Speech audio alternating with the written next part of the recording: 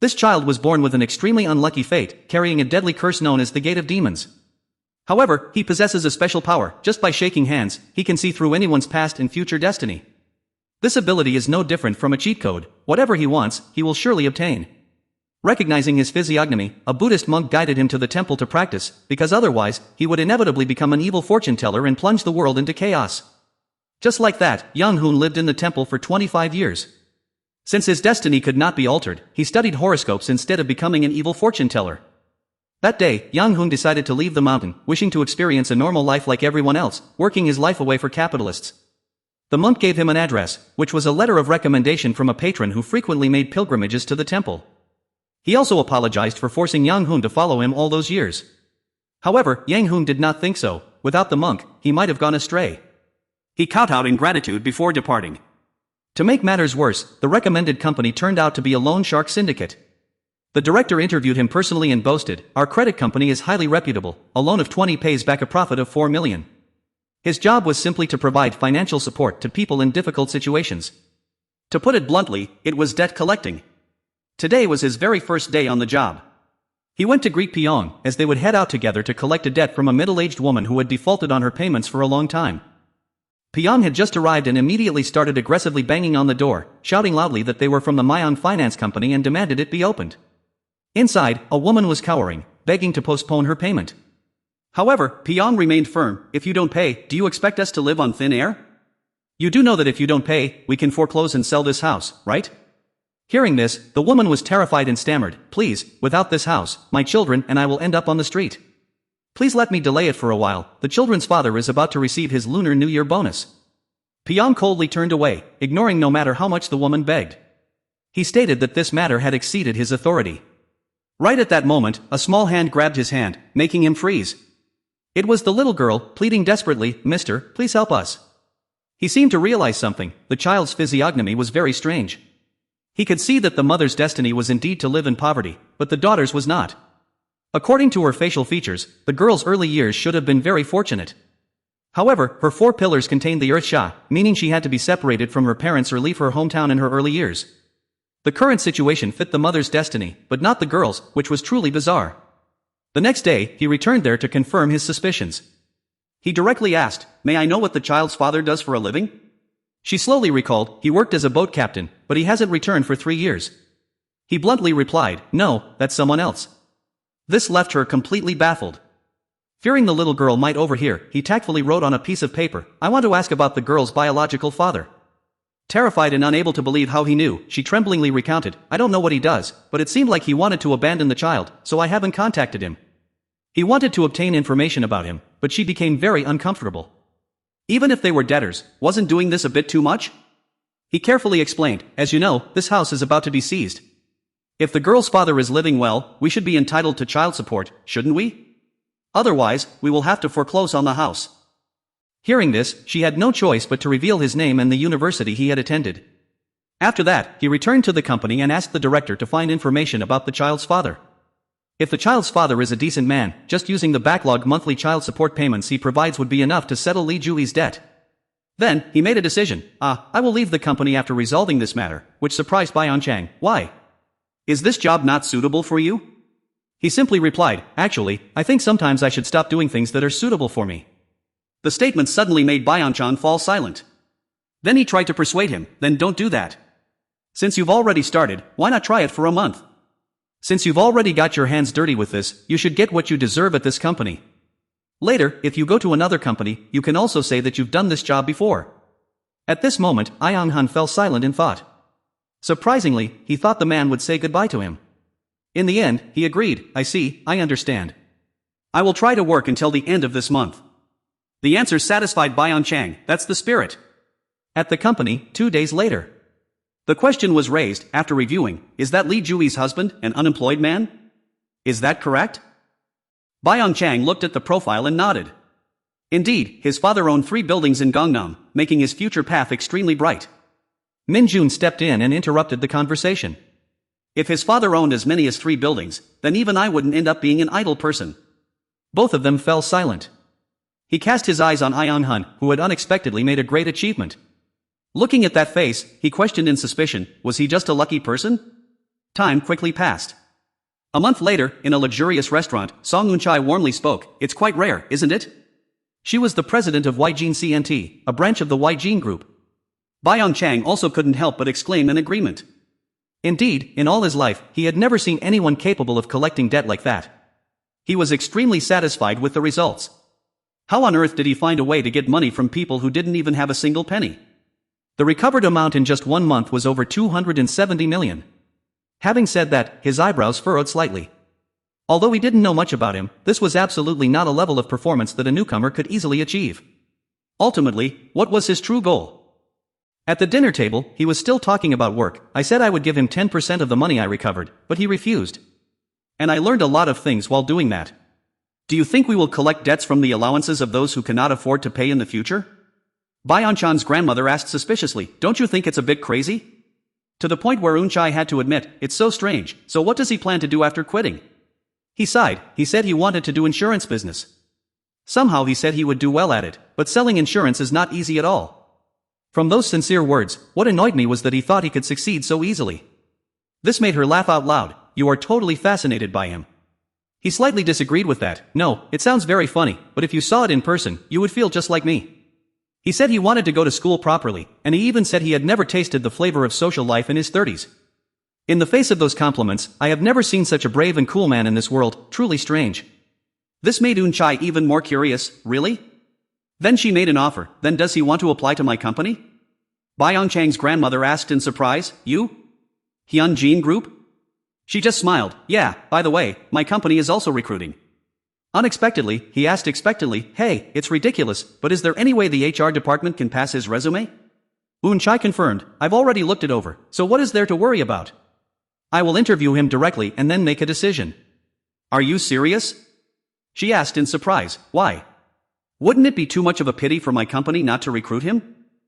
Mrs. Byung Chang asserted, no, it's even more than that. If you were the one running a business, you would easily misunderstand his personality and have a very hard time. She nodded in satisfaction and continued, after all, you have observed and cared for him for a whole month. Mrs. Byung Chang shook her head in denial. It's not about caring, but rather an objective observation. I don't know about you, but subordinate employees definitely won't be able to control him. She then gave an example. Do you know Manager Ion? Manager Ion also ran away in terror after the very first debt collection. She analyzed further. He always holds a stance that makes others feel intimidated. What do you plan to do with a kid who doesn't have any expertise? Do you plan to torture him? Eun-chai was also convinced by this. Alright, I told you to submit his resume to Hyunjin Life Insurance. I will review it, and if it looks good, I'll let him try a job in production. Otherwise. That statement made Mrs. Byung Chang ponder for a moment before speaking. I will let him do insurance sales at Hyunjin Life Insurance, just as he wishes. In the busy office of the HR department at Hyunjin Production, a man frowned in confusion. What on earth is this? Then, he turned and called out, Deputy Manager O. Oh, say okay replied, what's the matter? Sungmin explained, the person our superior mentioned has arrived and submitted his resume to Hyunjin Life Insurance. Deputy Manager O asked, who? Sungmin hesitated and replied, it's Choi Young-hoon. Hearing this, Oh say okay reacted strongly, seriously? Our superior already told us to pass him, do I need to say more? You're not a rookie. Sungmin hesitated, well, it's just that his resume is so bizarre, which is why I asked. Oh say okay frowned, bizarre in what way? Sungmin explained, if you look at this, there's absolutely no graduation info. He didn't disclose his university, and his experience column is completely blank. He wrote nothing at all, only stating that he grew up in a temple. Sungmin continued, I don't know if this is a joke. His address is in Gyeongsang. The job application read, Choi Young-hoon, residing in Goseong, Gyeongsang Namdo. Looking over the document, Oh say okay also frowned suspiciously. Then, he yelled, is this guy crazy? If not, is he trying to scam us? Having said that, Oh say okay hurriedly went over to the department head to ask, Manager, is it possible that the chairman is testing our HR department's loyalty? Manager Hong-ji asked in confusion, our loyalty? Why? Oh say okay suggested that the chairman wanted to see if the manager was aligned with Executive Director Cheon-ji Yang.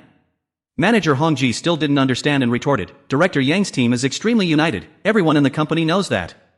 Oh say okay tried to persuade him, even so, the chairman still wants to make sure. Hearing this, Manager Hong-ji became even more suspicious. Finally, he made a decision. Then, for now, do not report to Executive Director Yang and let it pass. Understood. Suddenly, he called out. Wait. Yes. He realized that the chairman knew about this application and approved it, right?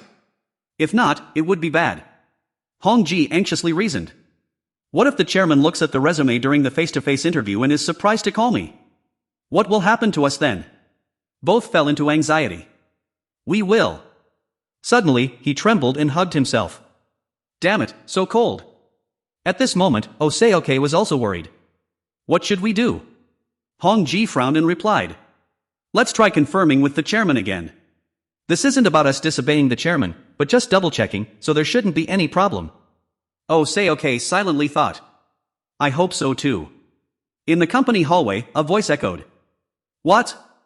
Hong Ji went to find Unchai to confirm. I have a few things to discuss with you about a person named Yang Hoon. Yang Hoon? Just one question, who is that? The question made him freeze in fear. This was a disaster. He tried to calm down and explained. The applicant who wants to join life insurance. Unchai lowered her voice. Ah, I remember. She asked. So, what's the matter? Hong Ji presented the documents and explained. I went through the resume and found it a bit strange. Look, there is no photo, name, or address on the outside. Unchai took them to examine, and the information before her eyes surprised her. Unexpectedly, she burst into laughter. I didn't learn anything and I only lived in the mountains. Hong Ji breathed a sigh of relief and asked. It is this person, right? She nodded. Yes, that's right, the address is indeed in Gyeongsang Namdo.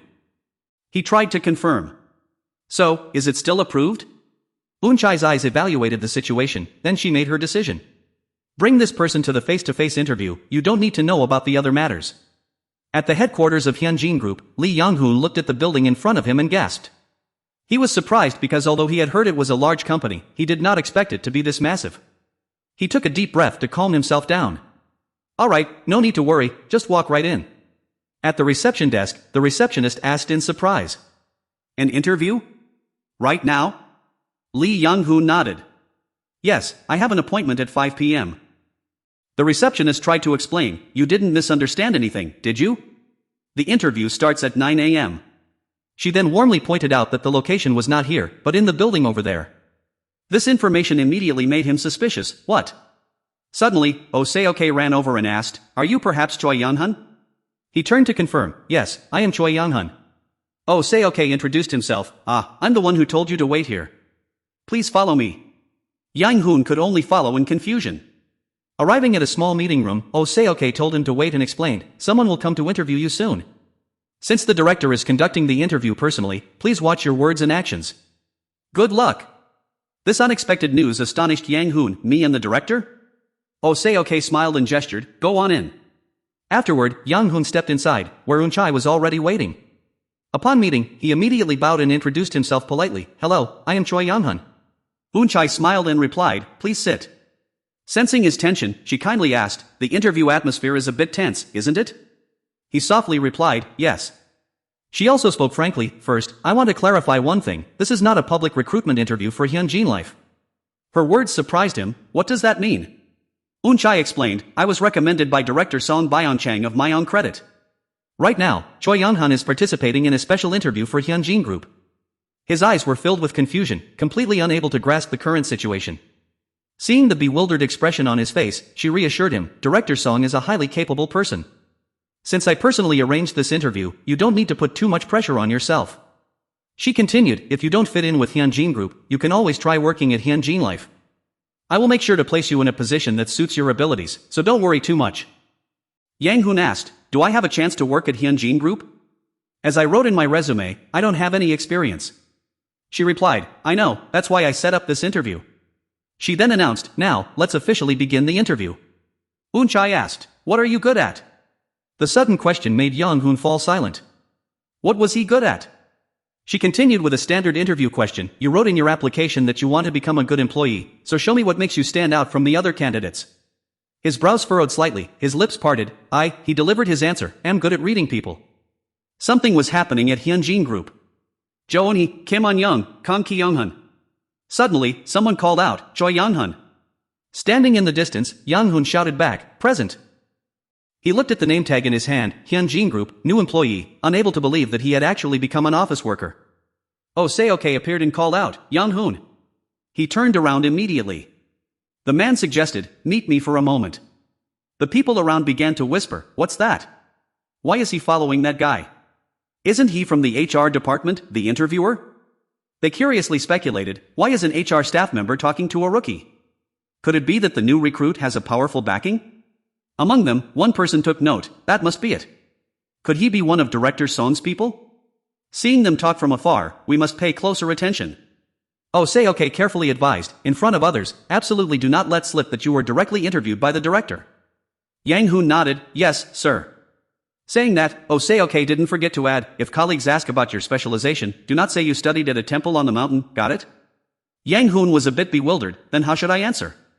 Oh say okay, instructed carefully, you must absolutely never forget what I'm about to tell you from now on. He leaned in and whispered, just say you studied at a provincial university, don't mention the specific school's name. You just need to smile and say they don't need to know much. He seemed to open Yang Hoon's eyes to everything, say your major was psychology. You have a natural knack for this anyway, so it should be fine. Yang Hoon nodded, yes, I understand. Finally, Oseoke did not forget to pat his shoulder and remind him, this is the most important thing. Absolutely do not embarrass the director, and do not say anything that makes others suspicious of you. He leaned in close, putting on a dangerous expression, just live a normal office life and never stand out at the company. Yang Hoon felt a sense of concern and replied, I understand. Before leaving, Oseoke warned him once more, well, I'm off then. If your colleagues come to greet you and ask anything, do you know how to answer? Yang Hoon thought to himself, is this also like some kind of test? He came up with an excuse, I'll say that I met with you to correct a typo I made on my resident registration number. This made Oseoke nod in satisfaction, not bad. Then, looking straight at Yang Hoon, he declared, I am putting my trust in you. This made him freeze for a moment. In Yangpyeong, Gyeonggi Province, outside the Hyunjin Group Training Center. Inside the hall, the instructor called out, first, please line up in groups of 8. I will start with the last person on the left row of the hall. The energetic guy called out, once you have chosen your group leader, please take turns introducing yourselves. In one of the groups, a person raised their hand, then let's start with me. The guy wearing glasses introduced himself, I am Park Chun-ki. I graduated from the Department of Economics at Goryeo University. Next was a girl, what? I already have a doctorate and only returned to the country after that. Another person confidently introduced themselves, I am also not the one with the highest degree here. In the group next to us, there is an acquaintance of mine who graduated from Columbia University. Lee Young-hoon kept silent and observed. Everyone here had impressive academic credentials, and they seemed extremely proud of them. He didn't expect this place to be so full of people like this, but... Suddenly, someone caught his attention. It was Lim Yunhee, a beautiful girl who was confidently introducing herself. Since I was young, I studied abroad, so there are still many things I don't know well. I hope everyone can help me. Everyone shifted their attention toward her. Outside the building, a group of colleagues turned to ask him, huh? Is Mr. Lee Young-hoon not coming to have coffee with us? Lee Young-hoon smiled gently and explained, actually, I felt a bit motion sick on the way here, so please excuse me, I will head home first. After they left, he looked around and thought to himself, finding someone like-minded to talk about this and that would be nice, but... He recalled Oseoke's advice, this won't do, that won't do. Once everyone gets used to it, you won't need to talk to them much anyway. Walking back, he comforted himself, it will be fine. Suddenly, a voice called out from behind, over there.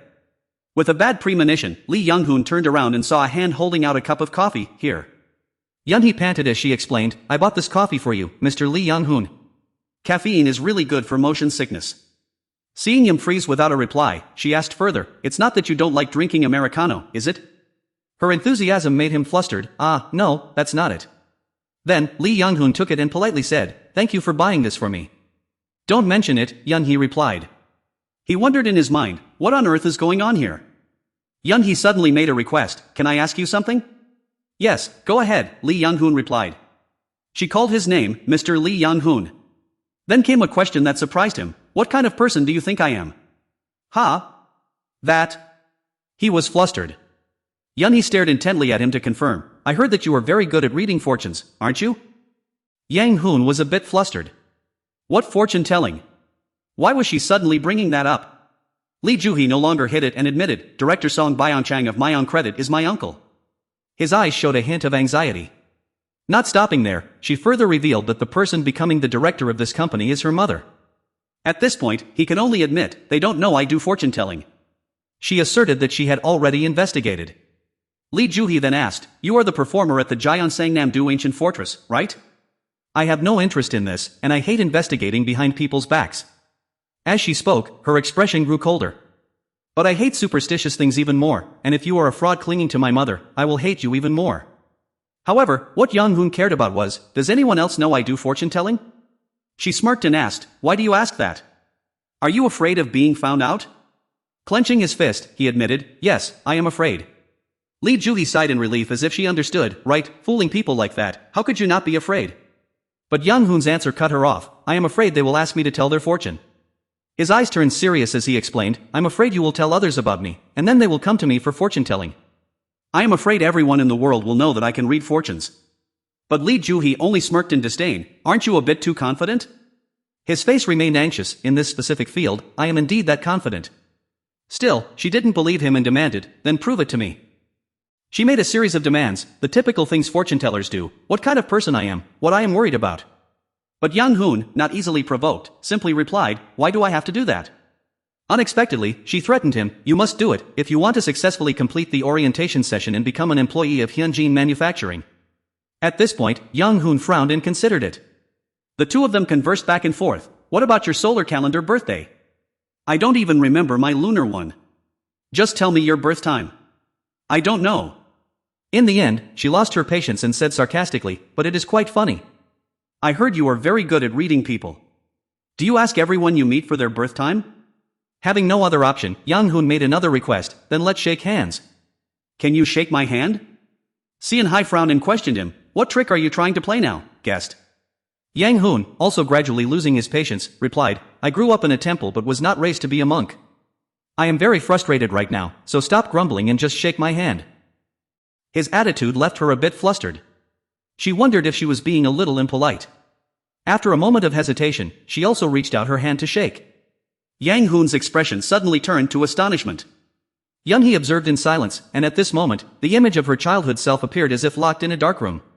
He hesitated before starting the fortune-telling, then made a request once more. He seriously stated that he needed to confirm one thing, leaving Young Hee completely puzzled. Young Hoon's eyes were filled with determination as he looked straight at her.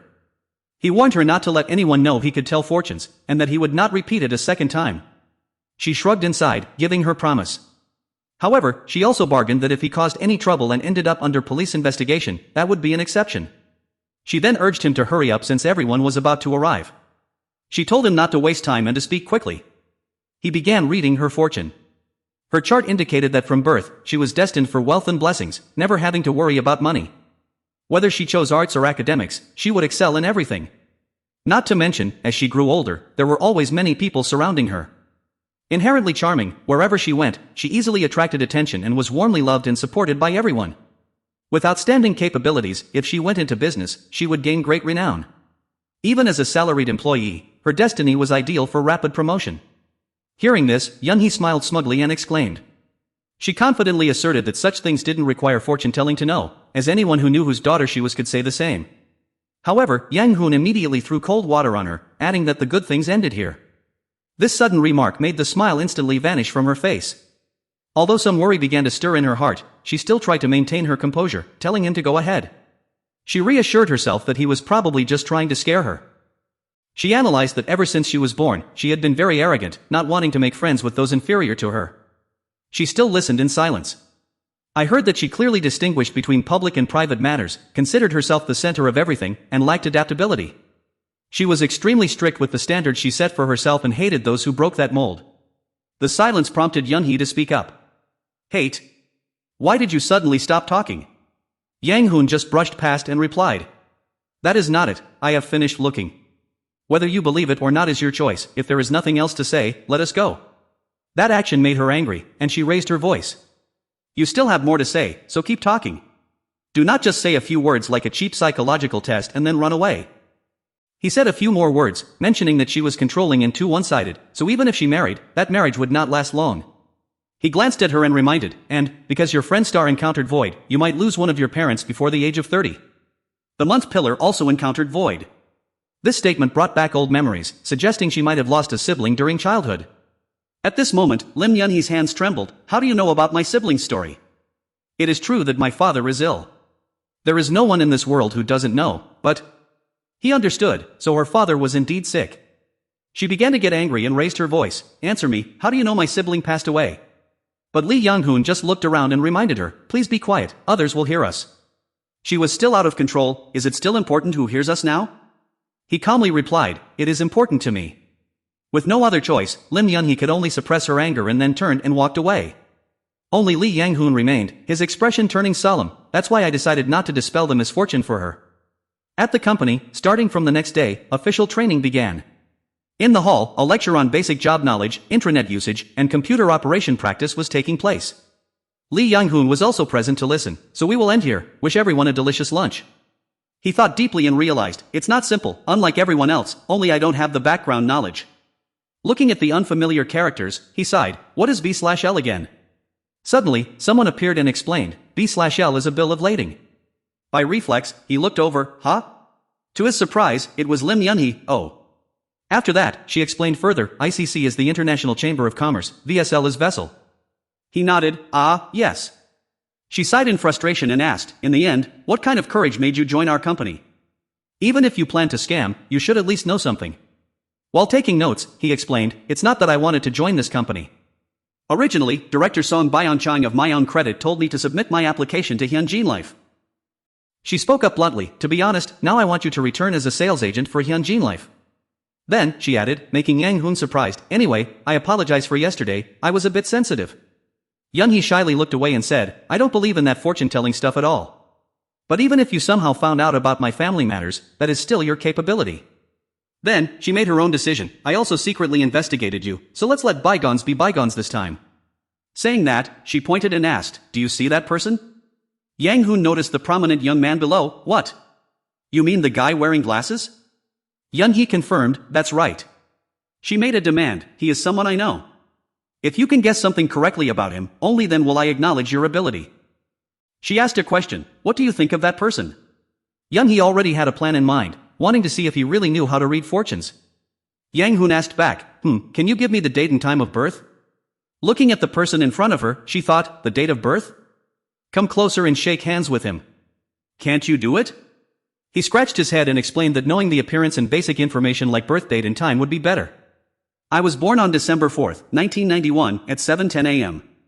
Having said that, she watched him closely, but Yun-hee was only interested in one thing, ultimately, what kind of person is he? Left with no choice, he could only assume that the person was similar to her, but slightly different. Similar to me? In what way? Yun-hee asked back. An image comparing the two appeared. He has wealth but not as much as she does, but in return, he grew up in a harmonious family with loving parents. Yun-hee was slightly flustered, do you mean my family is not harmonious? Yang-hoon hesitated, ah. She then continued, you don't need to correct it, I can stay calm. Please continue. He continued his assessment, smart, practical, greedy for wealth and fame, sharp-witted, with clear likes and dislikes, so if things don't go his way, he gets stressed easily. Seeing him pack up his things, Yun-hee was disappointed, is that it? Nothing else? But he only replied, speaking of bad points, in your case, it would be better for you to hear them directly from him. I do not reveal ominous fates to others. But then Yang-hoon disclosed a bit more, well, anyway, based on his natural personality, things won't go well for him in his later years. Surprisingly, Yun-hee happily asked again, natural personality? If things don't go his way, he gets stressed? He turned around to explain, that is the content of the 4 pillars. It would be clearer if we looked at his appearance. He confirmed again, his appearance is not that bad. Since he was born with wealth and financial ambition, whatever he does, he will rise to a high position. A small detail he mentioned was, but because his cheekbones are low, making his face tilted, he lacks benevolence. An image illustrated his words, such people, even if they share difficulties with others. In the end, only one person benefits, but since he wants to enjoy all the blessings alone, no one follows him. If he doesn't change this personality, others will grow to hate him, and sooner or later, he will be stabbed in the back. Yun-hee listened in silence. Then, she turned away and saw Jun-ji waving his hand. She smiled and replied, I knew that bastard was that kind of person. Ultimately, she had to admit, I must admit you have a good eye for people. In the cafeteria, did they know each other since childhood? Yun-hee revealed the information, his name is Yang Jun-ji, the son of director Yang Chan-ki. He just resigned from his old company to join mine. Young-hoon didn't care much, thinking it wasn't a big deal since everyone changes jobs these days. However, she put down her chopsticks and asserted, but this job change is absolutely not normal. Memories of the two when they were young flashed back. Having known each other since childhood, they fought constantly, and she knew very well that he had a nasty personality. A letter was sent, showing they clearly disliked each other. "Happy birthday, I chose something that suits you." Not long after, he began making a major move. She looked at the gift in her hand and criticized it, knowing without looking that he had an ulterior motive, right? Young Hoon speculated while eating, "Well, probably because you are pretty, so he wants to hit on you, or maybe he has liked you since the old days." The remark surprised her. "Oh my gosh, is he still playing the flirting game now?" But Young Hoon simply replied firmly, "Unfortunately, I am someone who values character over looks." She continued, "You must have guessed wrong. Lately, I've heard an unpleasant rumor. Yang Junji's mother went everywhere to get a fortune reading to see if he and I are compatible, even visiting a very famous place. He went along too, and to no one's surprise, he actually went. That was the first time Yang Junji learned about fortune-telling. She also found out that because he wanted to marry me, he even went out to buy a house." Young-hee's face was full of contemplation. Even in her dreams, she never thought she would believe him, but she couldn't help but feel curious. She shared her worries, wanting to know if he was a decent guy. What if he was actually a good person? At this moment, Young Hoon still did not understand her intention, asking, "But is it really okay for you to tell me this?" She explained, "Shouldn't I naturally share all of this with a fortune teller or a Four Pillars reader anyway?" Placing his glass down, he declared, "That is true, but I refuse to consult any further. I think I have proven enough." She briefly frowned and added, "Other people are sad because they cannot show off their talent, yet you." Suddenly, an interrupting voice called out, "Yunhee." It was Junji who appeared and suggested, "Can my colleague sit in the empty seat next to you?" Yunhee looked indifferent. "Whatever." He and his colleague chatted. "Do you two know each other?" "Yes, we are childhood friends." Then he turned to strike up a conversation. "You should have greeted me back earlier, I even waved at you." Yunhee gave her reason, "I didn't see you." One person tried to make conversation. "Come on, we clearly looked at each other." The other replied coldly, "Keep public and private matters separate, we came here to study, not to play." Seeing this, Junji had to strike up a conversation with Yang Hoon. "Hello." Taken by surprise, he responded blankly, "Ah, hello." To his surprise, Junji put on an act. "Just now, it seemed like you were very close to my Yunhee." He denied, "No, we are not close." Yang Junji awkwardly replied once again, "Ah, is that so? I thought we were quite close. She asked me a few questions, so I just answered them." Having nothing else to say, he tried to strike up a conversation by asking, "Ah, are you always such a cold person?" Yang Hoon slammed his chopsticks down on the table and declared, "To be more precise, I am a man of my word." As he stood up, he did not forget to warn him, "By the way, let me give you a piece of advice. If you try to fake intimacy like that, Ms. Yunhee will only dislike you even more." Yang Junji instinctively frowned, while Yunhee suddenly spat a mouthful of food right into Yang Hoon's face. Annoyed, he grimaced, "Oh." Meanwhile, she quickly stood up and waved her hands in apology. "I'm so sorry, it was just too funny." "Wait a second, I'll go get some tissues to wipe it for you." But he simply turned away and replied, "No need. I finished eating anyway, I'm heading to the restroom." Taking this opportunity, Yunhee followed him out. "Ah, then I'll also." Completely unaware that Yang Junji's face was darkening with anger. Standing outside the restroom, she called out to him, "I'm really sorry." While wiping his face, Yang Hoon reassured her, "It's fine, you didn't do it on purpose." Yunhee brought up the matter again, looking highly pleased, "But what you said earlier was a bit harsh." "I was happy, but he is not a generous person." "Are you confident enough to face the consequences?" He frowned and replied, "What? I only said that because I trust you." With that, he gave her a confident thumbs up. "After all, isn't your mother the head of my company?" He asked, "If he causes trouble, won't you protect me?" Yunhee showed a surprised face and said embarrassedly, "Well, then." In the end, she had to try to praise him. "Never mind, you did a great job, you really know how to take advantage of family background." "That is a matter of course," he replied confidently. "If you are not smart, you cannot read fortunes." Lee Young-hoon waved his hand and explained, "Do you think looking into other people's lives is a joke?" Then he smiled. In the sunset of the city, the training event of 2 days and 3 nights finally ended. The next 2 days were extremely busy. The alarm clock rang at exactly 6:30 a.m. Lee Young-hoon lay on the bed dazed. Today was finally his first day of work. He quickly changed his clothes. He opened the rice cooker and was stunned. Seeing not a single grain of rice left in the pot, he felt disappointed. What is this? Today as well? Suddenly there was a voice calling, "What? Has the bachelor already woken up?" Landlady, Lee Young-hoon asked. "There hasn't been a single grain of rice in the pot for the last few days. When signing the lease, didn't you say there would be rice at 6 a.m.? The landlady rubbed her eyes and sighed, "Young man, it's not even 7 o'clock yet." No one in this boarding house eats at this hour. She coughed dryly and said sarcastically, you don't have a job, so you are always worrying about food. He countered, I have a job now. She asked, is that so? You already quit your previous job.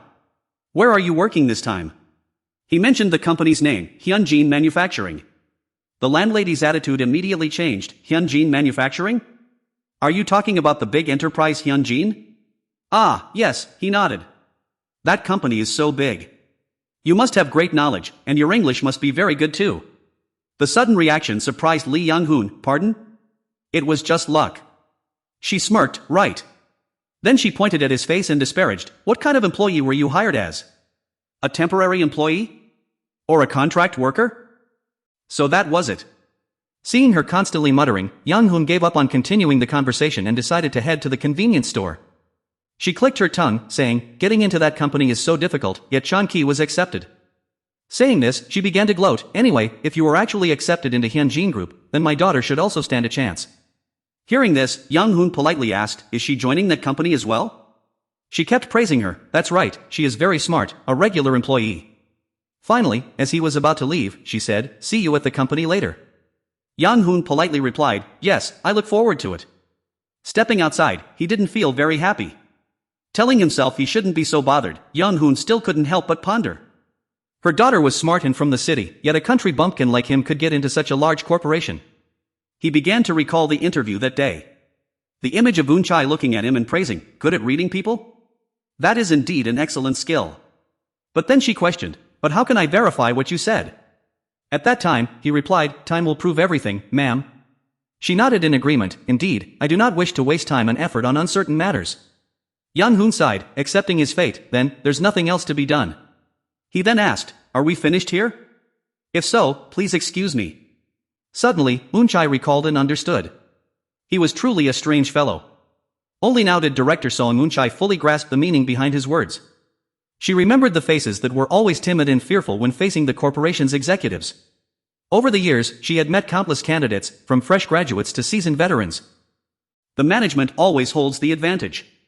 With the reputation of Yjin CNT, she and the other executives should have had overwhelming results. Then she looked at Young-hoon in front of her, but with this strange guy, it was different. She secretly observed that since he walked in, he spoke as if he were talking to some neighbor lady. He also looked straight at her with a puzzled expression. Finally, Eun-chae made her decision, very well, I will hire you. Young-hoon reacted with excitement, really? She smiled and secretly remarked that earlier he acted very arrogant, but now he was like a child.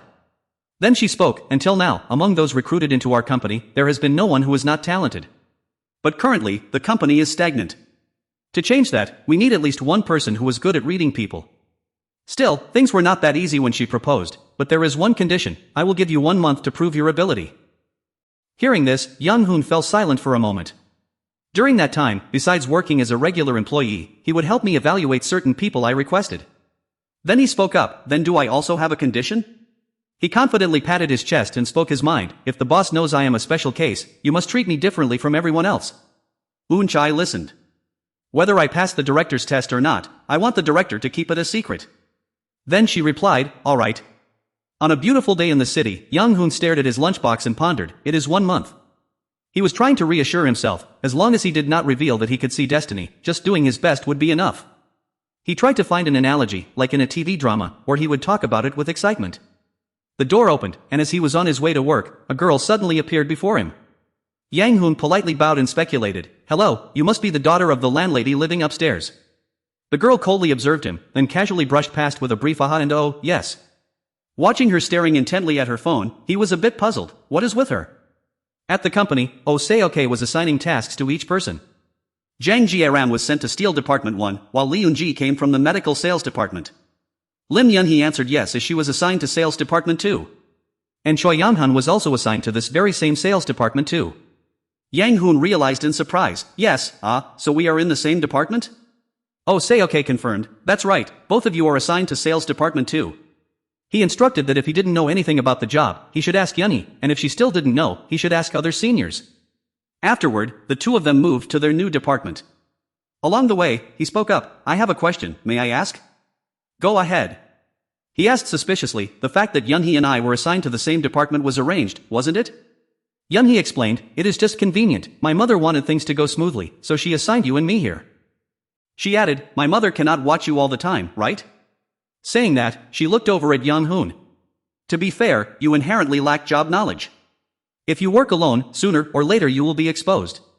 The proposal was that, of course, I will teach you slowly. If the learning is not to your liking, do not even think about snitching. It is best that you just follow along. Young Hoon hesitated slightly, this. His words surprised Yunhee. I must apologize to you, Yunhee. He coughed and speculated, in the end, are you trying to say you will be my cover by my side? We are both new employees and will be very busy. Those words seemed to make her happy inside. I am very grateful. What, as long as you know? The conversation continued. Then that is good. Yunhee announced, there is a task for you, which surprised Yang Hoon. A task for me? He speculated, could it be? She nodded in confirmation, that is right. She informed him that it was the first job her mother had assigned to him. The elevator also arrived just then. Before leaving, Yunhee announced that he would have to meet two people. They were sales manager Yun Songwoo and CEO Cha Ji-yun. But she added, not at this moment. The information received made Lee Young-hoon a little worried. Yunhee continued, when you work, you will naturally have the opportunity to meet them. At that time, you can send your analysis of them to me. He replied, no problem. But doesn't the director already know that I can read fortunes? Yunhee asserted, no, my mother doesn't know anything about you, she's just a bit curious. She wants to know how you read people and how it manifests. She seemed to understand her mother very well, so she continued, my mother wants to take this opportunity to find out about that. Lee Young-hoon did not forget his task. As soon as he entered the office, someone called out, oh, the new employees are here. The people around started whispering excitedly, hey, over here, over here. Team 2 got 2 new people at once? This is so unfair. Yunhee smiled and took the initiative to introduce herself first. Hello everyone, I am Lim Yunhee. From now on, I will be working in sales team 2. Inju smiled warmly and greeted her, welcome, Ms. Yunhee. I am Go Inju, manager of sales team 2. When it was Choi Young-hun's turn, he had only just said, hello, I am Choi. When the manager interrupted him and complimented Yunhee, having such a beauty join our team is absolutely dazzling. With that, the man called out loudly, no Hyun is he okay, guide them to their seats. Did you call the medical room? Ask them to set up the computer there too.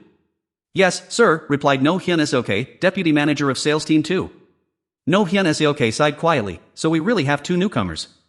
Suddenly, a voice called out from afar, team leader go.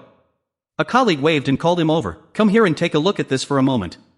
In the break room, there was some gossip, what is up with that beauty? No kidding, right? Inju sipped his tea and sighed, I only saw her photo, who knew she was this beautiful and charming? Song Ji-ayu, sitting nearby, showered her with praise, just looking at her, you'd think she belongs to the secretarial or marketing department. You should ask her privately if she's here to assist with sales. Kim Song Ji-ayu, manager of sales team 1, smiled and said, needless to say, I suddenly feel much more motivated to go to work. The man confidently teased, if that's the case, why don't you bring her over to your team? Song Ji-ayu immediately waved his hand in refusal, no way, please. You expect me to go out for drinks with her? This guy is unbelievable. Inju then brought up, the problem lies with that other guy. He noticed Young Hoon, the guy who came in with the beauty. He looked annoyed, isn't it absurd? Which school he went to and his credentials are all kept a secret. Inju recalled looking at the resume and grumbled, to make matters worse, I asked them to send over the letter of recommendation, but I received nothing. The HR department has been completely silent. It turned out Oseoke only said, he's an acquaintance who doesn't know much. Please take care of him. Song Ji-ayu reacted in surprise, huh, what? Is he some kind of privileged kid with connections? But Inju refuted, if he had a backing, why on earth would he come here? Hearing this, Song Ji-ayu nodded, that's true. With that, he didn't forget to mock, besides, your team's performance is so terrible, ranking dead last in the 3rd quarter. Song Ji-ayu awkwardly entered the office, yes. I am deputy manager No Hyun Seok. Hyun-suk happily spoke, yes, I can take the call right now. Yang Hoon curiously turned and asked, it looks like the person who resembled the manager earlier was walking with our manager. Yunhee knowingly replied, it's obvious that it's because of you and me. Only then did I realize, if it were because of me, perhaps no one would have known she is the director's daughter. She kept working while replying, the HR department probably knows, I asked them to keep it a secret, but that guy doesn't seem to have a tight mouth. The image of Junji appeared, maybe in less than a month, everyone would know my childhood nickname. What was your childhood nickname? Yunhee shyly but still replied, Ice Princess.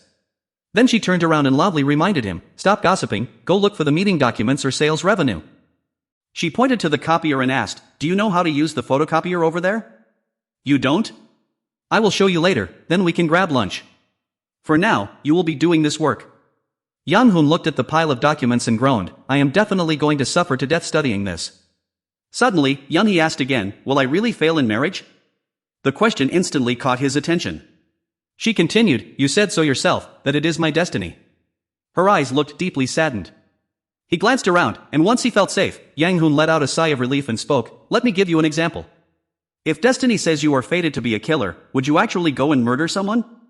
He continued to explain, "If you understand your own nature and put in the effort, you could still become a prosecutor or a police officer." Yang Hoon then mentioned himself, "If it were impossible to escape one's predetermined fate, I wouldn't be sitting here today." This piqued Yunhee's curiosity. "What is your destiny?" His tone turned more serious as he replied, "That's a secret." After listening, Yunhee thought of a possibility. "If I meet a good man, I won't fail, right? If so, we must be highly compatible." He turned to explain in more detail, "Your problem isn't that bad luck brings you bad relationships. Even if you find a good match, you will end up losing it." Yang Hoon then asserted that she must change herself first in order to have a good relationship. Yunhee's voice grew low as she asked further, "Then what about the death of my father or mother, how can we avoid it?" He hesitated but ultimately had to tell the truth, "It cannot be avoided." Yunhee still could not accept this. He had just said earlier that they could escape their destiny, but now he explained further that they could only change their spouse, wealth, or job through effort. As for life and death, how could anyone avoid death? Speaking of this, her body trembled. Perhaps there was a way that I did not know, and I could not let her know either. But then, she could only hope. "I hope you are just a con artist." The two ended their conversation in a gloomy mood. Her father was still sick. If thinking that way made her feel comfortable, then so be it. The two department heads had gone outside. Hyung-suk approached to report, "Excuse me, manager, there was a contact from London just now." Go In-ju was seen shouting loudly, "Hey you! Are you speaking human language or what?" It was so loud that everyone around turned to look. "How many times have I told you to ignore it? I told you to focus on Indonesia, didn't I?" Hyung-suk tremblingly explained, "But manager, it was clearly approved in Korea." Go In-ju loudly retorted, "Before it gets approved in Korea, I'll be lashed outed by the vice president." Yunhee had observed everything. She thought to herself that he should stop talking nonsense and put an end to it. "Yes, I understand." She looked around to search and saw Yang Hoon standing still. In her eyes, she seemed to detect something unusual. Suddenly, a phone rang and a message arrived. "What's wrong? Is there something happening? Tell me." But he only replied, "You don't need to know." This made Yunhee unhappy. Meanwhile, he kept observing the other two, and the person he paid attention to was Hyung-suk. Yang Hoon had noticed something. In the evening city, a group of employees was celebrating, clinking glasses, cheers. "Let's all do our best, new recruits." Yang Hoon joined them and silently marveled.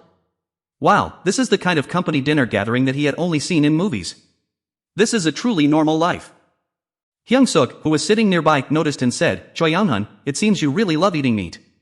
Eat slowly, or you might get indigestion later." Yang Hoon replied softly, "Yes." Meanwhile, In-ju only focused on Yunhee and asked, "But why did you apply for a sales representative position, Yunhee?" Lee Eun-som, standing nearby, also asked out of curiosity, "That's right. You have more than enough qualifications to join the planning and coordination department." Yunhee smiled and warmly explained, "Because the core of a trading company is its sales department. Even without the planning department, YGene CNT would still function, but without sales, the company would shut down." In-ju was extremely pleased and praised her. "Ah, that is a quote of a lifetime, a true quote. Hey, what are you all doing? Get your pens and notebooks out and write that down." But then, he turned his attention back to Yang Hoon and probed intentionally, "I'm still very curious about you, Choi Young-hun. The HR department didn't provide your profile, they only mentioned that you don't speak English." He leaned in closer, questioning him step by step, "What was your major? What is your area of expertise?" At that moment, Yang Hoon recalled Oh Seoke's advice, "We've prepared everything. You just need to memorize it and say exactly what we wrote, okay?" Following the instructions, he answered smoothly, "I majored in psychology at Tycoon University in China." Tycoon University in China? Is there actually a university with that name? The man asked suspiciously. He continued to press, "But what did you say to the boss? What does a psychology major have to do with this department anyway?" Yang Hoon simply smiled and replied, "It is as clear as day." Yunhee stood aside in silence, listening intently to the entire conversation. Yang Hoon continued, "Why is it clear?" While studying, instead of just focusing on textbooks, I wanted to do something that would allow me to harmonize with the outside world. Young Hoon had concealed it very well. Oh, is that so? Yes, perhaps the boss saw me perform well during the interview. In the end, you managed to make Inju believe you. What did those other people do during the interview? So that's how it is, have a drink with me. He also happily replied, that's quite obvious, isn't it? Inju did not forget to remind him, I don't know about other things, but you must learn English. I understand, sir. Then, he turned to ask, Deputy Department Head No, when are you going to Indonesia? Hyung-suk promised, I will send the business trip itinerary to you as soon as possible. At this moment, he pointed directly at him and warned, that is the project the director backed and entrusted to you. If you do well, the path ahead for me, you, and Lee Yoon-suk will be paved with roses. Do not be distracted, remain highly focused, you know? Lee Yang-hoon silently observed from the side.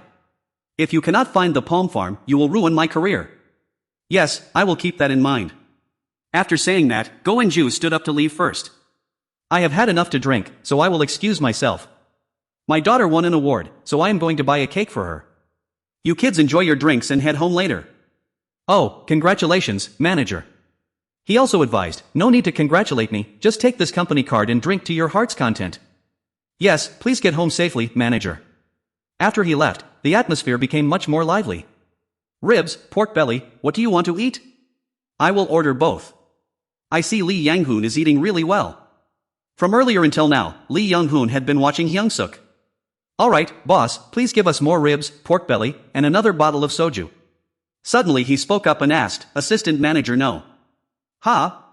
What kind of project is the palm farm in Indonesia? Hyung-suk patiently explained to him. Ah, that. The cooking oil extracted from palm fruit is called palm oil. Indonesia is the main production area, so we are operating a farm there. He continued to explain about palm oil. You don't know what palm oil is? Palm oil is used for margarine, cooking oil, and it is also used in the soap oil industry. Therefore, to secure existing farms, the competition among companies from different countries is fierce. Behind that, there is a rumor that a local farm owner is heavily in debt. Ah, so he intends to sell the farm? At this point, his face darkened, saying it was indeed the case. Yang-hoon continued to ask, then what is the London project? Hyung-suk waved his hand to dismiss it. Did you hear the manager scolding me? Don't worry about it, that project is nothing. He lowered his head and whispered, anyway, new employees are always welcomed. He shared his feelings, I feel abandoned by the company. The party ended. I'll head toward the subway, so see you all tomorrow. Suddenly, Hyung-suk called out, wait, Yang-hoon. Yes? He patted his shoulder encouragingly, don't be discouraged, there is still a lot you don't know, work hard. He shook hands in gratitude, yes, I will work hard. Young-hee realized this after Hyung-suk left. Lee Yoon-sung asked, Yang-hoon, where do you live? He replied, I live in Dongdaemun. He clicked his tongue and reminded him, Aigu, if you live in Dongdaemun, you must go quickly before the train stop. Yang-hoon realized, I'm leaving now, so that's how it is. At this moment, seeing Lee Yoon-sung constantly looking at Young-hee, wishing him off just to drink more, Yang-hoon thought it had nothing to do with him. He bowed in farewell, then I will excuse myself first. Where is your place, senior? Lee Yoon-sung happily replied, my home is a bit far, but I have my own car. Ah, what a relief. But Young-hee's next sentence made him freeze, my home is also far, so I already called a taxi. Just like that, Young-hee walked away, over here, over here. Both of them watched her get into the car. Before leaving, she did not forget to bow, I will excuse myself. Everyone, please get home safely.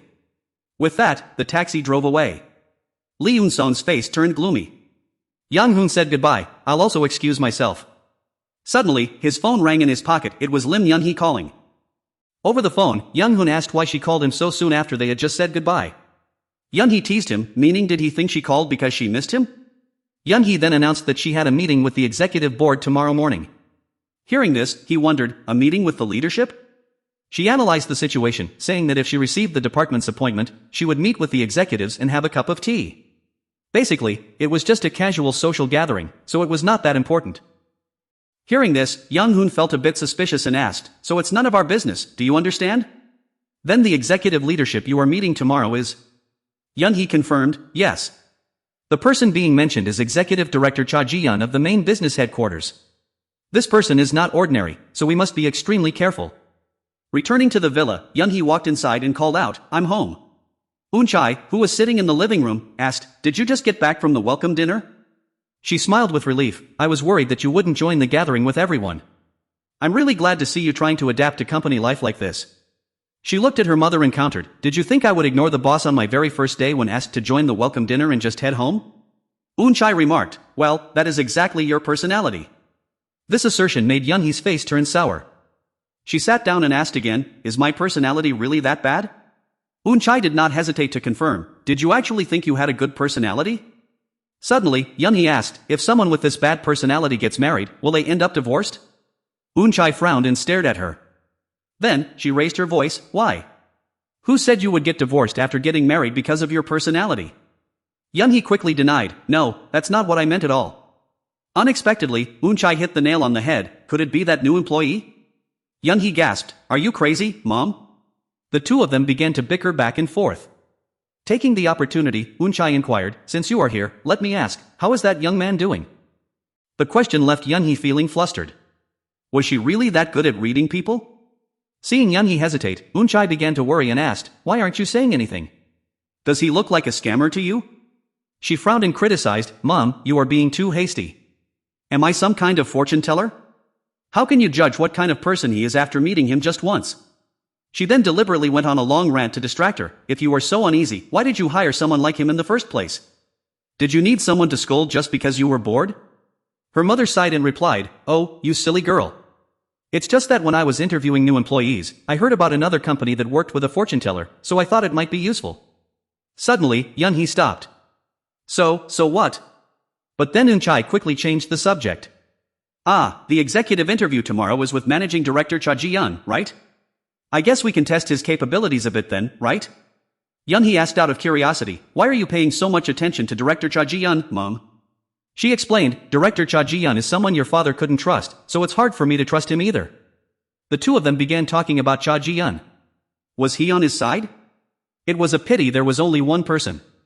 Her mother wanted to know that if she reached out her hand, would he take it or not? Suddenly, Yeonhee asked, "Mom, how is Dad doing?" The unexpected question surprised Eun-chae. "Dad? What's wrong? Why are you suddenly curious about his condition?" She hesitantly explained, "Well, it's just that I was curious." Hearing this, her mother made an offer, "Do you want to come with me to visit him sometime?" The offer made Eun-chae's face light up. "Let's do that." "Really? When should we go?" "Let's go right after work tomorrow." Early the next morning at the company, Yang-hoon greeted enthusiastically as soon as he arrived, "Good morning, sir." This positive attitude made In-ju extremely pleased. In-ju smiled and said, "Oh my, our new recruit is so energetic. Since we have a meeting this morning, could you help me organize the meeting materials and prepare some simple drinks?" Yang-hoon quickly replied, "Yes, sir." "But where are the meeting materials located?" In-ju pointed, "They should be on Deputy Manager No's desk." A colleague nearby also enthusiastically helped, pointing at the stack of documents, the pile of documents labeled Indonesia palm oil market trends right here. Yang-hoon nodded, "Yes, I see it." Following the instructions, Yang-hoon went to find the documents. Then, holding up the report, he said, "I found it." The manager assigned, "Yes, printing 5 copies will be enough." He added, "Because this is a world I have never known, I am even more interested." She nodded in agreement. That is indeed quite a fresh perspective. He held the confirmation document. After all, that is the item manager Go In-ju put on hold, right? Unexpectedly, Yeonhee made a suggestion, "How about we try touching it once?" He furrowed his brows and spoke his mind, "For some reason, I feel more anxious than deeply moved." She thought, "It's probably because you read faces that you're so sharp. It's like this, can we call it a side job? You just need to regularly provide information to my mother." An information flow diagram was drawn up, showing reporting and collaboration, working with me while sharing achievements. Yang-hoon clarified, "My role is to provide information to the director, but now there's another place I have to supply it to." Yeonhee, amused, added, "Since you are already giving it, could you give one more?" But he flatly refused, "No way." Her expression immediately changed. Afterward, she tried to persuade him, "Isn't that answer a bit too sharp?" But Yang-hoon still refused, "I am interested in the job, but I don't want to share my achievements that way." Yeonhee added, "But you have to consider it too, nothing is absolute in this world. Why does it look like you have less sincerity than the word impossible?" Suddenly, Go In-ju cut in, "So, Miss Yeonhee is here?" She quickly greeted him, "Good morning, department manager." Yes, good morning." He warmly offered, "Have you eaten yet? If not, I can order a sandwich for you."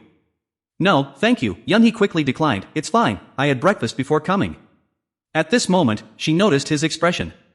Did he already find out whose daughter she was? Her eyes were deep in thought. What should she do? It's been 2 days since she couldn't go. Go Inju became more cautious. I see. So, Miss Yunhee, are you planning to discuss this with the management? Also, you don't need to prepare for meetings anymore. At this point, Yang Hoon interrupted. Does what the manager just said mean that I have to take on all the trivial chores? What did you say? He boldly stated without any hesitation. Is that what you mean, sir? Go Inju was provoked into anger, but he still tried to stay calm and requested, Miss Yunhee, could you step out? I might need to have a word with this young man. But Yunhee made a request instead. Manager, please talk to me. Ha? She emphasized, because I have something I want to talk to you about in private right now. Go Inju replied with suspicion. Is that so? In the end, the one who stepped out was Yang Hoon. You, go outside. Yes. Yunhee started first. Manager, have you heard about my mother? Ha? Go Inju no longer frowned and warmly replied, oh, I should have spoken up sooner. In the future, if you need anything. She seriously reminded him, no, I don't want to be treated differently from everyone else. The director didn't want that, which is why they didn't say anything. He finally understood. Is that so? Yunhee frowned and warned, yes, so I hope you understand that the situation just now made me very uncomfortable. Go Inju replied with embarrassment, I understand. She intentionally mentioned Yang Hoon. Isn't the employee Yang Hoon the one whom the director personally selected? Ah, yes, I heard about that. Yunhee kept mentioning the director as a warning. Simply evaluating his work is enough. The director won't like any fuss outside of work. Go Inju's expression changed once again, his fists clenched as he confirmed, so now I have to be afraid of that new employee? But Yunhee remained silent. She sighed, realizing it, and softened her voice. I understand, I was speaking arrogantly. This is a problem that the department head must resolve himself. With that, she brushed past him, not forgetting to remind him, please act as if you didn't hear anything. After thinking for a moment, Go Inju finally understood. Only then did the unwritten law cross the mind of Chief Go, a law that has no written form but exists on the basis of long-standing customs or prior rules. The lesson learned is, the number one rule for office workers regarding the royal family is to never create a situation where they have to apologize. Chapter 11, Inju broke into a cold sweat. The moment the royal family apologizes is the exact moment the person who caused the situation feels an intense pressure. He knows he will never escape their resentment for the rest of his life. Inju quickly explained, no, I didn't mean it like that. He awkwardly excused himself, I was the one being arrogant. What you said was absolutely correct, but that was just my personal opinion. Inju tried to reassure her, I am also always looking out for Yang Hoon, so please do not worry too much. Li Juhee coldly replied, thank you. Having said that, she slammed the door shut and let out a heavy sigh. She recalled Yang Hoon's words, Li Juhee, if you don't change your temper, I'm afraid you will lose a good relationship. He had once asserted, my personality is hard to change, so I must offer my regrettable apologies to that person. A moment later at the office, a voice called out, making Yang Hoon's hands freeze, Yang Hoon.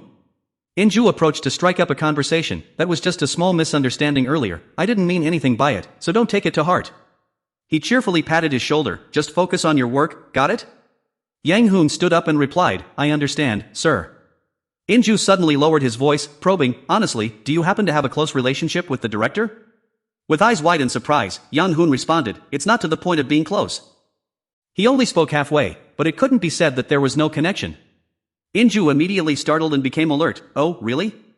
Lee Young-hoon scratched his nose and continued, the other day, someone very close to the director helped me a lot. He gasped, like a savior or something? He immediately looked around and whispered, something like that. The HR department doesn't know about this either, only Yunhee knows this truth. He nodded vigorously, okay, I understand. Inju waved his hand dismissively, if you face any difficulties in the future, just let me know. Lee Young-hoon bowed, yes, thank you. He returned to his seat. Inju broke into a cold sweat. If he owed a debt of gratitude to the director, guessing wildly, he now knew why Lim Yunhee backed him up like that. In an annual meeting, the current area of Nahim Punan is about 5,000 hectares. Hyung-suk reported, holding about 60% of the palm oil plantations owned by domestic resource development companies. The price Mahanim Punam wanted to offer was estimated at around 50 billion won. Inju spoke up, how much is the current palm oil price? Hyung-suk immediately replied, it's 2,137 ringgits per ton, which is about 610.0001. The price hasn't fluctuated much throughout the year. Hyung-suk continued, WWF predicts that the demand for palm oil will increase in 2020, nearly doubling compared to the present. Hearing about WWF, the World Wildlife Fund, Inju showed great interest. He then asked, what about the sales locations? Hyung-suk replied, the partner division estimates that all transportation routes are fully secured. Inju needed a projection, how many shares can we acquire? At this moment, Hoon was fully focused, writing down the meeting minutes. Hyung-suk gave his estimate, I think it is around 90%, but we still need to meet them in person to discuss the details. Suddenly, noticing Inju's expression, Inju gently rubbed his temples and ordered, recruit interpreters and set off immediately. He set high expectations, go to Indonesia and bring back a successful result unconditionally, understood? Hyung-suk nodded resolutely, yes, sir. The meeting ended. Inju assigned the tasks, Eun-song, go with deputy manager No and assist him. Eun-song immediately stood up and replied, yes, I understand. Inju also began to move. Turning to the remaining two, Inju said, as you can see, deputy manager No is currently very busy. Right now, the OJT training is facing many difficulties. He directed clearly, both of you must focus on on-site training. Once deputy manager No returns, prepare to support him along with Eun-song. Yeon-hee voiced her opinion, speaking up frankly, manager, while waiting for deputy manager No to return, may I review and study the items that he has left behind? Go In-ju laughed thoroughly, if Ms. Yeon-hee has such a beautiful appearance, then of course there are opportunities for promotion. I am looking forward to you. Yeon-hee happily replied, thank you, manager. Suddenly, a phone call came. She went out to answer, yes, please wait a moment. The person on the other end said, that guy called you. Right, Yang Hoon. Manager Go In-ju assigned the task, is next week Lee Eun-sung's birthday? On behalf of the team, please pick a gift for him. He winked and instructed, Lee Eun-sung is the youngest in the team and always sends congratulations and condolences to other members. I'll leave it to you. Go In-ju asked trustingly, can you do it? Yang Hoon replied with a forced smile, yes, I can do it. Meanwhile, Yeon-hee had reached the elevator, yes, I will check the message. She thought to herself, Director Cha Ji-yeon's birthday? He is older than I thought. Yeon-hee fell into deep thought, the more I think about it, the stranger it gets, especially when looking at the numbers in the birth date. She couldn't help but think of Yang Hoon, who could read and see people's destinies. When Yeon-hee went down to the office, she ran into two people, Yang Hoon and Lee Eun-sung. Seeing Yang Hoon focusing on the documents, Yeon-hee couldn't help but approach curiously and ask, what are you looking at so intently? Yeon-hee showed her phone, here is the gift. He widened his eyes in surprise, could this be? She immediately confirmed, that's right, Chief Cha's birthday. Yang Hoon exclaimed, your sensibility is good, but asking the director is a bit difficult. Yeon-hee proudly raised her chin, just average. She noticed the document in his hand, but what is that? That thing right there? Yang Hoon looked down, He was about to speak, this is. Then suddenly asked, can I transfer to another department? Yeon-hee was startled, why? He spoke frankly, I think our department is going bankrupt. She was immediately shocked. Yeon-hee stepped forward blankly, what? What do you mean by that?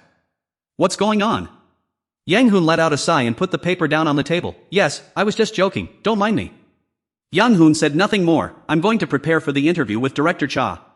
She frowned in confusion, he wasn't the type of person to say meaningless things without a reason. Yeon-hee glanced down at the table, her eyes skimming through that piece of paper, and was shocked when she looked at it. The title was large and clear, Birthday List of Sales Department 2 Employees. She quickly looked in the direction he had left. Yeon-hee guessed, could it be that Yang Hoon was still acting cold as if nothing happened? Her face darkened.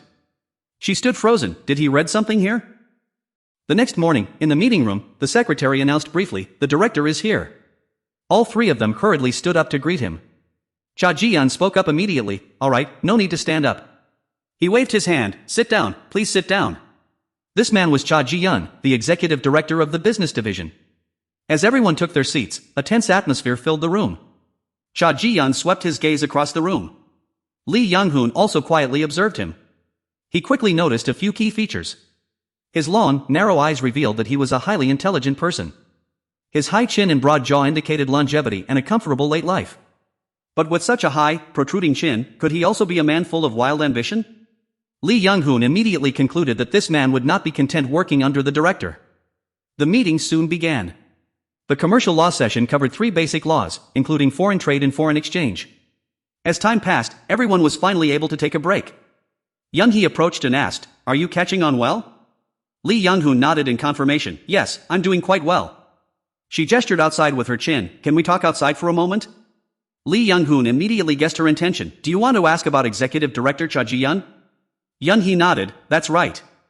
Actually, before we get to that, there's something else. She hesitated. Did you say our department is going to be dissolved? Lee Young-hoon leisurely took a sip of tea. I will let you know when I want to. So don't ask me about that right now. Yun-hee raised her eyebrows and fell silent. Lee Young-hoon turned his gaze to her. I also have something to ask. Why are you so curious about Executive Director Cha Ji-yun? Hearing this, Yun-hee's entire body suddenly froze. She began to tell the story. My grandfather only had one son, and now my father is lying on a sickbed. My grandfather didn't want to hand the company over to someone incompetent, but an unexpected accident occurred, and then my father passed away. My mother had to take my father's place, but grandfather still didn't trust her. Most of the executive directors of the company are those who grew up with my grandfather, and Executive Director Cha Ji-yun is also one of them. Lee Yang-hoon saw through the problem and asked, does that mean the chairman intends to dismiss Director Song Eun-chai? Yun-hee confirmed immediately, yes, that's correct. He felt a bit awkward and said, I didn't mean to say something like this, but your grandfather's worries must have some justification, right? Lee Young-hoon also understood clearly that if the director made any mistake in business, the company would immediately fall into difficulty. As a result, the livelihood of the company's employees would also be put at risk. Yun-hee pursed her lips, took a deep breath, and exhaled. It's still not the time for my mother to demonstrate her capabilities. He wondered to himself, I thought she would be furious, but she actually surprised me a bit. Lee Young-hoon leaned against the railing and said, alright, but if the director really puts the company in jeopardy, I won't follow those instructions. Yun-hee couldn't help but exclaim, wow, seriously, aren't you afraid of being fired by the company? To her surprise, he suddenly replied, I'm trying to help the company get better. Lee Young-hoon began to confide, I also really like working in a large company. He expressed his feelings, and I was also very glad to be able to lend a hand in this project. Lee Young-hoon asserted, but I don't want honest employees to fall into a crisis. She shrugged indifferently, if that's the case, then just do it your way. He immediately smiled, great, that's wonderful. Yun-hee stepped forward, then tell me now, what kind of person is Executive Director Cha Ji-yun? Lee Young-hoon scratched his arm, he is someone who cannot stand living under someone else's authority. She was instantly shocked. He leaned back and looked up at the sky, and now he is living contrary to his destiny. Lee Young-hoon directed his eyes toward a bird high above, looking at his destiny, he should be someone who runs an entire company. He pointed out the opponent's issue, he thinks too much, his execution ability is low, and his ambition is too grand, so he cannot achieve anything with his own money. Lee Young-hoon made a comparison, in other words, he is like a chicken, or maybe like a bird. Do you mean that although he is very capable, he lacks the courage to execute it? He offered a way to handle it. Indeed, if there were someone by his side to encourage him, he might have become a fairly successful businessman. He couldn't find a good match, so he couldn't fully utilize his innate good fortune. Yun-hee thought to herself, a good match, as she raised her eyebrows. Then, Yun-hee asked, perhaps I won't be able to fully enjoy my fortune either? Young-hoon leaned in, let's see. He gave a vague answer, it's not entirely impossible. She pursed her lips, looking a bit displeased. In the company parking lot, Eun-chai anxiously checked the time. Why is she so late? Yun-hee appeared immediately. I'm sorry, Mom. The conversation took longer than I expected. She couldn't understand at all, huh? What are you talking about? She didn't reply right away. I'll tell you later, Mom. The two quickly arrived at the hospital. Dear, Eun-chai let her in, Yun-hee is here. Say hello to your father, dear. Ji-hun sat up in surprise. Is something wrong, sweetie? Yun-hee looked down, and 4-drip was still inserted in his thin arm. She quietly explained, I've changed my mind. I can't keep avoiding you forever, that's what I thought. Yun-hee suddenly asked, do you still think that I should be the one to die in place of Iong-soo? Unexpectedly, he asserted, I have never had such a thought. She folded her arms and coldly asserted, I know father is lying. But even if he is not lying, I don't care, because I made him think that way. Yun-hee suddenly announced, as it turns out, this place is more boring than I thought, I will visit often. Eun-chai quickly followed her outside. Hey, by the way, let me know what that new employee said. She seemed to just remember.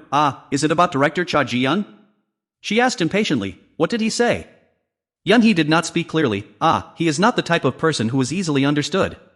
She even asked back, today is the first meeting, so what do you think he knows more than that? But Eun-chai said, he also met Junji for a short time last time.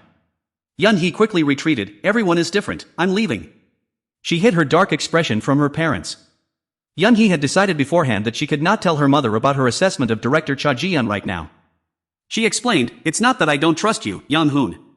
Yun-hee pointed out the issue, fearing that if she told her mother right now, something big would happen. It would be ridiculous if her mother argued with director Cha Ji-yeon just because of his story. Young-hoon nodded in understanding. I understand. For the director, things would be very awkward if an incident happened now. She firmly said first, but if that happens, you don't need to worry. He smiled with relief. The only person who knows I can see destiny is Ms. Yun-hee, and the director wouldn't evaluate me well based solely on this incident. Lee Young-hoon threw the cup into the trash can and asked, Are you that scared? Yun-hee stiffened. No, it's not like that. He casually reassured her, It's okay, go ahead and be scared. If you're not afraid, nothing will change. Lee Young-hoon encouraged her, That's why I expect a lot from you. Hearing this, she was extremely surprised. On the busy night street, Yun-hee stepped into a restaurant. Someone called out loudly, Over here, over here. She had arrived at the welcome party for new members. Yun-hee pulled out a chair and sat down, asking, Hasn't Lee Yang-hoon arrived yet? Joon-ji replied while drinking, He came by earlier and had a glass already. She was surprised, just now? Yun-hee felt a bit of regret. He immediately frowned. Hyrin chimed in, Yun-hee, you like chicken and beer too, right? She smiled awkwardly and replied, Yes, of course. Yun-hee secretly thought to herself that coming here was a waste of time. Joon-ji took another sip. How is your team doing? I heard you're working at a palm plantation in Indonesia? She looked up slightly. Yes, that's right. As time slowly passed, not long after, Yun-hee suddenly emptied her glass. Joon-ji widened his eyes in surprise. What's going on? After finishing, she stood up. I'm sorry, but I have some urgent business to attend to now. I must leave first. Joon-ji didn't stay long either. He chased after Yun-hee and asked, What's the rush? Yun-hee tried to shake off his hand. What are you doing? Let go of me. Joon-ji slowly released his grip and raised both hands. I didn't mean anything by it. Hearing you say you had an emergency just made me a bit worried, that's all. She impatiently brushed her hair, saying nothing was wrong, she just remembered something she had to do. Do you have something to say to me? She asked. Joon-ji cleared his throat, putting on airs, It's just about the matter in Indonesia, is there anything I can help with? But by the time Joon-ji realized it, the person beside him had already left. He hurriedly called out, Hey, I'm not finished yet. His mood turned extremely sour. Yun-hee returned to the company building, and sure enough, she found Young-hoon there. She smiled to herself with delight, realizing he was indeed here. She walked closer to him. Yun-hee showed interest, asking, Are you passionate about this? Let me join you. Young-hoon immediately nodded, If so, that would be great. 2 people working is always better than 1. She sat down beside him and asked, You said before you didn't know anything about it, so why are you interested now? He helplessly expressed, Right now, I still don't know anything. Yun-hee was stunned for a moment. What do you mean? Young-hoon pointed to the document in his hand and explained, I don't know what this report is about. I only know that a huge stroke of luck has come to Deputy Manager No. He concluded, Therefore, I believe that this is a very good product. She seriously analyzed, It is a pity, but I see everyone going crazy over palm oil. I have also made my own calculations, but can they be implemented next year? Yun-hee thought, I think the manager's request to develop it is just empty words. Young-hoon nodded and continued looking at the documents. That could be true. She immediately paid attention. That could be true? So is it possible or not? He suddenly asked, Would you like some coffee? Yun-hee stood up, Sure. The two went to the break room together. While brewing the drinks, Young-hoon asked, Is there a manager named Go In-ju? He gave her advice, It is best for you to keep your distance from him. She did not quite understand. Why is that? Yang-hoon continued, Manager Go. He suddenly made an assessment. Perhaps he will be fired from the company this year. Hearing this, Yun-hee choked on her water. Young-hoon did not save face for her. You often spit things out like that, don't you, Yun-hee? He took a sip of his coffee. She grimaced and asked further, What do you mean by that? Is there something like what you said in Manager Go's Destiny? Yang-hoon pointed out immediately, Manager Go's personality can be summed up in one word, which is fire. He talks a lot and is very easily agitated. He began to explain in more detail. You might wonder if that is a passionate style? Or is he not a talent of the company? Yang-hoon lowered his gaze. In reality, he is distracted and lacks focus, with a tendency to easily give up. Yun-hee could not help but wonder, Yang-hoon, are there many things appearing in his destiny? He immediately brushed it off, but that is not really important. She was quite surprised. Is knowing other people's personalities not important? Yang-hoon pulled open the door. It is not like that. He explained, Actually, in business, personality is not the most important thing. It is far from the core focus. Yun-hee focused on the story. Then what is the core focus? He replied simply, it is life, destiny. Yang Hoon added, to be precise, it is about whom you will meet, what trials you must go through, and what luck you will receive. Ultimately, this is what matters. He sat down in the swivel chair. Will being kind bring a good life?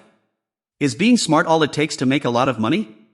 Yang Hoon gave a simple example. I wouldn't be able to meet a beautiful woman if my personality were filthy, right? Or could you live a peaceful life by giving without receiving anything back? He calmly took a sip. The answer is no, life is not that easy. Young Hee frowned, so, is it time for that person to be fired? Young Hoon paused slightly. The reason Young Hee was speechless was not because she didn't believe in Young Hoon's abilities, but what Young Hoon had grasped so far was only limited to others' personality or capability, or just a basic speculation. But this time is different, because the downfall of Manager Go is the future right in front of them. Young Hee frowned and thought to herself, so regardless, this has crossed his boundary until now. She stared at him intently. If this was indeed true, was he some kind of deity? A month later, at the office, the main door swung open. Director Cha Ji-yeon stormed in with a furious expression, heading straight for the workplace. Cha Ji-yeon stopped in the middle of the room. Department head Go In-ju stepped forward in fear, trembling as he greeted. Director. He threw the documents straight at his face and barked. How on earth did you organize this work? Go In-ju broke into a cold sweat and asked back in confusion. Yes, what do you mean, Director? Cha Ji-yeon scolded him relentlessly. If you have eyes, look for yourself. The kids in the support team have already submitted their report. His expression was extremely grim, and they even sent me a warning. He was also shocked when he looked at the documents. The plantation you selected is too old to be utilized anymore. Cha Ji-yeon lashed out at him like throwing water in his face. Did you even go over there and check the age of the palm trees? Go In-ju explained hesitantly. Of course I checked carefully. They are all fresh, healthy palm trees planted within the past 5 years. He let out an impatient sigh. Useless. Hey, you kid from the resources department. Cha Ji-yeon, seemingly unable to hold back his anger any longer, spun around and called out. Hey, Manager Jang, explain this to me. Manager Jang Gyo-in stepped forward and politely replied. Yes, sir. Jang Gyo-in was the head of Resources Department 1. He began to explain in detail. There are about 3,000 hectares of young trees within 5 years, but... Jang Gyo-in pointed out a fatal flaw. Most of the trees in the remaining 13,000 hectares are already over 20 years old. Not all palm trees yield a stable harvest. Depending on the age of the palm trees, they are categorized into the initial stage, the growth stage, the mature stage, and the aging stage. Palm trees aged 4 to 8 are in the initial stage. Palm trees aged 8 to 13 are in the growth stage. Palm trees aged 13 to 20 are in the mature stage. Those over 20 years old are in the aging stage. Among these, palm trees in the growth stage yield the highest productivity. He adjusted his glasses and assessed that anyone who doesn't understand oil palms will fall into common mistakes. Director Cha Ji-yeon chin flipped and asked, alright, so if I sign this contract, what will happen? Looking at the report, Guillaume noted that with such a high number of aging trees, revenue is expected to drop significantly. His words instantly left Go In-ju dumbfounded. In short, considering the financial and operating costs of the companies, an annual deficit of over 2 billion is projected. He trembled and held his head. No, there is no way this is happening. Cha Ji-yeon pointed straight at Go In-ju's face. Are you sure you checked the entire 15,000 hectares? He tried to rack his brain for a solution. What should I do now? The torrent of criticism kept pouring down. Have you never gone to inspect it alone without the farm manager accompanying you? The farm manager just pointed at whatever tree, and you blindly believed everything? He and his assistants turned their backs, putting this project aside. Cha Ji-yeon continued to mutter, thinking about it, we're so lucky we haven't poured money into this useless project yet. Both you and I almost ended up drinking the Han River water, you know that? As the four of them walked away, the room instantly became noisy. The people in charge all had grim faces. Young Hee looked at Young Hoon in astonishment. He was completely calm. A week after that day, team leader Go resigned and left the company for some reasons. It was a surprising chain of events, but Young Hee was not shaken at all. She sat leisurely in the coffee shop. What made you think so? Young Hee waited for his answer. She shared more information, stating that the fertilizer companies supplying the farms had been acquired under the name of team leader Go's younger brother. Young Hee explained that he was trying to work against the company. He had just heard a piece of big news, which explained why the situation in Indonesia ended up like that. She pondered thoughtfully, wondering who would replace him anyway. Yang Hoon looked slightly surprised and asked back, what? Young Hee explained that regardless of who would take over, she only needed to keep deputy team leader No staying. Meanwhile, Hyung-suk was highly regarded. He felt her gaze on him. Was it a coincidence? Suddenly, he felt as if he was being watched by a hidden camera. Yun-hee probed further. Who do you think will be fired next? Young-hoon flatly replied, I don't know. She frowned and pondered, the company's staff list? Or is it because you don't know their birth dates and times, so you can't read their fortunes? He gently stirred his drink and said in a low voice, I don't think this is something to joke about. Together, they watched the crowd passing by on the busy street. Yun-hee suddenly remarked, but I find it a bit strange. Young-hoon turned to her and asked, what is it? Do you remember the previous plan? To be honest, I don't really understand the Nodri Care brand that Deputy Manager No recommended. He couldn't help but be startled, wondering how that could be possible. Yang-hoon probed deeper into the matter, asking if she thought the brand had many shortcomings. Yun-hee thought for a moment and replied that calling it a shortcoming wasn't exactly right. She explained briefly that in order to convince the executive directors to enter this business sector, they must present explanations based on solid data. Yun-hee sighed, noting that the problem is it still hasn't created a significant impact in the UK. If we approach this project purely from the angle of sales figures, then it will definitely end in failure. He stood up, preparing to leave, and suggested that she should go and ask Deputy Manager No directly. She was extremely surprised and asked back, what? Yang-hoon pointed out the core issue, telling her to ask him why he wanted to do business in this field, and why he wanted to execute this project so badly. The next morning at the office, in response to the question, Hyung-suk leisurely explained that he simply relied on his intuition. This unexpected answer left both of them completely bewildered. He calmly opened his drawer and asked if they knew that people in their 20s account for nearly 40% of the total luxury goods consumption. Hyung-suk pulled out a wallet. In a situation like this, young people in the UK would have those things crammed into their heads. He leaned forward, showing interest. Yang-hoon took it, so this project is targeting people in their 20s, right? Hyung-suk confirmed, to be precise, I am targeting the 20 to 30 age group. That is the business direction of Nodri Care. Hyung-suk clattered away on the computer, and I will show you guys the new direction this time. Yun-hee paid attention and asked, then is an exclusive contract possible? Will you hand it over to us? Hyung-suk immediately dismissed it. No, when all is said and done, it has gone bankrupt, and the department head has postponed it. Hyung-suk had put in a lot of effort. He had even contacted the marketing director for the Asian region of Nodri Care. He felt regretful when he ultimately received a negative response. Yun-hee stood with her arms crossed and asked, so, were you hurt when the promise was broken? Hyung-suk looked up, not knowing how to put it into words. He directed everyone's attention to the analysis board and shared that he was truly interested in the Asian market, especially South Korea. Hyung-suk was indeed a bit regretful. Nodri Care only had one single weakness, which was that the brand's lifespan was too short. He had a very insightful view. To build a reputation for such a brand in a short time, there was nothing better than marketing through famous stars. Yun-hee's eyes widened in surprise as she asked, famous stars? Are you planning to target the Asian market with South Korea as your starting point? Hyung-suk nodded confidently and confirmed, exactly. She nodded in agreement, that makes sense, but which department stores do you plan to launch it in? He sighed dejectedly, that is the real issue. Hyung-suk cast his eyes down sadly, all three major department stores in Korea rejected it because it is a brand they have never heard of before. Yun-hee frowned with concern, what? Then... He wiped his tears and nodded, yes, the biggest problem is that no matter where we take it, there is nowhere to sell it. Hyung-suk added, we also cannot take a luxury brand and sell it off cheaply at open markets. He complained that manager Go had rejected the project for that very reason. Hearing this, Yun-hee immediately glared sharply at Young-hoon. Yun-hee sighed and thought to herself, so, even though he isn't a god, he seems to know everything. Her eyes lingered on his wallet. After a moment of thought, she suddenly called out to the deputy manager. Hyung-suk looked up at her. Yun-hee showed interest and asked, how can we revive this project? Both people sitting across from her were extremely surprised by her question. Chapter 15. 3 days later, the personnel adjustment was officially issued under the command of sales manager Yun Song-woo. At that time, he directly took over and managed sales department too. Yun Song-woo tapped his fingers on the table and asked sternly, are you really going to take on this project? Hyung-suk explained nervously that the only industry that still grows even in an economic recession like this is luxury goods. He glanced behind him, Song-woo's gaze lingering on Yun-hee. Luxury goods, a typical commodity for a third-generation Chaebol. He analyzed simply that up until now, it has been the closest thing to wealthy people. Since she is a young woman, she is conscious of reading trends. He continued to introduce that one of the strengths of this brand is. Song-woo looked through it superficially. Lim Yun-hee, she looked up waiting. He put the folder down, asking if she had the same thoughts as Deputy General Manager No.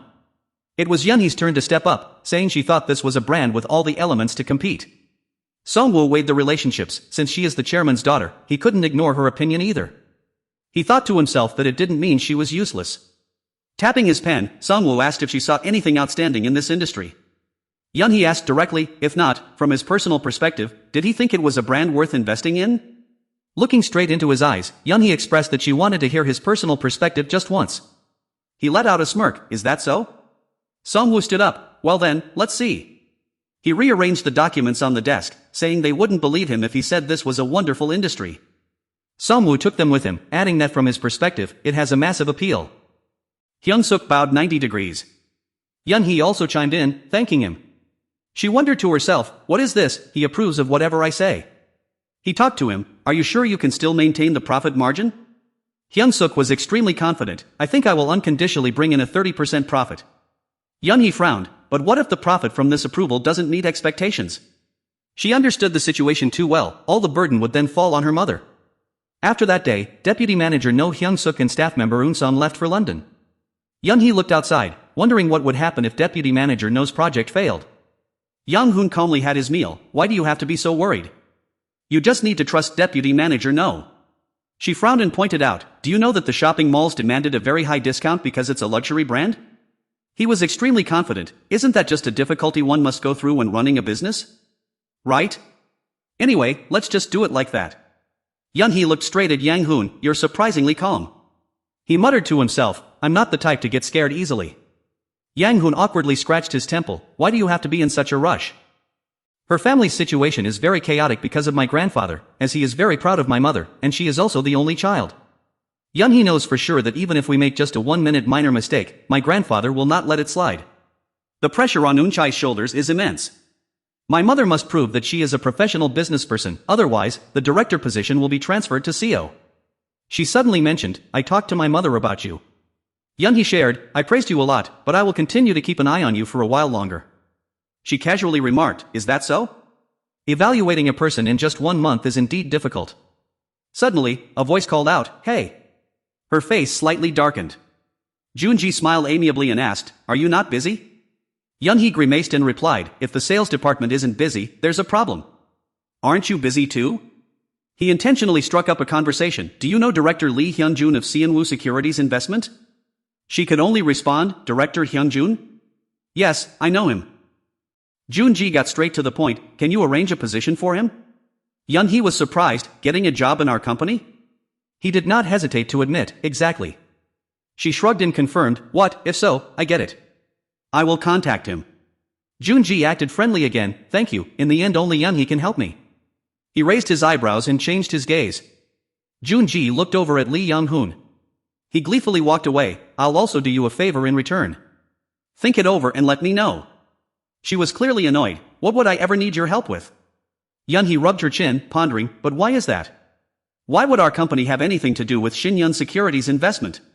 He looked at his phone for a moment, and she curiously leaned over, what are you looking at? Lee Young-hoon replied immediately, just checking my email. He added, according to Deputy Manager No's instructions, I present the business proposal to 3 department stores, Brandon, LG, and Seji. Lee Young-hoon reported the outcome, however, I haven't received a reply email from any of those department stores yet. Yunhee was not surprised, of course. Don't you know how arrogant those department stores are? He stared at her in silence, making Yunhee feel uneasy, why are you looking at me like that? Lee Young-hoon spoke up, it's just that you proposed an idea similar to what I did before.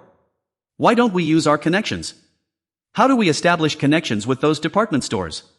She massaged her temples, what you just said is not that I don't want to do it. Yunhee repeated, I've told you already, those department stores are extremely arrogant. She emphasized the difficulty, wondering how they could establish a relationship. If you are truly, extremely lucky, you might just be able to make it happen. Yunhee tried to explain clearly, but the feasibility was very low because in the end, what they were trying to sell was a brand. She predicted the outcome, thinking she might be wrong, but no, there was a high chance they would only end up with embarrassment. Yunhee stood up, noting that at least when Deputy Department Head No secured the exclusive contract, they would feel remorseful. In her personal opinion, that was when the real difficulties would begin. Young-hoon silently stared at his phone. He suddenly asked how long it would take from there to the headquarters of the Brandon shopping mall. Yunhee frowned in frustration, asking if he had been listening to her at all. She grimaced and reminded him that they should only think about going there once they secured the exclusive contract. Yang Hoon urgently pointed at his phone, saying that Brandon had actually just responded to him. He immediately decided to go there. Yun-hee was stunned. She couldn't help but wonder in astonishment if this was the true power of Deputy Department Head No. Jun-ji smiled cheerfully, "Is that so? Please look into it carefully for me." The voice on the other end asked suspiciously, "What do you mean by looking into it carefully?" He said in a flattering tone, "Why say that? Don't you really know? Just think about what kind of important matter it is that would make me ask for your help." She replied coldly, "I already have a rough idea. I'm busy, so I'm hanging up now." Jun-ji sighed in frustration, hanging up on me before I could even finish speaking. However, he quickly cheered himself up, thinking, but still, the fact that she contacted me first is a good sign. Jun-ji walked straight to the office door and knocked gently. A low voice responded from inside, "Come in." The nameplate on the door clearly read, Business Support Director, Executive Director Yang Jun-ji. The person waiting inside was Yang Jun-ji's father, Executive Director Cheon-ji Yang. He spoke in a stern tone, "Why are you late?" Jun-ji bowed and replied respectfully as he entered, "I apologize, I had an unexpected phone call." He probed further to check the progress. "Have you set up a meeting with Director Lee Yan-hoon yet?" Jun-ji quickly reported, "I decided to arrange the meeting through Yun-hee.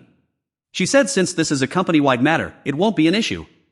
Cheon-ji Yang reminded him of his ultimate goal. "The reason I placed you in the business planning department is because I want you to prove that you are a key talent, capable of leading this company in the future." He gave a blatant hint. "To achieve that, you must show me your ability to handle crises when the company falls into trouble." Jun-ji smiled triumphantly, "Alright, I'll give it a try." The next day, the brand launch evaluation meeting took place. Yun-hee asked one last time, "Did you finish the sample product?" Yang Hoon replied confidently, "Of course, it's done." She raised her eyebrows in confusion. Yang Hoon turned to her and asked, "Is there something wrong?" Yun-hee pointed curiously, "The suit you're wearing, is its original design really like that?" Yang Hoon clearly looked displeased. She waved her hand to clarify, "Sorry, my bad. What I mean is, don't wear that suit you're wearing." Yun-hee advised, "Also, don't wear a black suit with pants and sleeves that are too long like that." Yang Hoon sighed, "Unless it's a shiny gray button suit." She grabbed a section of his sleeve. "Exactly, when wearing a suit, the sleeves should only go this far." Yun-hee pointed out, "If the pants are that long, it won't look neat. They should just touch the heel of your shoe." She commented further, "Besides, your waist is a bit big, so is that why you only fastened one button like that?" Yang Hoon complained slightly, "Why didn't you tell me sooner?" Yun-hee tilted her head in confusion, "Tell you what? You had already bought it by the time I saw it."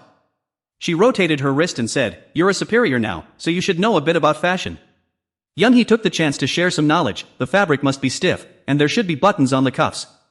He replied helplessly, "I'm still living in a boarding house, so of course there's no way I would know about those fancy things." She opened her eyes wide in surprise. "What, are you still living in a rented room?"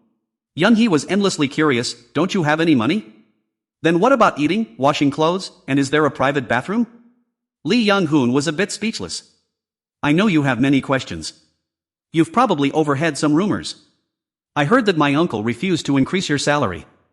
But he didn't consider it a problem. Money? I don't desire it, because I can make money anytime anyway." Lee Young-hoon was quite indifferent. "Even though the rented room is a bit cramped, as long as there is enough space for me to sleep, it's fine." He was quite satisfied with his current life. "Washing my face with cold water first, and then washing with hot water later is fine too." Lee Young-hoon continued to share, "Only the soundproofing of the walls is a bit poor, I can even hear the snoring and phone conversations from the room next door." But Yun-hee had already pinched her nose and backed away. He spoke loudly to lecture her, "What's that? What's with this expression? You think I'm very pitiful, don't you? After all, you come from a wealthy family anyway." She immediately retorted, "No, when did I ever say that? Let me speak." Lee Young-hoon glared and warned, "That look makes me uncomfortable, you should be careful with that gaze." Yun-hee put her hands on her hips in frustration, "Now I can't even open my eyes the way I want?" He came to a simple conclusion, "I'm just joking." "So you mean I should go buy new clothes?" She was stunned, "What?" Yun-hee continued to give advice, "In the first place, you see that people working in the shopping mall all have cars or beautiful clothes. Even though we are office workers, we are also people who sell luxury brands. The system notified that a taxi had been arranged for you, but Lee Young-hoon's needs were too simple. I only need a set of clothes to wear." She sighed and thought to herself, "Indeed, it is just a meeting, so it is quite funny to have to wear a new outfit." He opened the car door and said, "Let's go." Yun-hee followed, "I understand." In front of her was the main headquarters of Brandon Department Store. Her hands tightened slightly. It was already 30 minutes past the scheduled time. Seo Hyun opened the door and walked in. "Oh, you are already here." She smiled elegantly. "I arrived a bit late, didn't I?" Young-hee was surprised. "Sister Seo Hyun." Seo Hyun sat down. "Nice to meet you. How is it that you still look so beautiful even in a suit?" She was Yi Seo Hyun, the BM general manager of Brandon Department Store. Young-hee's expression was not very good, while Seo Hyun maintained a calm face. She introduced herself. "I am Director Yi Seo Hyun." He leaned forward to receive her business card. "Yes, I am Choi Young-hun, an employee of Sales Department 2. Seo Hyun raised her eyebrows mockingly. "Still just an employee?" Young-hoon immediately confirmed. "Yes." She leaned back in her chair. "Your staff is a bit weak. Does the company not think that the staff is important?" Young-hee probed. "But how did you know about this?" Seo Hyun rested her chin on her hand with a smirk. "Don't you know? Joon-ji contacted me directly and entrusted it all to me." Young-hee scratched her head in frustration. She shrugged and added, "Why not? He looks very handsome, and I am planning to help him out." Young-hee cursed inwardly. Let alone helping the company, he only brings bad trouble. Her face darkened. "Don't mention Joon-ji anymore. You already know what I was going to say, right?" Seo-hyun flipped through the documents. "As for that, I also want to help, so I'll have a few questions for the young employee. Is that alright?" She started. "Apologies in advance. What is the brand's name?" Yang-hoon replied, "Nodri Care." Seo-hyun clapped her hands loudly. "Right, that's it, Nodri Care. The employees at my company went into an uproar trying to find out what it was, but in the end, no one knew." She expressed her thoughts. "Why on earth did your company bring such a brand here? I really wanted to help, but what if I say the words I'm sorry right now?" Seo-hyun winked playfully. "Anyway, you've already come all this way, but you can't even make the staff listen. That truly is an embarrassing matter." She deliberately provoked Young-hee. Angry enough to clench her fists tightly, Young-hee took a deep breath to calm down. She happily introduced. "I forgot to introduce you, this sister is the granddaughter of the Daemyeon Group's chairman, exactly 4 years older than me." Young-hee continuously added, "Her birthday isn't that far from mine either, it's July 8th, right?" She was stunned. "But why are you saying that?" She smiled brightly. "Because I like giving gifts to you." Young-hee still had to smile even though she was shaking with anger. "On our company's brand anniversary, we want to send a gift to you." Somehow, the atmosphere became peaceful again. "You look so bad that he had to frown. That's what should be done, right, Young-hoon?" Seon-hyun smiled falsely. "It's alright, my birthday has already passed, but honestly, I really appreciate the company's gesture." He suddenly spoke up. "But what a pity, if this job goes smoothly, Young-hee said she would introduce you to a very good person." She was momentarily bewildered. "What are you talking about? I'm married." Yang-hoon showed clear confusion. "Young-hee said you got divorced." "Ah, never mind, I must have been mistaken."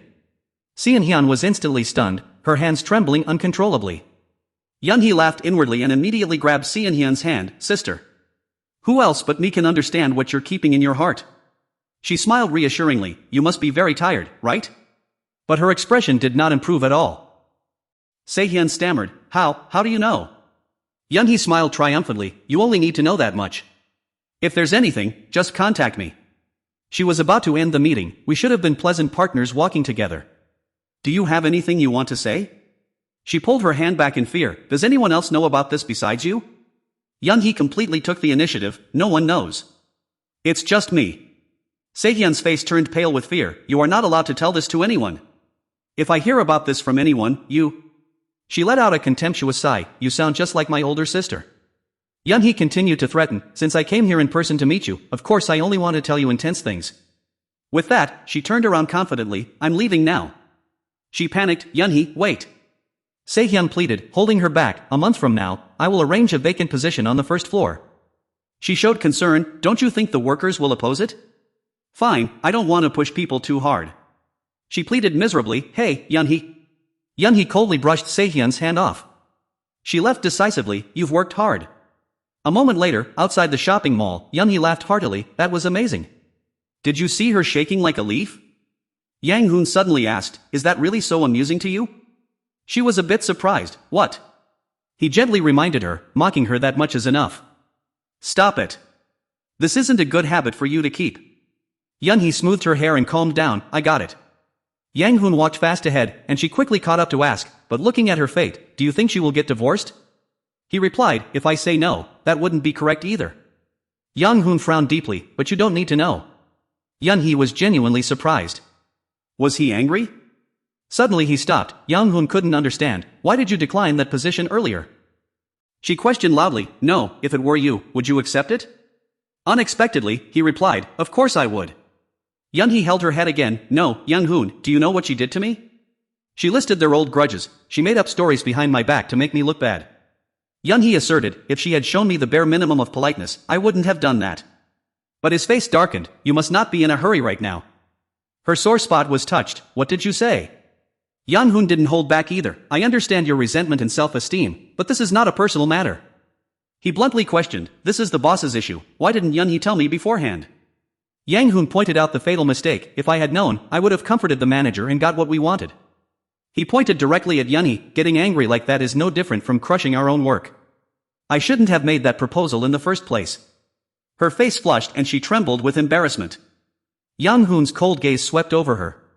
Yun-hee bit her lip tightly. Finally, she sincerely spoke up. I'm sorry, I couldn't think like you. Then Yun-hee quickly turned away. He was quite surprised. She admitted her mistake? Yang Hoon sighed wearily. Since I spent most of my life living in the mountains, everything I learn at the company is completely new. You have tried very hard.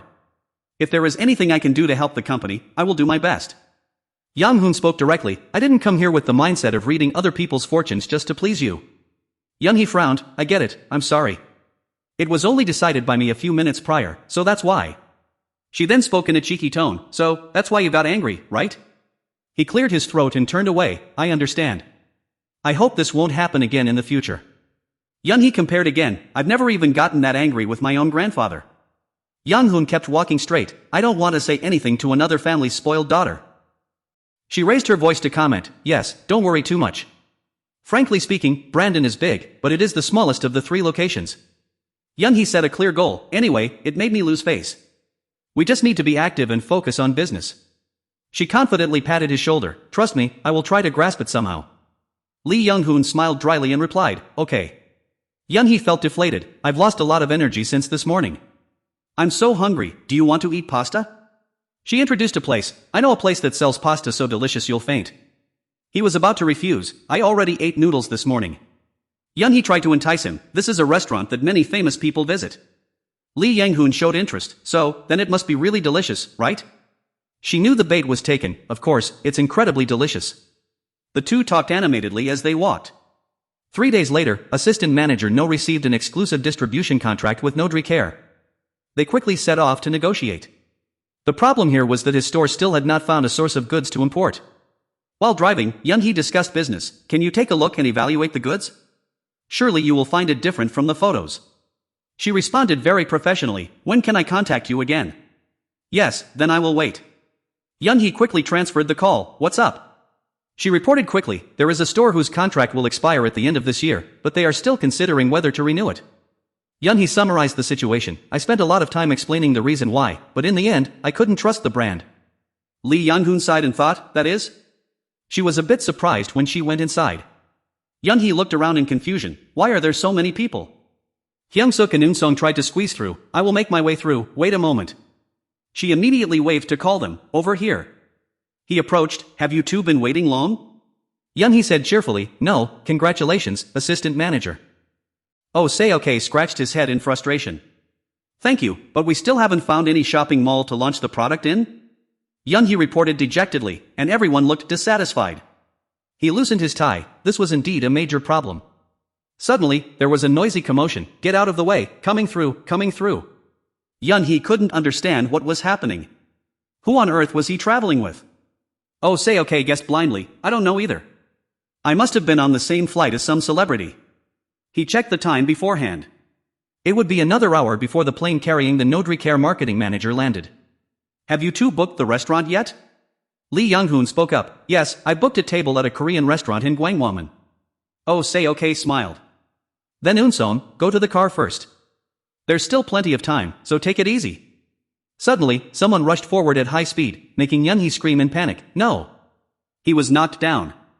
Deputy manager, are you alright? Eun-sung yelled angrily. What is the meaning of this? In-kyu flusteredly apologized. This. I am truly sorry.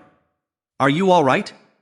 He quickly explained. I'm sorry, an anti-fan suddenly rushed in, so I was just trying to block him. Ji-haeun strode over. Are you okay? I am truly sorry. Yun-hee immediately recognized her. Even though Lee Young-hoon had lived isolated from the world for 20 years, he still knew many celebrities thanks to watching a lot of movies. However, seeing that woman right in front of him like this, instead of on a TV screen, was a massive surprise. Gu Seol was currently the hottest actress in Korea, no, the hottest in all of Asia. Ji-eun lowered her sunglasses, revealing her beautiful face. Yun-hee immediately turned to look at Lee Young-hoon. He smiled reassuringly, we don't need to do anything, this will resolve itself. At this moment, Oh Seok was still in a daze, falling down but somehow striking gold. Hyung-suk tremblingly held the business card in his hand. Ji-eun instructed, if anything comes up, please contact me through this card. She pulled her suitcase and politely excused herself as too many people were staring. Everyone was still in awe as the A-list star, Seo Ji-eun, left after sharing her contact details. The group picked up James Norton and departed for Gwangwon. While stopping his bleeding, Hyung-suk pleaded, Lee Young-hoon, can you take a taxi and head to the company first? Lee Young-hoon nodded and agreed. He was left behind because the sedan only had 4 seats. Not knowing any English, Lee Young-hoon cried inwardly in distress. Fortunately, his taxi fare would be reimbursed by the company. At the corporate headquarters, people were bustling back and forth. Seo E-young suddenly turned around, curiously looking at the newly arrived Lee Young-hoon. Seo E-young approached him. Recognizing him, she asked, you work at the same company as me, right? Lee Young-hoon politely bowed and replied, hello. The landlady told me to greet you if I had time, but only now do I have the chance to meet you. He introduced himself, saying he was working in sales department too. She crossed her arms, ah, is that so? Seo E-young replied that she worked in the promotion department. She pointed behind her, are you a regular employee? Yang-hoon thought for a moment, then answered frankly, I am still an intern, ma'am. Seo E-young immediately sneered, an intern, I see. She hummed encouragingly, well, do your best then. Yang-hoon bowed, yes, ma'am. With that, Seo E-young walked inside. He frowned slightly, what was her angle? Yun Song-woo had just received the news. Was it a coincidence, didn't Lim Yun-hee receive it? Yang-hoon reported solemnly. Yes, Deputy Manager No Hyung-suk accidentally bumped into a bodyguard and got injured. That contains the manager's contact information. He waved his hand excitedly, of course it's the manager. Dating? What would we even do after getting personal contact info like that? Yun Song-woo crossed his legs, anyway, celebrities can't just do whatever they want. All sponsorships are paid by the company. He gestured with his finger, as long as we talk tactfully with Seo Ji-eun and reach an agreement with the company, everything will be fine. Yun Song-woo looked up at the ceiling and wondered, is this deputy manager knows good luck, or is it Lim Yun-hee's? He smiled properly, I am also very glad. Yun Song-woo encouraged him, anyway, you did a great job. Keep it up. The sound of the keyboard tapping steadily echoed. Yun-hee asked, haven't you eaten yet? Yang-hoon also wondered, aren't you going to eat with everyone? She smiled and replied, with Yang-hoon eating alone like this, how could I leave you? He shrank back slightly, why do you say that? Are you feeling alright? Yun-hee tossed her hair confidently, aren't you happy to eat with a beautiful girl like me? Yang-hoon teased, I envy your confidence. She rested her chin on her hand, boasting, what do you think of my confidence? Achieving that is hard, you know. I had to work so hard for it. Yun-hee went on about that past love, even though he treated me very well. He said, I love you, I miss you, I would die for you, but...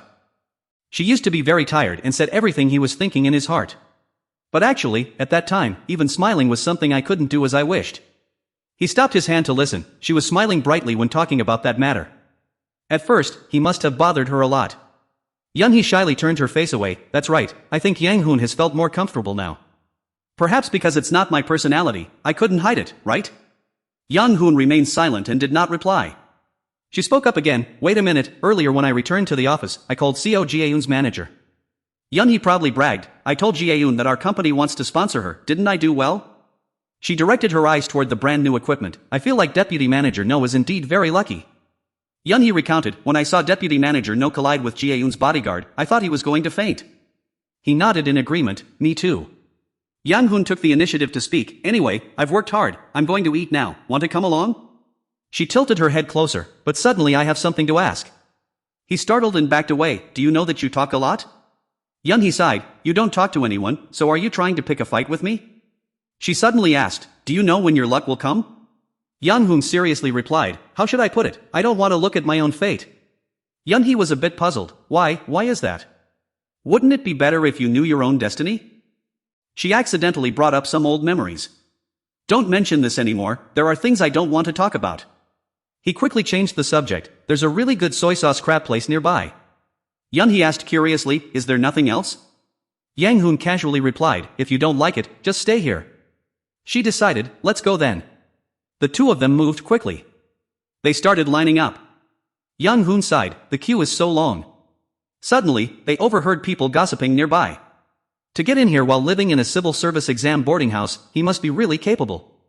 Two female colleagues were whispering, he is handsome, but what on earth did he do before this? I don't know either. Yunhee was also curious, a civil service exam boarding house? The other two continued, isn't this a match made only on television? They had some mixed opinions. That's great. Are you crazy? Yijin smiled and said, why? Those two look good together. Seol Yang bluntly criticized, just looking at him is already bad enough, definitely not my type. She let out a sigh, how can someone be both old and still living in a boarding house? Suddenly, Yunhee called out loudly, Yang Hoon, what would you like? Seol Yang startled and turned around to look. He blankly replied, what? I'll have a dolce latte. What about you, Yunhee? Her face flushed red, oh my, we meet again today. What a miracle. Yang Hoon coldly replied, yes, quite a miracle. Seol Yang glanced sideways, unable to help but admire in her heart, that girl is so beautiful. He briefly introduced them, this is the daughter of my boarding house's landlord. I work in the same company as her. Yang Hoon then turned to Yunhee, this is my colleague from sales department too, her name is Lin Yunhee. The two girls stood face to face, with one of them about to speak first. Yunhee exuded heavy pressure, so you're the landlord of the house Yang Hoon is living in? Please take good care of Yang Hoon. Seol Yang was stunned, yes. Meanwhile, Yang Hoon's face also turned pale with fear. Chapter 19. Seol Yang awkwardly replied, what, oh yes. The three girls then hurriedly left. As soon as they sat down, Yang Hoon immediately asked, what was that? Why did you keep beating around the bush? Yunhee didn't quite understand, what do you mean? He brought up the earlier event, what did you say to that girl? She gently stirred her drink, that could be the case. Yunhee asked curiously, but who is that girl, and why did she say that? Yang Hoon replied, I don't know her name. She stopped in surprise, you don't even know her name? He explained simply, I've met her a few times at the boarding house, but I didn't ask for her name. Yunhee couldn't help but mock him, you're making me laugh. You don't even know her name, yet you're talking behind her back like that? Yang Hoon remained indifferent, I guess so. She couldn't understand. No, why didn't you get angry? People were speaking ill of you behind your back like that, and you didn't feel even a little bit angry? But he suddenly guessed that perhaps that girl was just as angry as him.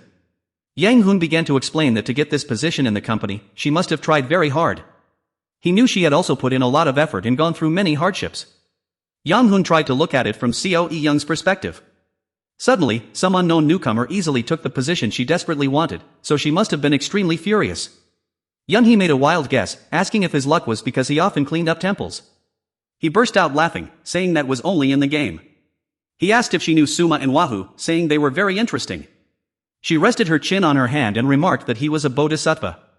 He seriously pointed out that she shouldn't misunderstand, as that was only for low-class people like him. Yang Hoon frankly shared that for wealthy people like her, it might feel a bit harsh. Yunhee sighed, saying she understood, which was why she was being very careful. She kept kicking her feet, showing subtle annoyance. He suddenly became unusually sharp, asking if she wasn't worried about rumors spreading about the two of them. Yunhee just raised her eyebrows and smirked. She asked if he was saying all this because he was afraid of people gossiping about their relationship. She didn't seem to care at all, as if it was no big deal. Since I was a child, I'd been surrounded by rumors that had nothing to do with me. Yunhee had long since grown numb to such things. Some people said they were dating me, and others said I spent the night with someone. I've lived like this here for 10 years. Do you really think I'd care about such baseless rumors? She spoke in a sarcastic tone. So, is this our mother's company? Yang Hoon rarely blushed, looking flustered. Well, that. He suddenly brought up. Didn't you tell the director about my mission? Yunhee assured him. Since the higher-ups know, they've already covered for you. Executive Director Cha Ji-yeon and Department Head Yun Song-woo both know. Your temporary superiors won't ask you anything for now. She stood up to leave. That's all you need to know. You understand how sensitive this issue is. Yang Hoon quickly followed her. Don't you find this situation completely absurd? Yunhee said appreciatively. Exactly, it's so absurd that it's unbelievable. That's why I'm going to act like a crazy person. His eyes followed her with worry. But Yun-hee only smiled confidently. You know me, don't you? Sometime later, at the company headquarters, Eun-chai was holding her head in exhaustion. She asked miserably. Is there really no other way? Kang No-sik, the head of the planning and coordination department, didn't dare to look her in the eye and bowed his head. I'm sorry. I know you've been deeply hurt. Eun-chai turned to the other person. What about Executive Director Yang? What is your opinion? Executive Director Yang Chan-ki was also helpless. I'm sorry, ma'am. But regardless, Yun-hee went there personally and settled it very well. She immediately shut them both down. I don't think so. If you had any sense of responsibility from the beginning, would I have had to personally ask you to resolve this matter? Eun-chai asked softly. The current result is the true reflection of your capability, isn't it? Both of them could only bow their heads lower. We are sorry. She continued to question them angrily. Is a simple apology enough? Am I supposed to shoulder all the consequences of the mess you brought upon us? Kang No-sik hastily promised. If you give us a little more time, we will definitely find a way. Eun-chai waved her hand wearily. I got it, now get out. Department head, try to find a new solution as soon as possible. She delegated another task. I'll leave it to Director Yang to control what Junji says. Executive Director Yang Chan-ki accepted the task. Understood, I'm very sorry. The two walked out dejectedly and stood waiting for the elevator together. The department head cried gloomily. Didn't you say you could handle this? The other could only stammer in reply. I'm sorry. Cheon Ji-yang assessed the situation. It seemed that Lee Yang-hoon, the head of the main headquarters, was tougher than expected. He tried to guess. Clearly something had happened between Yun-hee and Lee Yang-hoon. It appeared their relationship was much deeper than he had thought. The elevator doors opened. If Yun-hee did not apologize, Cheon Ji-yang would firmly order. If it is something we must know, we should know immediately. Manager Kang only needs to listen to my words and send the documents to Junji. He glared threateningly, saying that in the end, he had become a fool. For now, you just lead the planning department, coordinate and develop it, understand? Deputy General Manager No lowered his head and expressed, I am sorry, I thought it was a good opportunity for Junji. Cheon Ji-yang pressed the floor button. After all, it was not unreasonable that we suddenly had to hold this ticking bomb. He began to calculate, if Lim Yun-hee does not apologize, what do you think will happen? What if we have to take over that matter? He indifferently presented the numbers, stating that the capital of Haesung Group was less than 400 billion won. Deputy General Manager No immediately pointed out that the net loss alone last year exceeded 20 billion won, and if they took over, it would be no different from harboring a cancer cell inside. Cheon Ji-yang stroked his chin. The answer had already been decided, and they all agreed that handing over the Haesung Group was impossible. He tried to devise a scheme, perhaps drop a bombshell, or break her daughter's pride and make her collapse. Cheon Ji-yang recalled Eun-chai's appearance. If he didn't choose either, he thought of another person. If so, Shinyun Investment and Securities would own shares in Yijin CNT. This was a direct competitor of Director Song Byung-chang. Cheon Ji-yang slumped into his chair and asked, how many shares does Shinyun Investment and Securities own? Assistant Manager No immediately reported, it is 5%, sir. He loosened his tie. If that number increased, it would become a direct blow to the management rights of the company. Director Song Byung-chang's faction was about to become extremely restless. He intertwined his fingers and muttered, I honestly didn't think about selling my shares. The main purpose was just to cause trouble for Lim Yun-hee, but Cheon Ji-yang warned that Junji needed to be more cautious in the future, and not do anything that would get caught by Director Song Byung-chang and their rivals. Assistant Manager No nodded firmly, yes, I understand. He tapped his fingers on the table. Let's do that, let's give it a try. Cheon Ji-yang sat like a king. Let's see how the skills of Director Song Byung-chang, who has dedicated over 20 years to his work, will play out. At the office, Yun-hee wondered, what's going on? Yang-hoon asked curiously, is there something happening? She shared the news, there's a rumor that our company will take over Haesung Investment. Yang-hoon was clueless, I didn't know anything about it. Haesung Investment? Is there really such a company? Suddenly, Yun-hee's phone rang. Seeing Yang-hoon still glued to his computer, she called out, Yang-hoon. What is it? He replied. Yun-hee said with a puzzled look, my mother asked me to have dinner with her tonight. Chapter 20, at the headquarters of Shinyun Investment and Securities. In the private office, Kang Ju-wai, head of business management, reported. This is a case where Hyunjin Manufacturing Company is already dead. Even if we try to revive it, we won't get anything in return, right? Lee Hyungjun asked while spinning his pen, how is the Shinyun Bank side that you are directing? Kang Ju-wai, the executive director of Shinyun Bank, expressed his concern. If the general manager could give me a solution, that would be great. I'm having some doubts. He spoke arrogantly. Was it originally such a weak company? Kang Ju-wai did not object. Yes, besides, Hyunjin Manufacturing also realized that they do not have the ability to solve the problem. Lee Hyungjun stood up straight. That's how the world works. We must do our job well just like everyone else to avoid getting caught. His view was that you must do what others cannot do for your efforts to be recognized. Lee Hyungjun, head of business management at Shinyun Investment and Securities, immediately clapped in agreement. Exactly. Kang Ju-wai leaned forward and added, if the vice chairman finds out about this, he will definitely be very pleased and recognize the general manager's talent. Lee Young-hoon leaned back in his chair. Of course, he knew exactly where his son's capabilities lay. He suddenly asked in bewilderment, but what will the director do if that young girl, Lim Yunhee, comes to apologize? He did not care at all. They will misunderstand it that way, but I never said that if they apologize, I would yield. Lee Young-hoon smiled delightfully, but if she actually comes to apologize, things will surely get very interesting. Meanwhile, on the main street, Yang-hoon and Yunhee entered the grand lobby. He looked around as he walked. This is a luxurious hotel that I've only ever seen on TV. The two were guided deep inside by the staff, with Yang-hoon looking around at everything they passed. He politely greeted, hello, long time no see, ma'am. Eun-chai smiled warmly and replied, it has been a while indeed, please have a seat. Yang-hoon politely asked, have you been waiting long? She replied tactfully, no, I arrived early to order in advance. Since this isn't a restaurant I usually visit, I wanted to come early and place the order. He complimented, you chose a wonderful place, ma'am. Eun-chai said happily, I'm glad to hear that.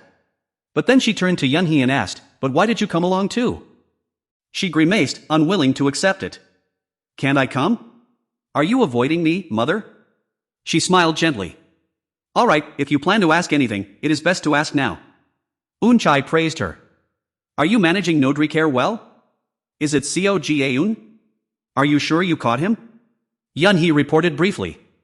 Not bad, I gave him the sample bag and his reaction seemed to be satisfied. She was completely relieved. Good, if you couldn't do it, Director Yoon and I would both have lost face. She grumbled and demanded. I know, I'm hungry. If you're going to nag, let's talk while eating. She sighed. All right. The dishes were quickly served. Eun-chai instructed. Even if it's not to your taste, please eat a lot. Yang-hoon replied. Yes, Director. He enjoyed his meal very much. While everyone was trying to make money, she started speaking, eat slowly and listen, I heard Yunhee say you did a very good job.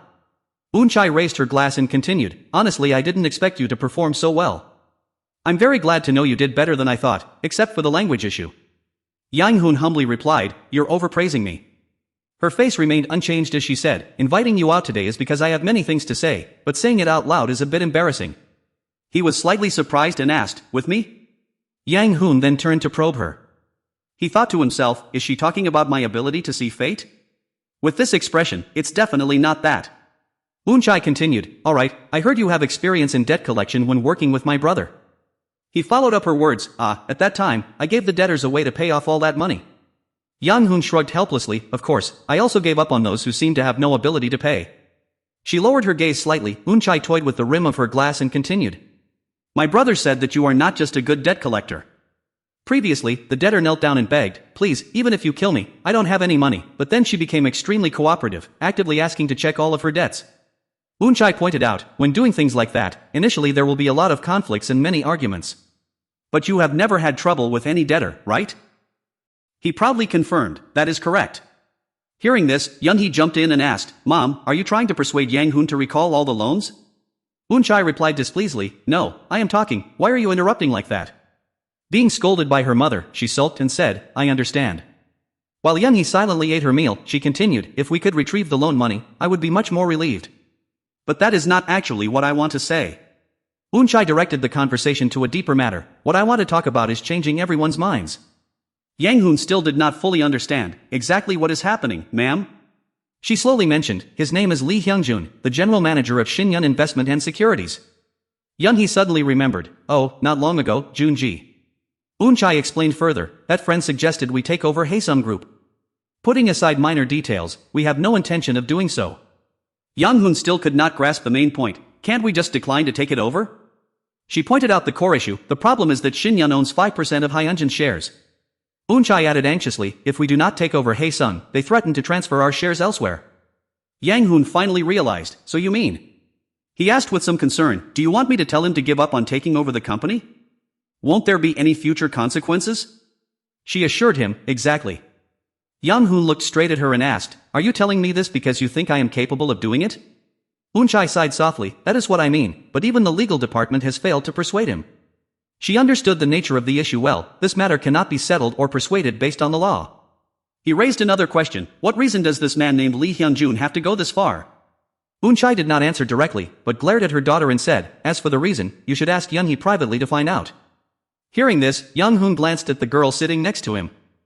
He asked directly about the personal matter, if I refuse, will it affect the evaluation of my capability? She assured him, no, even if you refuse, I have no intention of canceling the contract with you. But Eun-chae won't wait in vain either.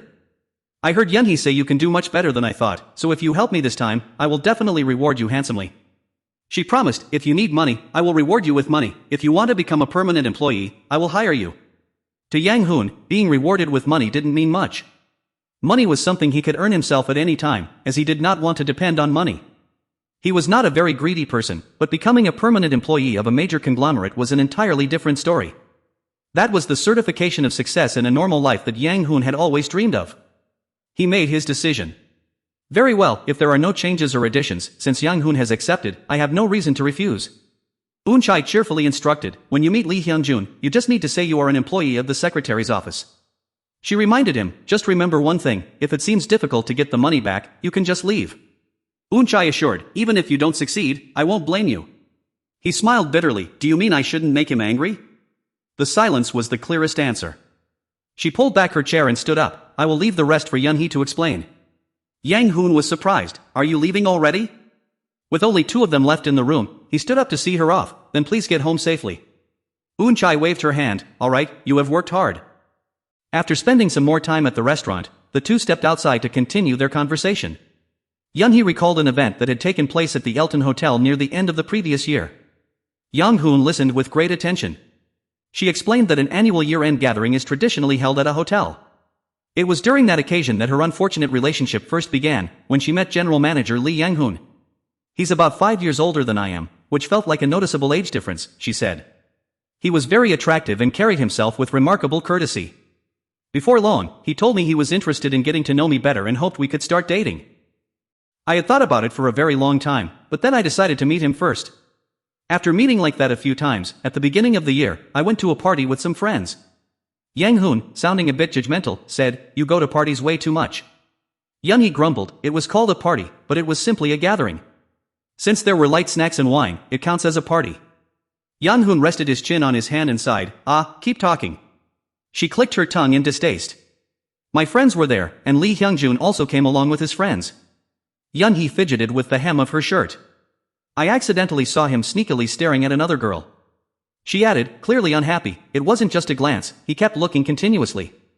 Yun-hee was furious. To be honest, I fell for him at first sight.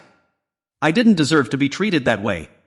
She grumbled in complaint, seeing that and doing nothing would be a bit strange, wouldn't it? Yang Hoon agreed, that is true indeed. Then, Yun-hee said determinedly, that's why I put an end to those feelings. What?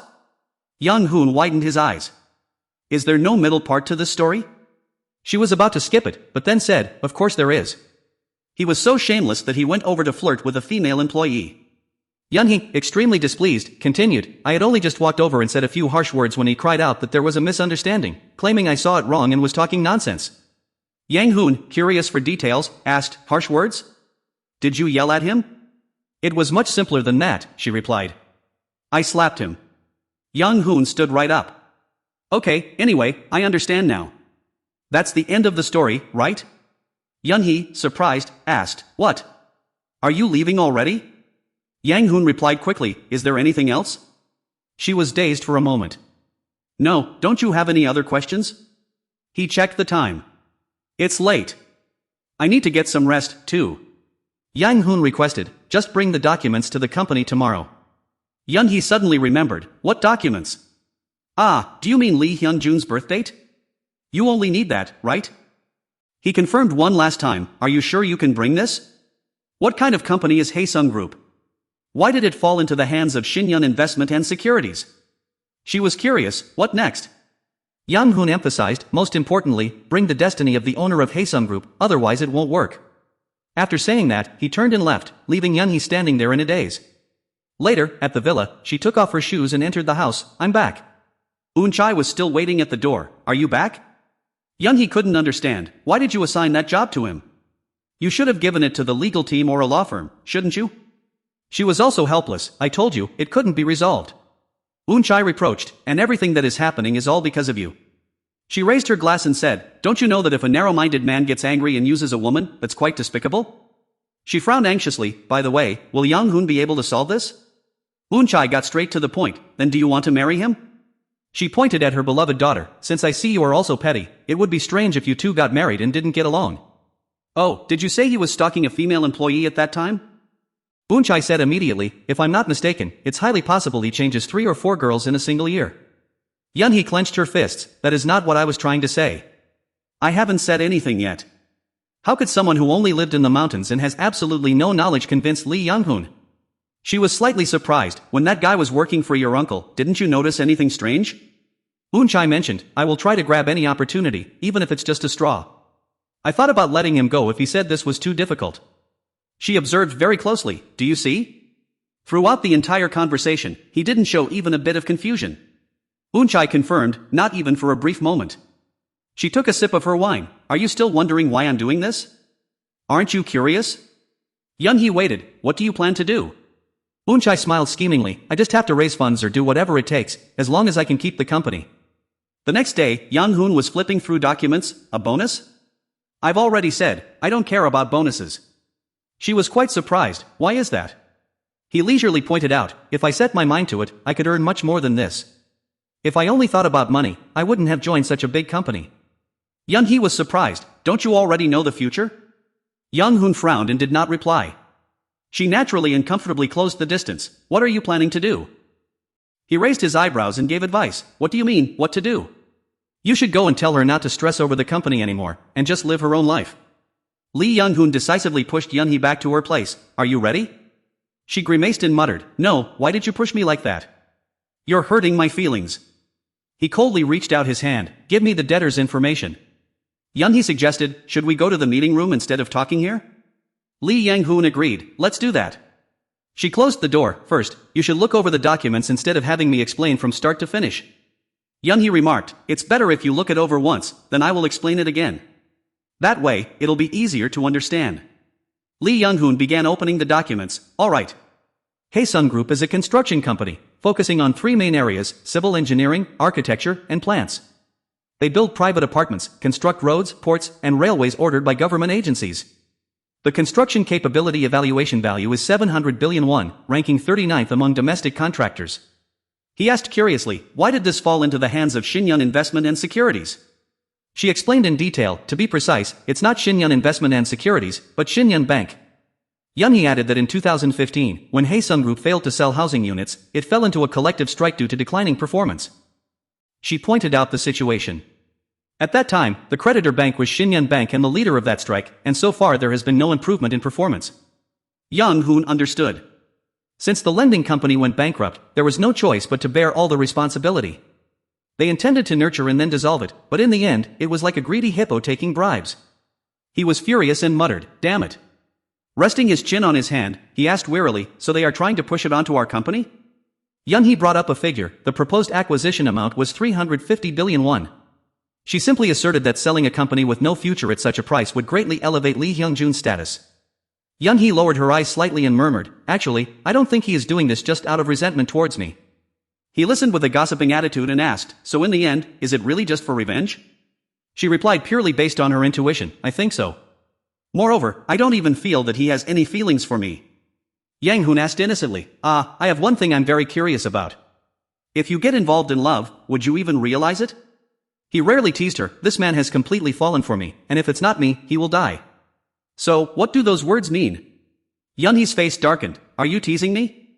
Yang Hoon cleared his throat. I was genuinely curious, but now I understand. He tapped on the document and continued, he is trying to transfer this bad debt company to us, and he threatens to sell the company's shares to others if we refuse. She brushed her hair past her forehead. Of course, it wasn't that scary, I'm just running after my own luck. Young-hee understood her situation all too well. We have 5% of your shares in our hands, so who should we sell them to? Because I am being provoked like this. She leaned over the table. Really, what would be the best thing to do now? Young-hoon reached out his hand, don't ask me. Go prepare the other things and bring them to me. Young-hee was slightly surprised. He seemed to emit an aura, give me the destiny of the person involved. You didn't give me that. Young-hoon unfolded a piece of paper. I didn't find out about this from the secretary's office, but I saw it directly. That's why I came here in person. Young-hee reached out. On the top was Lee Hyung-jun, the head of the main headquarters, and on the bottom was the director of Haesung, Gujoguk. Yang-hoon felt it was insufficient and wondered, without the birth time, why don't you try asking? She shrugged helplessly, I'm out of options. They are currently on a business trip, so I can't travel all the way to Thailand just to ask. Young-hee had already tried every possible way.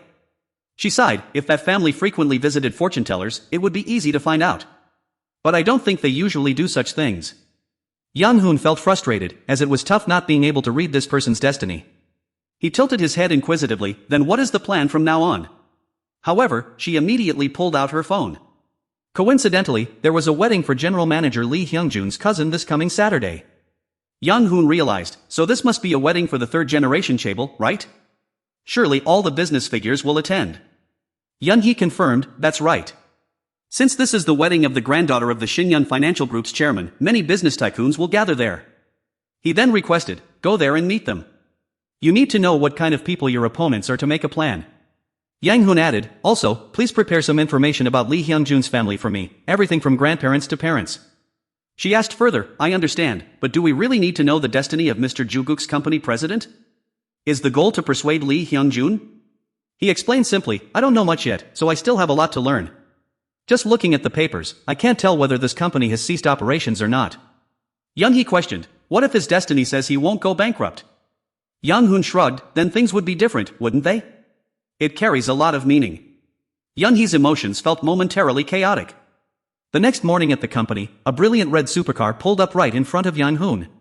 He showed clear envy, nice car, isn't it? She bragged proudly, that's my baby. Without her, there's no way I could drag myself to the office. He looked outside and asked if she had prepared everything. Young-hee took out a small piece of paper, discreetly handed it over, and said she had brought all the information. However, she only managed to find out the birth hour of his grandfather, Chairman Lee Kyung-ho. While driving, Young-hee continued the story. She asked if it was true that in a large enterprise, the director is the one who carries the entire destiny, noting that Chairman Lee Kyung-ho was also present there. Yang-hoon carefully examined the paper. He instructed her that upon arrival, she only needed to greet General Manager Lee Hyung-jun naturally. If she spotted any member of his family, she should proactively approach and strike up a conversation. She was slightly surprised and asked about approaching the family. Yang-hoon explained further that one's destiny cannot be fully understood just by looking at that person alone. If they could observe anyone in his family, the prediction results would be much higher. Young-hee acknowledged this and drove straight to the high-rise building. Inside the crowded hall, Yang-hoon looked around and secretly marveled at how beautiful the place was. She nudged him playfully, what are you looking at? Yang-hoon snapped out of it and kept walking, it's nothing, let's go. The atmosphere of the party was very formal. Young-hee introduced, I don't know about other things, but for now, I find the steak here quite delicious. He enjoyed it heartily, it really is delicious. Meanwhile, she was discreetly scanning the surroundings. Young-hee seriously pointed out, people don't come here because they care about the wedding. Vice Chairman Lee Jae-sung and the others are all here to expand their personal networks with today's attendees.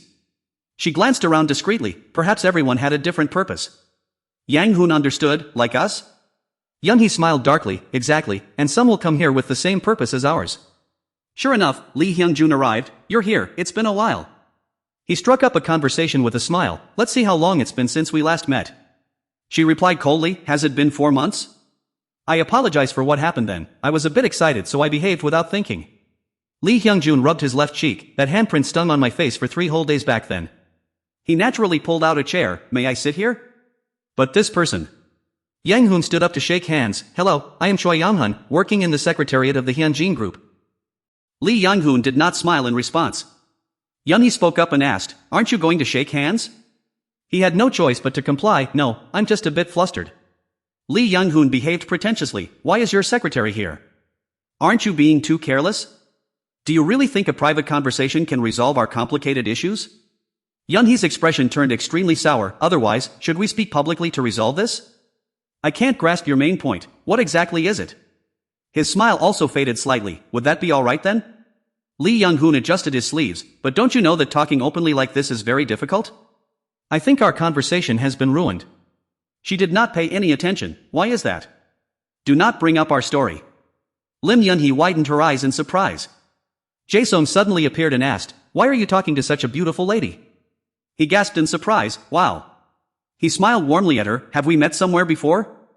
I am Lee Jae-sung, Vice President of Shinyun Investment and Securities. She stood up and bowed politely. "Hello, sir. Executive Director Lim Ji-hoon is my father." Jae-sung welcomed her warmly. So you are Lim Ji-hoon's daughter? How is Director Lim doing? Has he gotten any better? Yunhee replied, "Yes, thank you for your concern, sir. My father is currently recuperating in the hospital." He encouraged her seriously. "He is a very tough man. I am sure he will recover soon." Jae-sung then turned toward Yang-hoon and asked, "But who is this young man here?" He politely introduced himself. "Hello sir, I am Choi Young-hun, working in the secretary office of Hyunjin." The old man's attitude changed immediately. The secretary office? Why is a secretary here?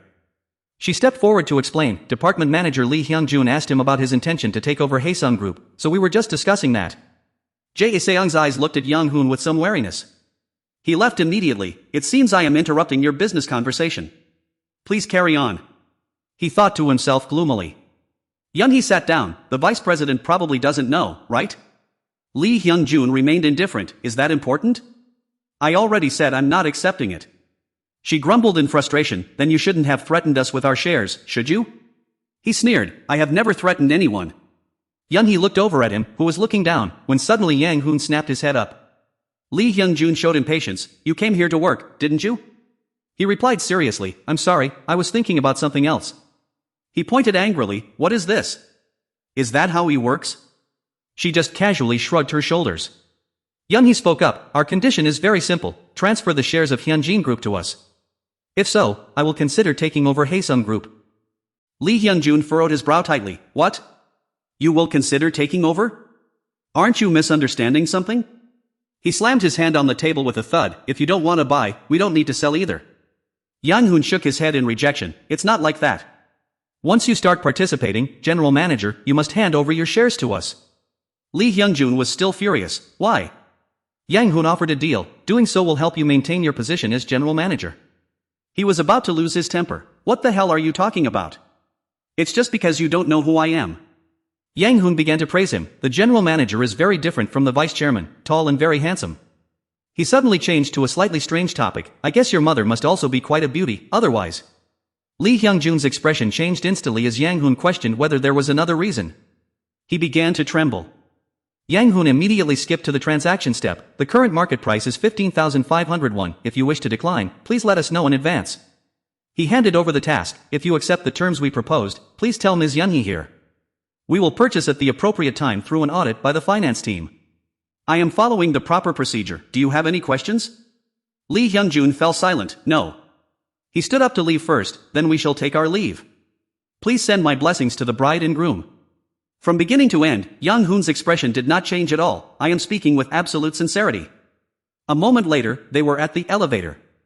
Yunhee said impatiently, talk to me for a moment. They immediately headed to the stairs. She immediately had a flurry of questions. Why did he say he wanted to buy shares? Moreover, wasn't he surprised by why that man did such a thing? Yunhee excitedly asked further, do you really think he will sell them to us at the current market price? If you want to save time, let's walk and talk. She quickly reached out her hand to grab his coat. Yunhee glared threateningly, speak quickly, I'm counting from 1 to 10. Yang-hoon was slightly surprised by her actions. He gently pulled her hand away. The most important thing when reading someone's destiny is their fate, not their personality. Yunhee nodded in agreement. That is true. Yang-hoon pointed out, but Lee Hyung-jun's personality is more important than his destiny. She was very curious. Why? He began to explain. He was born into a third-generation Chaebol family, so there is no need to even debate his wealth. Yang-hoon asserted, unless he gets imprisoned or dies early, there is otherwise nothing particularly special about his destiny. Yunhee questioned, isn't being the head of a third-generation Chaebol group already special enough? He sighed and explained, having no major accidents in the early years and no major financial issues in midlife doesn't mean his destiny has nothing unique. Yang Hoon walked down the steps gloomily. Even if I don't say it out loud, actually I am also very troubled here. She followed right behind and pressed, won't you tell me? He scratched his head in deep thought. If it's something that needs to be said, I will tell you. If it's something that won't help you right now, you don't need to know. She immediately acknowledged, I understand, then please continue. Yang Hoon explained, the reason I suggested Lee Hyung-jun buy shares is because it is his innate ambition. He is extremely greedy. He pointed out a few physiological traits, judging by his facial features, with his nose tip drooping to cover the lower part of his face like that, you can see how obsessed he is with winning and losing.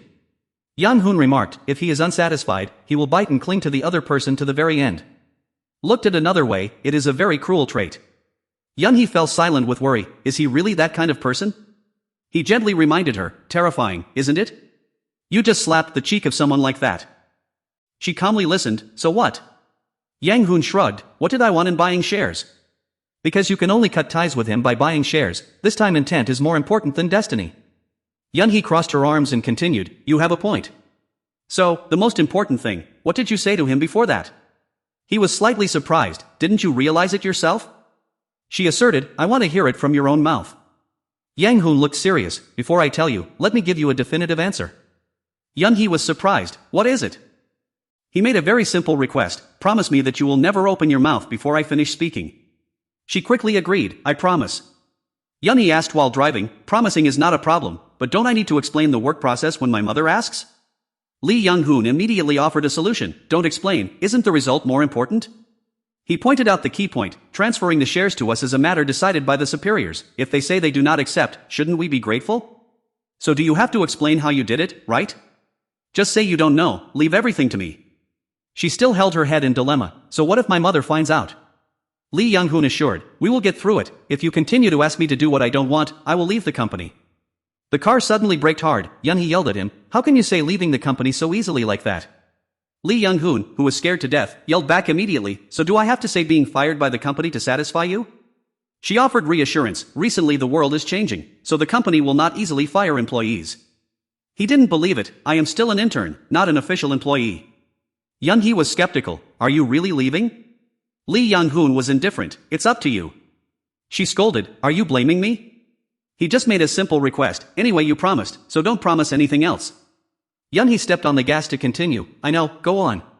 Lee Young-hoon pointed out the obvious, as I said before, people do not live alone, so the people around them are also very important. Especially for those who were born with a golden spoon like him, support from parents is extremely important. There are people who are born with wealth, human blessing, and heavenly blessing, but most people are not like that. The same thing happens to Chaebol. Vice Chairman Lee Jae-sung has no children, to be more precise, his destiny is to have no children. She couldn't understand, wait a minute, Vice Chairman Lee Jae-sung has one son and 2 daughters, so why did you say he has no children? He calmly continued, explaining that there are quite a few people who have no children. Even if a child is unfilial or has a short life, there is no blessing for that child. Yun-hee caught the main point and asked, so do you mean Lee Hyun-jun is not Vice Chairman Lee Jae-sung's son? Young-hoon did not deny it, replying that it was indeed possible. He gently tapped his fingers on the car. The husband's destiny was to have only 1 child, but the wife's destiny was to have 3 children, meaning at that time, he had 3 children. Young-hoon clearly noticed this. However, the appearance of Vice Chairman Lee Jae-sung and General Manager Lee Hyung-jun were vastly different. She nodded in agreement, I understand, you warned me beforehand, and I already knew that when I was in the wedding hall. Therefore, I will look at it based on what I proposed. Yun-hee saw the risk, are you sure, maybe he knows too? Young-hoon recalled the trembling figure of Lee Young-hoon, if you thought what I said was nonsense, would you have ignored this detail? Just listen to me.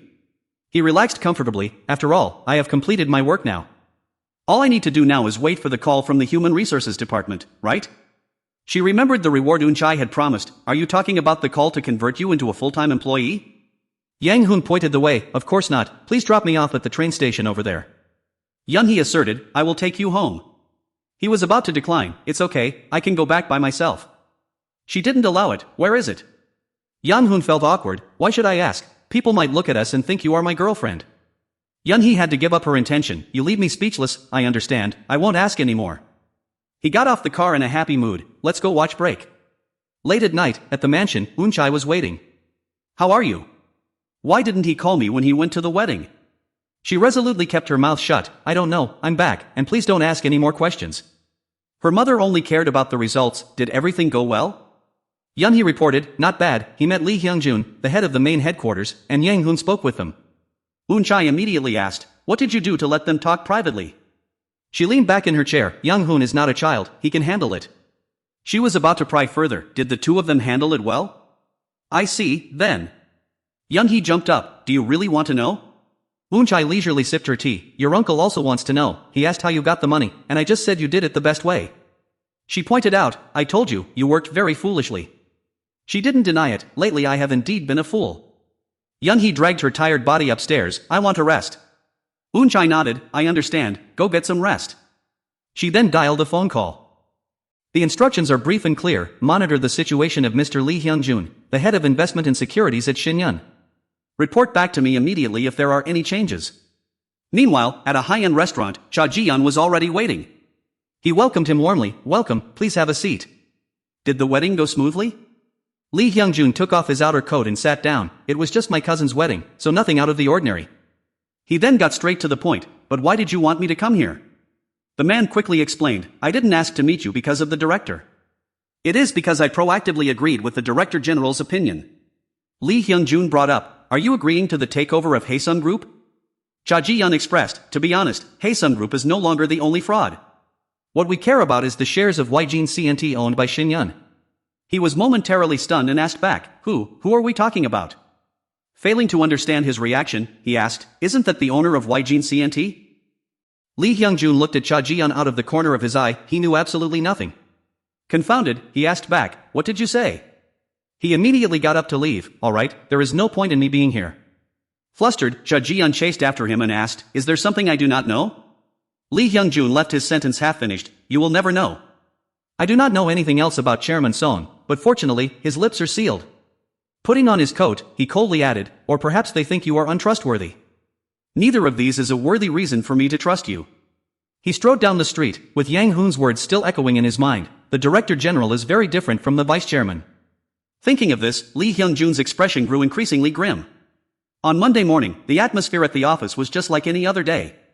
In the director's office, Eun-chae received a new report. He asked if we wanted to take over Hyunjin's stock, at around 15,500 won. She calmly received the news and asked, 15,500 won? What is the current market price right now? Hong Sung-dae, the director's secretary, replied, it is about 16,300 won. He added, since it starts at 9 o'clock, I cannot be certain what the exact price range will be yet. Eun-chae assessed that it was almost close to the market price. What are the conditions? He immediately asserted, there are no conditions at all. They just gently asked if we are willing to buy. Hearing this, Sung-dae Ae was extremely bewildered. Anyway, I find this a bit strange. He couldn't understand. Just a few days ago, they threatened to give our shares to Chairman Lim Ji-eun of Hyunjin Group if we didn't take over Haesung Group immediately. There seems to be some secret that we don't know yet. Sung-dae Ae proposed. Do we need to hold a meeting? She immediately dismissed it. No, there's no need. Just call Young Oh-sik, the executive director of the finance group, here. He hesitantly asked, then what about taking over Haesung Group? Eun-chae thought to herself, he should have said no from the very beginning. Why pass this decision back to me? She assigned the task, for now, let's leave it at that. Just focus on reclaiming the shares. Sung-dae Ae accepted the order, I understand. Eun-chae couldn't help but wonder, what on earth did he use to change everyone's minds? She looked at the intercom, wondering if she should hire him as a full-time employee.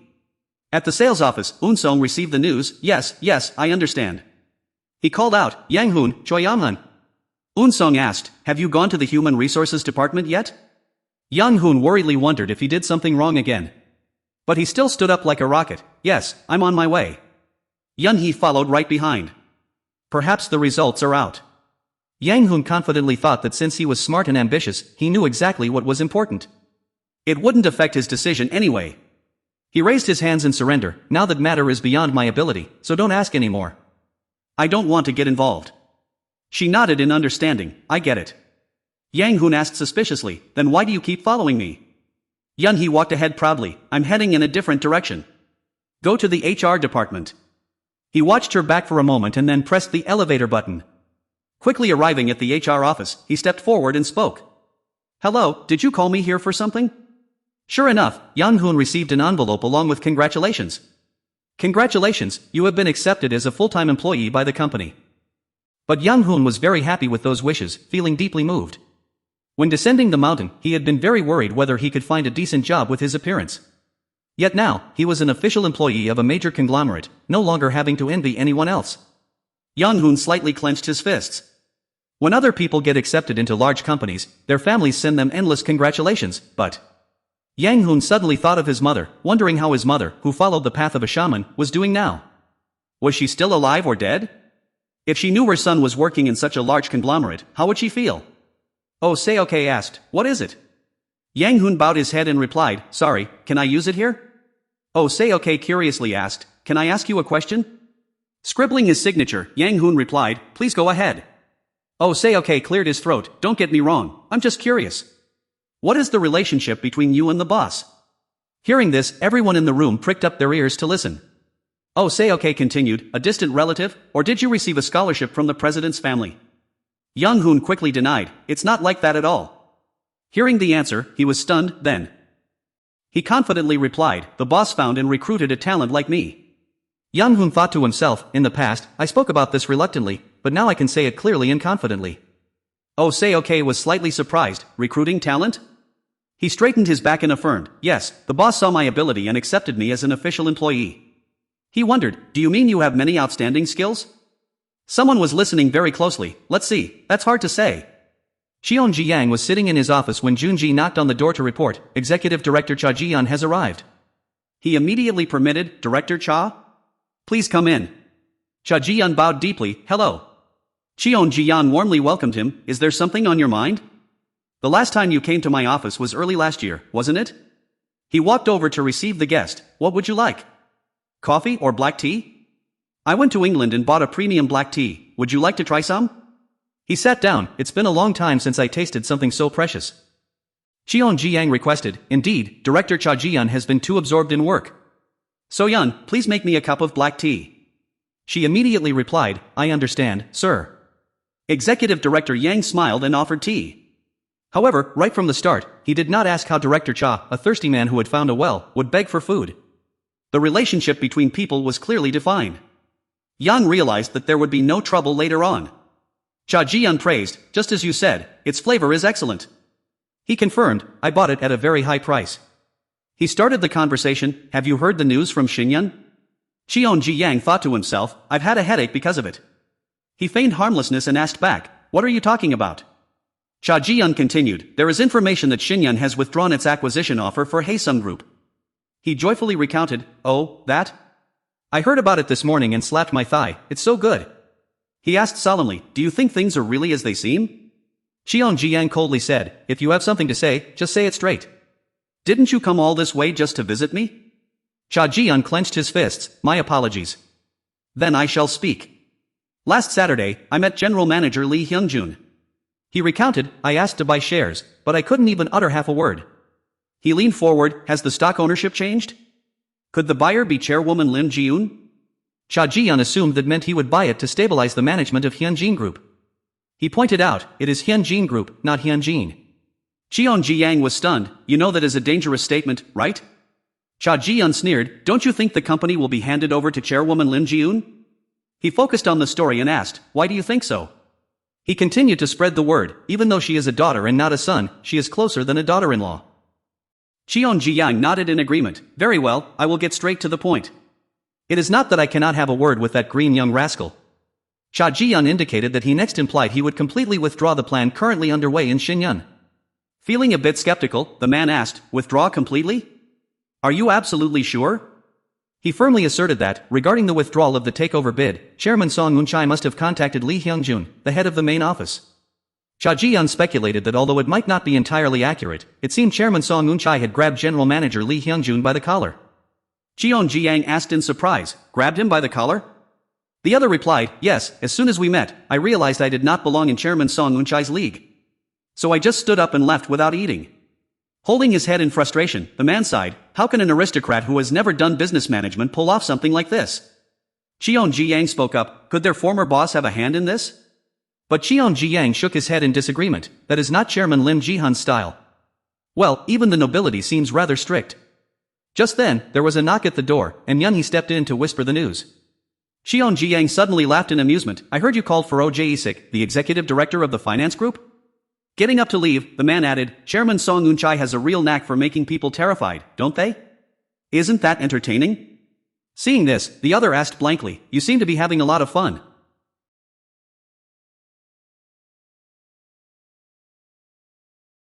Xion Jiang smiled calculatingly. The opponent was very strong, so the feeling of victory would multiply when they achieved it. 3 days later, to ensure the successful launch of the Nodricare product, Business Team 2 was putting all their effort into preparing for the business contract with New World Department Store. Particularly, the bag that Seo Jae-eun wore while attending yesterday's movie wrap party had been posted on social media, creating a massive sensation.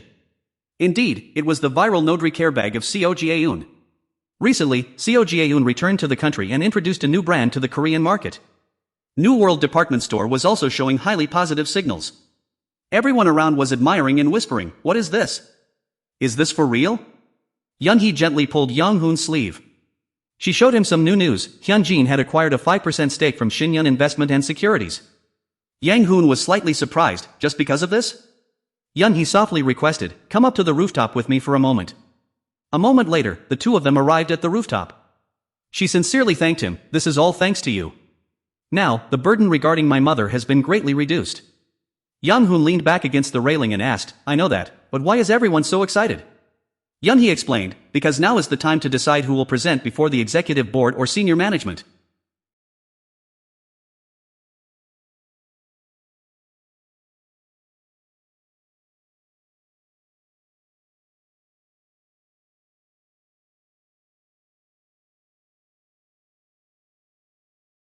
She felt much more at ease, as her mother's business rights were stabilized thanks to this incident. Yunhee pointed out the current state of the board, causing the executive directors surnamed Yang and those holding neutral stances to become agitated. Seeing Yang Hoon in deep thought, she immediately became alert and asked if he was hesitating about which side to join. He naturally did not think so and replied that since he was now a regular employee, he also had the right to get involved in the company's internal politics. Yunhee could not help but express her admiration. Suddenly, Yang Hoon mentioned that he was curious about what Director Cha would do next. She tried to speculate whether he would yield, since this incident had narrowed down their transport range. Yunhee decided to take the initiative, so she would try to take more action. She understood the situation clearly, because if things went on like this, she wouldn't be able to escape the director's clutches in the future. He kindly warned her that she wouldn't be able to bear it. Yunhee smiled faintly, asking herself why on earth she wouldn't be able to bear it. She shared another story, saying that her mother had asked if she wanted any gifts, since she would likely never be promoted to a permanent employee. Yunhee puffed her cheeks, thinking she didn't care anyway, since she didn't need money. Suddenly she spoke up, offering a suggestion to see what he thought. Yunhee proposed that she had a few offices under her name, but since only one was currently vacant, they could use it. Lee Young-hoon grew wary, wondering if it was just him or if something felt a bit strange. She seriously warned him not to let his mind wander. Yunhee casually explained that because she disliked money and was currently renting, she suggested this, adding that they could always move out once they got a bank loan for a house. After careful consideration, realizing it wasn't a free handout but just a loan, Lee Young-hoon agreed and finalized the deal. As soon as she returned to the office, someone came looking for her, calling out to Yunhee. Hyung-suk requested her help, mentioning that Seo Jae-eun was doing a pictorial shoot in Incheon Songdo, and asked her to go there to deliver the samples and secure an exclusive contract. Flipping through a few pages of documents, he added that he had spoken with the headquarters and received approval, estimating that a one-year contract could reach 1 billion won. Hyung-suk instructed very carefully that there are many samples, so Yang-hoon should go and help Yunhee. Yang-hoon, shouldn't you be preparing for your driver's license now? Yang-hoon confirmed, I got it. He then began to fantasize, thinking that a driver's license is also necessary for social life, so he should prepare for it slowly.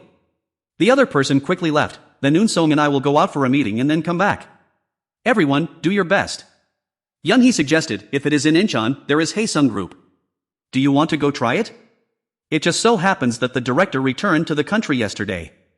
Yang-hoon agreed immediately, that works too, it's not a difficult task anyway. At the same time, at the head office department manager's office, Yang Chan-ki from business support had just received the news inside. What? Acquired everything for 30 billion won? Cheon Ji-yang said excitedly, can you believe that the shares were transferred just like that in the market?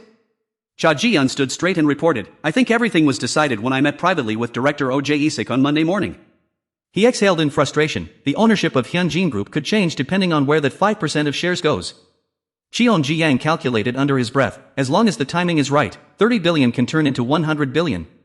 He was severely lacking information. General Manager Song Byong-chang said he grasped the weakness of Department Manager Lee Hyung-jun, right?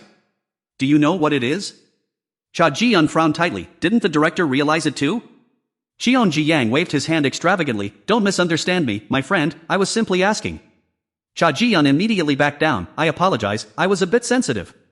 He sat down in his chair. I checked and found that Director Oh Jae-sik also doesn't know how this contract succeeded.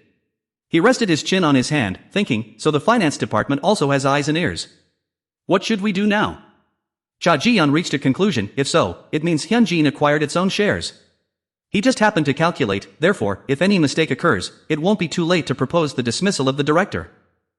Cheon Ji-yang stood up abruptly. But won't this action increase the number of executive directors for General Manager Song?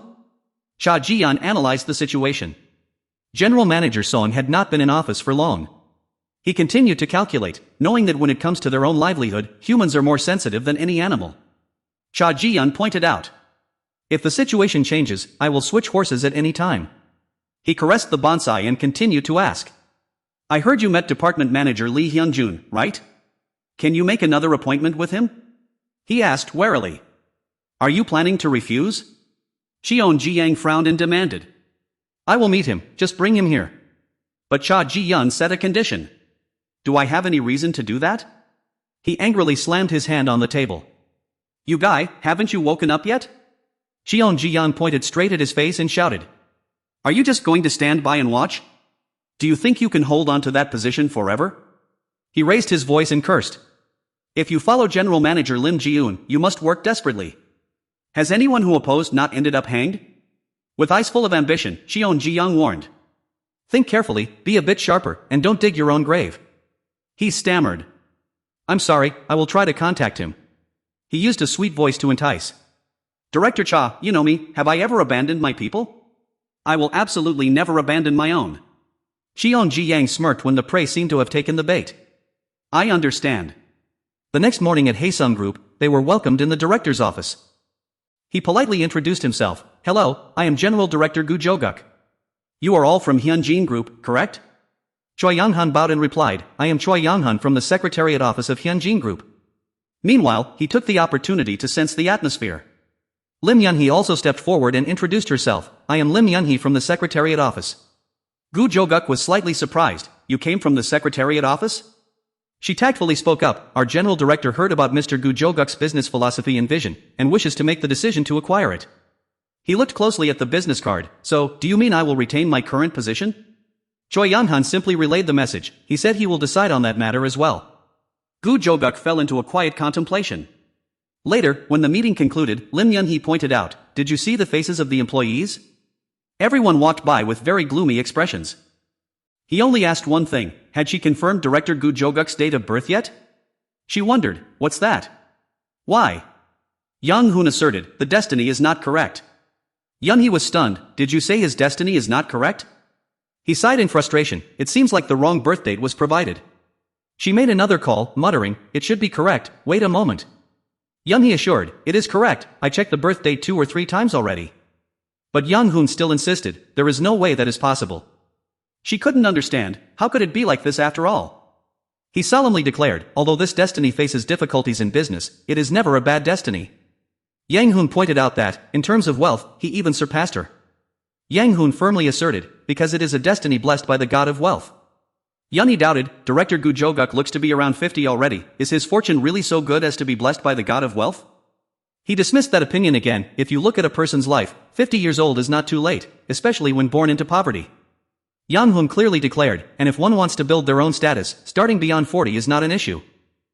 As he paced forward, he recounted, if I hadn't heard about the director of Haesung Group, I wouldn't have thought he was facing difficulties at a time like this. She was truly surprised, asking, is it really that serious? Yang Hoon clearly saw it, because after the age of 40, all difficulties would be resolved, and luck from all directions would pour in. He was still doubtful, are you sure the birth date isn't wrong? But Yun-hee assured him, there's no mistake. Yang Hoon stroked his chin and thought, that's very strange then. First, let's go meet Seo Ji-eun. Let's do that, even if destiny is correct, there is nothing we can do. She sighed while fastening her seatbelt. That's right, since it can't be explained with data, the acquisition is almost impossible. He couldn't help but feel regretful. Then wasn't our trip here in vain? Yun He was very optimistic. Just think of it as visiting Incheon instead of coming here for nothing. Yang Hoon worried about everything. How should we report this to the director? She casually started the engine, by pretending not to know, of course. Yun He asserted firmly, even if you, Yang Hoon, say Haesung Group is the goose that lays golden eggs, my mother won't acquire the company. She began to paint a beautiful scenario. Instead, the board of directors will probably submit a proposal to dismiss the executive director, right? That's why I will phrase it as vaguely as possible. He tried to comfort her, you don't have to do that. Well, even if it's for Hyunjin, we can't just give up like this. Yun He saw his good intentions, and if we try to investigate, something is bound to turn up, right? Yang Hoon did not deny it. Then let's do that. But where is that office? She joyfully introduced, you're very curious, aren't you? It's located in Uedo, with a private area of 45 payon and an amazing view. His face turned pale with fear. 45 payon? Why is it so huge? That's so pressuring. Yun He laughed heartily, don't feel pressured. She recounted, my mother was very grateful after buying the shares this time. When will you create another opportunity like this? Yang Hoon took it calmly, why do you say that? But the office is really too spacious. Yun He pointed out immediately, your tone doesn't sound like that at all. She drove off. To be honest, you want to stop by there right now, don't you? He acted indifferent, not at all. Not long after, at the residential area, Seo Jae-eun was doing a photo shoot for the collection. While Yang Hoon stood waiting on the side, someone approached, you're here. Hyun-sung initiated the conversation, this is the second time we've met, isn't it? That was Park Hyun-sung, Seo Jae-eun's manager. At first glance, he was handsome, but the scattered lines around his eyes suggested a highly dissolute nature. There was also a small scar between his eyebrows, a facial feature of someone who failed in their studies in youth. He warmly shook Yun He's hand, Miss Yun He, you should have arrived earlier. Do you know how long I've been waiting? Startled, she stepped back and softly replied, yes. Yun He did not hesitate to pull her hand back, thinking to herself, what I? She quickly pulled out the product and introduced, this is the men's wallet that Nodri Care has just launched. She continued the introduction, explaining that it was a very luxurious design. With its timeless all-black color, it did not chase fleeting trends and could be used for a long time. Hyun-sung acted embarrassed. Oh, I don't know if I should really accept this. Please accept it, she tactfully chose her words, I brought this specifically to gift to you, manager. He spoke while glancing at the bag Yang Hoon was carrying, then added, in that case, I will gladly accept it. Hyun-sung led them into the reception room and said, you will find out once everyone starts talking in a moment. He added, our Jae-eun is actually very satisfied with Nodri Care. Yun He smiled and expressed, that is such a relief. Hyun-suk mentioned that this time it is our company director's birthday, so there will be a small party. He asked her about attending. What do you think about attending? She was quite surprised and asked back, us? His intention was all too clear, having too many people participate would be a bit inconvenient. Hyun-suk aimed directly at her, it would be best if only one representative attends. He rubbed his palms together and continued, after all, you are a lady, so if Miss Yun He represents Hyunjin to attend, it would be wonderful. Yun He was all too familiar with this kind of social situation. She tactfully replied, it is currently difficult to give a clear answer, so I will consult the company and get back to you later. She grasped the matter very quickly. She then asked to confirm, but inviting me means there are no issues with signing the exclusive contract with Kahun, right? Hyun-suk confirmed, of course, that it was an exclusive contract, and the same went for other brands. While he was still lost in thought, someone approached. If it's Miss Seo Jae-eun, we would certainly welcome her. Seo Jae-eun walked in with a bright smile, I'm here. She exuded a very pleasant and friendly atmosphere. Hello, you've all been waiting for a long time, right? Seo Jae-eun quickly grasped the situation. Are you talking about an exclusive contract? She sat down next to Hyun-suk. I told him that I found this brand to be quite good. Yun He was overjoyed. Oh, thank you so much. Seo Jae-eun gently poked his shoulder. I mean, since I like it, I will accept the sponsorship. Now, please step outside. Hyun-suk stood up to leave. All right. After he had gone out of sight, she spoke frankly and comfortably, don't get too close to manager Park Jun-ki. You know what I mean, right? Yun He felt relieved and softly replied, yes, I understand. She quickly followed up, would you like to take a look at the items we brought today? Despite the lengthy explanation, Seo Jae-eun listened quietly. On the other hand, Yang Hoon, who knew nothing about luxury goods, just focused on presenting the samples. Time flew by quickly. Suddenly, she asked him, in your opinion. Seo Jae-eun unexpectedly pulled Yang Hoon into the conversation, which of these suits me the best? He asked frankly, is it for your personal use, or do you want to show it off to the public? She thought for a moment and replied, for personal use. Yang Hoon looked through the pile of luxury goods and chose a wallet. Then I think this one suits you well. Seo Jae-eun looked at it for a long time, then smiled with interest. You have quite an eye, or is your observation ability just outstanding? He remained calm as usual. No, it's just that I thought Miss Seo Jae-eun would like it. Yun-hee pouted slightly as if she were jealous. Seo Jae-eun thought more about the product and said happily, that's magical. Thank you, I will make good use of it. As soon as they got out of the elevator, Yun-hee scolded him, what was with that greasy line earlier? Yang Hoon asked blankly, what are you talking about? Yun-hee reenacted the scene, because I thought you would like it. I felt like I was watching a 90s TV drama. He pointed out the reason, I don't know that feeling. Previously, Deputy Manager No was very surprised that she didn't wear any special accessories that differed from her established image. Yang Hoon is rarely that sharp, so that was just my thought. It seems like you are jealous, trying to act like you are fine. Oh my, what on earth are you saying? Yun-hee shrugged, it is just that I found it funny, so I reacted that way. It is just strange to see someone with absolutely no ambition. She was just teasing and prying, such words are not easy to say. Aren't you an expert at this? He cleared his throat and assured her, not at all. Besides, it is not that I have no greed, it is just that I try not to have any ambition when it comes to money. Yun-hee probed deeper, so other than money, you still have ambitions, right? For example, women. Yang Hoon calmly replied, it is not about greed, but can I really live alone for the rest of my life? You just casually say such misleading things, but I have no intention of going to the mountains to become a monk. I am still a man full of vigor. She turned her face away so Lee Young-hoon wouldn't see. Yun-hee quickened her pace, I get it, let's go quickly, we have to go home now. Her mood had clearly improved. That day, it was late in the evening when Lee Young-hoon returned home. He happened to run into Lee Joo-hee. She asked, back from work? Lee Young-hoon replied, yes, hello auntie. She sneered mockingly, it's a good company, right? Even though you're just an intern, you should work hard. If you do, you might even get promoted to a full-time position. He thought to himself that instead of encouraging him, she was just being sarcastic. As Lee Young-hoon walked toward his room, he spoke frankly, because I worked hard, fortunately, I've already been promoted to a full-time employee. Lee Joo-hee was stunned, what? You've already become a full-time employee? He tried to leave quietly, I'm sorry auntie, I cannot reveal that. She clung to him relentlessly, don't be like that, just tell me. Is it 30 million? Or more than 30 million? But Lee Young-hoon firmly brushed her off, we're not supposed to discuss our salary anyway, auntie. Lee Joo-hee pointed at her face, when you moved to another region, who was the one worried and prepared side dishes for you? How is that any different from a mother? She tried to emotionally manipulate him, that's why you should just think of me as your mother and tell me. How much is it? Fortunately, he was not easily fooled. He said, auntie, it's not polite to question me so relentlessly like that. Besides, I will be leaving the boarding house today. Lee Joo-hee was shocked, you are leaving this place? She stammered, as for the refund. Young-hoon walked straight upstairs, I have received my refund already. Goodbye, auntie. He sighed in frustration, there was really nothing he could do with them. Seo Young, who was in the kitchen, saw Yang-hoon returning. He politely nodded to greet her, hello, today is my last day here. She tilted her head in curiosity, your last day? Have you decided to leave? Seo Young kindly advised him, rent in Seoul is very expensive, so you will face many difficulties. Yang-hoon walked straight inside, I have found an officetel. It is a suitable place to live alone. She did not bother to believe him, thinking to herself how expensive the rent for an officetel would be. He had truly run out of patience, so he shut his room door with a slam. Yang-hoon quickly called a taxi and sat inside as it headed toward his new residence. Yang-hoon double-checked the address, officetel 30J Uido, room 2301. He packed his luggage and headed straight to the address that Yun-hee had sent. But even after arriving at the dreamlike officetel, Yang-hoon did not feel any excitement.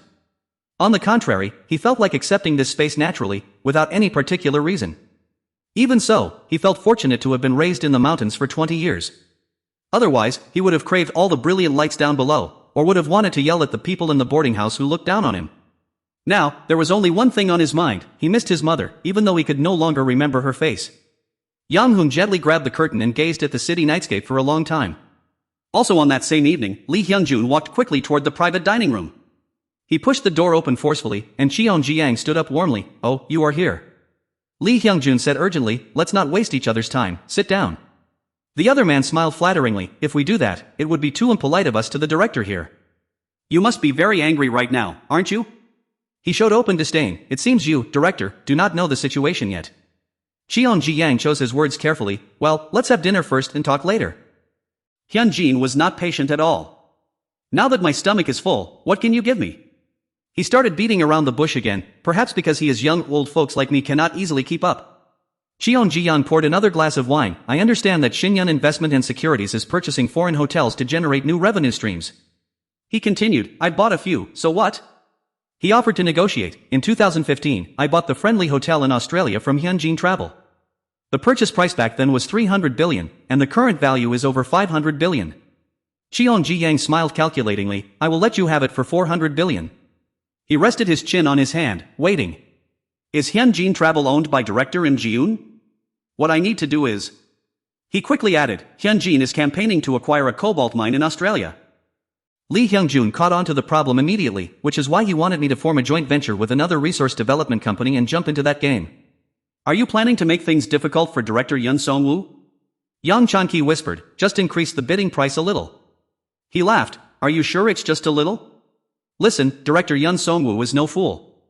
Imagine if Shinyun Bank demands it, you would have to pay 500 billion won right now. If you pay that, Hyunjin will immediately fall into a difficult position. Lee Hyung-joon pointed out, the 500 billion won in bonds purchased from Shinyun Bank will expire in the middle of next year. Didn't you think about that? But he did not back down. Turning the impossible into possible is what they call ability. He narrowed his eyes. You are too greedy. Yang Chan-ki raised his eyebrows. Is taking back what belongs to me called greed? Lee Hyung-joon shook his head in rejection. No, this is exactly greed. If you want something more that is beyond your ability, that is greed. He looked displeased. You're going a bit too far, director. He picked up another piece of meat. If you want to make a deal, at least you should know what I want.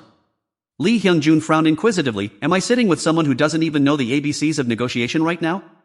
Yang Chan-ki was truly provoked. The secretary's office and the planning revision room are both within my sight. If the director says so, I will. He pointed straight at his face. You think it's within your sight, but it actually isn't. You are really confident, aren't you? Lee Hyung-joon said. The secretary's office has approached me, the very secretary's office that you said was within your sight. He stood up, about to leave. He hadn't expected that you were completely just putting on a show.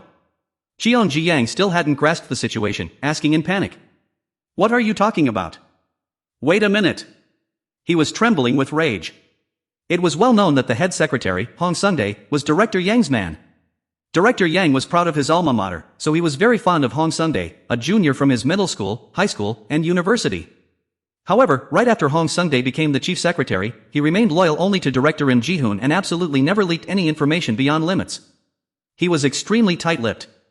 No matter how much Cheon Ji-yang begged, Sundae, is it really not possible? Cheon Ji-yang was extremely disappointed. After Director Song Byung-chang took office, he thought things had completely changed. His face darkened with rage as he cursed, Hong Sundae, you bastard.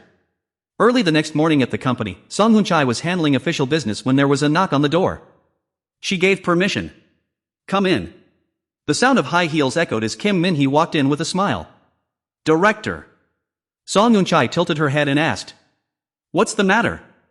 Kim Min-hee swallowed hard as if making up her mind, then spoke seriously. I have something to say. Kim Min-hee was a member of the secretary's office, an important department in the company. Although she worked diligently in the secretary's office every day, Kim Min-hee felt that her life had been quite dull lately. Living expenses, rent, and credit card debts were piling up. Moreover, she was exhausted from constantly arguing with her boyfriend. Sometimes, she even thought her office life was completely meaningless. Ryu Ho-young, the deputy head of the secretary's office, had once told her. Miss Min-hee, the chief said our department will gather before lunchtime. Kim Min-hee was quite surprised and replied. Yes, ma'am. She asked worriedly. Did we do something wrong recently, sister? Ryu Ho-young immediately denied. Of course not. Ryu Ho-young grimaced and continued. Didn't you see the smile on the director's face after acquiring the shares? Min-hee replied. I did, sister. Ryu Ho-young scratched her head in frustration. That's why it's so annoying. Why on earth did they call us over? Min-hee could only smile bitterly. A moment later, in the meeting room, Song-dae stood grandly in the middle of the room and asked loudly, None of you know why we are gathered here, right? He held his head in agony, lamenting, It is because my mood today is extremely bad. It turned out to be Hong Song-dae, the chief secretary. Songdae continued to ramble. I have always said our secretary department must strive to be a place just like a family. Hearing this, she secretly sneered in contempt. Are you sure it is like a family? He carelessly pointed around at everyone. And what is a family? It means there are no secrets. He solemnly continued, at the very least, I cannot be kept in the dark about what has been happening in this secretary department. Suddenly, Songdae turned serious, but this time, such a thing has happened. Minhee immediately focused her attention upon hearing this. An incident? He lowered his voice and questioned everyone. Last Saturday, who was the person that went to the wedding with the young lady? The four of them looked at each other in confusion upon hearing this. A wedding? If it was the young lady, meaning the director's daughter, who on earth did she go with? Ho-sung hesitantly spoke up. Why would we go to the wedding with the young lady? We have not even spoken once. Sungmin cut her off. Too noisy, let me ask. He put his hands on his hips and asked directly, have you been there or not? Ho-sung lowered his head. Not yet, sir. Sungmin let out a sigh. Good, then who can prove where they were last Saturday? He frowned deeply. No one? Sungmin almost shouted. All right, submit all documents that can prove your schedule for last Saturday, is that clear? Having said that, he stormed out in frustration. She grimaced in annoyance. Why is that? This is clearly personal information. Minhee acted quickly. She stood before Eunchai. That is what happened. Eunchai frowned slightly. So? Minhee mentioned, I remember not long ago, the director asked me to make a business card. Eunchai hastily interrupted. Did you tell them? Minhee shook her head. No, it is because I did not know what to do, so I asked. Eunchai smiled. Well done, just pretend you do not know anything. Eunchai requested that in the future, whatever manager Hong says or does, it must be reported to her secretly without missing a single detail. Afterwards, she quietly slipped back to her workspace. Minhee pushed open the door and saw Songdae sitting at the desk. He was racking his brain for a solution. Minhee smiled faintly and comfortably went on with her duties. At the sales department office, Yeonhee tapped lightly on the desk and then lowered her voice to whisper, My mother said we should go see her tonight. Yeonhee inquired a bit, but didn't you sleep last night? Why do you look so tired? Hoon massaged his shoulder slightly. I couldn't sleep last night. She looked a bit worried. Don't you like that office? He immediately refuted. It's not that I don't like it. This is the first time I've ever seen such a beautiful house. Curiously, she asked further, then why couldn't you sleep? Hoon mumbled to brush it off. I was just thinking about this and that. Yeonhee took the hint and stopped asking. She said very generously, honestly, if you, Hoon, were a bit more greedy, I would give it to you if you asked. Take this one too, and that one as well. But he declined. That is not necessary. Let's leave it at that. It's not good to receive more than what is needed. Yeonhee asked again, by the way, you don't have any appointments tonight, right? Hoon confirmed, yes, fortunately. She tilted her head and replied, saying it's fortunate isn't quite right. Canceling an appointment because the company director invites you to dinner is a completely normal thing. But he shrugged casually, well, I've always been a bit unusual anyway. Yeonhee was curious, so what kind of appointments do you usually have on weekdays? Hoon shared, not long ago, I joined a club. She was quite surprised. What kind of club? He talked about a new experience, the Gourmet Club. Before that, we went to a raw beef restaurant, and I found its taste very unique. It seems Hoon is active. We plan to eat steamed crab the day after tomorrow, luckily not today. Yeonhee felt like her position was lower than a crab, could it be? She probed, lucky indeed, you can't miss the steamed crab, right? He nodded firmly, that's right. That evening, at a luxury hotel, the table was already reserved. Hoon followed the waiter inside. Yeonhee and Eunchai had been waiting for a while. She warmly welcomed him, come here quickly. He politely bowed, hello, director. She rested her chin on her hand, teasing, did you forget something? Hoon directly ignored her, we were just together 30 minutes ago. Yeonhee fell silent immediately, realizing he was right. Eunchai cleared her throat, preparing to start. She introduced, hearing from Yeonhee that you like fine dining, I decided to choose this place. The waiter served the food, since this is a course meal, let's enjoy our food while chatting. He promised, I will eat heartily. Eunchai said, thanks to you, Hoon, everything went smoothly. With an interested gaze, she expressed, special thanks to you for helping me buy the shares. He truly enjoyed the meal, thank you for speaking highly of me, but it was just luck. Eunchai quietly fidgeted with her hands. She carefully inquired, I am a bit curious, I wonder if... Hoon immediately guessed her thought, you are curious about how I convinced director Lee Hyungjun, right? Eunchai confirmed, that's correct. He firmly kept the secret, I am sorry, but I cannot speak about that. I know you are very curious, but from my perspective, this is a bit... Lee Young-hoon suggested, if that day off is treated as a business secret, I would feel much more at ease. Surprisingly, she agreed immediately. Alright, I will do that. Woon-chae was actually quite pleased. I think I must respect someone who is both capable and knows how to keep their mouth shut. He sincerely replied, thank you, ma'am. She continued, according to Yunhee, you said that the director of Haesung Group is not someone who would easily go bankrupt, right? Lee Young-hoon did not deny it. That is true, but I am not entirely sure either, as I might have misjudged. Woon-chae understood immediately. Not sure, I see. Alright then. She suddenly waved her hand. This time, I hope you will seriously consider transferring to the secretary's office.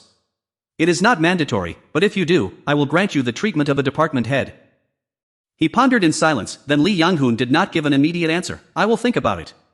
Woon-chae smiled and suggested, well, I hope it will be a positive answer. Yunhee frowned as she looked at her phone screen. She did not like the incoming caller at all. The prominent headline read, Co Jaeun's autumn accompanying notary care. This interview article had already been posted on the portal's homepage. Although the article contained many personal thoughts on acting and the work Co Jaeun had filmed so far, its primary purpose was to introduce notary care at the Seji department store. One morning at the headquarters of Seji department store. In the meeting room, Lee Yoon-jae expressed his awkwardness. There was no such clause, right? As you know, a store's contract is ending in early December. He hesitated. But suddenly, they came and requested to renew the contract. That was Lee Yoon-jae, the team leader of international luxury brands at Seji department store. Hyung-suk tried to negotiate. If we want to take advantage of the Christmas season, we must have a store inside the mall by mid-December at the latest. Otherwise. But Lee Yoon-jae interrupted, I am sorry. He pushed up his glasses as if forcing himself to calm down. Because they requested to renew the contract and even offered to increase both rent and fees. From our perspective, this is a bit. Woon-chae was clearly trying to evade all responsibility. Honestly, we didn't know something like this would happen. There were rumors that they would downsize their stores in the Korean region due to falling sales in Asia. He kept making excuses, suggesting that they wanted to maintain it only because our New World department store's luxury brand is highly prestigious. Woon-chae proposed an alternative. Since the product launch was received very positively, he asked what she thought about adjusting the timeline. Yunhee immediately rejected the idea, saying it was impossible. He then tried to suggest a new direction, hinting that if Woon-chae wanted to shift the blame, she should talk to the brand director, Sun Hae-soo. Her face darkened as she demanded he clarify his words. Yunhee was genuinely angered by his suggestion to meet with his superior. Yunhee questioned him sharply, asking if he was telling her to go beg the director. That implied resolving the issue through personal connections rather than official channels. She glared at him to exert pressure, stating that, in other words, his director simply wanted to meet her rather than focusing on the brand's quality. He flusteredly explained, pleading with her not to misunderstand, as this was a highly difficult matter to decide within his own authority. Hyung-suk stood up to intervene, saying they understood and would think it over before making a final decision. With that, they turned and left. Immediately after, Woon-chae showed a deeply dissatisfied expression. Yunhee also resentfully recounted how things had turned out. Young-hoon could understand, so is that why Deputy General Manager No's expression was so unsightly? She asked with frustration, seeking empathy, aren't you annoyed? Unbelievable things keep happening. You are truly too calm. Doesn't work always have variables? I don't think they did it on purpose. Yang-hoon gave some advice. If you can't let go of your temper and irrationality, you will make a mistake. But Yunhee didn't want to hold back at all, so are we going to skip the Christmas season? The brand that appears at that time will take the initiative in the luxury market next year. He frowned and thought, I don't know much about the luxury market, but I know a bit about human life. Yang-hoon asserted, I told you, you just need to keep an eye on Deputy General Manager No. Therefore, there's no need to run around meeting this person and that person. She put her hands on her hips in annoyance. Do you think I've been going around meeting people? He replied indifferently, isn't that the case? Yunhee let out a sigh, how devilish. Young-hoon admitted, sometimes I surprise myself too. She was about to continue, then I wonder if. Woon-sung approached and chimed in, what are you two talking about so happily? He began to patronize them. I know you two are of similar age so it's easy to get close, but you still have a lot to learn, don't you? Woon-sung patted his shoulder, let's focus on work. Yes, Yang-hoon nodded, I understand. Yunhee observed in silence. She spoke up to explain, Senior, I was the one who initiated the conversation with him first. He lectured her right away, is that so? You should consider Yang-hoon's position and avoid doing this in the future. Woon-sung said in a doting tone that Yunhee was good at everything, but Yang-hoon still had many shortcomings. Yunhee directly asked, who do you say needs to be considerate of whom? He was momentarily dumbfounded, huh? She asserted firmly, Yang-hoon will know what to do himself. Yunhee argued angrily, I am only talking about work-related matters. Do I have to ask permission from everyone present here? Eun-song embarrassedly explained, don't misunderstand, because he still has many shortcomings, so I. Without any hesitation, she interrupted, just tell me what shortcomings he has? Yunhee started to list them out, do you know about that? A few days ago, Seo Jae-yoon chose Young Hoon and invited him to their company party. She pointed out clearly that because Seo Jae-yoon was very satisfied with Yang Hoon, the contract proceeded smoothly. Yunhee thought to herself, strictly speaking, she only met Young Hoon after she had already decided to sign the contract. He finally realized he had poked a hornet's nest, is that so? Anyway, don't make too much of a fuss. Yunhee won an overwhelming victory, thinking who was he to lecture her. Yang Hoon was only concerned about one thing, did Seo Jae-yoon really invite me? She replied with slight surprise, I already told you about it. He looked at Yunhee reproachfully, then why didn't you say so? She awkwardly defended herself, I was so busy that I forgot, I've been really busy lately. Yang Hoon asked while taking out his calendar, when is it? Yunhee answered immediately, it is November 25th. He marked it on the calendar, there's still a long way to go. She clearly showed her displeasure. Yunhee turned around abruptly, let's talk for a bit. It's not convenient here, so let's go down to the cafe below. They quickly changed locations. She suddenly revealed, last night I received a call from director Lee Hyung-jun. Yang Hoon was quite indifferent, is that so? Yunhee was curious, why did he call, could it be because of what happened at the wedding the other day? He asked for more details, what did he say? She answered honestly, he said to meet tomorrow evening in Seochodon. Yunhee couldn't believe it, are you going? Yang Hoon replied, they called first, so I should go check it out. She immediately decided, then I will go too. He cautiously reminded her, just to be safe, you should investigate the group's management situation with director Lee Hyung-jun. Her hand tensed up slightly. Yunhee felt a bit annoyed, I get it. So instead, could you read the fortune of the leader of Resources Team 1? Yang Hoon asked in confusion, why did the leader of Resources Team 1 suddenly come up? Stirring her drink, she explained, currently, the Resources team is working on acquiring an Australian cobalt mining company. Yunhee gave a figure, the acquisition cost alone is 700 billion won, so I feel a bit uneasy. Cobalt is extremely expensive, costing tens of billions. One mistake and everything could go down the drain. He asked, is that person the main leader of the cobalt mining company acquisition? She immediately denied, no, they're not.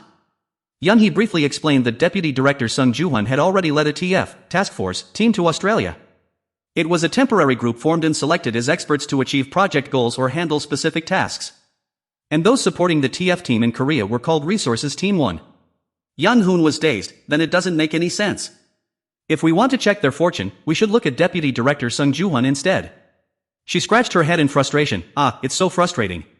He suddenly pointed out, but spending up to 700 billion won, the company seems to have a lot of money. The reason Yang Hoon lost sleep was clear, because he had been studying financial statements lately, so he kept reviewing the company's reports. He muttered, it doesn't look that good, though. He had studied it carefully. Although the sales revenue exceeded 7 trillion won, the net profit in this period seemed to be just over 50 billion won, right? Yunhee lowered her voice, yes, that's correct. Yang Hoon leaned forward, and yet the company just threw away 700 billion won? She did not deny it, that's why I'm so worried. Yunhee had been thinking for a long time, they might have to liquidate their owned building and use the company's cash reserves. He suggested, don't do that. Why don't we just borrow some money? She sighed wearily, that's a great idea, but 500 billion won in bonds from Shinyan Bank will expire in the middle of next year. Yunhee was already having a major headache. With the current situation, which bank would lend them such a huge amount of money? He suddenly spoke up, let me ask around. Yang Hoon mentioned a familiar name, what if we ask Director Lee Hyung-jun? She was overjoyed, really? If that actually works out, my mother will give you a treatment even better than a department head. He was a bit surprised, this is completely because I thought the company I work for shouldn't be shaken. Yang Hoon gently brushed Yunhee's hand away, anyway, well, it's because I can't refuse other people's goodwill. She seriously reminded him, that's right, but don't force yourself with someone you don't like. His face turned slightly red, I'll try talking to them and see. I don't know if they'll agree, so don't get your hopes up too early. But for Yunhee right now, that was more than enough. Yunhee couldn't help but be curious, but how are you going to do that? She imagined all sorts of things, if he doesn't lend it to you, will you threaten to expose everything? Yang Hoon was speechless, why would I threaten him? Who is that guy anyway? Yunhee was skeptical, isn't that what you plan to do? He was firm, I told you, I'm just going to ask. She was extremely disappointed, are you really just going to simply ask? Yang Hoon asked naively, am I that foolish? Yun-hee assured him, of course you are. But it seemed he didn't think so. Yang Hoon suddenly mentioned, Yun-hee, in a relationship, if one side unilaterally suffers a loss, then that injured party will harbor resentment. He asserted firmly, even though the injured party is the weak one. Yang Hoon calmly analyzed, but if you invite too much enmity, who knows when that ill intent will reach the strong. He spoke entirely out of good intentions. I am saying this because you might become the leader of the company. Yang Hoon didn't notice that Yun-hee was getting a bit sulky. Please remember this very carefully. She let out a sigh. I see, I will keep that in mind. Yun-hee exclaimed, at times like this, you really sound like a Taoist monk on a mountain. But he replied, I don't practice Taoism, I play video games. She racked her brain again, thinking, but if we don't threaten them, doesn't a transaction require us to have something they want? Yun-hee constantly calculated as she walked, but perhaps Shinyun Investment and Securities won't want anything from us. Yang Hoon explained, that's why I told you to gather the documents. His idea was very clear, I will look into the family relations and the current management situation of the conglomerate. She frowned, calculating, if so, why don't you ask for more time? Do you want to reschedule the appointment? Yang Hoon waved his hand, no need. He gave a simple reason, because this is not something that can be resolved just by being given more time. Yun-hee didn't ask further, I understand. The next day, Director Song Eun-chai felt anxious after hearing the story from Yun-hee, who had excitedly delivered the news. Lee Young-hoon said he would try to borrow money to buy the Australian cobalt mining company from Director Lee Hyung-jun. What new employee would dare to talk about borrowing hundreds of billions in capital? But since he had proven his capability with a 5% stake, even if Director Song Eun-chai found it absurd, she was left speechless. She decided to take a gamble. There was no harm in trying once. Eun-chai dialed the intercom. Is Min-hee there? A moment later, she came up. Did you call me, Director? She asked directly, how has Manager Hong been lately? Min-hee reported, I confirmed that Manager Hong met Director Cha Ji-yeon after work 3 days ago. Eun-chai could not help but be astonished. How do you know? She explained, normally, when working overtime, Manager Hong would eat sandwiches with us. Here is his sandwich, but on that day alone, Manager Hong said he did not need it. That made me feel strange, so I followed him. Since this was not requested by you, Director, if it was an inappropriate action, I will not do it again. She permitted, it is fine, keep going. Min-hee breathed a sigh of relief. She continued her story. Manager Hong entered a restaurant on Jongyo Street, and not long after, Director Cha Ji-yeon's car drove in. Min-hee assured, I checked the license plate, so there is absolutely no mistake. But Eun-chai pondered, could it be that they entered different rooms? She felt a bit guilty. I feel like I am gossiping. I am so sorry, but I used to see him frequently paying for after-hours meal bills with the company card. Min-hee was very surprised, however, when I checked the transaction history of the company card that day, there was no card swipe. She guessed, he is not that kind of person, perhaps he paid with his own money? Yes, she confirmed, Director Cha Ji-yeon's company card transaction records were also clean. Eun-chai decided to keep it in mind. It was indeed strange. Director Eun-chai said, all right, thank you for your hard work. Min-hee bowed and quickly left, the door slamming shut behind her. She smiled and praised, she is quite clever indeed. Suddenly at that moment, Min-hee was caught by someone in the hallway. Secretary Chief Song-dae cried, what is going on? Why did you flinch like that? Min-hee regained her composure and replied, you suddenly stood here like this, Chief, so I was startled. Song-dae looked suspicious and continued to press, why did the director call you in? She quickly made up an excuse. The director asked if she could buy the newly released herbal tea, so I just answered her. But Song-dae pressed further, then why did the director choose you to ask? Min-hee calmly replied, I explained about tea very thoroughly to the director before, and I also happen to be very interested in tea. He ordered briefly, is that so? If anything special comes up in the future, do not ignore it, let me know. Min-hee felt confused, unable to understand what he exactly meant. Song-dae said contemptuously, it is just that my job requires me to know what the director is interested in. Min-hee had to agree, I understand. He waved his hand in relief, all right, go back to your work. She stood watching the arrogant figure of Chief Hong Song-dae as he turned and walked into the director's office. Suddenly, Min-hee found him quite ridiculous. In that case, wouldn't Chief Hong's position become hers one day? That was what she had once wished for, Min-hee thought to herself. The scene shifts to a large store with extremely modern interior equipment. Lee Young-hoon is escorted deep inside. He speaks up briefly, hello, this is the second time we've met since the wedding. Lee Hyung-jun muttered, even if it's just a cliché, couldn't you say you're pleased to meet me? He was quite surprised, but did you come alone today? He assured him, I came alone. Lee Young-hoon looked over, it seems you have a prior appointment here. Lee Hyung-jun said casually, it's an insignificant meeting, so you don't need to worry about it. He acted cordially, you're younger than me, right? Is it okay if we speak casually? He replied, since you put it that way, if I discuss that matter here, the atmosphere will become rather awkward. Lee Hyung-jun was extremely intrigued. Marvelous, it's as if you already know who I am. Did you say you're in the Hyunjin Secretariat? Given your age, you surely aren't the chief secretary. Did you give me your business card last time? Lee Young-hoon said as he pulled it out. I was too busy at that time. The other realized the issue immediately. There is no title at all, just secretariat for Lee Young-hoon. How strange. Leaning back comfortably, Lee Hyung-jun cursed. Let me ask you a question. How do you know? Damn it, how do you know when even my father doesn't? Because of that thing, I can't sleep without alcohol and women. He calmly replied that it was a trade secret, so he couldn't disclose it, but assured him not to worry since very few people knew about it. The other sneered, implying, are you telling me to stay calm and keep quiet? Lee Young-hoon promised that, truly, no one else knew except for the director and Ms. Lee Joo-hee. Lee Hyung-jun seemed to understand. Alright, is that why you keep coming to me? He ridiculed himself. I didn't realize director Song Byon-chang had put a dog leash around my neck. He couldn't help but sigh. You are tormenting yourself too much. Lee Hyung-jun began to negotiate. Alright, why don't you tell me the real reason you came all this way? He knew very well, if you obediently came here at my invitation, isn't it because you want something? Lee Young-hoon cleared his throat. Our company's employees work very hard but don't have much left over. To generate long-term profit, this time. Lee Hyung-jun immediately caught on. Are you talking about acquiring that cobalt mining company? He was dumbfounded. What? You already know? The other replied casually. I told you someone has been running to me constantly. So? Lee Young-hoon expressed with dismay. The issue is that the capital is not a simple matter. Lee Hyung-jun understood the situation. So, you want to borrow money from me? He burst out laughing mockingly. This is even more ridiculous than the joint venture. You've brought up something very interesting, so let me tell you who else came. He frowned slightly and said, that doesn't matter. I think the future of the company is more important than office politics, and besides, I can already guess who it is. Lee Hyung-jun changed the subject, saying it wasn't interesting at all, so let's not talk about it anymore. He then asked, do you know that the 500 billion bonds from Shinyan Bank will expire next year? Yang-hoon replied, everyone is saying so. Lee Hyung-jun was astonished, yet your side still wants to borrow more? Yang-hoon boldly remarked, isn't it during hard times that we know who our real friends are? The other displeasedly retorted, since when did I become your friend? Yang-hoon calmly analyzed, Hyunjin is also a large company. Therefore, becoming close with our company would not be a bad thing for the director either.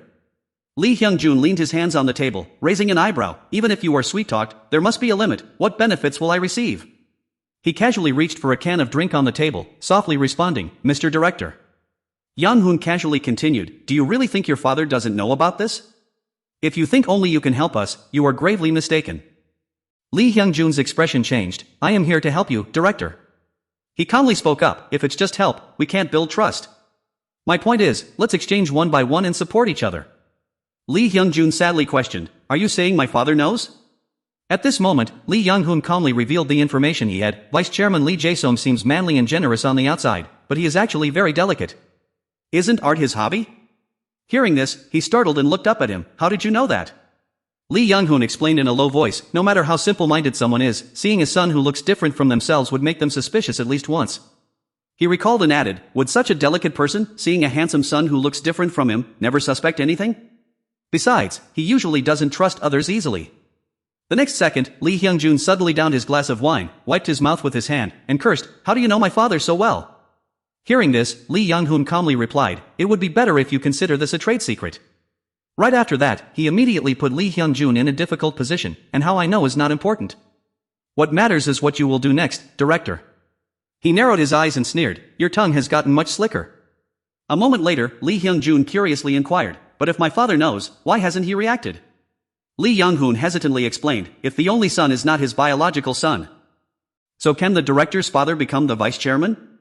Hearing this, he couldn't help but feel indignant. Do you mean that because of power within the group, he stayed quiet even though he knew I wasn't his biological son? However, the next second, he immediately denied it. The fact that he pretended not to know is also for your sake, Director. The more Lee Hyung-jun listened, the more confused he felt. Are you joking with me? If so, why are you talking about my father? Wouldn't it be better if I didn't know? Yang-hoon retorted, no, it wouldn't. At this moment, he also asked directly, let me ask you straight, does the vice chairman fully support you so that you can grow strongly within the company? He did not answer, but looked at Young-hoon in surprise. Lee Hyung-jun seemed to have understood, his lips parting, that's incredible. Yes, only now do I understand the things I found strange. The personnel appointment notice, if I didn't know about it, I would have been discarded at some point without knowing why. Yang Hoon raised his hand and said indifferently, it seems I have finished paying now, right? Meanwhile, Lee Hyung-jun held his head and forced a smile. Can it be like that? Just the money to acquire the mineral company is over 500 billion won, and that advice earlier cannot be considered worth 500 billion won. He spoke politely, it's a bit sad that I have to pay when there was nothing to eat. If it was a gift, it would be different, but this is a loan, and with interest too. Hearing this, he complained with dissatisfaction, I haven't said a single word yet, have I? After that, Lee Hyung-jun chatted while pouring wine, as you know, I am from Shinyeon Investment and Securities, not Shinyeon Bank. Therefore, the amount of money I can mobilize on my own cannot exceed 500 billion won, which is not bad. Saying this, he offered the wine glass to Yang Hoon. In exchange, you guys have to take over Haesung Group. I need to have a justification too. But he immediately reached out to decline, I cannot pay for a menu item I didn't order. Seeing this, Lee Hyung-jun still forced the glass back, no, drink it. If you don't drink that, I won't even be able to start. It's not because of dislike, but why else would I want to transfer to Haesung Group? Since my voice within the group is not yet loud enough, I didn't know about that. But after hearing you speak, I understand now. If we cannot resolve this matter, then even if I want to help, I simply cannot. At this point, Yang Hoon asked curiously, the price is no longer the same as on the previous menu, right? He glanced slightly at him and explained, if you request it, it's not impossible to grant. I will settle a certain portion of the debts of Haesung Group. In exchange, if you take it over, the 500 billion won in bonds maturing next year will be extended. Yang Hoon shrugged and replied indifferently, all of this is beyond my authority. Lee Hyung-jun questioned in confusion, what's this? Didn't you come here with full authority? After a short pause, he finally agreed, then discuss it with the person in charge over there and contact me. Of course, you should contact me. Surely you aren't foolish enough to ask Shinyeon Investment and Securities, right? He quickly denied it, there is no way that would happen. Saying this, Lee Hyung-jun lightly crossed his legs, who else should I trust besides you? Yang Hoon glanced at him searchingly, then can I trust you? He looked very resolute as he asked back, can you trust me? Faced with this question, he only offered a faint smile. Yang Hoon did not hide it but directly replied, I don't trust the director, I only trust the director's ambition for power. As soon as he finished speaking, Yang Hoon stood up, anyway, I was very happy today. Seeing this, Lee Hyung-jun immediately stopped him, wait. He also quickly stated his terms, how much did you get? I'll add another 0 for you. Come under my wing. But he coldly refused, I'm sorry, but I have no intention of changing companies. No matter how much money you offer, it won't affect my decision. Lee Hyung-jun tilted his head inquisitively, even if I add a 0 to each of your zeros? At this moment, Yang Hoon only thought in silence. When Lee Hyung-jun, an ambitious man whose limits could not be measured, proposed billions of won. Deep down, Yang Hoon felt both proud and bitter. No matter who the opponent was, his ability was recognized. Thank you, because of that, Yang Hoon was very satisfied with today's drinking party. After he left, he leaned his head back and sighed, that brat is so expensive. Not long after, someone suddenly called, Lee Hyung-jun said, let's meet for a bit? Come here, then threw his phone onto the table. Then he called out loudly, server. Cook 2 packs of instant noodles, put chili powder in. When the bowl of noodles was brought up, Lee Hyung-jun quickly put it to his mouth. He looked very angry now. The scene transitions to a villa. At this moment a voice echoes from inside, Mom. Mom. Eun-chae startled and spat out the wine in her mouth, then she gently looked up and warned, be careful, what if you fall? Yun-hee hurriedly ran down, Mom, that's not the issue right now. As she sat down, she recounted that Yang Hoon said he had just gone to meet director Lee Hyung-jun. At this moment, Eun-chae calmly enjoyed her wine. However, Yun-hee's next words immediately stunned her. She said he mentioned that Shinyeon Bank might agree to lend 500 billion won. Eun-chae asked back in disbelief, 500 billion? Yun-hee looked directly at her, seriously stating the accompanying condition. The condition is that we must acquire Haesung Group.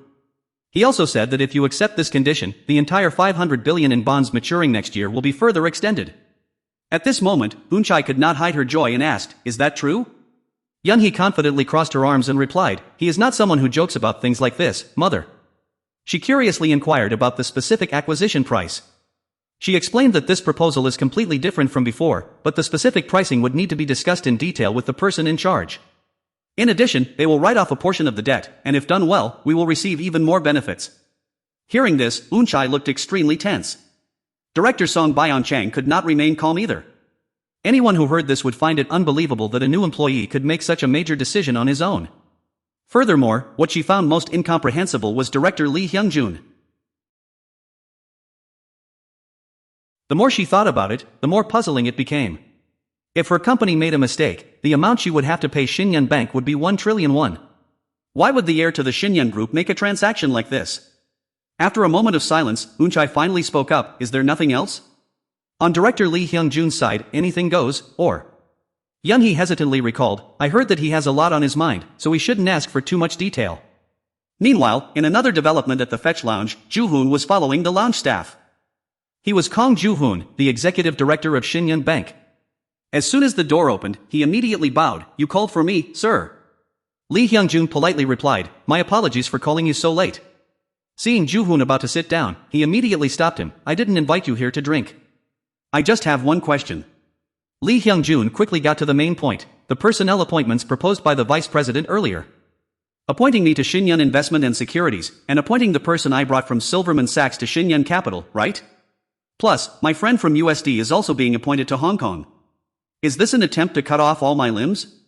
He quickly denied it. What are you saying, sir?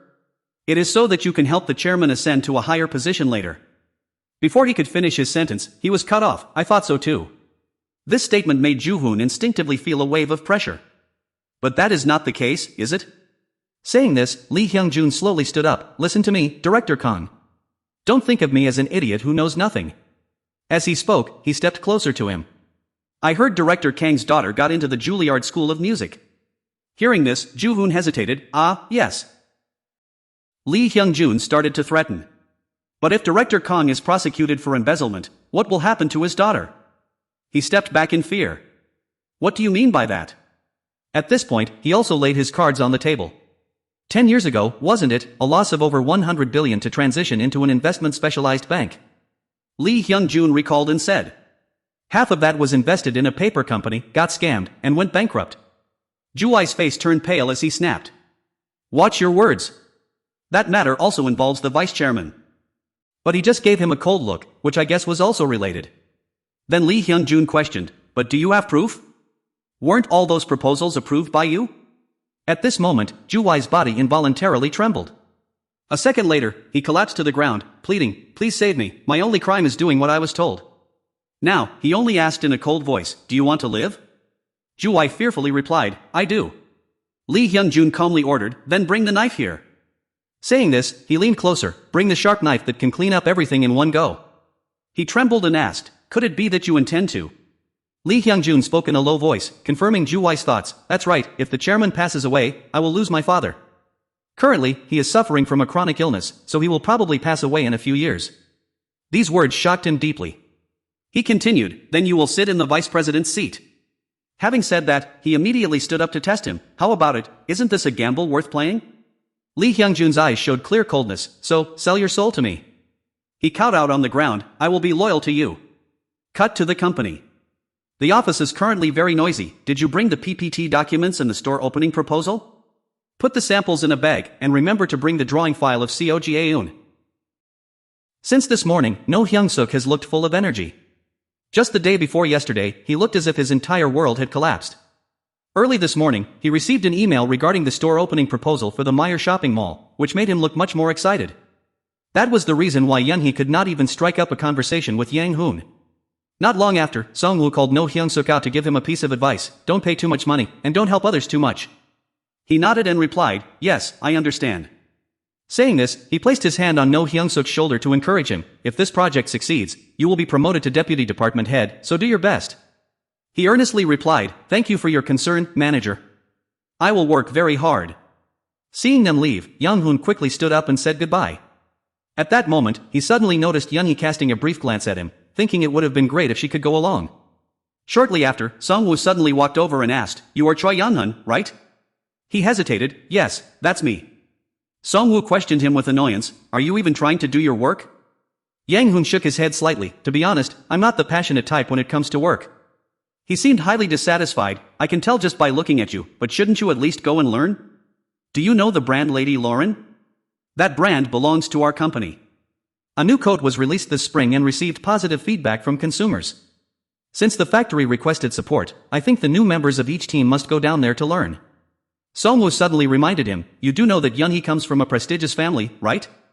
Yang Hoon nodded slightly, yes, I know. At this point, he could not hide his irritation. Originally, those people thought that if they were forced to go work at the factory, they would be done for, and would just say they wouldn't do it. All of your colleagues are going, so don't feel too frustrated. Hearing this, he smiled brightly and replied, no, it's fine. I'm okay. The scene shifts to the ground floor of the building. Alright, the bus is on the first floor. Head over there, work hard, and then come back. The crowd downstairs is now very noisy. Park Chan-ki waves from afar upon seeing Yang Hoon. Hey, over here, I'm over here. He stood frozen for a moment. In the new employees group chat, everyone messaged frequently and occasionally went out for drinks. Yang Hoon had gradually blended in with his colleagues and no longer felt awkward. A moment later, he walked over and asked, has everyone had breakfast yet? They cheerfully replied, not yet, we're so hungry. Immediately after, Yang Hoon suggested, should we go grab some toast? We need to eat to have the energy to work. Now, they walked while chatting happily. Toast is really delicious. This time our group. Ah, that's just life. A long time later, at Myeong Credit, Hyunjin. Executive Director Oh Jae-sik still did not understand the current situation. He was the commercial director of financial consulting. Previously, when Shinyan Investment and Securities said they would transfer shares at 15,500 won, he thought Yunhee, the daughter of President Song Eun-shai, would marry the business management department manager Lee Hyung-jun. However, no wedding ever took place. He did not know if today's directive had anything to do with the marriage of those two. A moment later, Lee Sang-myung asked in confusion, Director, what is this instruction about? If it weren't your instruction, I would have thought it was a joke. Lee Sang-myung was the deputy financial director. After a long silence, Oh Jae-sik spoke up in irritation, talk less. How much would it cost to acquire Haesung Group? But Lee Sang-myung continued, considering the circumstances, a price over 250 billion won is very difficult. So the actual money in our bank account is 250 billion.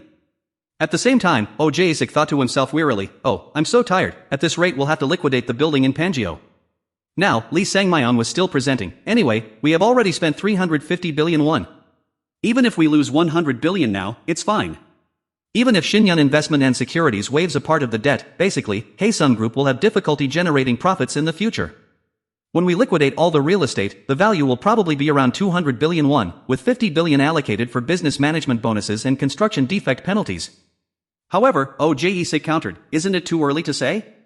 We don't have a construction company yet.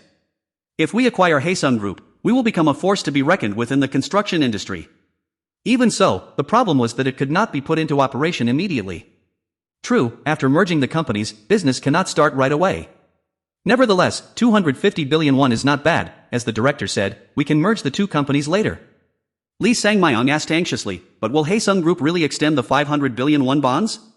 Oh Jae-sik only smiled gently, in response to your question, I have also thought about trading shares. Lee Sang-myung replied awkwardly, I'm sorry for asking so many questions, but isn't it too strange? He imagined and said, if I worked at a bank and a subordinate asked me to approve a loan, I would probably swear at him and beat him up. The more Sang-myung spoke, the more confused he became.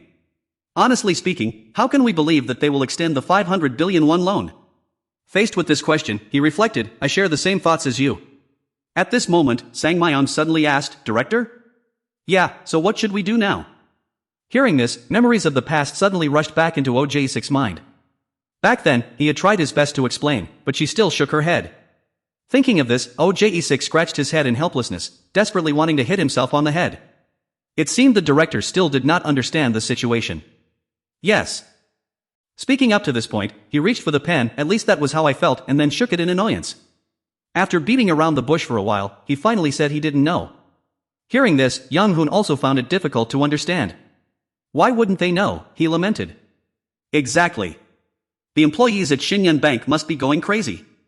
Those who work in banks are highly intelligent, yet those lunatics only know how to throw money out and lend it. He replied tiredly, I'm not sure if Shinyan Bank is lending money or offering poison anymore. Hearing this, Oh Jae-sik interrupted, it's all the same. But even if it is poison, as long as we can extend the 500 billion won for 1 year, we cannot refuse to acquire Haesung Company.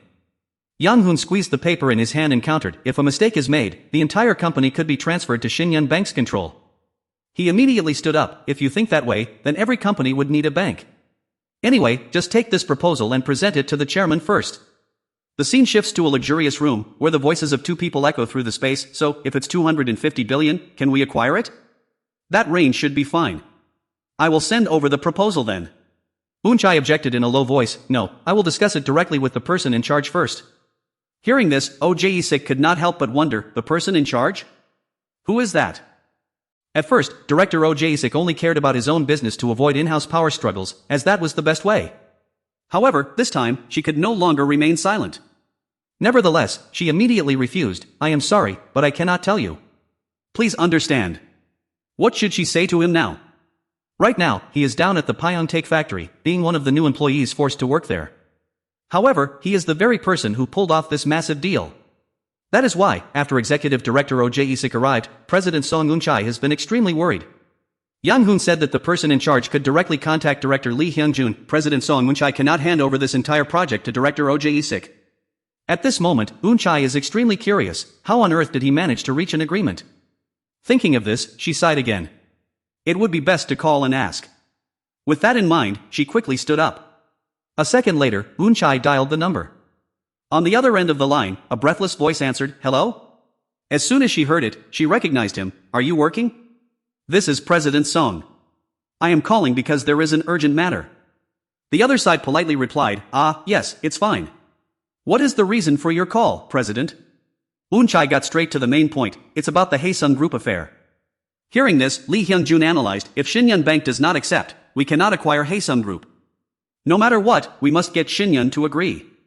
Working while answering the phone, he added, instead, if the president is worried about paying all at once, you can make an upfront payment of 100 billion won. Ask them if the remaining amount can be paid in installments.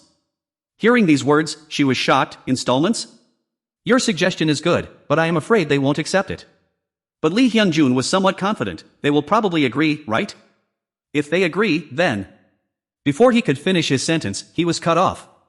Choi Young-han and Suk-jin walked over and scolded him, don't be lazy, work faster. Also, when you're young, don't show off too much.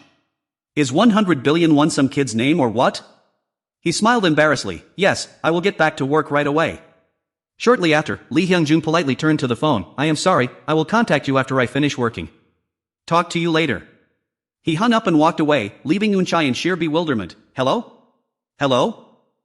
She froze, staring at the phone in her hand. The scene shifts to a large building. Yeon-hee had been anxious all day, just waiting for the meeting to end.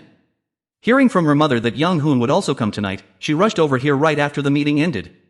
As soon as the door opened, Yeon-hee was about to say hello when Eun-chai cut her off. You're here?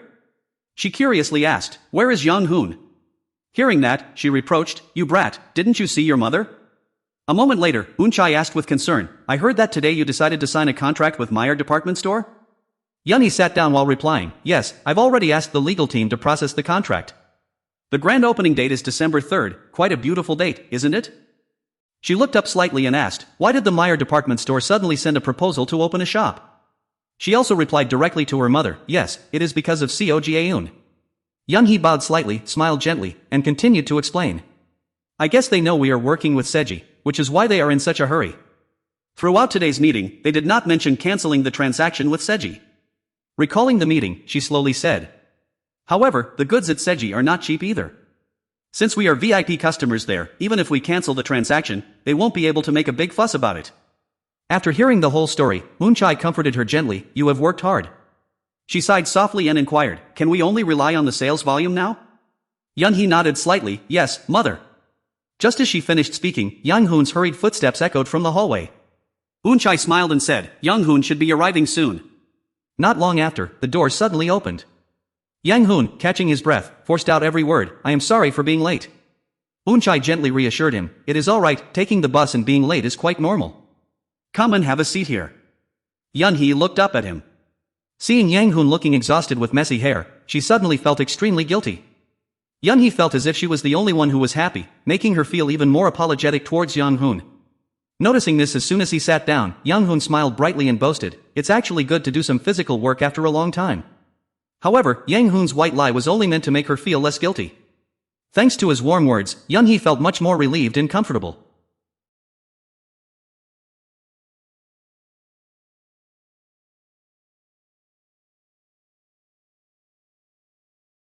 A moment later, he finally got to the main point. On the way here, I contacted Director Lee Hyung-jun.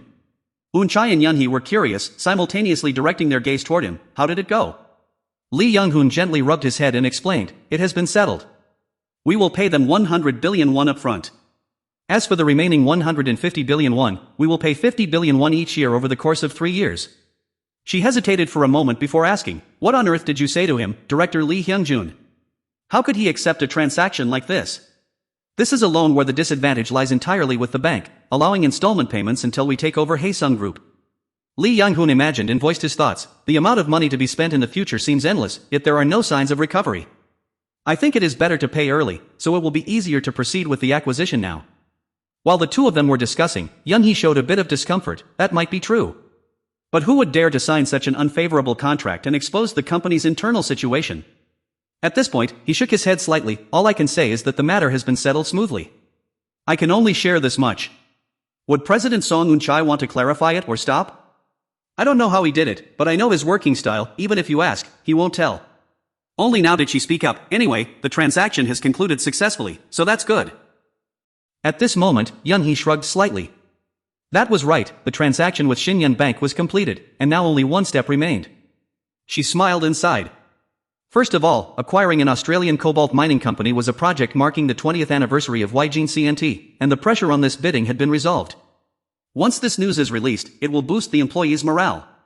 Not long after, Eun-chai looked seriously at Young-hoon. "You have worked hard. If you desire anything, just say it." Seeing this, Young-hee, who was beside her, tapped her leg with her foot to signal her. Eun-chai hurriedly opened her purse. "I apologize, I didn't pay attention to money." She then handed over a black card.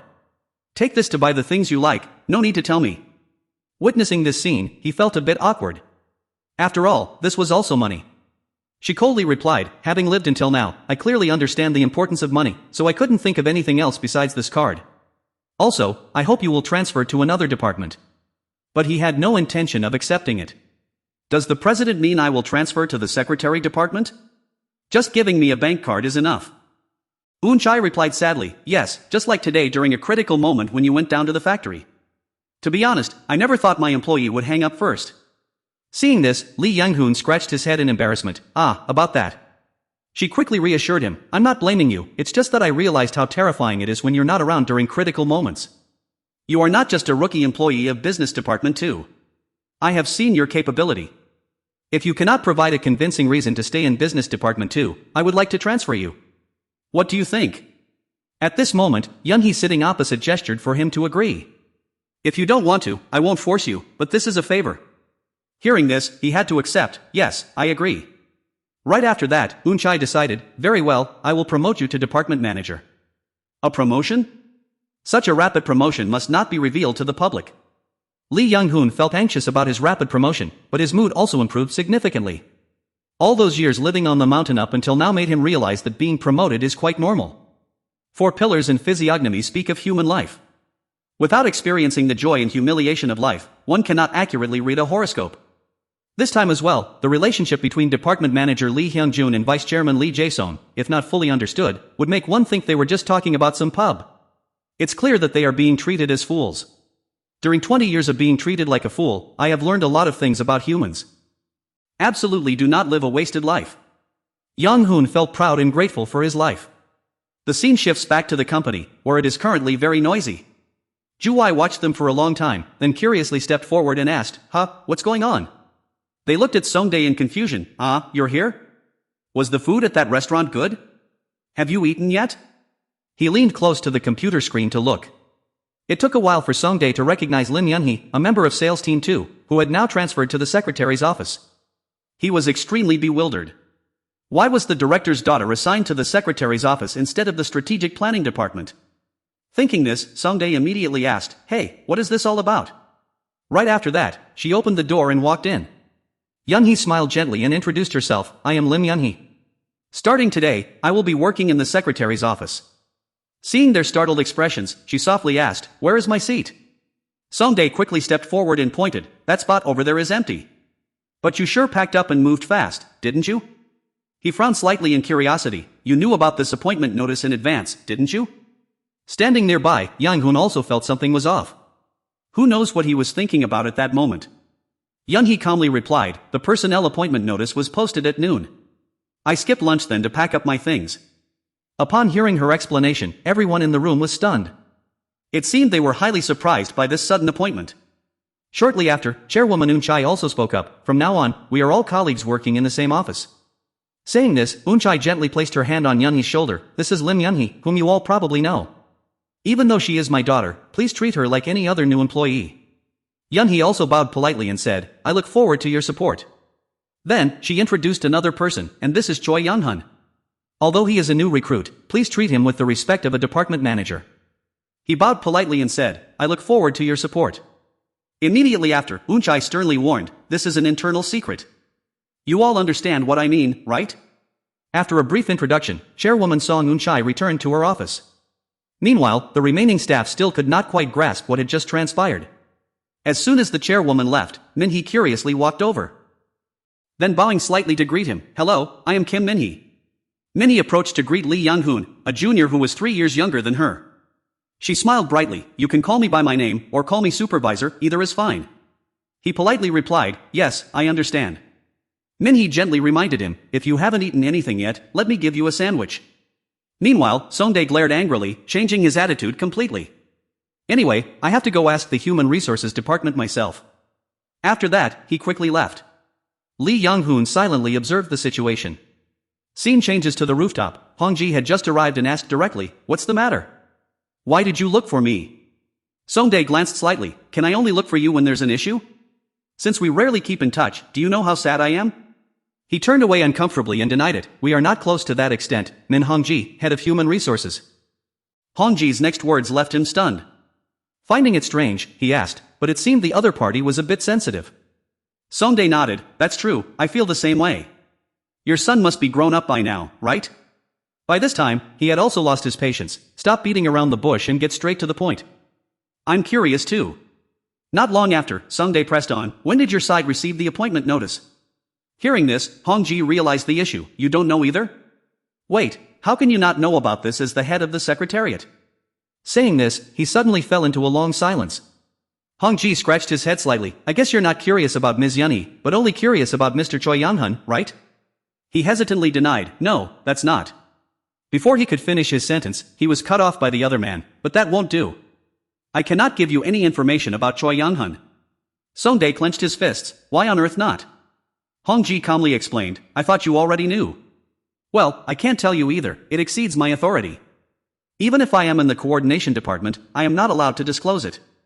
Besides, this matter requires the chairman's permission.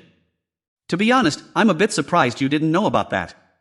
Hearing this, Songdae sighed, give me some hints. At this point, Hongji also quickly recounted, his academic background is not outstanding, and he doesn't speak English. His name is Choi Young-hun, and his address is Gyeongsang-namdo Province. Hearing this, Songdae became a bit curious, but how did he get into the company? It's not certain, he might have gotten in somehow. The more he spoke, the more curious Songdae became, but how can someone who just joined be treated like a department manager? Hongji gently flicked his cigarette ash and said mysteriously, besides me, only one other person in the HR department knows about this. Hearing this, Songdae turned to ask, is he a child of a Chaebol family? I've told you already, I can't reveal it. Hongji avoided the question. Alright, think about it carefully. A second later, Songdae suddenly muttered, graduated from a local university, doesn't know English, but if he's not from a Chaebol family, then who? No, that can't be. At this point, Songdae cried out in frustration, the information is too scarce. Give me one more hint. Hongji scratched his head awkwardly, this is just my speculation, I don't have any concrete evidence. But when the finance department acquired the shares of Shinyun Investment and Securities, do you know who was supporting them from behind? At this moment, Songdae suddenly realized in shock, could it be Choi Young-hun? Hongji smirked slightly, this is just my guess. Otherwise, how could he have been promoted so quickly? Seeing this, Songdae held his head in disbelief, oh my god, I seriously can't believe this. Not long after, Hongji sincerely turned around, Songdae, as longtime colleagues, I sincerely give you a word of advice.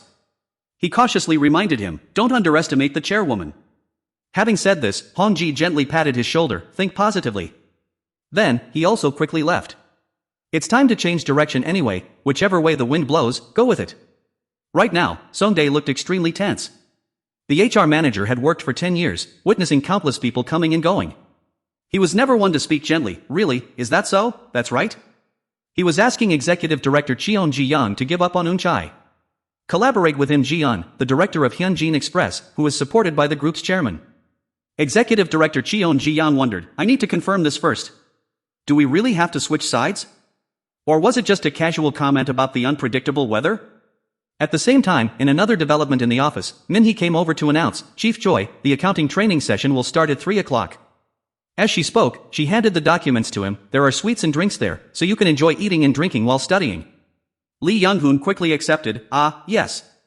Min-hee warmly said, if there's anything you don't understand, just ask me. He smiled politely, yes, thank you.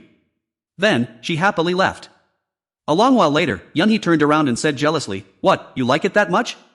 He asked, What do you mean? She analyzed with annoyance, that Kim Min-hee, don't you find it strange how she treats you like that? Lee Young-hoon asked curiously, What's strange about it? Do you regret transferring here? Speaking of this, he remembered yesterday's events. He hadn't heard anything about Yun-hee transferring to the secretary's office yesterday, which had left Lee Young-hoon very bewildered. If she stays in sales department too, she will manage the Nodri Care project as sales increase and receive recognition from everyone. After a moment, Yun-hee denied it, saying, Of course not. This answer surprised him greatly. He asked why, and she smiled gently, just being able to sit next to you makes me happy. Hearing this, Young-hoon was momentarily stunned. He then shyly turned away, saying that at their age, they should prioritize benefits over unrealistic happiness. Hearing this, Yun-hee quickly countered, Not necessarily. Don't change the subject. What do you think of Min-hee? I mean no harm. Finally, Young-hoon had to confess honestly, since she was the one who made my business card, she is the only one who understands me, so I tried to keep myself composed. Now she was curious about another matter, noticing other colleagues staring earlier. He replied coldly, Just ignore them. Yun-hee asked in surprise, Huh? Why? Young-hoon recalled Min-hee's face and explained that looking at her thick eyebrows, she is clearly someone with strong personal opinions. The space between her eyebrows and eyelids looks bright. She doesn't care much about others' opinions and always defends her own stance. She is sharp and highly capable, making her a subordinate worth having under his wing. At this point, Yun-hee understood, in short, she is a capable employee in the secretariat, is that what you mean? Sitting next to her, he quickly replied, You are the same. She didn't deny it, that's true. Yun-hee thoughtfully recalled Chief Secretary Hong Song-dae. Right after, Young-hoon suddenly spoke up, That guy looks a bit boring. She was shocked to hear this and asked, Why is that? Young-hoon then explained that because a position is just a position, it is simply evaluated by performance in Hong Song-dae's secretariat. Above all, Young-hoon had no intention of choosing sides to fight. He didn't want to engage in a battle that would leave scars on both sides. It is impossible to judge someone and jump to conclusions just from a single meeting. She curiously asked further, What if Chief Secretary Hong Song-dae tries to oppress you? He calmly replied, If it goes against the company's interests, I cannot just sit still. At this moment, Yun-hee immediately recalled the face of Chief Secretary Hong Song-dae. Overall, he was a man who had weathered many of life's storms. He possessed a sharp mind and was tight-lipped, perfectly suited for the position of Chief Secretary. It could be said that once a relationship is built on mutual trust, it will last until the very end. Young-hoon was curious about whether that fate would change. As time passed, the sky gradually turned into dusk. The camera suddenly moved. A person approached and opened the door, and before long, he walked inside. Song-dae followed inside to assist. Seeing him, Cha Ji-yeon asked in a cold voice, Why are you so late? Hearing this, Song-dae politely bowed his head, I am truly sorry, Director. On her end, she glanced at him coldly, Do you know why I called you all here? Cha Ji-yeon of Yjin CNT, the eldest daughter of Chairman Im Tae-suk, was an executive director. The two of them stared at each other in silence. At this moment, Cha Ji-yeon let out a cold laugh, Look at this. Can I really trust and assign work to people like this? With that, she pushed a file forward, Shinyeon Bank has evaluated a 500 billion won loan, did you know about this? Song-dae asked back in shock, 500 billion won? Where did you hear this news, Director? Faced with this naive question, she couldn't help but laugh bitterly, I must be going crazy. Cha Ji-yeon's next words made his face turn grim, they said they would grant a loan to your company? Angrily clenching her fist, she shouted, Shinyeon Bank just evaluated a 500 billion won loan for Yjin CNT. Cha Ji-yeon's face was filled with murderous intent. She growled in anger, What? Are you only hearing about this now? A company with a market capitalization of less than 700 billion won is actually applying for a 500 billion won loan. As the chief of the secretary office and the director of the business support department, how could you not know about this? At this point, Cha Ji-yeon couldn't help but feel a headache. Are you guys fools, or are you just pretending to be dumb? Cheon Ji-yang reached out to grab the documents but froze at her sudden question, Are you planning to betray me? As soon as he read the contents inside, his face instantly turned pale. Cheon Jiyang slightly bowed his head. I am sorry. Cha Jian replied nonchalantly, an apology is only natural. After saying that, she crossed her legs and continued, regarding the 500 million won mistake, I must find those involved and have them submit a report. If the director of the business support department doesn't even know about the company's loan applications and doesn't even know how to apologize, then I am paying your salary for nothing. Faced with these words, he could only grit his teeth and say, I sincerely apologize, director. But this only made Cha Jian feel more annoyed. Stop saying such useless words. At this moment, she also issued a warning, no matter what you say now, I don't know if I can continue to trust the three of you, or if I should just discard you all. After speaking, Cha Jian massaged her temples because of a severe headache. A second later, she angrily shouted, Maid, bring me a glass of cold water. On this side, Cheon Jiyang could not help but feel anxious, wondering what on earth he should say now. Thinking so, he nudged Songdae next to him and signaled him with his eyes. Songdae turned his gaze toward Cha Jian and tried to defend, since it is still in the evaluation process, it could still be rejected. But before he could finish his words, he was interrupted from behind. If it gets rejected, then the director wouldn't have to worry. Taemin leisurely walked down from upstairs. That was Kim Taemin, the director of business planning at Hyunjin Heavy Industries. He cast a brief glance at them and sneered, why is mother yelling like that? Aren't you going to make them feel embarrassed? Initially, the atmosphere was already very tense, but when Taemin joined in, it became even more suffocating. No one liked his personality, even though he was the executive director of a group branch. Yet, no one dared to do anything to him. This was all because he was the one whom executive director Cha Jian wanted to support to secure the position of group chairman. As the leading candidate for the next chairmanship, indeed, no one in the company dared to talk back to him. As soon as he sat down, he spoke up, right, if it gets rejected, it is game over. Initially, when the business applied for the bank loan, they had already discussed it with the working staff. Do not worry about those guys, now we just need the approval to be rejected. Why, am I not right? Hearing these words, Songdae immediately bowed his head, I apologize for not thinking this through. Meanwhile, Cha Jian slightly curled her lips, now that you are sober, tell me. Her eyes were now filled with murderous intent, why did everything turn out this way? Cha Jian asked rapidly, because President Song Eunchai assigned Director Oh Jae-sik to proceed in secret. Director Oh Jae-sik of the finance team. At this point, she recalled, did Director Oh Jae-sik proceed in secret without letting the business support manager and the secretary manager know? Cha Jian said in a stern voice, hey, did you two fight? You were throwing punches at each other at the company party, weren't you? Cheon Jiyang was startled, yes, no, if we did not fight, how could we have proceeded in secret? Taemin looked at them with a mocking smile. It seemed that Director Oh Jae-sik was a capable employee who could persuade Shinyan Bank in a matter of days. Saying this, he slightly raised his head with a curious look. Would it be alright to appoint him as the future strategic director? Director Yang Hoon felt very frustrated and sad. He did not know anyone at Shinyan Bank.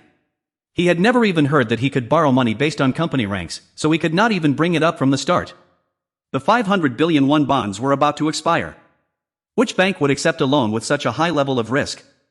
After a long silence, Cheon Jiyan finally spoke, I wonder if there has been any change in the political situation? Taemin asked in surprise, there probably is.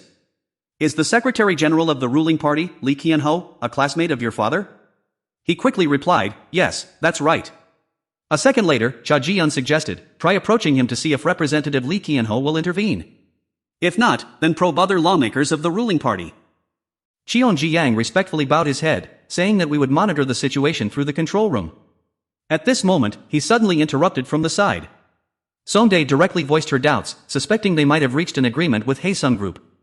She was completely unaware of this. Upon hearing about Haesung Group, the man next to her immediately remembered. Did you mean Haesung wants to resell the company after their workout with Shinyan Bank? A workout refers to rescuing companies with recovery potential among those at risk of bankruptcy. At this, he quickly confirmed, exactly. They held the shares beforehand and pressured them to acquire Haesung Group. Now Jian carefully recalled, that's right. I heard they went to meet manager Lee Hyun-jun to negotiate. But they only had a meal, and the negotiations failed. Afterward, they bought up all the outstanding shares on the market. Her next words startled Songdae. Looking back now, it was truly hard to believe. So, is that actually the commercial work of Director Oh Jae-sik? He answered honestly, I don't know about that. But after that, Director Oh Jae-sik stopped pushing for the acquisition of Haesung Group. Assuming we proposed to acquire Haesung, and instead of borrowing money. Before he could finish his sentence, Taemin cut him off, instead of defusing the bomb, they are planting one. His smile now was truly terrifying. That sounds reasonable. So, how much of that 500 billion won actually ended up in the hands of Yjin CNT? But Songdae quickly argued, previously, the acquisition price was set at 350 billion won. Hearing this, Taemin questioned back, then where did the remaining 150 billion won go? Deputy Director Sung Joo-han in Australia would probably love this. He did not back down either, but the investment capital wasn't 500 billion won. At this point, he smiled smugly. If they knew they were holding a ticking time bomb named Haesung worth 150 billion won. The moment those words left his mouth, Taemin turned to look at them, asking mockingly, will they like it, or not? Over here, Cheon Ji-yang couldn't help but feel extremely tense. Time went by and the conversation continued, checking if there was any impact on the political sphere. At this point, she hesitated a bit, and besides. Then Cha Ji-yeon inquired in a cold voice, our chief secretary is so quiet. Don't you have anything to say? Hearing that, he quickly replied, I am sorry. Cha Ji-yeon continued, how disappointing, I didn't think you would be like this. Taemin leaned back in his chair and reminded them, it is late now, go back to your work. I hope nothing like today will happen again in the future. The faces of the three turned pale, we will do our best. Meanwhile, he suddenly said, sometimes people make mistakes at work, don't they? A while later on the road, Songdae sat in the car and spoke up, let me off at the nearest subway station. Cheon Ji-yang curiously probed, what's wrong, Secretary Chief Hong Songdae? Are you still feeling uncomfortable because of the previous misunderstanding? He quickly denied, it's not about that. He frowned slightly, does Secretary Chief Hong Songdae know anything? Songdae clenched his fists, I still don't know. Actually, Secretary Chief Hong Songdae had heard about the 500 billion won loan, and almost screamed, it was a perfect puzzle piece. Director Lee Hyung-jun said that someone in the secretary's office is holding leverage over Shinyeon Bank. Today, a new person transferred to the secretary's office. That is why an employee who has been working for less than 3 months has been treated with such favor. Everything could explain why this transaction was conducted in secret. The problem is the capability that Choi Young-hun brings. Not long after, Cheon Ji-yang suddenly interjected, you are not thinking about something else, are you? He quickly denied, no way, there is no such thing. In the meantime, they finally arrived. Songdae said in a low voice, please let me get off here. As soon as he stepped out of the car, he did not forget to bow, have a safe trip back, then hurried into the subway station. Cheon Ji-yang glanced after him, how is it? Cha Ji-yeon calmly stated her judgment, I think you were right at first, from the beginning, Secretary Chief Hong Songdae was the one behind this. That's right, because Director Lee Hyung-jun had no reason to lie. Hearing this, he grit his teeth in anger, Secretary Chief Hong Songdae is definitely laughing at my face. At this time, he curiously inquired, but how did Secretary Chief Hong Songdae intend to make a deal with Shinyeon Bank? Cheon Ji-yang calmly replied, didn't you hear just now, it's probably thanks to political relations.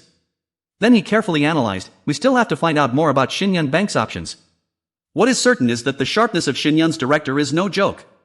As long as Secretary Chief Hong Songdae knows how to sharpen it, it will become a knife, right? Cha Ji-yeon hurriedly turned around and said, we cannot leave it like this. But he quickly stopped her, first, let's just pretend we don't know.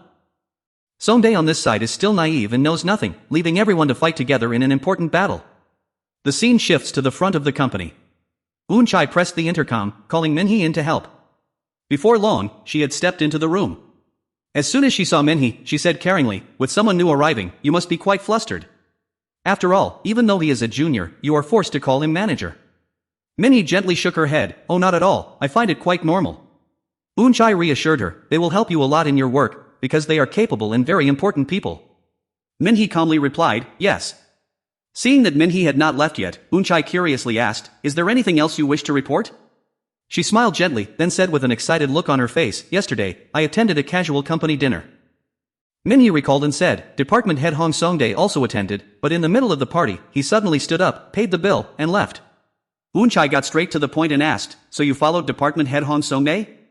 Hearing this, she nodded slightly and replied, yes. At this moment, Woon Chai was also very curious and asked, did you see anything unusual? Minhee honestly replied, well, nothing clear, but my intuition told me something was highly suspicious. Is that so? Woon Chai asked. Minhee recalled and continued, he got into a taxi, and I decided to follow him.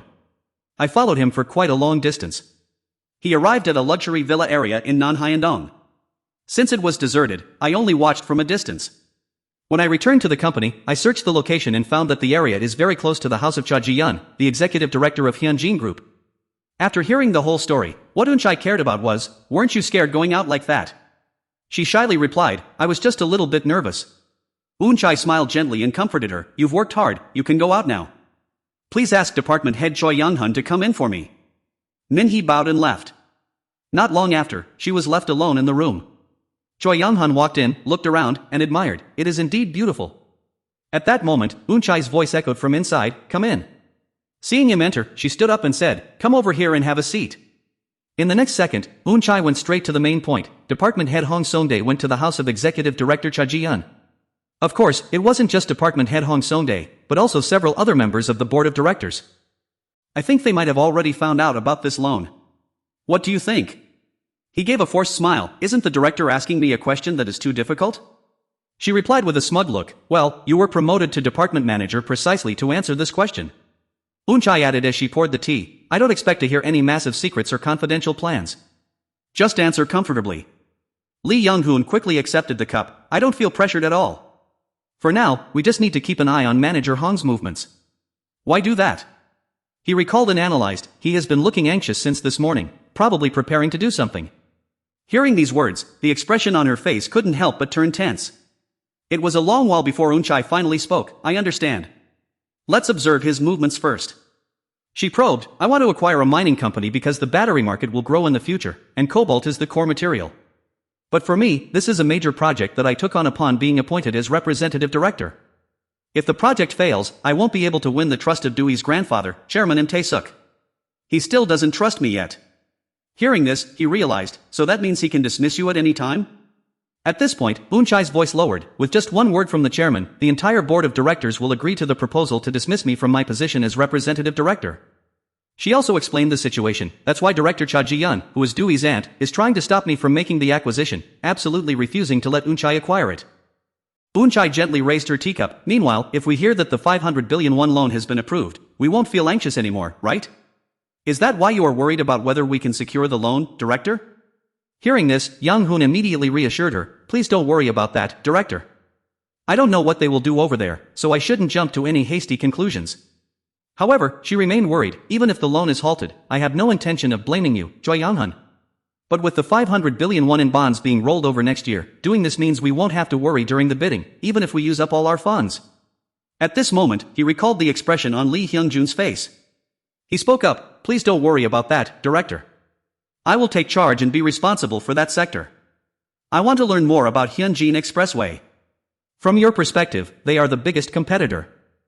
Chai crossed her arms and spoke in a low, comforting tone, you don't necessarily have to do that. The biggest rival is actually Hyunjin Heavy Industries. She then explained that Tae-min, the son of Director Cha Ji-yeon, was currently serving as the Director of Business Planning and learning the business from the chairman. Hearing this, Young-hoon asked, in that case, I would like to know about Hyunjin Expressway first, and then Hyunjin Heavy Industries. Chai did not hold back either, explaining that Director Cha Ji-yeon was running two companies, Hyunjin Expressway and Hyunjin Travel. Hyunjin Expressway is a passenger transport company, holding many express bus routes and several terminals. Since it is not a listed company, there is no need to worry about management rights. Hyunjin Expressway holds 30% of the shares in Hyunjin Travel. They don't have many hotels like this, mainly owning the majority of hotels both domestically and abroad. At this moment, he was a bit curious whether those two companies were facing any difficulties. Chai analyzed the situation clearly, stating that Hyunjin Expressway had no issues, only poor operations in Gyeonggi province. However, Hyunjin Travel was a different story. She learned that due to purchasing hotels overseas, their financial situation was not very good. After hearing the whole story, he stood up. I understand, so I will go find out the rest. Seeing his attitude, she was a bit surprised. Aren't you going to ask anything else? Young-hoon indifferently replied. If anything comes up, I can just ask Yunhee, or else ask Minnie, it's fine. With that, he quickly left, then I'll take my leave. Meanwhile, Chai sighed, wondering if she was just overthinking things. Sometime later in the secretary's office, Young-hoon finally returned. As soon as he sat down, he said, let's look into Director Cha Ji-yeon, Director Lee Hyung-jun, and some other executives at Hyunjin Travel. Yunhee did not seem surprised at all. I understand, is there anything else? He quickly ordered, the hotel that Hyunjin Travel recently bought, grab Hyunjin's financial situation and show it to me. She looked at Young-hoon in surprise, you mean you want me to teach you? He nodded, yeah, let's just say that. Yunhee smiled with absolute confidence, I'm a very good teacher, you know. Young-hoon, standing beside her, added, congratulations on getting to showcase your talent. After a while, she suddenly remembered, also, you asked me to look into Haesung Group before, right? That's right, I've already prepared it but haven't given it to you yet. Yunhee handed the documents to him. These are Haesung Group's assets and ongoing projects. She thoughtfully reminded him, since I was afraid you wouldn't understand, I wrote some explanations on sticky notes. If there's anything you don't get, just ask me. Indeed, he looked a bit flustered now. Thank you, though I still don't really know. A moment later, Yunhee gently nudged him. First of all, Yunhee gently suggested with a smile, let's go have lunch first, and then we can come back and continue working. Yang Hoon also quickly agreed, yeah. After that, they took the elevator downstairs. Minhee had already gone to eat early due to her shift change. In the elevator, Yunhee felt a bit downcast. Now that we have to eat with the other employees, I feel a bit uncomfortable. He hesitantly empathized, yeah, I understand. Not long after, Choi and Cha Ji-yeon stepped inside. She quickly greeted, hello, director. He recognized her at a glance, it's Lim Yunhee. I heard you just transferred to the secretary's office. We will probably see each other often from now on, right? At this moment, Yunhee could only give a forced smile, yes. A second later, Cheon Ji-yang teased again, but even though you've been with the company for a while, why haven't you come to greet your uncle even once? Hearing that, she coldly replied, do we have to go out of our way to greet people at the company? Now he asked again, have you met Junji yet? Yunhee smiled gently, I heard Junji is also busy working in the coordination department, so we haven't had time to meet yet. Cheon Ji-yang glanced at her slightly, Junji said you are even busier than him. Yunhee smiled shyly in response. Only then did he notice Yang Hoon, but who is that guy? He quickly introduced himself, hello, director. I am Choi Yang-hun, formerly of Sales Team 2, and I have just transferred to the secretary's office. He looked at Yang Hoon in surprise, is that so? Who on earth is this guy? Cheon Ji-yang observed him carefully. He wondered how a mere employee could smile so naturally without avoiding his gaze at all. At this moment, he asked again, do you have something to say? What was your name again? He still politely replied, yes, my name is Choi Yang-hun. Cheon Ji-yang frowned slightly, which university did you attend? Hearing this, Yang Hoon smiled faintly, even if I tell you, you probably wouldn't know it, director. It's Jibon University. He was shocked upon hearing the school's name. How can someone from that university get into the secretary's office? Hearing this, the man accompanying him chimed in, he must be someone special. Even as they stepped out of the elevator, Cheon Ji-yang couldn't help but click his tongue. After that, they quickly walked away. Now Yunhee nudged him, asking, aren't you staring at him so hard you'll make a hole in his face? He might think you're rude or just trying to get attention, you know? At this, Yang Hoon explained, I kept staring because he is very special. She asked curiously, huh? Special in what way? He didn't hide it and speculated, the director might get involved in some trouble related to women. Yang Hoon recalled the details and instructed, try to investigate it. Chapter 37. In front of the elevator, it was very noisy now. What are we planning to eat? Eun-chai and Yang Hoon stood frozen, watching them from afar. At this moment, Yunhee leaned close to his ear and whispered, no, but how do you know he's involved with women? What you said. Yang Hoon understood immediately upon hearing it. Are you curious? Yunhee thought for a moment, we probably need to check call logs and the details of real estate registered under borrowers' names. How do we access those? We might even have to go to the audit department. He gently shook his head in denial. The women issue I mentioned isn't just about buying cars, houses, or private vehicles. She was slightly surprised, is that so? A second later, Yang Hoon immediately analyzed, if you look at director Yang Chan-ki's eyes, the pupils are cloudy and the eyelids are thick. In physiognomy, these are called pig eyes. People who possess these eyes are usually very violent and have cruel personalities. She asked curiously, huh? How can you tell just by looking? That's amazing. At this point, his tone turned serious as he warned, therefore, people like this don't easily climb to such positions, because they cannot control the violence within themselves. And they are also very lustful. Being born into a wealthy life, they will never lack women surrounding them. Surely he calmed his violent temper through sexual relations. After hearing the explanation, she nodded, so there must be a lot of women. At this moment, Yang Hoon also speculated that perhaps he was using his power to satisfy his sexual desires. She asked anxiously, then what should we do? Is there any way to resolve this?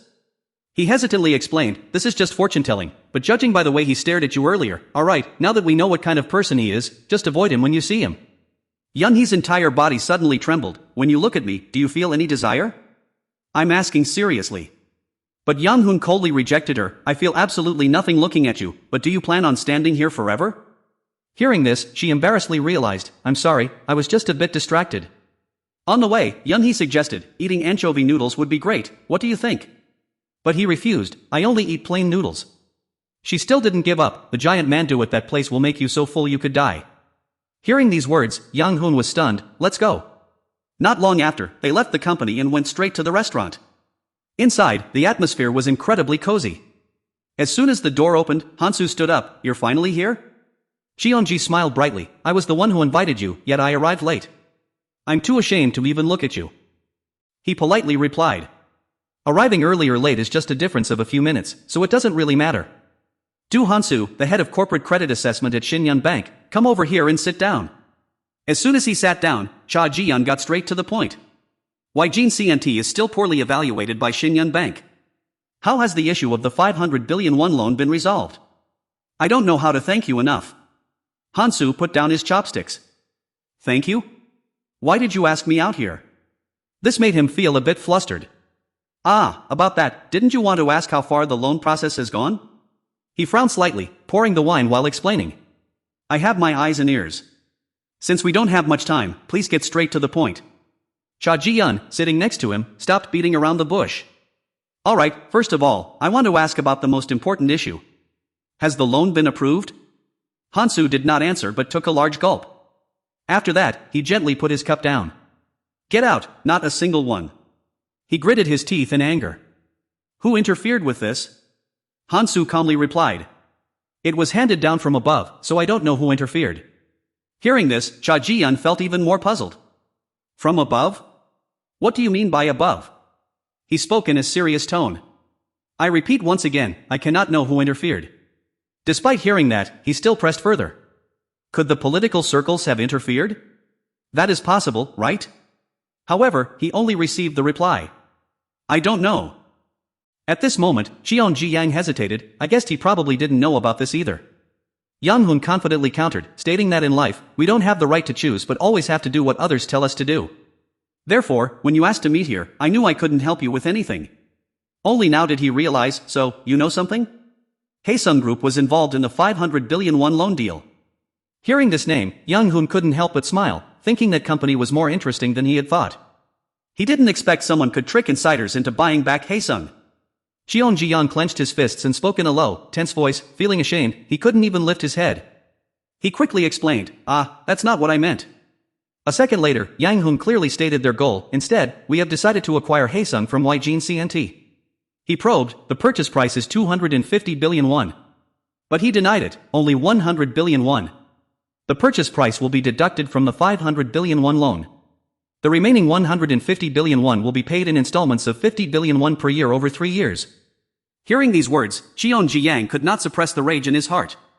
Dropping from 350 billion won to 250 billion won, losing a full 100 billion won was truly absurd, not to mention the installment plan. After that, he tried to remain calm, asking, are you serious? Why? Now, Young Hoon didn't want to answer, I think I've told you everything I know. At this moment, the two of them looked at each other and signaled.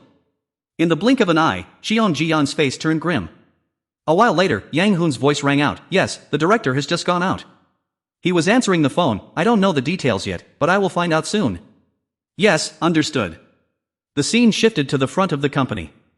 In the secretary's office, the supervisor announced, today's 4 o'clock lecture will be held in the meeting room on the 14th floor. Minhee is reporting now, and from tomorrow, you can go to the study cafe at Yeoljiro Station. As soon as she finished speaking, he asked, is there anything else you need me to find out? She smiled brightly, not for now, if there is, I will let you know right away. Yang Hoon politely replied, thank you. At this moment, Young-hee whispered in his ear, no, we are juniors, but she called you manager. You aren't angry, are you, manager? Yang Hoon glanced at her, it seems like you are quite concerned about me. When you bow your head, I can see your character. A second later, Yang Hoon half-jokingly teased her, you aren't jealous, are you? She flusteredly stammered, me, jealous? Why on earth would I be jealous? He smiled mischievously, no, but your reaction is a bit too much. Young-hee sighed, it's just that I don't like this hairstyle. It's not about Yang Hoon, it's just my taste. He replied bluntly, is that so? Your taste is completely opposite to mine. Hearing this, she glared at him in annoyance and growled, do you like short hair? Yang Hoon shrugged slightly, yeah, I like it a bit fluffy so I can run my fingers through it. These words made Young-hee absolutely furious, fine then. He looked at her with a gentle smile. Alright, I'll stop teasing her. A moment later, Yang Hoon received another message. Director Lee Hyungjun, if you're not busy, let's grab a few drinks tonight. Yunhee turned around angrily. What's that? Did Minhee ask you out? He explained again. Don't be mad, Director Lee Hyungjun wants to meet me. Hearing that, she was also very curious. Why him? Isn't everything already settled? Yang Hoon rubbed his neck. It probably isn't about that. We'll only know once we meet. Beside him, Yunhee was very excited. I'm so curious. Can I come along? He shook his head in refusal. No, I don't mind, but Director Lee Hyungjun will. Having said that, Yang Hoon turned to ask, and what about Director Cha Ji-yeon's decision? Hearing this, Yunhee replied, hearing what Yang Hoon said made me keep thinking about it. As she thought, she said, if Director Yang Chan-ki is as you described, the company should do something about it. Is that so? At this, Yunhee smirked slightly, which was why she suggested organizing a sexual harassment prevention training session. The scene shifts to the office of Sales Director Yang Chan-ki. At this moment, Director Yang Chan-ki is scratching his head, trying to find a way to resolve the loan block. He had reported the installment purchase issue to Director Cha Ji-yeon, because her reaction could be anticipated after hearing the report. Furthermore, if this reached the ears of the chairman of YGN CNT later on, he wouldn't even be able to keep his position under Director Cha Ji-yeon's wing. He then buzzed the intercom and ordered, "Get me a glass of water, my head is splitting." Yang Chan-ki sat in silence, deep in thought. Even if they had to block the loan or plant another bomb against Haesung Group to burden the company, he had to find a new way out. A moment later, staff member Yu finally brought the water in. She reported that all female employees are currently gathered in the dialogue room and would return shortly. Suddenly, he grabbed her hand, making her stumble. Huh? What? Hearing that they were learning about sexual harassment prevention, Yang Chan-ki grew even angrier, shouting, "What are you talking about?" How frustrating. Only then did he suddenly realize something. Thinking of this, Yang Chan-ki waved his hand and dismissed her. Fine, you can leave now. She respectfully replied, yes, I understand. Before letting her go, he did not forget to warn her, by the way, you won't say anything stupid, will you? Then, Yang Chan-ki let out a savage smile. Sighs and complaints filled the dialogue room. Oh my god, our work is piling up like a mountain. Why on earth did they force us to attend sexual harassment prevention training? We already did this before. Who came up with this annoying idea anyway? Do you know who it was? Just then, the door opened, and a woman walked in. Lee Joo-hee spoke strictly. Hello everyone, my name is Lee Joo-hee, the manager of the audit department. As she walked, she continued her presentation. From now on, we will conduct a simple survey. I would be very grateful if everyone answered the questions on the paper honestly. I guarantee this will not affect any of you when filling out the survey. Seo-yeon shyly covered her mouth, thinking, the audit department? Something must have happened again. She bit her finger while listening. This was a training session directly supervised by the director. Afterwards, the female employees were seated at rows of tables to complete the written survey. Lee Young-hoon exclaimed upon hearing Yunhee's idea, that is why I proposed conducting this training course. Lee Young-hoon unconsciously repeated, training. Yunhee smiled and nodded in agreement. It was just a thought, and I wasn't sure if it could be done, but I can observe those working with me this time. It is a great idea. Employee Lee Young-hoon quickly distributed the survey sheets to everyone. He instructed them to just write as thoroughly as possible. Suddenly, he paused as if discovering a suspicious detail. Everyone had already picked up their pens, except for Seo-yeon, who was still biting her finger with an anxious look on her face. Her eyes kept darting back and forth, and her tightly pursed lips did not relax. This immediately raised Lee Young-hoon's suspicion. He walked over to Lee Joo-hee and quietly pointed her out. Looking in the direction of his hand, Lee Joo-hee was momentarily stunned. What? Do you mean the secretary of the business support department director? She gave him a sharp glare, a warning easily read from her grimacing face. After all, she was the secretary of Director Yang Chan-ki. Yang Hoon casually replied, that's right. She turned around to face him directly and began questioning, why? Who do you think you are? Yang Hoon replied honestly, I just felt she was a bit hesitant while answering, so I became suspicious. Lee Joo-hee scratched her head in embarrassment, looking at him with doubt. How do you know? Are you using mind-reading skills? Yang Hoon confidently expressed his logical deduction, it's not mind-reading. If it were a normal person, they would fill in no without hesitation. She was already hesitant starting from the very first question, which is enough basis for suspicion. Still unconvinced, Lee Joo-hee retorted, but there are many people who don't have any issues, yet they hesitate in their answers simply because they think too deeply. But when asked, they turn out to be perfectly fine. He furrowed his brows and spoke sharply in a low voice, then we just need to ask her to find out. Lee Joo-hee also frowned and stared at him, hesitating for a moment. After that, she changed her mind and said in a decisive tone, "Fine, here, take it." Yang Hoon hesitated again, his expression growing tense. He proactively suggested, "I hope you can call the secretary of the business support department director for me." If you don't want to do it, can I call her privately to talk? Lee Juhee put her hands on her hips and sighed helplessly, honestly. But then, she complied with Yang Hoon's request and ordered in a harsh voice, "Hey, come outside with me." Manager Yun-hee stepped forward with a question. Do you remember that the director requested support from the audit department? If you don't want to, just go outside. We are only following the director's orders.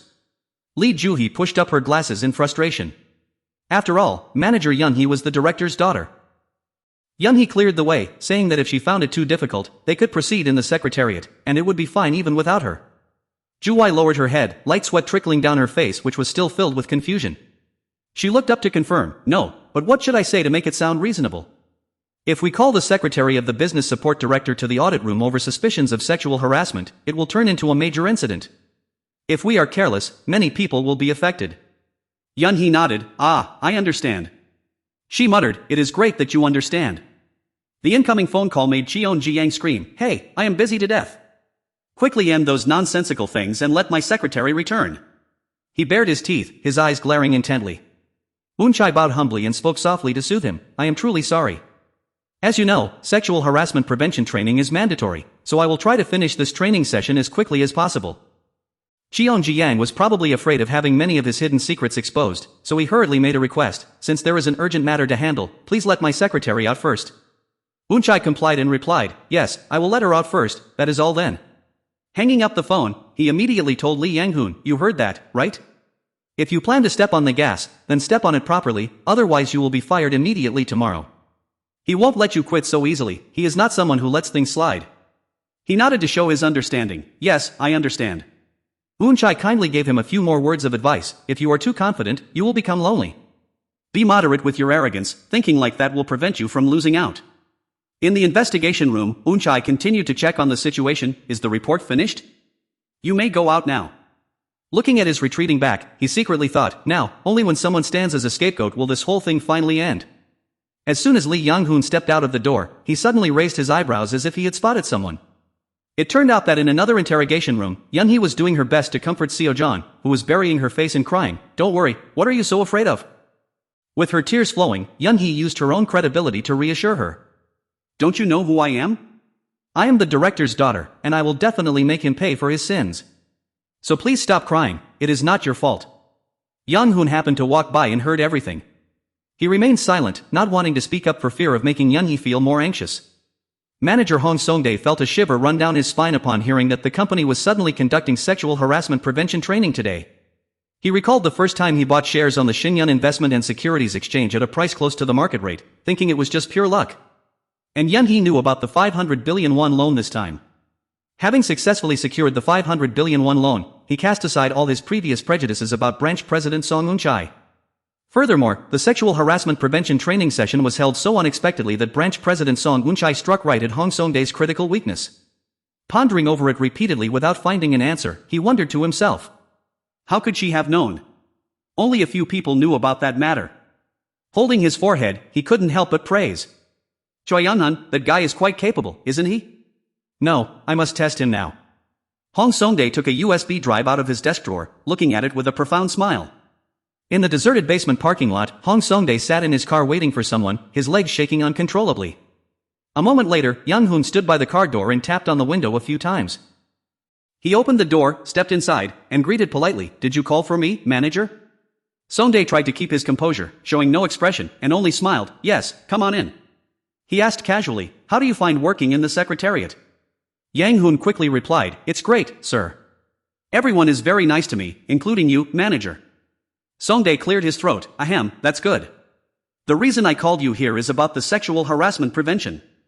Hearing that Director Yang Chan-ki's secretary had already been reassigned, Yang-hoon suddenly wondered if they were going to stop the investigation.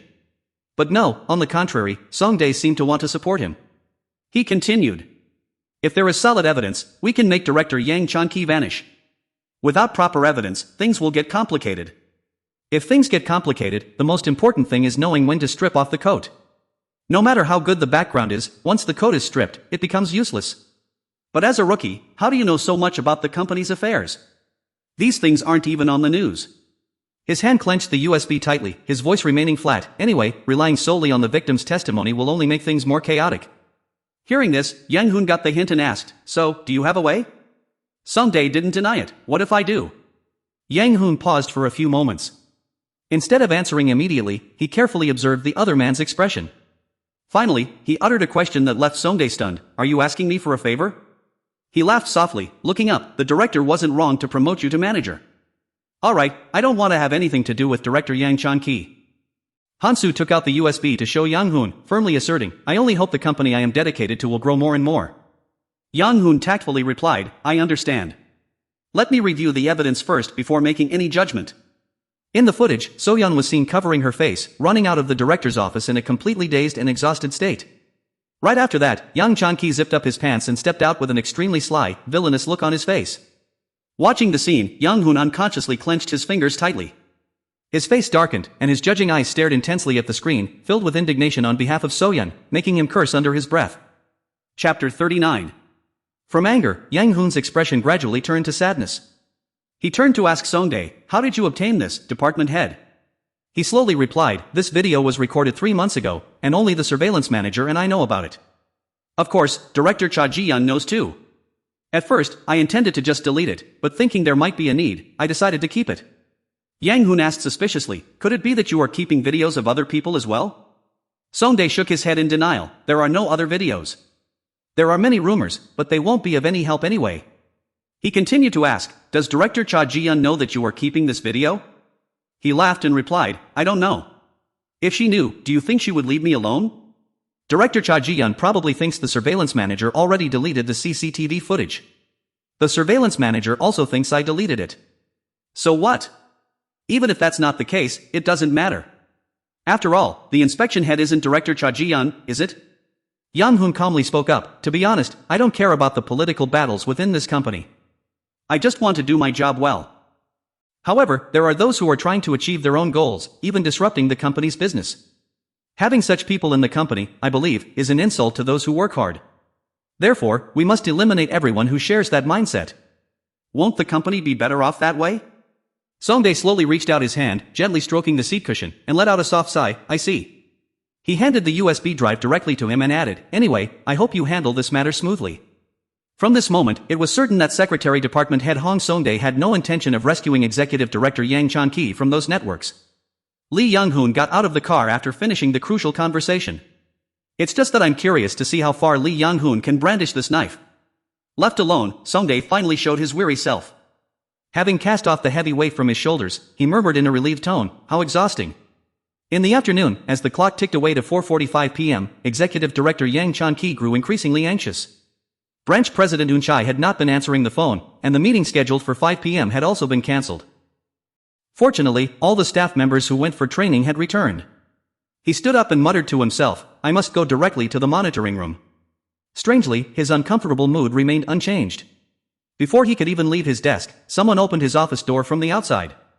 Eun Chai walked in with 2 subordinates and announced solemnly, "Director, I am sorry, but you will have to come with us."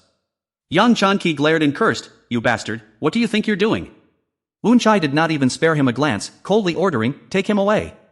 He furiously cursed and ranted continuously, "Where do you think you are touching? Let go of me right now." Knowing that resisting at this point was useless, he brushed their hands off. "I can walk by myself."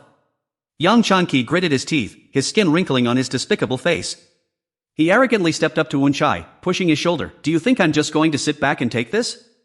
You're fired. Do I look like I'm joking around?" But he did not say a word, focusing solely on his duty. "Let's go." Yang Chan-ki was taken straight to the interrogation room. In the silent atmosphere, he slowly walked to his chair. Yang Chan-ki's demeanor was not that of a guilty man being questioned. He folded his arms and demanded arrogantly, "Now, tell me, what is this all about?" Eun Chai remained serious, showing him no leniency. "I am sorry, Director, but I had no other choice." The interrogation begins. "Executive Director Yang Chan-ki, were you in your office at 10:30 p.m. on August 13th? Knowing full well what he had done, upon hearing the question, he instantly froze in shock, stammering, You bastard." Eun Chai asked directly, "Is it true that you raped Kang Seo-yeon there?" Chan-ki tried to use insults to mask his inner anxiety. "What did you say? When did I do that? Do you have any proof?" Unchai continued to ignore that insolent attitude. Aside from August 13th, were there any other times you did that? He still showed no fear, loudly cursing. Unchai shut him down with a proposal. Executive Director Yang Chanki, please tell me the truth. Unchai lost patience, stood up, and spoke straight to Chanki's face. Do you think this situation is a joke? If you can't explain it clearly, this won't end with just a resignation. Now the legal department is proceeding with filing charges against you. Chanki's entire body trembled as he stammered, unable to speak. What did you say? Unchai warned in a stern voice, sexual abuse by force and sexual violence are extremely serious offenses. The company will never overlook such acts. We intend to take all possible civil and criminal legal actions against you. So, confess your crime. Cornered with no way out, Chanki showed no remorse and even attempted to slap Unchai's face. You bastard. He struck Unchai hard across the face. The sound of the scuffle immediately drew attention from outside. Staff members burst through the door, taking turns to hold Chanki back as he cursed frantically, "Let go of me." Unchai simply smirked after receiving that heavy slap. "Let's leave it at that for now. I will hand over the relevant materials to the legal team. You are suspended from work until the investigation is complete. Please hand over the phone you currently have." Chanki was speechless with rage. You. A cold, commanding voice ordered, "Hand it over." Manager Unchai wanted to search the phone immediately, but ultimately, the manager did not dare to do so. Not only Executive Director Yang Chanki but also the audit department, because the department head sensed that the secretary's office was watching them. Now, the work has been transferred to the legal team. The department head will discuss with the victimized employee to take legal action. In the parking lot, where secret conversations usually took place, Department Head Unchai began to fear how far this purge would spread. Executive Director Cha Ji-yeon could not sit still in such an unbelievable situation. Who on earth was Director Yang Chan-ki? He hurriedly told the driver to go to Nan Hyundong. He had worked with Hyunjin for decades. Together with Deputy Director Sung Joo-hun, they were truly a double-headed carriage leading the company. Therefore, Director Cha Ji-yeon also trusted him, knowing he was someone who would cling to Hyunjin. That was why he did not dare to utter a single word and rushed off immediately. Perhaps Director Yang Chan-ki was now in a state of panic. Ji-yeon entered the villa, encouraging himself, "First of all, I must survive." His steps were hurried and awkward, mirroring his state of mind. As soon as he opened the door, a voice drifted out from inside, "You're here?" Cha Ji-yeon was sitting on the chair, while Yang Chan-ki was cowering at her feet with a bowed head. It was Ji-yeon's turn to bow. "I arrived late." Cha Ji-yeon replied, "You arrived before off-work hours, how is that late?" "By the way, Director Cha." "Yes. It seems our Director Yang has made a big mistake. It is a mistake that should never have happened. Why do people in this world make such mistakes?" He did not dare to argue even half a word. He obediently replied like a puppy, yes, that is indeed the case." Cha Ji-yeon continued, "But I didn't expect it to strike so hard. After all, one can easily fall for a young secretary." "But how did they know about that? What did that secretary say?" Cha Ji-yeon stammered. That, she was surprised. "Don't you know about it?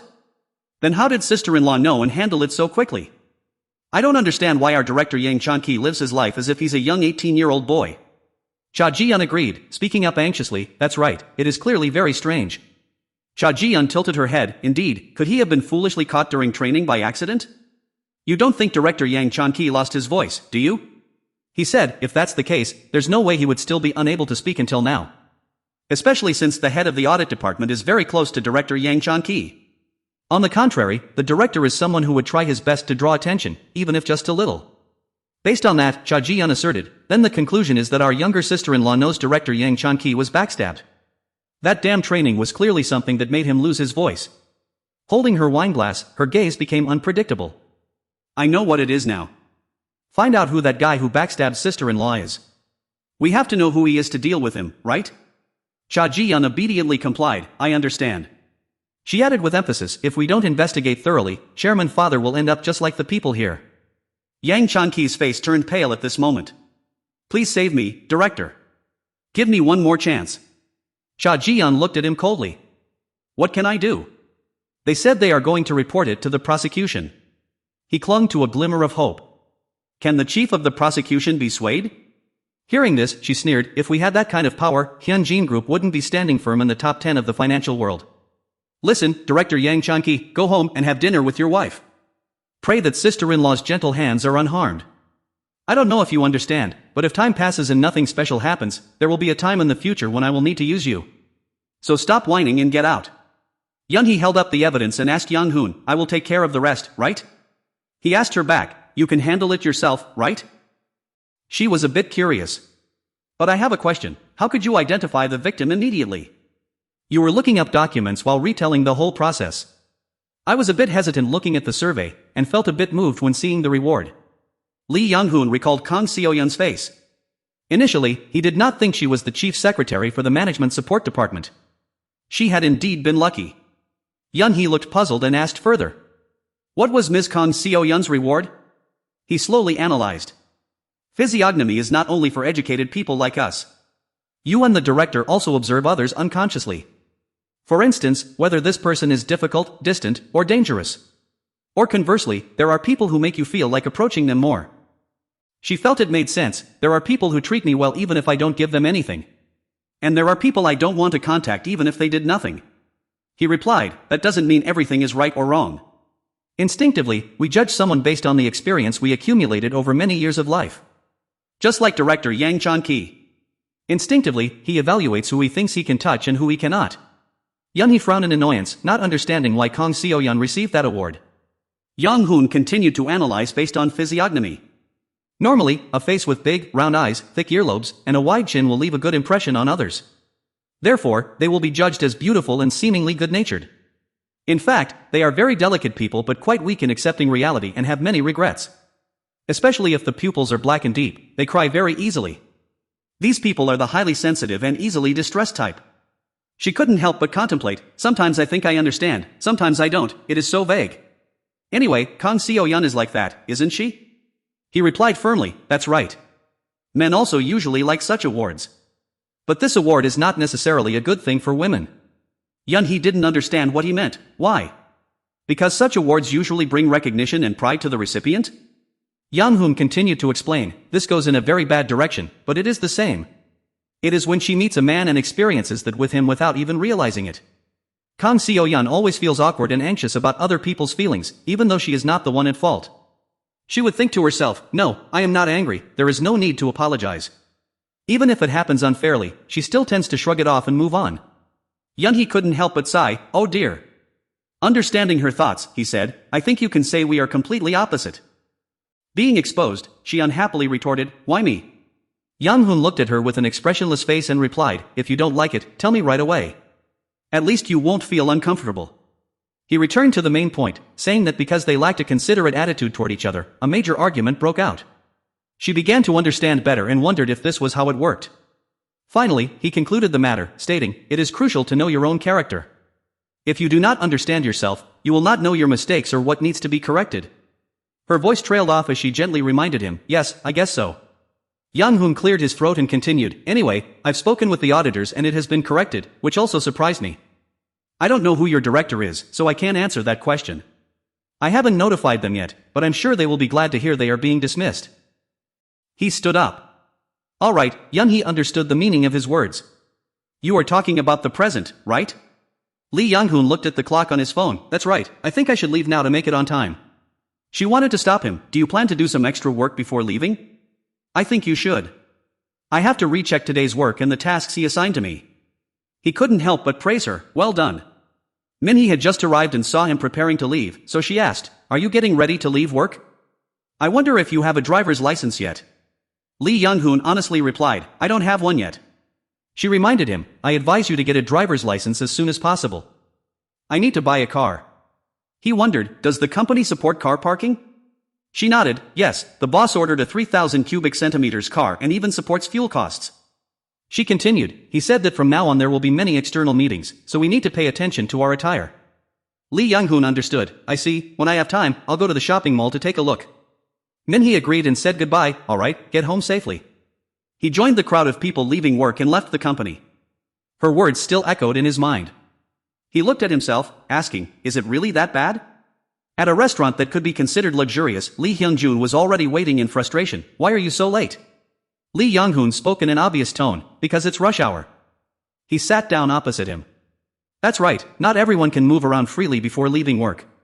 He couldn't help but agree, me too, I finish work and do overtime just like everyone else. The two started back and forth conversation, working overtime until this hour sounds strange, doesn't it? Because in the past, it wasn't necessary. Lee Hyung-jun pointed at the plate of meat on the table, showing off. I ordered this meat dish, what do you think? Lee Young-hoon playfully retorted, is it necessary to discuss it from the perspective of benefits received? He laughed softly, what if I say I bought it? He cheerfully replied, sure, that's your decision. If I give you a gift and you have to treat me, would you agree? He playfully declined, I can't even lend money or buy food as I wish. He acted as if pitying him, let me grill it. He sighed and declined, it's fine, I usually do things like this. Lee Young-hoon suddenly became serious, by the way, you have clearly divided the relationship between superior and subordinate, right? Lee Hyung-jun asked him back, then when will I be able to take good care of you? He calmly replied, when you have to lie down, you shouldn't do it clumsily. He said in an obvious tone, by then, you will have to bow your head to me. He still could not understand, is there anything better? He placed the grilled meat onto the plate and asked again, is it like this? If so, I'd be glad, but actually, it is rotting inside. I couldn't sleep well because when I woke up, I felt like I was on a boat. In his dream, he was confused and wondered where he was. He shook his head helplessly, looked at the other, and spoke up. It seems you are overthinking. Anyone looking at me would think I'm a gangster who betrayed himself. Lee Hyung-jun poured wine for him. Both of them were wealthy and powerful, so there was not much difference in their lives. Have a drink. He emptied his glass of wine and immediately went straight to the main topic. Have you heard any news? Hyunjin Life Group is continuing to probe Shinyan Bank. Yang-hoon had also heard about this before, so he replied softly. I only know the outline. Right now they are trying to settle things amicably, but if this falls into my father's hands, we might lose everything. Do you want to plan something else? He asked with a cunning smile, but the other didn't answer. He continued to ask. If you were to recalculate, what would you do? He shook his head in refusal. No, unless they offer us better terms. He gloomily reminded him. You told me about that before, but my father doesn't trust me very much. Even now, he is just waiting for me to make a mistake. That's why I must constantly question and verify whether it is a trap or not. Yang Hoon looked away from the piece of meat, raised his head, and asked. You are talking about Director Yang Chan-ki's actions, right? Yes, it would be very troublesome if they keep poking their nose into this. Have you thought of a way to deal with it? Today, Director Yang Chan-ki left the company. Lee Hyung-jun had not heard this news yet, so he asked in surprise. He laughed? Where did he go? You announced the shocking news that you were fired over allegations of sexual harassment, and from now on, no one will stand in our way anymore. Hearing this, he couldn't help but curse, damn it, you really are a terrifying guy. You are also very helpless, what can I do, things just happened that way. This reminded him of something else, that's right, is the third group involved now? He casually ate and replied firmly, roughly like that. Hearing this, he broke into a cold sweat, after cleaning up, is the world yours now? He showed an indifferent attitude, I don't care about those things. Lee Hyung-jun didn't believe it, are you really practicing asceticism? Yang-hoon didn't want to discuss this anymore, never mind, why did you ask me out today? Is it really because you have no one else to eat meat with that you called me? He went along with your words, actually, I have no friends, they all just use me. Today, I also called you to see if there's anything to exploit. Do you know if our old man has any weaknesses? You asked him back, are you serious? He frowned with dissatisfaction, do I look like I'm joking? You quickly explained, no, but I didn't think you would ask so directly. The vice president is not someone easy to deal with. Even you thought so. He also agreed, my father's right-hand man is acting in secret, but it's not easy. Nothing can decide victory or defeat in an instant. You understood his point, do you want me to give you advice? He did not hesitate to confirm, that's right. Yang Hoon didn't understand, why? I think I've helped you enough. Maybe later. Lee Hyung-jun interrupted him, don't tell me you think I did that to my dad just because of the little boat story earlier. I don't care about my dad's hundreds of billions of assets. I only need to hold my own credit in my hands, that is enough. I am doing this to survive. If I do not do it, I do not know what might happen. He coughed lightly, intending to remind him, but there is still. He interrupted him once again, do you need money? He nodded slightly and explained, actually, it is free, which is different. He let out a sigh of relief, I will do everything you ask. But right now, I am tired of loans. Still, I calculate very carefully, you get what I mean, right? Do you want to run up a debt? He promised, in return, I guarantee there will be a clear interest rate. Yang Hoon agreed, then, listen to the repayment plan first. Do you think dismissing Director Yang Chan-ki is a small matter? No, I have warned Director Cha Ji-yeon not to even dream about Ygin CNT. I have lit the fire in a war between brothers that I only dared to watch from afar. So what of it? He replied half-heartedly, I will be your friend. He refused immediately, an empty promise like that cannot be counted in the repayment plan. Lee Hyung-jun saw that he was being too stubborn and accepted, fine, if we are truly friends, we must know how to compromise first. So what is needed for me to become your friend? The two raised their glasses together. First of all, let's have a drink. Lee Hyung-jun watched Young-hoon pour him a drink and teased, pouring a drink for me makes me more nervous than being served by a celebrity. He emptied the glass that Young-hoon had just poured and asked cheerfully, what can I do for you? Young-hoon calmly declined, not right now. Lee Hyung-jun listened in confusion, what? You just said it wasn't possible earlier. Young-hoon reminded him of his own words, didn't you just say you don't have any money left to lend? That means you will help me with the shares you currently hold, right? He answered assertively, yes, whether as a white knight or a black knight, I will help if it is within my ability. Of course, within the limit of the funds I have. Young-hoon was satisfied with the answer, that is enough. What more can I expect from the director right now? It is fine as long as our company grows well without any problems. Yang-hoon's words made Lee Hyun-jun misunderstand, thinking to himself, do you mean you don't want to be friends anymore? He asked Young-hoon again, think about it, our company is one of the top 3 banks in the country. Don't you know how amazing it is to align with a financial institution like us? Even Yang-hoon knew that. At the same time, Yang-hoon knew very well what kind of person Lee Hyun-jun was. Even if Lee Hyun-jun said they would be friends, those were not sincere words. He wanted to overthrow his father to survive, but his ambition was no less than his father's. Friendship is a relationship maintained only when there is mutual exchange. If there was nothing for him to exploit, he could turn his back at any time. Young-hoon explained simply, my asking about the repayment plan was just to see the director's level of sincerity. I know you are willing to do anything now, and that is enough. Lee Hyung-jun scratched his head in annoyance. Damn it, I feel like I'm the one getting the short end of the stick. Lee Young-hoon looked at him as if looking at an idiot. He already agreed to let him defer the debt, and he still felt shortchanged? He expressed his real concern. I don't know what you will want me to do next in the future. He also nodded in agreement. Yeah, that's true. He raised the wine bottle to pour him a drink, saying they wanted to be friends. He asked back. So this glass of wine symbolizes us becoming friends? He replied firmly. That's right. Both Lee Young-hoon and Lee Hyung-jun knew that they were actually just allies, an unstable alliance that could easily fall apart. Once he got hold of Cha Ji-yeon, he would be a loyal subordinate of Lee Hyung-jun. But after that, even Lee Young-hoon didn't know how things would change. Having reached an agreement, Lee Hyung-jun continued the topic. Now that we are not deferring any more debts, we should reconsider a few things. He coldly reminded him. I don't have any evidence that Vice President Lee Jae-sung has made a major mistake. He wagged his index finger, indicating it wasn't necessary. It doesn't have to be that. I just need your advice as a friend. He calmly analyzed it for him. Vice President Lee Jae-sung is not the type of person who easily leaks evidence that is unfavorable to himself. Therefore, if I were the director, I wouldn't target my own father directly. He asked with concern. If so, what should I do? Lee Young-hoon proposed a solution. You have already convinced your father's right-hand man, so try to win over others. After all, the board of directors has the power to appoint and dismiss the bank director, right? He suddenly remembered. Right, the people on that board are all my grandfather's men. He continued to analyze further. It would be great if you could win the support of the majority of the board. He let out a helpless sigh. Easier said than done. Those people have been working with my father for at least 10 years. Deputy Director Khan followed me only because I held his weakness.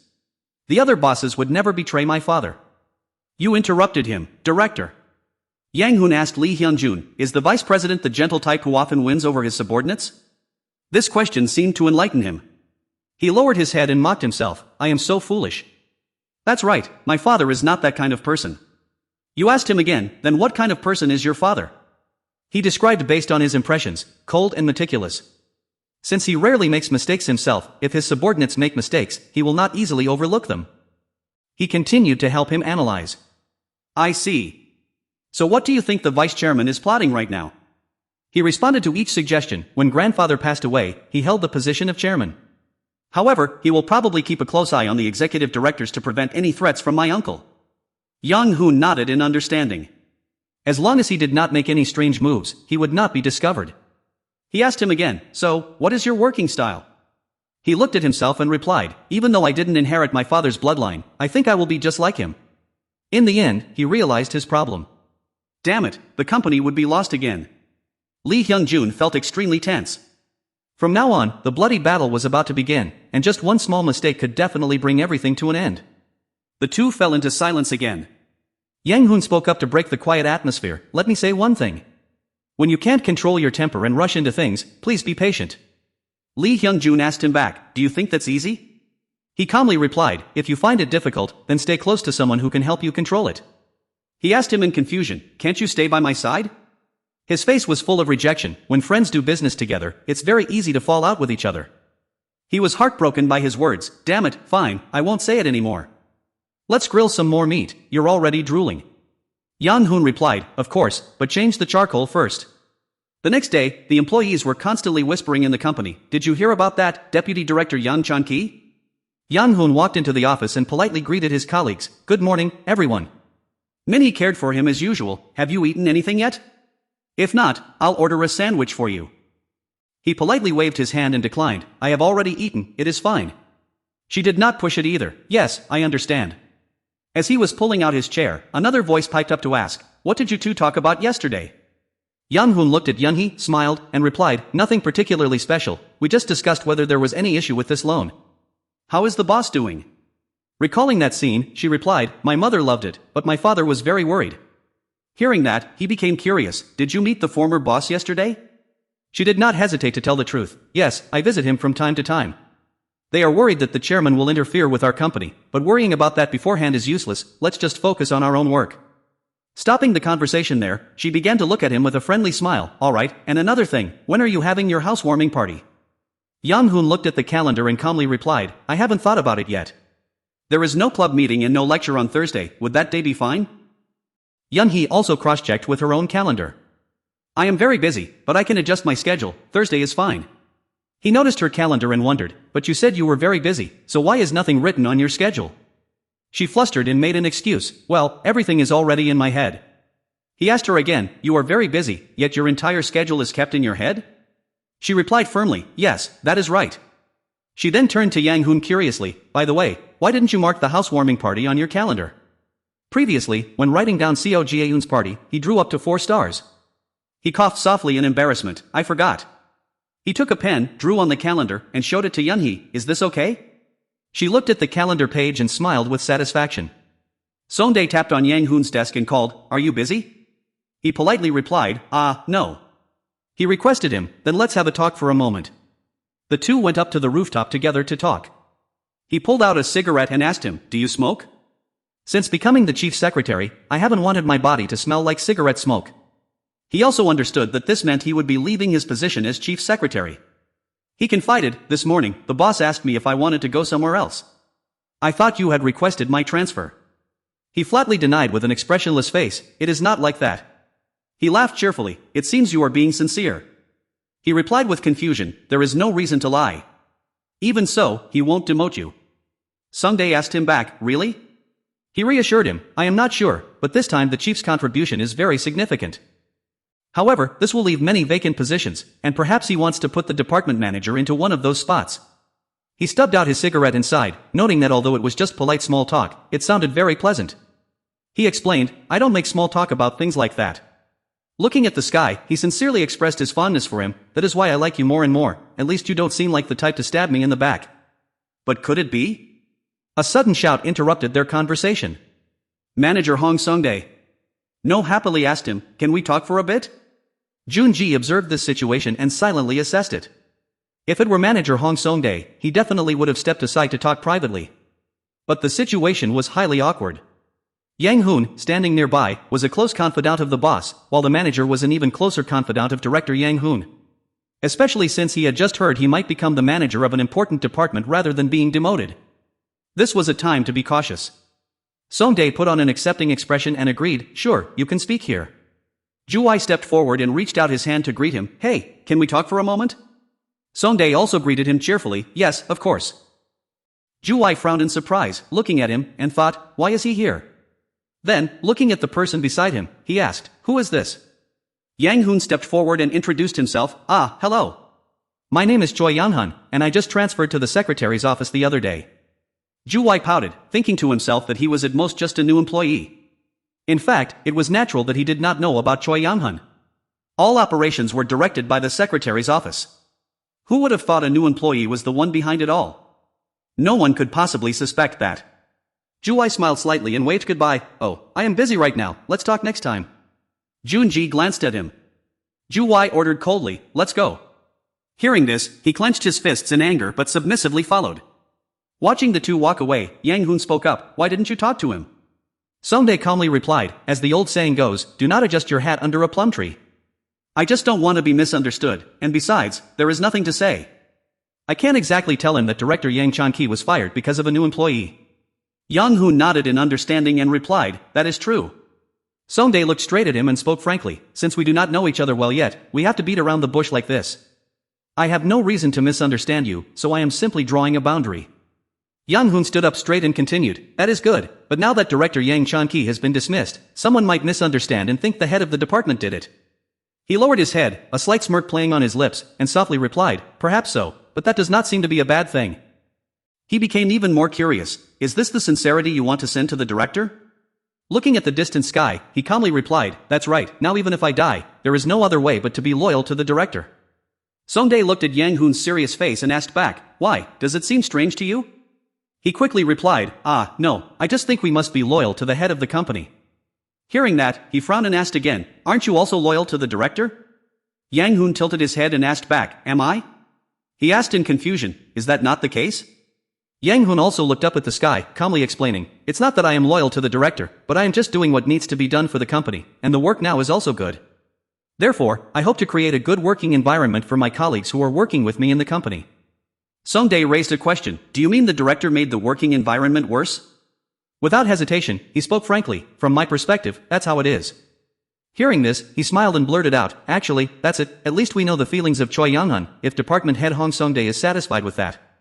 Yang Hoon went to Eunchai's office. As soon as the door opened, she hastily called out, come here and sit down. Yang Hoon quickly sat down and asked about her. Hearing that the director was worried about yesterday, Eunchai cheerfully replied, did Yunhee say that? It's not me, but Yunhee's father who is worried. Sungmin asked back with great curiosity, so you aren't worried, director? She kept a calm face and answered, I am a bit, but even so, I feel very happy. Eunchai put her teacup down on the table and continued, to be honest, I thought it would end with a one-sided blow. But now that Director Cha Ji-yeon has been dismissed, I've removed the thorn in my side. Only then did Yang Hoon realize that the director didn't like Director Cha Ji-yeon. She closed her eyes and explained, Director Cha Ji-yeon is the eyes, ears, and mouth of my father-in-law, so I don't like him. Anyway, you've worked hard, this is the basis for dismissing him, and I couldn't have imagined kicking him out. Yang Hoon replied with a sigh of relief, I feel very lucky. Eunchai placed her phone on the table and continued, there are many people involved with Director Cha Ji-yeon, so I've been worrying a lot too. He probed directly, did you ask Manager Hong if he wanted to transfer to another position, Director? She gave a slight smile and said in a cold voice, Manager Hong seems to have thought a lot about that. Did he perhaps ask Manager Choi for his opinion? What did he say? He honestly recounted, he said he didn't think you were trying to kick him out. He mentioned that some rain will fall, and who knows, the water might push things in that direction. Eunchai nodded as if she understood, so that's how it is. Yang Hoon looked at her and asked further, will it be alright? Eunchai lowered her face and replied sadly, actually, I was very worried. Although we got rid of Director Cha Ji-yeon this time, he was someone who once tried to drag me into the mud. To say I wasn't worried would be a lie. Yang Hoon nodded in agreement, I understand. She sipped her tea and calmly asked, so, is Manager Hong someone worth keeping by my side? Yang Hoon thought seriously and then offered his opinion. If you feel uncomfortable having department head Hong by your side, how about transferring him to another department? People like department head Hong silently support others in their work, but if he leads an organization, he could achieve great results in his work. Eunchai put her teacup back on the table, her face filled with contemplation. Anyway, Director Cha has been dismissed. Now I have to reorganize everything, but what should I do? Yang Hoon carefully pondered for a moment and replied. That is indeed a bit difficult. There are many executive directors whom I have not met yet. She raised her hand to rub her face, continuously grumbling. That's right, how frustrating. We can't ask Department Head Choi to conduct the interview. Suddenly she remembered something and quickly asked. Tomorrow, Deputy Director Sung Joo-hun from Australia will arrive. Would it be better if I speak with Department Head Choi? Yang Hoon frowned and replied briefly. I don't know either. I know, so let's meet them first and speak then. Eunchai cheered up again, then switched to another topic. Oh, by the way, have you heard Minhee talk about the car support project yet? Lee Young-hoon nodded and replied. Yes, I have heard about it. It is meant to encourage shopping. She looked at him with satisfaction and added. It seems Manager Choi does not take good care of himself. It would be better if you made a change. In the future, you can go out with me more often, so do not save too much money and go shopping. Lee Young-hoon nodded in confirmation. I understand, I will change. At the secretary's office, as soon as he stood up to pack his things, Young-hee turned to ask. Where are you going? He replied quickly. Since there is no schedule this morning, I am planning to drop by the shopping mall. Hearing this, she smiled brightly and sprang up from her chair. Lee Young-hoon looked at her in surprise and asked back. Where are you planning to go? Young-hee replied happily. Today, the Meyer Shopping Mall has started constructing the Nodri Care furniture store. I forgot that I needed to inspect it once. Since we are going to a shopping mall, let's just drop by the Meyer Shopping Mall. He smiled slightly and agreed. Sure, let's go together then. Young-hee said out loud with great enthusiasm. I will change him from head to toe. He pretended to sniff a few times and whispered. Smells like something is burning. At the shopping mall, Young-hee was actively choosing clothes with the staff. She pointed to an outfit and said, show me this one. Young-hoon stepped out of the fitting room. The store clerk looked at him and exclaimed, it seems you take great care of yourself. Your body is firm without an ounce of excess fat, you look absolutely great in this. He scratched his head in embarrassment and added, right? Probably because I like hiking. But is it because the clothes are expensive? It feels so different from the clothes at Dongdaemun Market. Young-hee, what do you think? Does it look good? Young-hee quietly looked at him and evaluated. He spoke in a comfortable manner and had a well-built physique. Just by putting on a sleek suit, he looked quite charming. Truly a special man. Everyone around him knew nothing. This special man knew everything about the world. Contrary to his cool exterior, in his heart, Young-hoon was as happy as a child. He held the tie, continuously caressing it while exclaiming, the tie is so soft too. Young-hoon directed his gaze toward her and thought to himself, Young-hee is busy thinking. She nodded in appreciation, yeah, not bad. He frowned and teased, as expected, what a ruthless compliment. Did you hear what the clerk just said? He praised me for knowing how to manage my body. When chopping wood on the mountain, holding the axe in this exact posture is. Young-hee coldly interrupted, I get it. But he still kept talking without stopping. Minhee sat quietly in the middle of the office. Once her horizons were broadened, it felt as though her perspective had changed. Lately, Minhee had begun to feel that her life was becoming fresh and new. And she received all instructions, which, though simple, had special meaning, and even casual questions carried deep intentions. Just at this moment, a voice sounded behind Minhee, how have you been lately? She quickly stood up to greet him, oh my, Deputy General Manager, have you eaten yet? No cheerfully asked, do you want anything to drink? It is on me. Minhee politely replied, oh, it is fine, you treated me last time. No still cheerfully asked, well, would you like an Americano or a latte? She did not hesitate anymore and chose her drink, I will have an iced Americano. No took the card out of his pocket and happily replied, this is no big deal. Minhee looked at him and said loudly, thank you, Deputy General Manager. No began to probe, how is the atmosphere in the secretary's office lately? Minhee asked back in surprise, the secretary's office? She rested her chin in her hand, thought for a long time, and then replied, yes, to be honest, it is normal. But why do you ask about this? No replied in confusion, what? Ha? I just asked if you wanted anything else to drink. I will buy it for you. He continued to ask, lately your side has been quite chaotic, right? The director's daughter has also transferred to the secretary's office. Minhee nodded in agreement, yes, a little bit. No probed deeper, how is Manager Hoon? She put down her fork and replied, Manager Hoon? I don't know if he visits the director's office often. He showed a strange smile and said softly, is that so?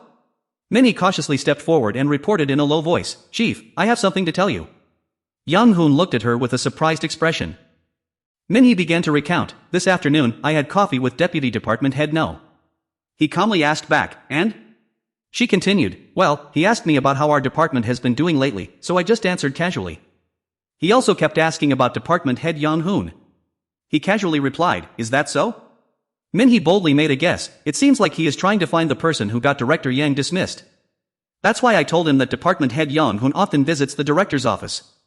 Yang-hoon's face darkened as he asked in a cold voice, why did you say that? Minhee immediately panicked, bowing an apology, I am truly sorry. His expression softened, and he added, "There is no need to apologize to me, I was just curious so I asked." She stammered in response, "Well, I was afraid you might feel uncomfortable being noticed by others." Young Hoon fell into deep thought. He said coldly, "First of all, you don't need to do that." Minhee asked back in surprise, "Is that so?" He directly cut her off, "You did nothing wrong, Minhee." In any case, Deputy Department Head No is already suspicious of Department Head Young Hoon. So there is no need for Ms. Minhee to add fuel to the fire. She still did not understand and asked further, "Why is that?" He calmly explained, "Anyway, he will soon find out who is behind this, and he will discover that you lied to him." Lee Young-hoon looked straight at her to evaluate. She did this only for herself, but no, it was her way of showing absolute loyalty to director Song Byung-chang. She is someone with quick judgment and decisiveness, but she still lacks experience. However, she is also very capable. The Planning and Coordination Department of Hyunjin is where strategies guiding the company's present and future are gathered. Therefore, it is a gathering place for the top brains of the company. But heard that those people are becoming hasty. Must trick him, who would have thought he would be so easily fooled. She is the first person who made me so curious about horoscopes. Thinking so, he smiled and said, "I will report this matter to the director." Minhee replied dejectedly, "Yes, I understand." He reached out his hand to encourage her, "You've worked hard." She looked at the hand in front of her in surprise, speaking in a bewildered voice, "Why do you suddenly want to shake hands with me?" "Yes, thank you." Minhee quickly shook hands, accepting this encouragement. In Jeoj, Gyeongsangnam-do Province, Hyunjin Heavy Industries. Im Taekwok stood by the window looking at the city below, asking in a cold voice, "Do you still remember? It must have been 10 years ago, because I was too greedy, I ended up losing all my money. I went all over the Middle East empty-handed to sell everything." Im Taekwok, chairman of Hyunjin Heavy Industries. "At that time, thanks to you, I felt my burden was eased." Cheon Jiang, kneeling on the ground, replied quickly, "It was nothing, sir. In fact, back then, the chairman made the company stronger. Even without me, you would have sold that ship by any means to get cash." The old man still stood still and continued, "No, I have a hot temper, so I yelled like that. It must have been very difficult to sell it after struggling with the sandstorm. Thinking back, you helped me a lot." Cheon Jiang happily chimed in, "It's all thanks to the chairman's favor." Tae-suk looked up at the sky and laughed out loud, "Our Ji-hun worked so hard to support us. The boy is as stubborn as I am, isn't he?" The man quickly chimed in, "Indeed, if you had enough money now, you might have bought the cobalt mine in Australia." Hearing this, Tae-suk's expression immediately shifted. He hardened his face, his voice growing cold, "As for that cobalt mine or whatever, I don't know if I should buy it, I'm just afraid I will end up getting hurt again." Then he turned to threaten Cheon-ji, "You're acting like a fool, so do your job properly. How many times have I told you, a man must guard his tongue and his dick? If you're that pathetic, will you end up kicked out of the house just like a woman who ran errands and watched the house for over 20 years, even when she knew my weaknesses? If you are kicked out like this, where will my dignity be?" He banged his head on the floor begging for forgiveness. "I am truly sorry, Chairman. I have committed a deadly sin." Tae-suk sat down at the table, rubbed his head in frustration, and grumbled, "Good grief." He looked at Cheon Jiang, who was kneeling in repentance, and said, "You have worked hard too. Just think of this as a vacation and rest for a few months. After that, I will put you in an advisory position." Hearing this, tears streamed down his face as he said gratefully, "Thank you, Chairman. I am truly grateful to you. Even in death, I will never forget this favor." Tae-suk continued, "All right, if you just leave like that, the second smartest person in the company will also leave. The company would suffer a great loss, which is why I am keeping you around." Cheon Jiang wiped his tears and replied with a tremble, "Thank you, Chairman." The old man waved his hand to dismiss him, "Get out, it is hard to watch. I hate seeing men cry the most. Go to the Yangpyeong restaurant we used to visit, have a glass of soju with pork rice soup, and then go home, take a bath, and sleep. What is with this look?" Cheon Jiang quickly stood up and bowed, "Yes, I understand. I will never forget this favor." With that, he quickly stepped outside. Taemin watched him leave, then turned to ask, "Grandfather, is it really necessary to keep him? Who knows how many times he will go in and out of the prosecutor's office in the future?" Tae-suk squeezed his hand and replied softly, "You rascal, everyone in this world has flaws. If you want to climb to that position, you must cling on like a leech even when dirty water is thrown at you. And he will remain loyal to me forever, because I saved him from a pile of dung. Now, if I tell him to die, he will probably pretend to die, and he will become my tool." Taemin lowered his face and admitted, "It's true that I didn't think it through. I'm truly sorry, Grandfather." Seeing his behavior just made my blood boil. The old man did not blame him but comforted him further, "The bowl must be empty to hold many things, and all of these things belong to you. Therefore, you just need to hold the bowl firmly, do you understand? He replied quickly, yes, grandfather. Tae-suk continued, but your maternal aunt is no pushover. Without your grandfather's help, could you have done it? Tae-min replied confidently, yes, I could have. A day after Director Yang Chan-ki resigned, when Deputy Director Sung Joo-hun returned to work, 2 articles were released. Sung Joo-hun stared at his phone and blurted out, what is this? What is this article about? What is going on? Jae-ho took the phone, replying in a fearful voice, actually, I don't know either. The business planning department. He became even angrier, you don't know? You don't know anything. Hey, were you working properly while I was on a business trip to Australia? He quickly replied, no, Director Yang, who resigned in this incident, also didn't know, as expected. Sung Joo-hun asked back in surprise, what? Director Yang didn't know either? He looked up and lamented, seriously, so Director Song Byon-chang went to Shinyun Bank himself to process the loan documents? He had to apply for the loan, and now the director is waiting for his turn after taking a number, right? Young-hee whispered into the phone, there is a rumor that Secretary Chief Hong Song-dae is the one behind this. The people around were reading the news on the screen, whispering among themselves, who did this? Do you know? He angrily retorted, what on earth are you talking about? Hong Song-dae is not that kind of person. Young-hee covered her face, her voice growing fainter. This rumor was spread from the adjustment department. Moreover, I heard he is also involved in the dismissal of Managing Director Cha Ji-yeon. Sung Joo-hun immediately interrupted, was that also Hong Song-dae's doing? Oh my god, unbelievable. Hong Song-dae flattered Managing Director Cha Ji-yeon so much. Director, please listen to me for a moment, Young-hee continued. The rumors from the adjustment department are almost certainly accurate. He hung up the phone and sighed, that guy Hong Song-dae is truly a sinister man. Outside the door, a sign hung, Planning and Coordination Chief No. No sat with his chin resting on his hand at the desk, deeply lost in thought, even though he had heard from Director Cha about the ongoing 5 trillion won loan process at Shinyun Bank. He sighed idly at Cha Ji-yeon's irritation, but in his heart, he thought it was just a rumor that would never come true. His face looked bored as he toyed with his phone. Still, he didn't ignore it and kept trying to find out, not expecting the results to come so quickly. A news report appeared on the phone screen. What was this about acquiring Haesun Group for only 1 trillion won? Even if Haesun Group was a weak construction company, its value should still be over 2.5 trillion won. Yet, with only 1 trillion won in down payment and 500 billion won spread over 3 years, it was practically a steal. Deputy Director No helplessly buried his face in his hands, realizing things would not end well if this continued. He suddenly raised his head and looked toward the door, calling out, what is it?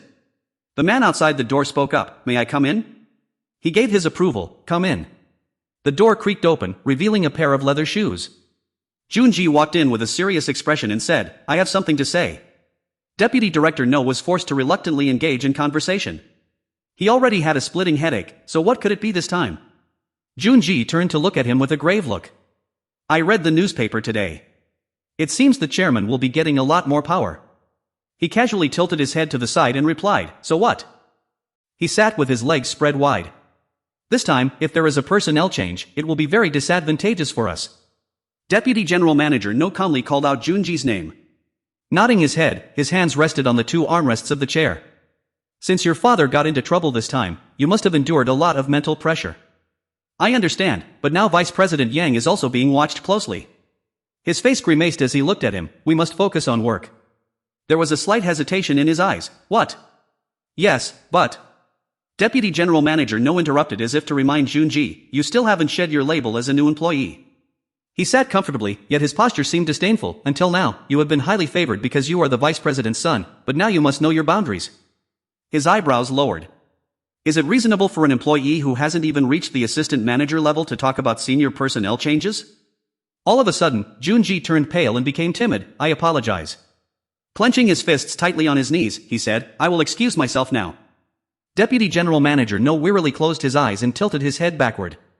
Even though Yang Junji had left, Manager Kang's anxiety did not disappear. It was because the concerns Yang Junji raised were exactly what he had been thinking about. A powerful woman made him worried. If this time President Song Eun-chai gains more power thanks to the loan, it is highly likely that people from the president's side will be promoted to management. The man lay drooling, his fat belly sagging as if trying to catch his breath. Even though the chairman saved Vice President Yang, with the prosecutor's investigation yet to begin, is there a chance of winning? Deputy General Manager No gripped the 2 armrests of his chair. Manager Kang remained uncertain, his gaze fixed on the ceiling. At this moment, Vice President Sung Ju-hun's return to South Korea was indeed troublesome. The clock in the room kept ticking steadily. Now, proposing to dismiss the executive director to push President Song Eun-chae out was simply impossible. The office door opened and another person came in to announce, "Manager, Deputy Director Sung Ju-hun has arrived. The management meeting will start in 30 minutes, please make sure to attend." Deputy Director No replied gently, "I understand."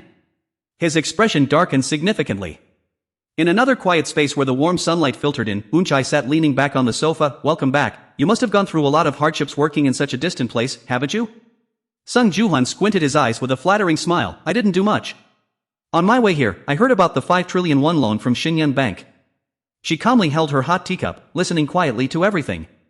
Sung Ju-hun continued, "With you supporting us from behind like this, we will gain much more strength in this upcoming auction." Eun-chae looked directly at him, a confident smile playing on the corner of her lips. "When acquiring the mine, I was very worried about our limited budget, so I did my absolute best." Suddenly, Sung Ju-hun froze in surprise. Even so, acquiring Haesung Group is a favorable condition. Although the actual amount received was only 4 trillion won, but... Her hand gently set the hot teacup down on the table. The 5 trillion won bond maturing next year has now been extended by another year. Therefore, the company's financial situation has become quite comfortable. Sung Ju-hun's expression turned awkward due to a sheer astonishment. "You extended the bond that was due to mature next year?" "That is wonderful, truly remarkable." Eun-chae smiled, feeling highly satisfied. "It is all thanks to the hard work of our employees." Her eyes grew sharp. "I apologize for calling you back in the middle of such an important project." She spoke as if showing her utmost goodwill, but with the current situation, she had no choice but to call him back. Sung Ju-hun waved his hands dismissively. "It is fine. On my way here, I heard a brief summary and knew I could not just live idly outside." His lips began to move. But what exactly did Vice President Yang do to cause this? Eun-chae leaned her head, resting her chin on one hand, and replied casually, "Oh, I do not know. When I heard from the legal department that it was a serious crime, I just told them to handle it." A powerful desk and an empty chair. After all, with Vice President Yang's departure, the position of business support manager is currently vacant. And we have discovered some contents that could put the company in jeopardy, which is truly serious. Eun-chae placed both hands on her knees, getting straight to the point seriously. "Therefore, I need the manager's advice." Ju-hoon heard this and became extremely arrogant. "With my help, you will pass the person I want at the interview with the managers." He leaned forward and picked up the hot teacup on the table. "Of course, I will help." Despite replying like that, Vice President Sung Ju-hun still had not completely made a decision. Her face looked thoughtful as she watched him sipping his tea. Was helping Chairman Eun-chae in this situation really the right thing to do? Looking past the familiar faces, behind them stood a powerful man. Should they help Song-dae, or support Vice Director Yang Chan-ki, who was following the chairman's wishes? Eun-chae and Ju-hoon began to stand up and leave their seats. "It is time for the meeting, let us head over together." Ju-hoon followed behind her, carefully buttoning his suit jacket. The two of them coldly walked past a line of waiting employees. An employee glanced at the person next to him and whispered, "Are you not attending the management meeting?" The person beside him replied in a gruff tone, "Am I not currently obeying the chairman?" She and he were gradually stepping out of the elevator. In the current situation, was this really necessary? At the desk, she and another person were panicking and breaking into a cold sweat. "With the article published today, if I just go like this, I will definitely be suspected." A chubby-looking man was being heavily pressured by many people. "If you want, I can go and take the public criticism." Yang Hoon lowered his head slightly and calmly said, "If you still want to cooperate, it is best for you not to show up." A strong hand gripped the door handle tightly. "Why? I can pretend that I have borrowed 5 trillion won and eliminate Vice Director Yang Chan-ki." Yang Hoon followed from behind, calling him out in a serious tone. "That clumsy lie will only put the chairman in a tougher spot. If you do not show up, you do not need to act." Song-dae walked step by step toward his empty seat. But Vice President Sung Ju-hun was not someone who could hide forever. He casually rested his arm on the chair frame and sat down. "Right after the meeting, if he calls you out for a meal, you must go immediately." Yang Hoon hesitated, unable to make an immediate decision. "I will think more about it." His eyes suddenly caught sight of a woman walking past him. She sat down at her desk and merely tossed a piece of paper backward. "Here it is." Young-hee looked up, glancing at him briefly. "First of all, here is the information regarding their relationships, families, and horoscopes." She handed the paper to him, seriously providing the information. "The vice president's wife occasionally goes to fortune tellers, so I managed to find this out." Lee Young-hoon's eyes widened in surprise as he looked at the paper. "This." Suddenly, a loud noise interrupted. "Hey!" Song-dae held out his phone screen and leaned forward. "Something big just happened." He turned his face, looking puzzled. "What's the matter?" He stood up and slowly walked closer to where he was standing. An article just published says that Sewa International has teamed up with the private equity fund Silver Bridge. He pushed the phone screen right in front of Lee Young-hoon's eyes, and is participating in this bidding to acquire the cobalt mine. He immediately asked a wondering question: why did it suddenly happen like that? Songdae also showed his phone, his face already starting to break out in a cold sweat. The private equity fund is currently managed by the younger brother of director Cha Ji-yeon's husband. Someone crossed their arms smugly, as if catching on to Eun-chai's stealthy behavior. It seems they want to prevent the acquisition price of the cobalt mining company this time from being too cheap. Do you think I will just stand still? Lee Young-hoon looked at Songdae and asked a question: so how much more money do you think it will cost? He crossed his arms, covered his mouth, and fell into deep thought. If competition occurs, it will cost at least another 3 to 4 trillion won. Furthermore, Siwon also has a copper mine in Mongolia and an iron mine in Australia. Even if Silver Bridge stabs us in the back. The more Yang Hoon listened, the more he fell into an anxious silence. The Siwon side could indeed be greedy. Yang Hoon was not pleased with this situation. The pieces of the conglomerate were originally assembled by many hands, people who always tried to hinder whatever he wanted to do. Yang Hoon felt somewhat unwilling and tightly squeezed the paper in his palm, along with the horoscope of Deputy Director Sung Joo-hun. He also wanted to reconfirm the information about this matter. Is this really necessary to do? Songdae was startled by his question. What? Yeon-hee remained silent but turned her gaze attentively, making Songdae flinch as he grit his teeth and broke into a sweat. Young-hoon looked at everything with a sharp, serious expression. I am asking whether we actually need to acquire this mining company or not. Yang-hoon and Songdae met face to face in the hallway.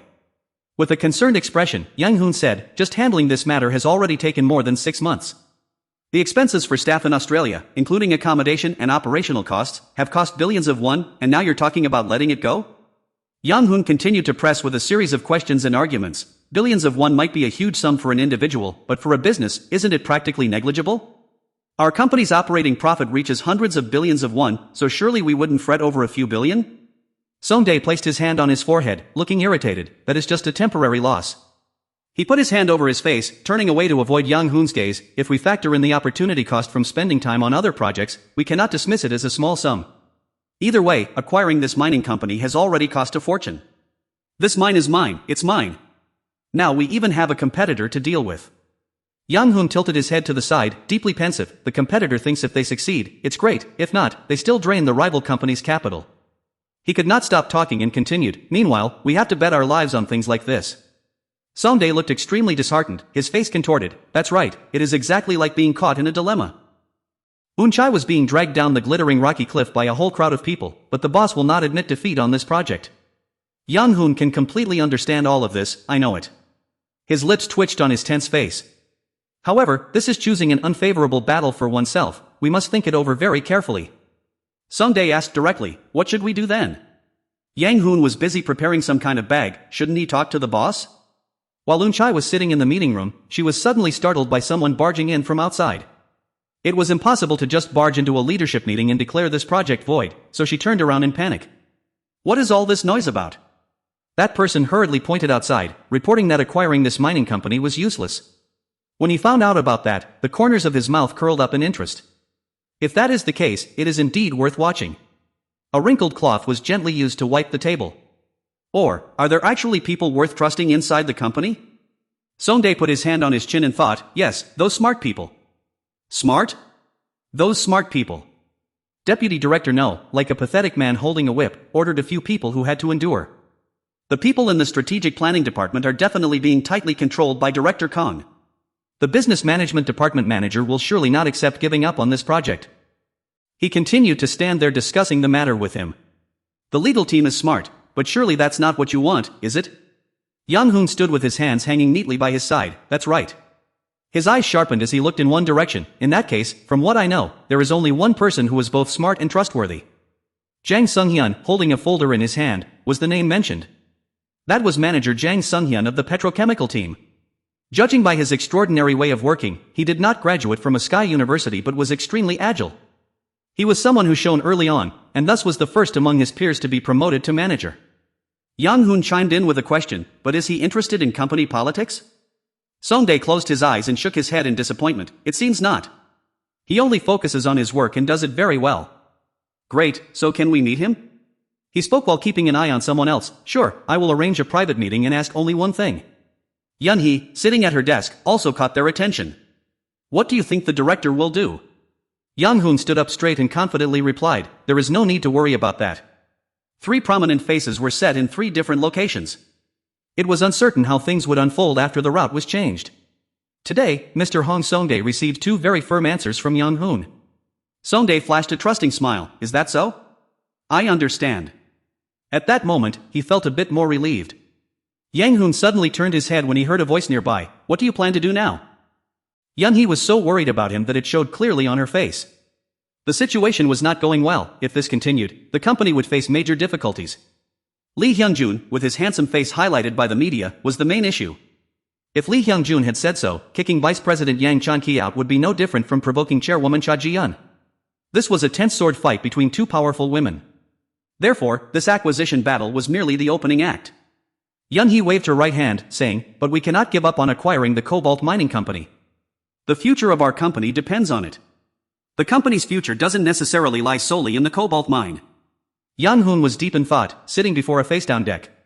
Some choose coal, some choose copper, others choose solar energy. When the decision is made to flip a card, Hyun-jin simply chose one of those many bright futures. Therefore, if the situation is not very favorable, we must temporarily postpone it. All the faces that need to be watched will be a cause for concern, and the directors will not accept this. In particular, it will be very difficult to convince Vice President Sung Joo-hun, who led this acquisition. Yang-hoon spun around in his chair, saying, Vice President Sung Joo-hun, that is exactly the problem. She still did not understand his ultimate point. Why? The laughing body of Joo-hoon gradually crumbled into pieces. We got lucky. He is a man who only knows how to lie down and enjoy his wealth. He had everything until his retirement. He is someone who must live by working for the rest of his life, which is a project led by him. Yun-hee silently paid attention to his concentration.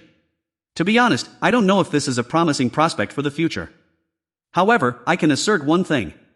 The pupils of her eyes froze without moving. Deputy Director Sung Joo-hun is no longer lucky. Her eyes opened wide. Then we can't just leave it like that, right? Yang-hoon had to correct her understanding immediately. That doesn't seem to be what I meant. Yun-hee embarrassedly put her hand on her head and closed her eyes tight. I feel so foolish when I'm with you. Then why do we need to search for smart people? Joo-hoon is just a target who only knows how to sit on a mountain of money. When they have money, at first they will want to save it. They plan to save, but in reality, people usually feel excited, thrilled, and want to make even more money. He piles money all around him and happily walks down the street. If you had a lot of money, could foresee the future, and invested everything into it, doing it all, selling energy, would you easily give it up? Yun-hee slightly bowed her head, her gaze becoming hesitant and worried. If we continue to do that, we must create a place solely for spending money. So, did you mention someone to ask for their opinion? She thought of those who recklessly assembled the gears, believing one should not overlook the collective intelligence of a group. Lee Young-hoon, with a calm expression, asked if that group had prepared a project to acquire the cobalt mining company. His eyebrows furrowed deeply. That is why I believe an individual's creative idea can bring about better results than the collective intelligence of an entire group. He reached out his hand, thinking of the faces of Seo Hyun and Sung Joo-hun. However, if I feel there is no difference compared to the vice president, then there is no other choice. Placing a hand on the back of the phone on the table, I understand. I will check the personnel file of Deputy Director Sung Joo-hun from the Petrochemical Department. Yes, I will go take a phone call for a moment and be right back. Outside, there was a sign with an arrow pointing in one direction. Step by step, chocolate brown leather shoes climbed up the stairs. Seo Hyun was slowly hunching over, holding onto the handrail as she climbed up the stairs. Deputy Director Sung Joo-hun was feeling tense. No one in the administrative office was unaware that he was at the center of the company's sweeping storm. He quietly climbed up each step all by himself. Furthermore, in this acquisition battle, when the competitor had already announced their participation, why would someone want to have a private conversation with him? One of the 2 office doors was slightly ajar. Song-hyun had arrived, standing close to the door, his hand trembling as he placed it on the handle. Right here, Department Head Young. Min-hee appeared from behind to announce, Director Hong is waiting for you in the meeting room. The scene shifts to a room with a sign outside, the meeting room. Songdae was already seated inside along with Yang-hoon. Welcome, glad you could make it. He stepped into the room, feeling a sense of unfamiliarity. Senior, but the person next to you is...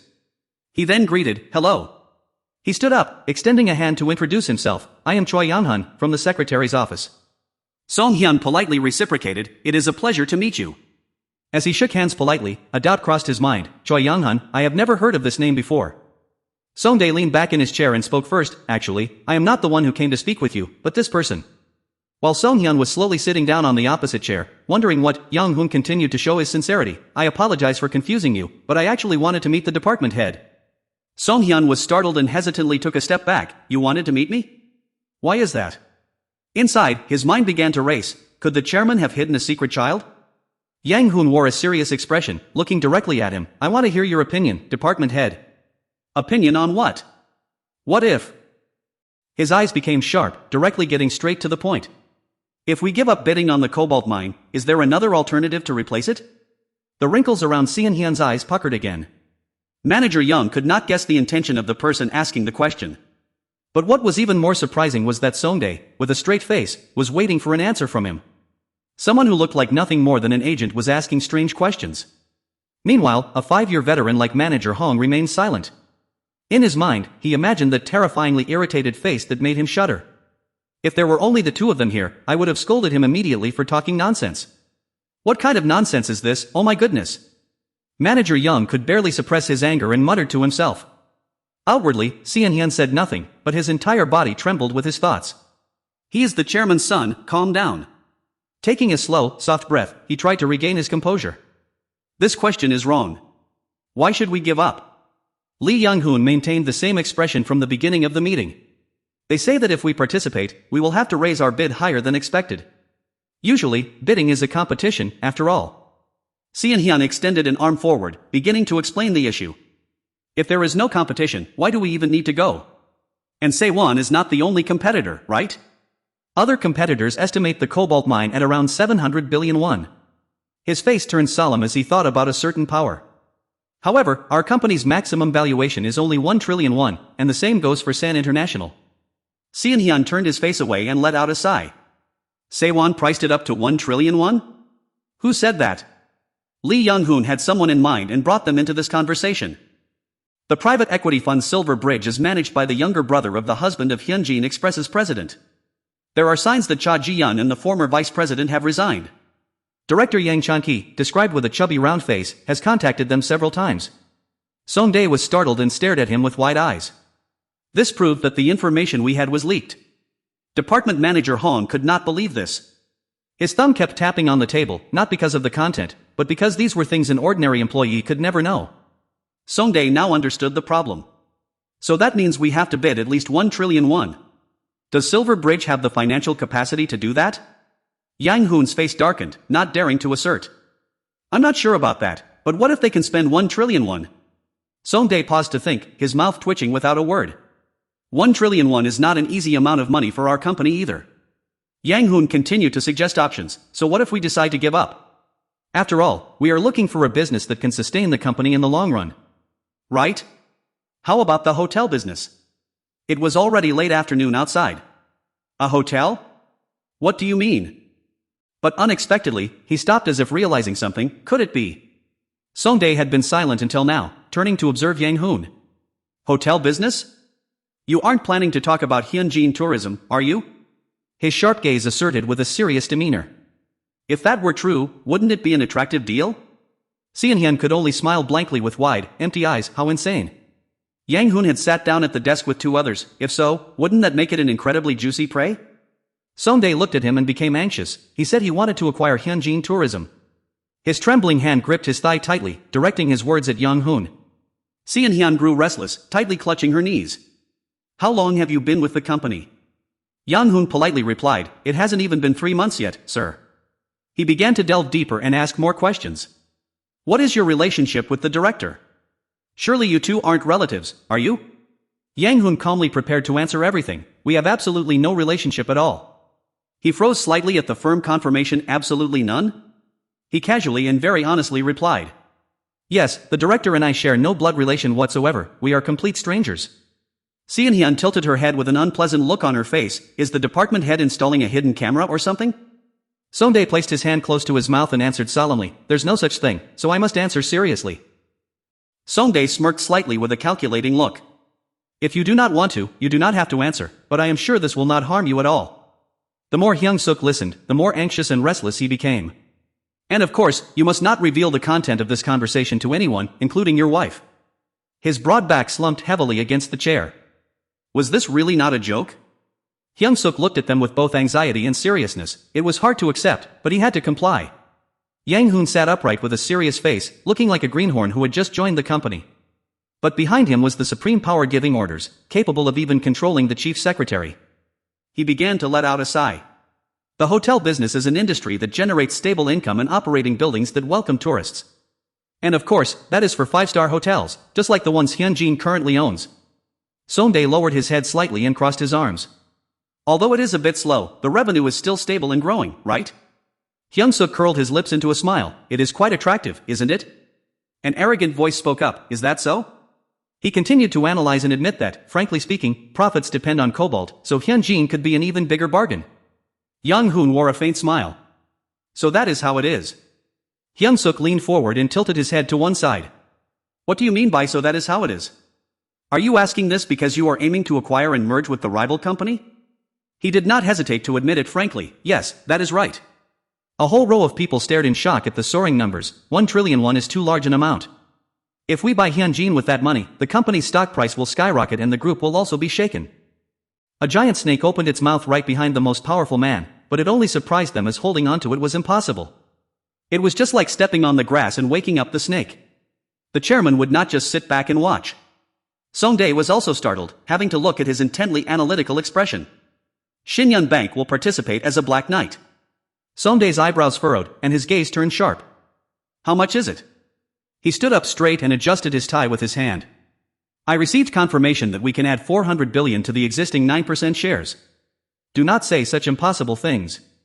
Where on earth could they hold up to 9% shares of Hyunjin?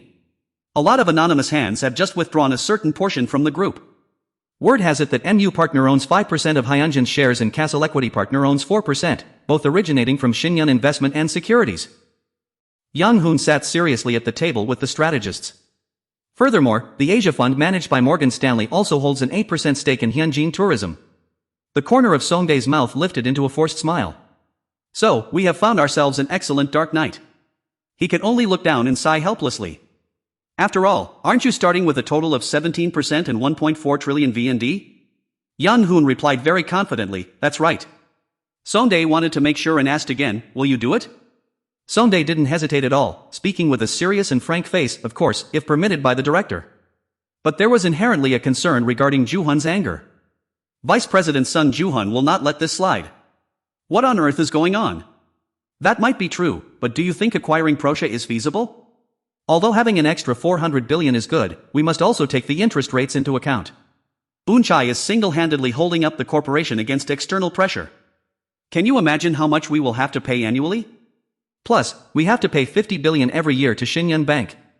He slumped back in frustration, burying his face in his hands. They won't be able to accept that.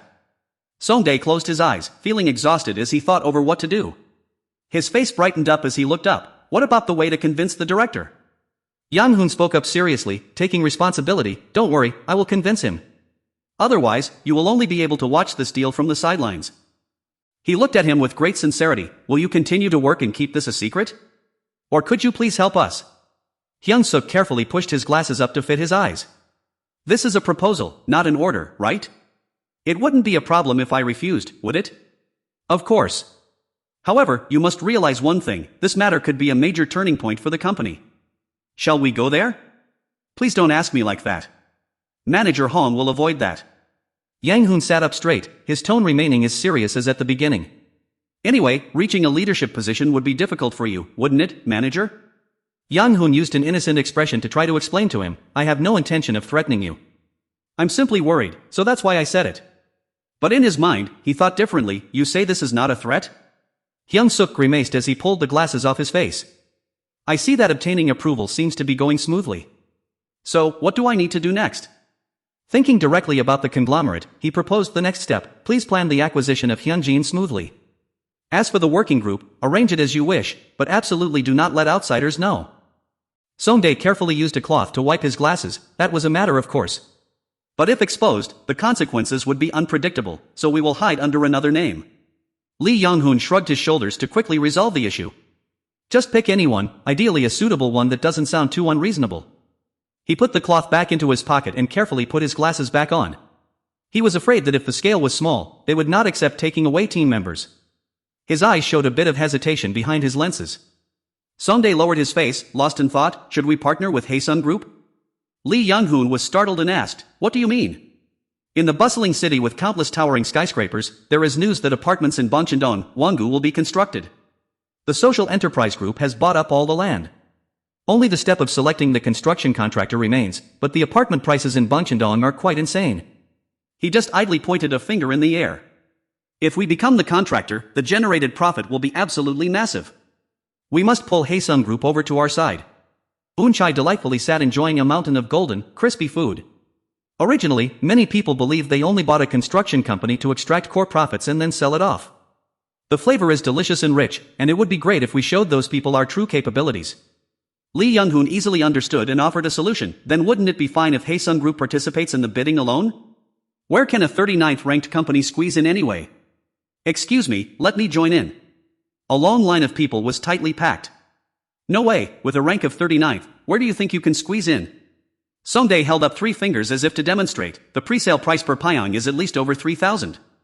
As for our company, he cupped his hands together and smiled subtly. After all, rookies are still just rookies, wouldn't you agree? Songdae folded his arms and leaned back in his chair.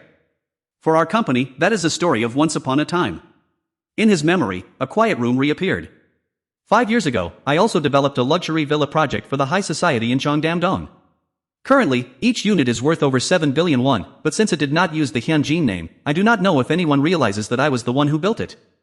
Lee Young-hoon naively interrupted with a curious question. So why did you not get involved in construction since then?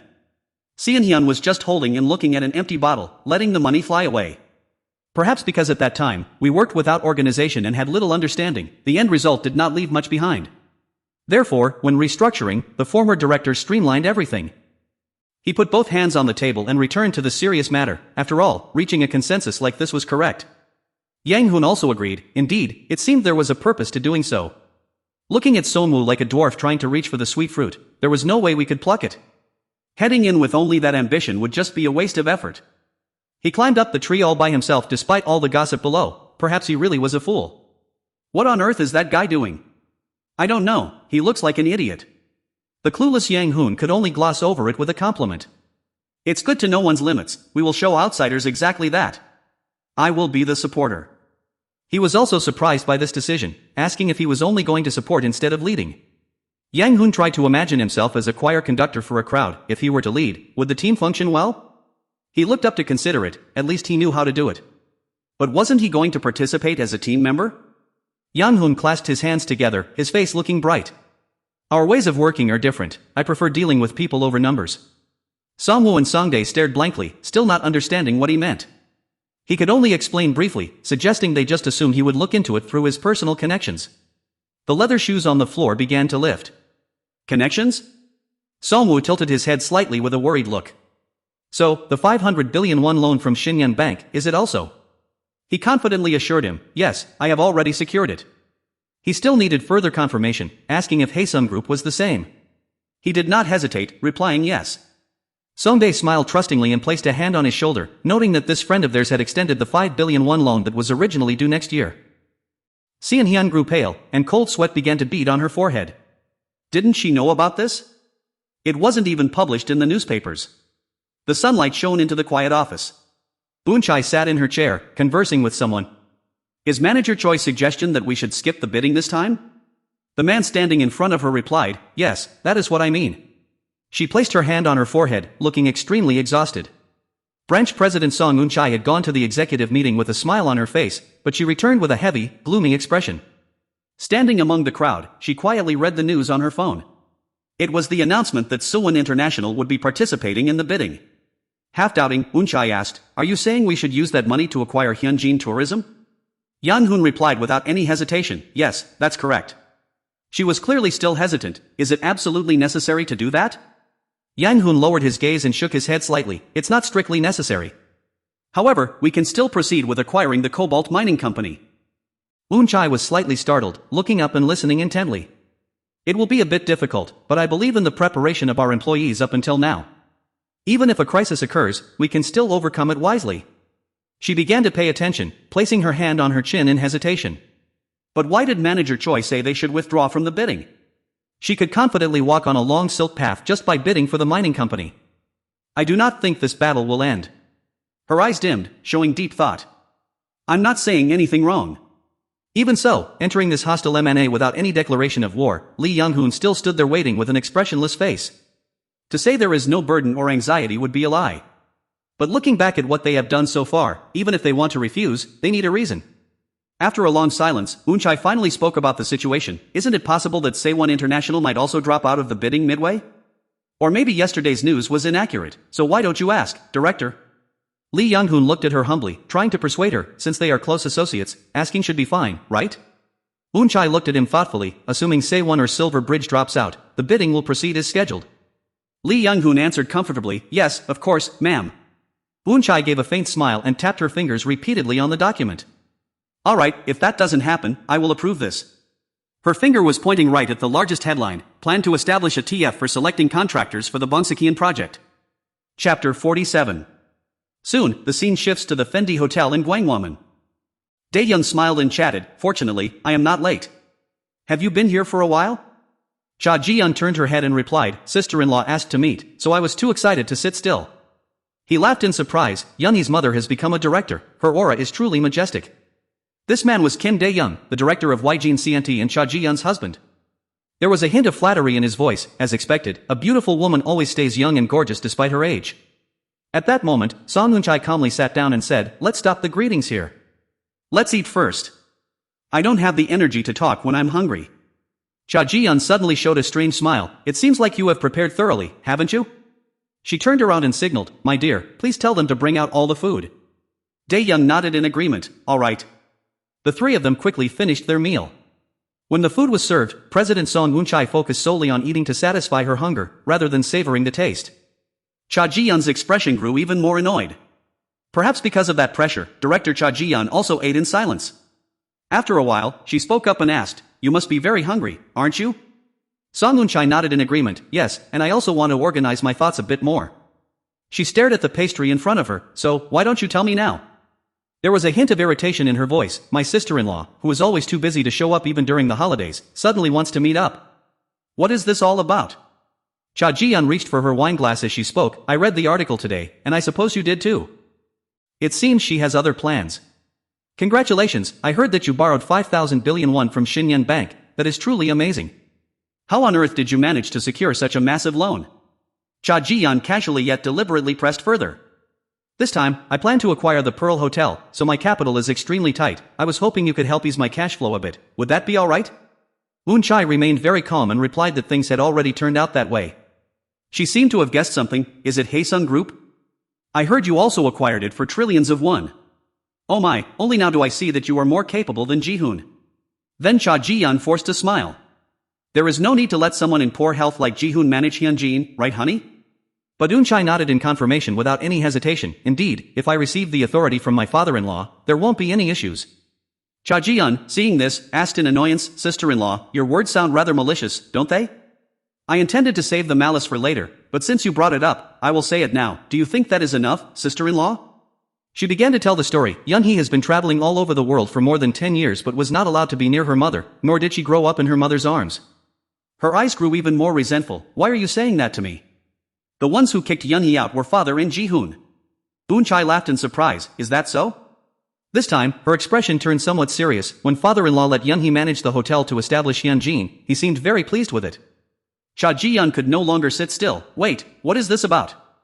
Are you implying that I told father to kick Yeonhee out? Sensing the tension, Dae-hyang quickly gestured, honey, calm down. She remained perfectly composed, if that is not the case, then let it be. Her entire body trembled with rage, yet a strange smile appeared at the corners of her lips, hey, sister-in-law. The next words froze Eun-chae in her tracks, honestly, you are the one responsible for Young-soo's death, aren't you? She continued to mock, if children are taken care of properly, things like that would not happen. Dae-young hurriedly tried to stop her, dear, please do not say any more. After finishing her mockery, Cha Ji-yeon waved her hand in satisfaction, alright, what is the point of bringing up the past? Although deeply saddened, Eun-chae nodded in agreement, that is right, talking about the past will not achieve anything. Even though the deceased could never return, she suddenly remembered something. Oh right, today is a happy day after all. An evil smile appeared on the woman's face. Wasn't that the day Hyunjin received the capital? Eunchai nodded in confirmation. I understand. She quickly got straight to the main point. I'll ask you directly, do you plan to participate in the Proja auction? Cha Ji-yeon was surprised upon hearing this. Proja? What is that? She calmly replied, it is an Australian cobalt mining company. This made her extremely puzzled. Didn't you know we've been trying hard to bid for it for a long time? Since it was the project proposed by Yunhee's father from the start, don't tell me you didn't know. Cha Ji-yeon's expression became more unpleasant than ever. How would I know about other companies' projects? Paying no attention, she turned to Dae-young. You probably know about it too, right? Your younger brother is the manager at Silverbridge. He hurriedly nodded. Yes, I know. Right then, Cha Ji-yeon asked, did Silverbridge make a proposal beforehand? She wondered why there was a sudden announcement of participation today. He didn't know how to explain. About that, I also. Cha Ji-yeon immediately interrupted. If they don't know, can you contact them now? Eunchai coldly announced, if you aren't busy, you can need me to look into it. She scolded in a raised voice, hey, aren't you crossing the line here? Even my sister-in-law's husband doesn't know about this. After coughing a few times, Dae-yang smiled and spoke, even as an older brother, one cannot interfere with his younger brother's work. He continued to voice his thoughts, and when they think Proja brings high profits, is that fine? What did I say? Cha Ji-yeon also agreed with this opinion. That's right, that makes sense. Is it really such an excessive coercion? She also had her own calculations in mind, but I think they might be targeting Hyunjin right now, making it easy to fall into a trap. Cha Ji-yeon raised her glass to her lips and sipped. Managing the company was indeed very difficult for her sister-in-law, yet her actions were extremely decisive. I will buy back the shares of you two at double the market price. With that amount of money, both of you can live comfortably for the rest of your lives. What do you think? Hearing their plan, Eunchai silently pondered. Giving up the chairmanship of a major conglomerate was like telling a rich person to become rich. This proposal was absolutely unacceptable. She knew that everyone was opposing her. In reality, this offer was a clear announcement that she would eventually take over the Hyunjin group. Suddenly, she posed a question. Did my father make such a request? A familiar face appeared in Eunchai's mind. Was he really planning to hand over the conglomerate to Taemin now? Cha Ji-yeon casually replied, I don't know. Who knows what is going on in his mind? She sighed softly, this is too much. Eunchai carefully wiped her hands. Our family is the one having the hardest time, but father always thinks he is the biggest victim. Her actions left Cha Ji-yeon extremely puzzled. Is it over already? There was a hint of disappointment in her voice. I thought you wanted to say something grand. Eunchai calmly replied, I'm sorry for not being able to meet your expectations. Her face showed a bit of annoyance, but in truth, I felt irritated. Aren't you going to ask if Yunhee's father is doing well? Upon hearing this, Cha Ji-yeon immediately scoffed, since we don't see each other, we don't wonder or worry about each other, right? And as for Ji-hun's health, perhaps our father knows better than you do right now. Seeing that Eunchai did not respond, she continued to ask, is it absolutely necessary for me to ask? She nodded. Come to think of it, you are right. There is no need to worry about each other. Then, Eunchai calmly reminded her, today's meal was very delicious, and we can save the big matters for later. She started in surprise, is it not over yet? But her demeanor was extremely unpleasant. Then sit down, don't just stand there. Eunchai did not care much. It's fine. If we say everything here, there won't be any fun left. She left the place immediately. It seemed that Cha Ji-yeon had noticed Eunchai's unpleasant expression. A wicked smile appeared on her lips. Do you think I will be afraid just because you are angry? Time passed until the next morning. Inside the office, Songdae sat completely still. His entire body began to tremble. Suddenly, a message popped up, indicating a new notification had arrived. This surprised him. What is this? Everyone immediately turned their heads to look at Songdae, startling him, Manager Hong Songdae. Following that was a new announcement, stating that the personnel transfer notice for Manager Hong had been posted. The surrounding employees immediately began discussing in hushed tones. Was he really packing up his things? What on earth happened? Everyone felt extremely puzzled. Was it a demotion or a promotion? What is Bonsekian anyway, and could this be a transfer ordered directly from the higher-ups? While Seo Hyun was packing his things, Young Won walked over. He shouted in annoyance. Who are you? This man was indeed Yoon Young-hwan, the deputy director of the Overseas Resources Department. Seo Hyun calmly replied. I don't know either. This only made him even angrier. You don't know? How can you not know? I also have no idea why such a personnel announcement was issued. The surrounding crowd began to pay close attention. The deputy director Yoon's reaction left the employees feeling even more bewildered. They whispered curiously, he doesn't know? There must be a reason for this, right? Wait, then what about Seol Eung? The fact that Deputy Director Yoon knew absolutely nothing meant that this personnel transfer order was handed down directly from the higher executives. Young Hwan frowned and asked. What is Bonsikian? Seo Hyun could only shake his head helplessly. I don't know either, sir. His face became even more furious. Are you planning to lie to me? He helplessly lowered his head and replied, I'm sorry, I really don't know anything. Faced with this situation, he fell silent for just a few seconds. Immediately after, Sung Joo-hun turned around and left. All right then. He nodded, yes, I will go. After moving to a new room, Hyung-suk immediately sighed. Sondae's voice came through the other end of the phone line. How is it? I chose a spot with great lighting. Hyung-suk calmly replied, I don't like being blinded by the glare, yet you chose this exact spot. He burst into surprised laughter. Is that so? Then just tell them to install a dark curtain. Suddenly, he felt curious. By the way, have you thought about who you will choose? He continued, yes, I'm thinking of the new employee in the legal department. Sondae's expression turned suspicious. Do you think that person is capable enough? He took step after step outside. There are many talented people, but they are not trustworthy. There was something strange in his voice. Please handle the rest. I still have one more question. He was startled and surprised. What is it? Hyun-suk suddenly asked, where will this lead? Is it only up to Hyun-jin? He suppressed a sigh, or rather, why ask when you already know? He didn't seem to care much. Don't worry about the future right now. Just focus on what is right in front of you. After hanging up the phone, Hyun-suk let out a weary sigh. Once it passes through his hands, the Hyun-jin group will split into two factions, and war will begin. The winner takes all, the loser gets nothing. His expression turned pensive. Between those two options, what will we become? Then, he slowly spoke, I need to start smoking again. Time passed, and over the next few days, everyone worked as usual. Yes, this is the PR department of Hyun-jin. The new loan from Shinyeon Bank and the acquisition of Haesum Group were imminent. The signing date of the acquisition agreement between Hyun-jin and Haesum Group was drawing near. This contract signing made leaving work on time nothing but a pipe dream. Even going to the restroom required looking around cautiously to avoid being watched.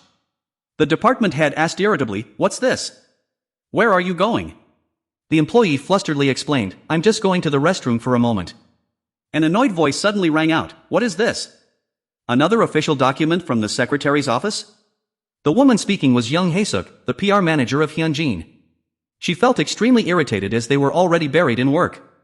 The scene shifted to the busy office. Choi Yeon-han walked in and bowed to everyone. Hello, I am Choi Yeon-han from the secretary's office. I'm here to coordinate our work. She quickly noticed him, realizing it was her first time seeing him. Hae-suk stepped forward inquiringly, are you a new employee?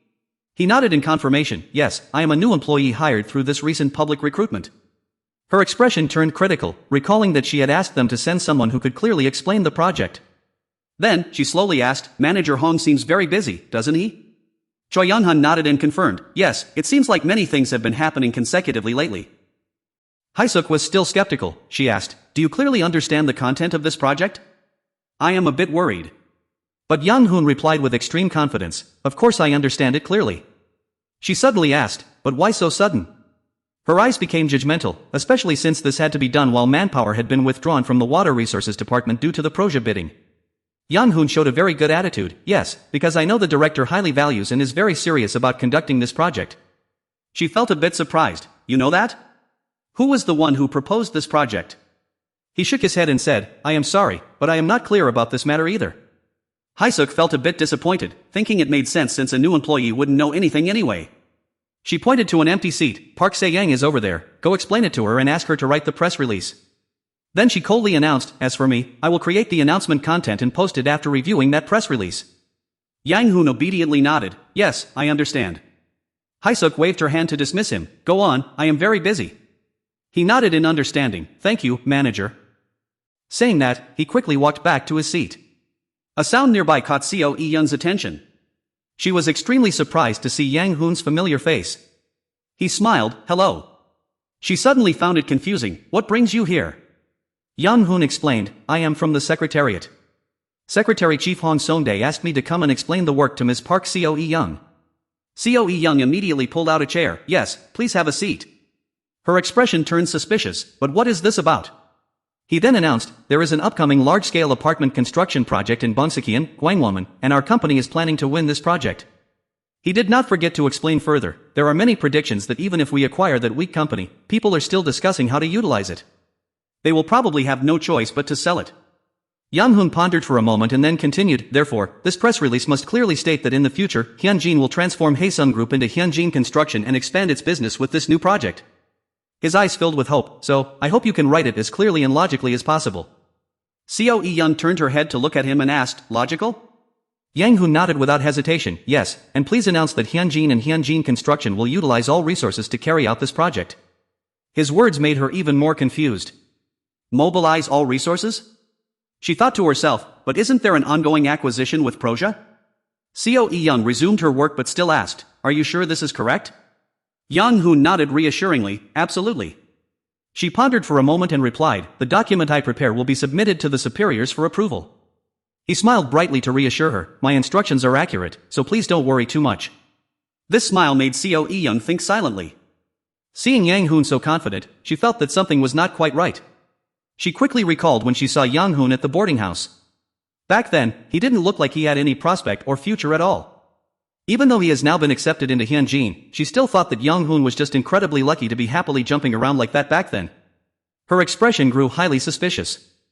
Coe Young calmly evaluated, he will get fired sooner or later anyway. Back to reality, she looked at the man in front of her. Hearing the news of him becoming a permanent employee, she still could not believe it.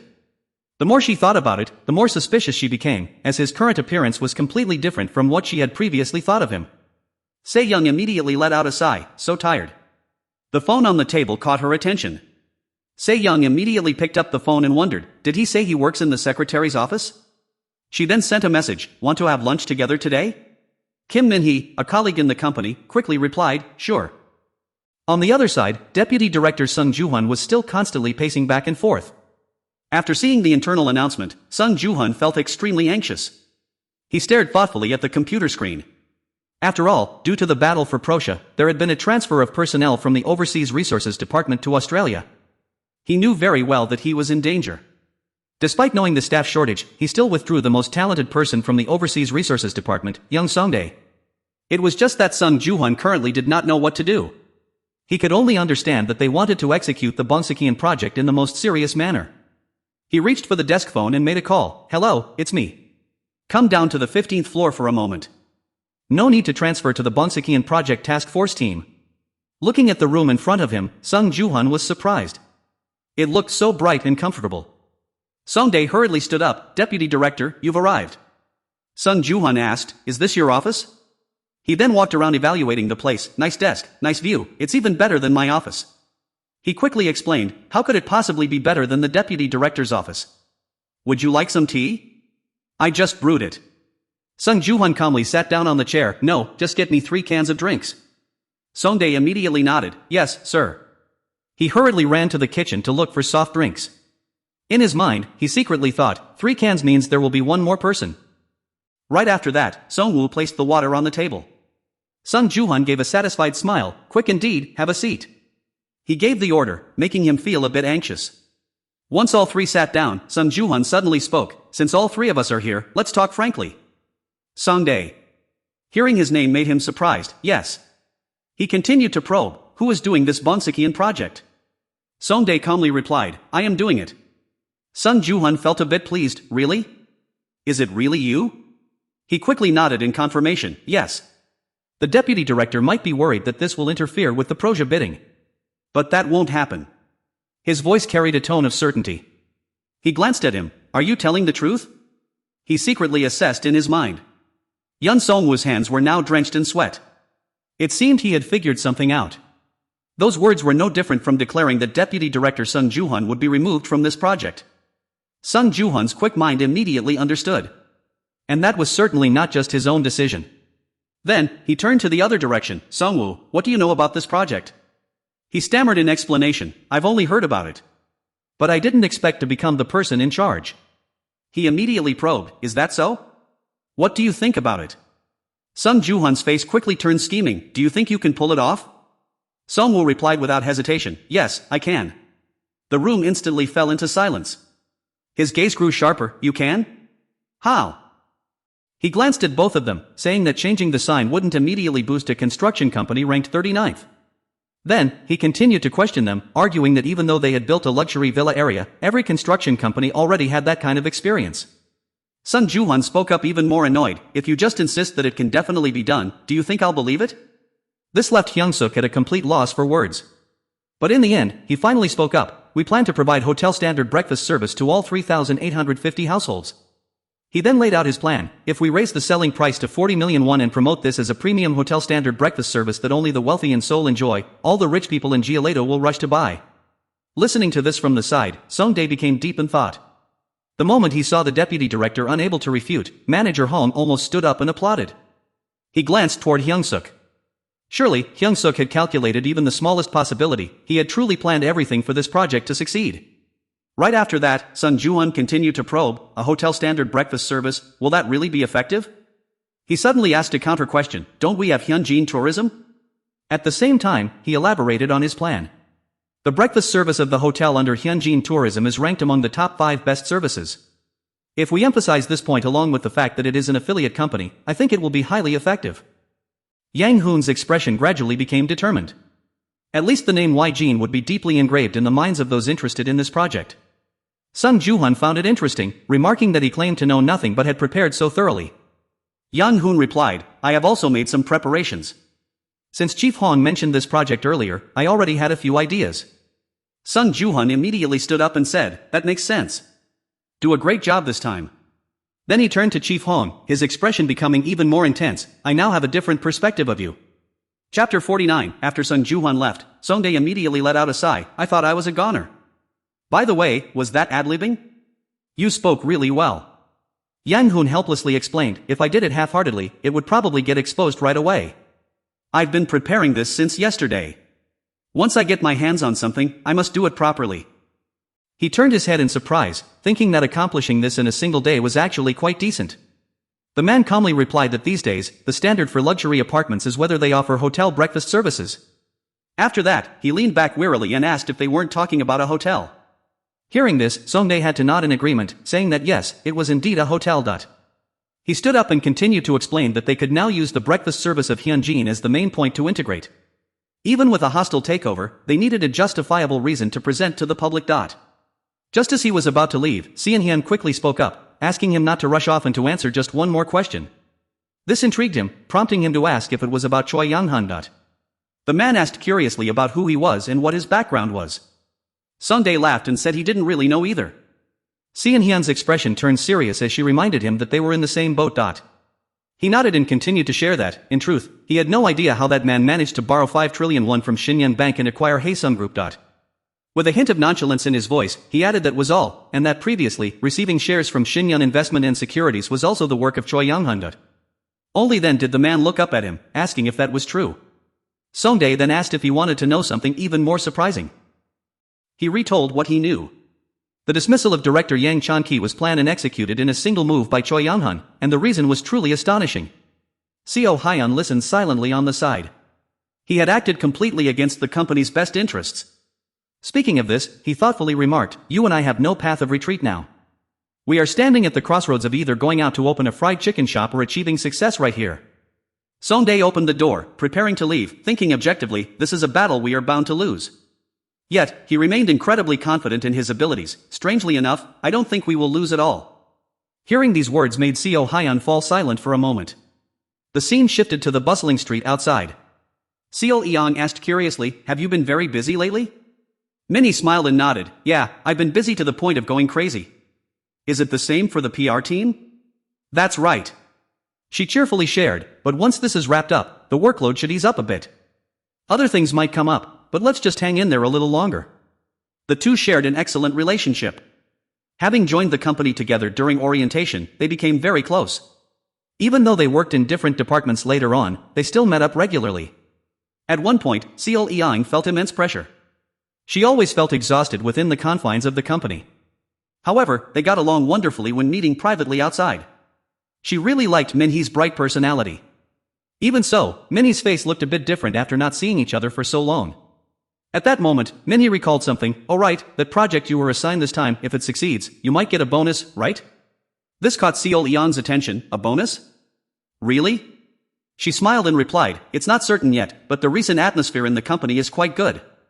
You might actually get it." She keenly noticed something. "By the way, has something happened to you lately? You look so happy." Hearing this, Minhee paid attention. "Me?" She gently shared, "Lately, it seems like I've been trying to change my mindset a bit. If I keep thinking negative thoughts, nothing will change. I guess you could say I've changed myself?" This news surprised her. "That's great." Minhee guessed something. "So, did something good happen to you?" She looked thoughtfully at her plate of noodles. "Right now, I'm so busy that I don't even have time for myself." Right after that, she asked another question. "Oh, is that guy Choi Yeon-hun?" The familiar name caught Minhee's attention. Choi Yeon-hun? She continued to recount. "He is the newcomer who joined our office not long ago, right?" Her expression turned thoughtful. "Actually, he used to live in our dormitory." She felt a bit awkward. "Is that so?" "But..." Seo Leon recalled Yang Hoon's familiar face. He was officially hired as a permanent employee just a few months after becoming an intern, and then left the dormitory right after. Perhaps there was a reason for that? After understanding everything, Minhee curiously asked, "So, you and Choi Yeon-hun met today?" She thought to herself, she almost had to call him the team leader. She nodded seriously and confirmed, "Yes, I came to propose guidelines for the contractor selection project at the Bongsekian apartment." Is he someone who can get things done? This question left Minhee wondering how to explain. Is he capable? Isn't he actually doing too well? In terms of work, he does it perfectly, doesn't he? Suddenly, she became curious about those words. Is he really that good at work? Minhee nodded in confirmation, yes. She thought to herself that she might have missed the opportunity to lead Yjin CNT, losing a talented person right in front of her. In her heart, Minhee felt truly regretful for Seo E-young. At this moment, Seo E-young became thoughtful. Well, it's not too late. Should I approach him more closely? Minhee was startled and surprised. What? Are you still thinking about Choi Yeon-hun? Suddenly, she remembered Yeonhee's fierce face and fell silent for a few seconds. Minhee suddenly noticed something unusual and quickly announced, "He is Director Yang Chan-ki." Then, she stood up hurriedly. "I'm leaving for a bit." Seo E-young asked in confusion, "Huh? Where are you going?" She turned around and explained, "I'm sorry, I have an urgent matter." This sudden departure left Seo E-young a bit surprised. The scene shifted to a famous restaurant, where Yang Hoon chatted, meeting frequently. "We seem to be getting used to it." He continued to probe, "Have you been dieting lately?" Lee Hyung-jun sighed wearily. "Similarly, I've reduced my food intake and started exercising." The more he thought about it, the more annoyed he felt. Damn, do the elders really like seeing a sight like this? Lee Hyung-jun continuously complained, "Just eat properly and be a bit more cheerful. You're so lazy, your spirit is always like a caterpillar." After saying that, he raised his head and looked towards Yang Hoon. "Anyway, lately I've been trying a bit to look like I've changed." He continued speaking, "You look pretty good." He smiled and explained, "I don't know about other things but I think women quite like that. I'm trying to eat because it tastes good." Yang Hoon felt curious, "Really?" Yang Hoon picked up a piece of fish and put it in his mouth. Lee Hyung-jun immediately set his chopsticks down inside. Yeah, now even eating salmon feels tiring, there is no quiet place to talk anymore. But Yang Hoon remained extremely calm. "Alright, we didn't just come here to eat seafood, you know." At this moment, he felt curious, "But what should we do? Is it true that Song-woo will join this battle?" He quickly announced, "We have agreed to do it this way." Then he made a decision, "I will follow through." He approached and advised again. "Alright, but we must calculate every single step very carefully." Lee Hyung-jun did not hesitate to speak his mind. "I really just want to help. We won't touch the additional profits generated here, right?" Yang Hoon seriously nodded in agreement. "Yes, I understand. Good luck to you." The story is retold. When this hostile participation is made public, the rival M&A of Hyunjin will cause a sharp surge in Hyunjin's stock price. Hyunjin's stock will surely skyrocket. The plan is to join as a white knight to assist Yang Hoon, aiming to generate massive profits. He looked closely at Yang Hoon's face. Furthermore, all Hyunjin shares held by Shinyun Financial Group have been promised to be repurchased by Hyunjin. He felt at ease, so even if the M&A fails, Shinyun Financial Group will not suffer any losses. The space here fell into silence. However, if any problem occurs, it could only be one thing. Yang Hoon suddenly questioned. "Can you withstand the pressure from the outside?" Lee Hyung-jun smiled and replied. "We are currently in the process of recruiting outside directors. As far as I know, Kang Juwai knows far more secrets than I thought. Lee Hyung-jun continued. If there is any concern, it is probably due to my father's intervention.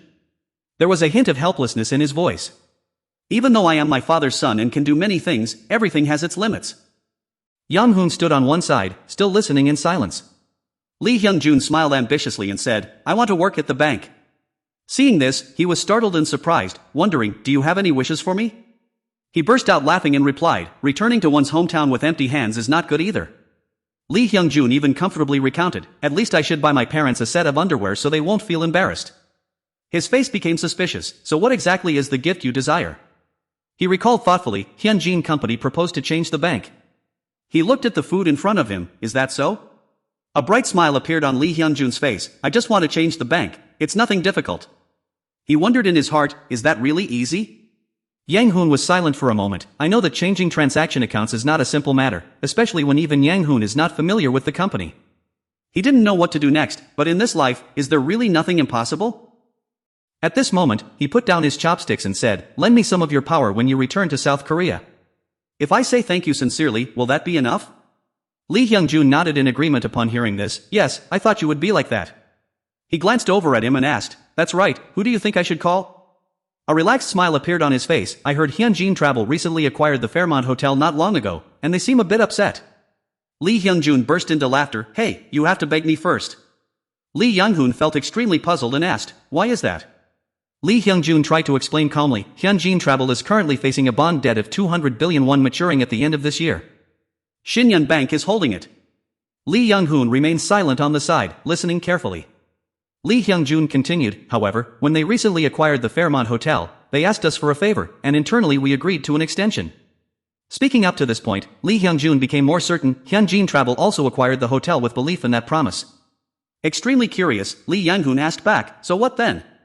Lee Hyung-jun said with a decisive voice, I will handle that matter. These words caused Lee Young-hoon to freeze instantly in shock. Lee Hyung-jun smiled and posed a question, is that not enough to thank you? Time passed. Right after returning from lunch with Lee Hyung-jun, Lee Young-hoon immediately reported to Song Eun-chai. At that moment, she was still focused on a phone call. After listening, Song Eun-chai accepted Lee Yang-hoon's proposal. She then called the finance department and requested to switch the payment account to Shinyeon Bank. Even though they knew beforehand that the current bank would ask for a reconsideration, they had no other better choice. The scene shifts to the secretary's office. Looking at the computer screen, Yun-hee praised. Chief Young-song-dae is truly talented. He seems really smart, doesn't he? Young-hoon continued to bow his head in work. He was born smart. Yun-hee suddenly felt curious. But why did he graduate from a local university?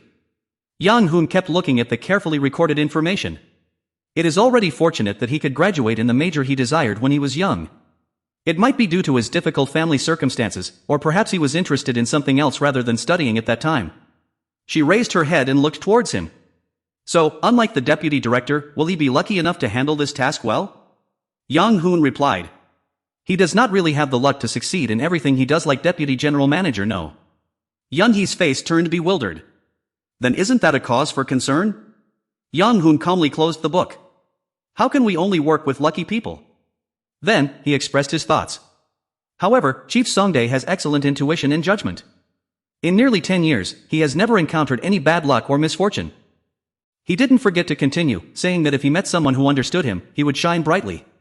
This person is someone whose life changes depending on the boss he encounters. It seemed that Yun-hee understood, so that was how it was.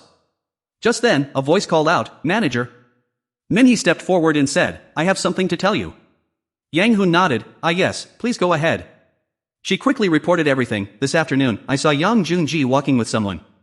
There was a hint of surprise in her voice, because that person looked quite familiar. I followed them and finally remembered. Yang-hoon felt curious, who was that person? Min-hee quickly recalled the man, that was a secretary from Hyunjin Heavy Industries. She wasn't even entirely sure at first, since I saw him at the group's anniversary celebration last year, I still remember him. Yang-hoon nodded in understanding, I see, thank you. Min-hee suddenly became cheerful, yes. She cheered herself on, fighting. Seeing this, Yun-hee approached. It seems she is more capable than the people I assign personal tasks to. Young-hoon shook his head, I don't know either. Her face immediately turned curious, by the way, shouldn't that person named Jun-ji be removed? He suddenly suggested, just leave him be. She felt puzzled, why? He continued to share his thoughts. We are only in danger when we don't know he is actually a spy. Once we know, he is no longer a spy but just an assistant. Suddenly, he remembered something.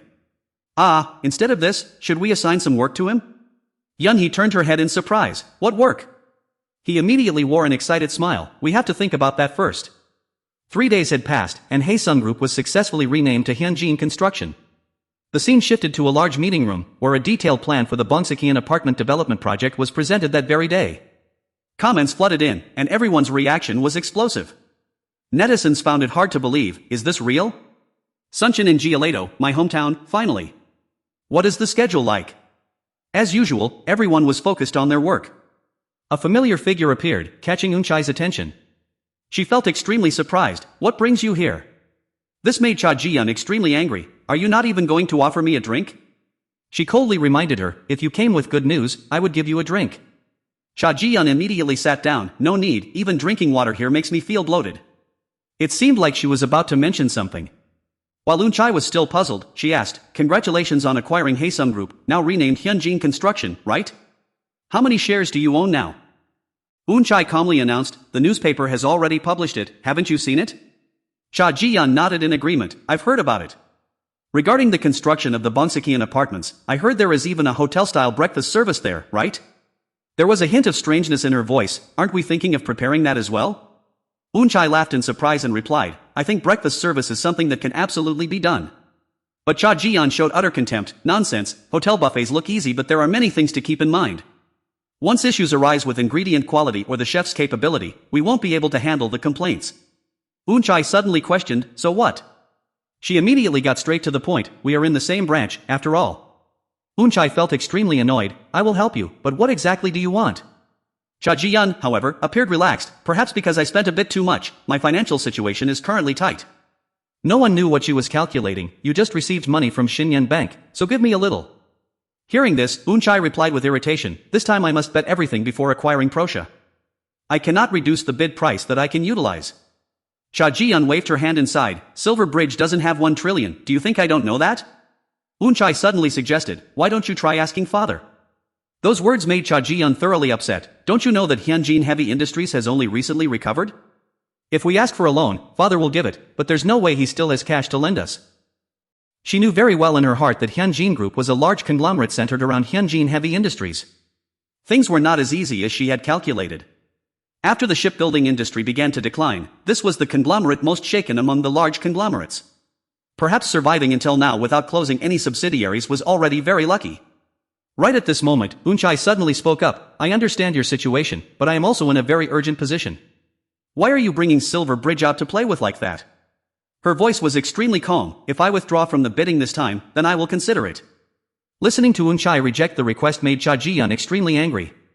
Although she was also in urgent need of 200 billion, she could not ignore the acquisition of Proscia from director Song Byung-chang. She calculated sinisterly. Because director Song Byung-chang being recognized by director Cha Ji-yeon was just like Taemin being unable to hold on to Hyunjin Group. Thinking of this, she quickly waved her hand. I will ask my brother-in-law then, to see if there is any other place where we can make a profit.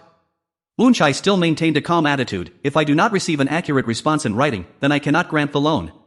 Unable to bear it any longer, Cha Ji-yeon screamed angrily, are you really going to let me leave just like this? Do you think father will let this slide if he finds out? She did not seem to care at all, replying calmly, father has already transferred the company's management rights to me. This is a decision I made for the benefit of the company. She sighed wearily, so what do I have to do for you to lend it to me? Deep down, she was extremely anxious. Director Song felt a trembling sensation that numbed her entire limbs. Suddenly, she remembered the familiar face of Yang Hoon. The scenario that manager Choi Young-hun mentioned might happen was actually unfolding exactly like this. At this moment, Eunchai suddenly announced, if the condition is to exchange the shares of Hyunjin Company held by Hyunjin Expressway, then I will reconsider. Cha Ji-yeon was startled upon hearing this. Sister-in-law, you look so gentle but you're actually quite devious. Do you want the shares? She was about to say more, don't be like that, let the shares be collateral, but Eunchai quickly cut her off. I already posted a notice to sell the building I own in Bundang yesterday. Then she slowly stood up, I plan to bid with that 600 billion won and a 1 trillion won loan from Shinyan Bank. Declaring with a perfectly calm face, therefore, if you do not exchange the shares of Hyunjin Travel at the market price of 200 billion. But with an indescribably cold tone, then I will refuse. She continued to ask, do you accept the condition? The scene shifted to the dispatch team's room, where Seo Hyun's voice rang out. What did I say? I said we would get a good response, right? He was extremely confident in his plan. Perhaps if we are chosen as the construction company, the registration competition rate will be very high. Songdae suddenly reminded, don't be too confident. Deep down, he was worried that other places might also add breakfast services. He smiled and continued to explain that they would not be able to do that easily. This is because once they add that service, all other regions will surely follow suit. It seems Hyung-suk had calculated everything carefully. However, if a premium brand is introduced, the existing customers will not accept it.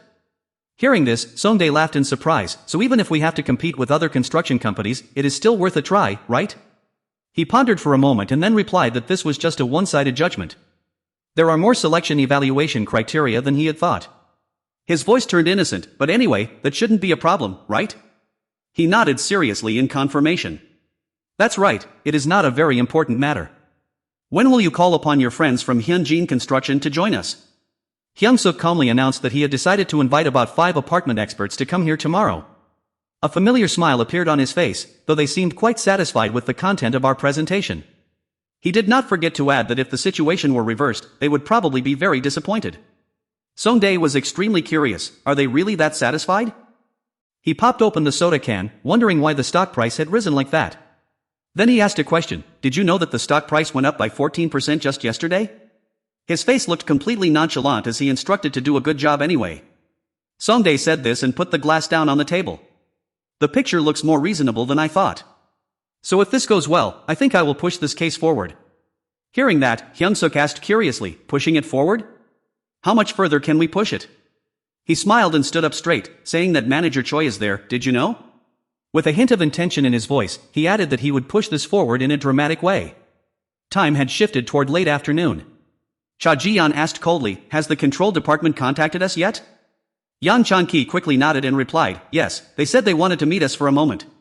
She let out an evil smile, muttering that they were really making things difficult, but anyway. Suddenly she recalled Eun-chai's face. Her sister-in-law was not a gentle person like she used to know. At that moment, Cha Ji-yeon abruptly turned her head and asked, was she like that when she was with director Yang Chan-ki as well? He immediately shook his head to explain, no, not at all. Then he recounted everything he knew. When she first sat in the director's chair, she knew nothing and asked for my guidance. After that, when we made suggestions, President Song would just approve them. Hearing this, Cha Ji-yeon laughed in surprise. Really, that is strange. She felt curious. Where did she suddenly get that courage from?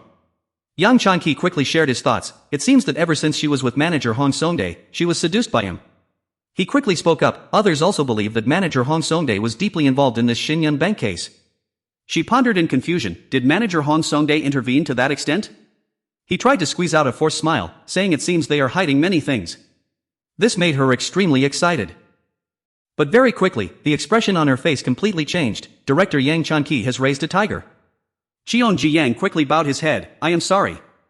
Cha Ji-yeon turned around. Having an eye for good people is also an ability.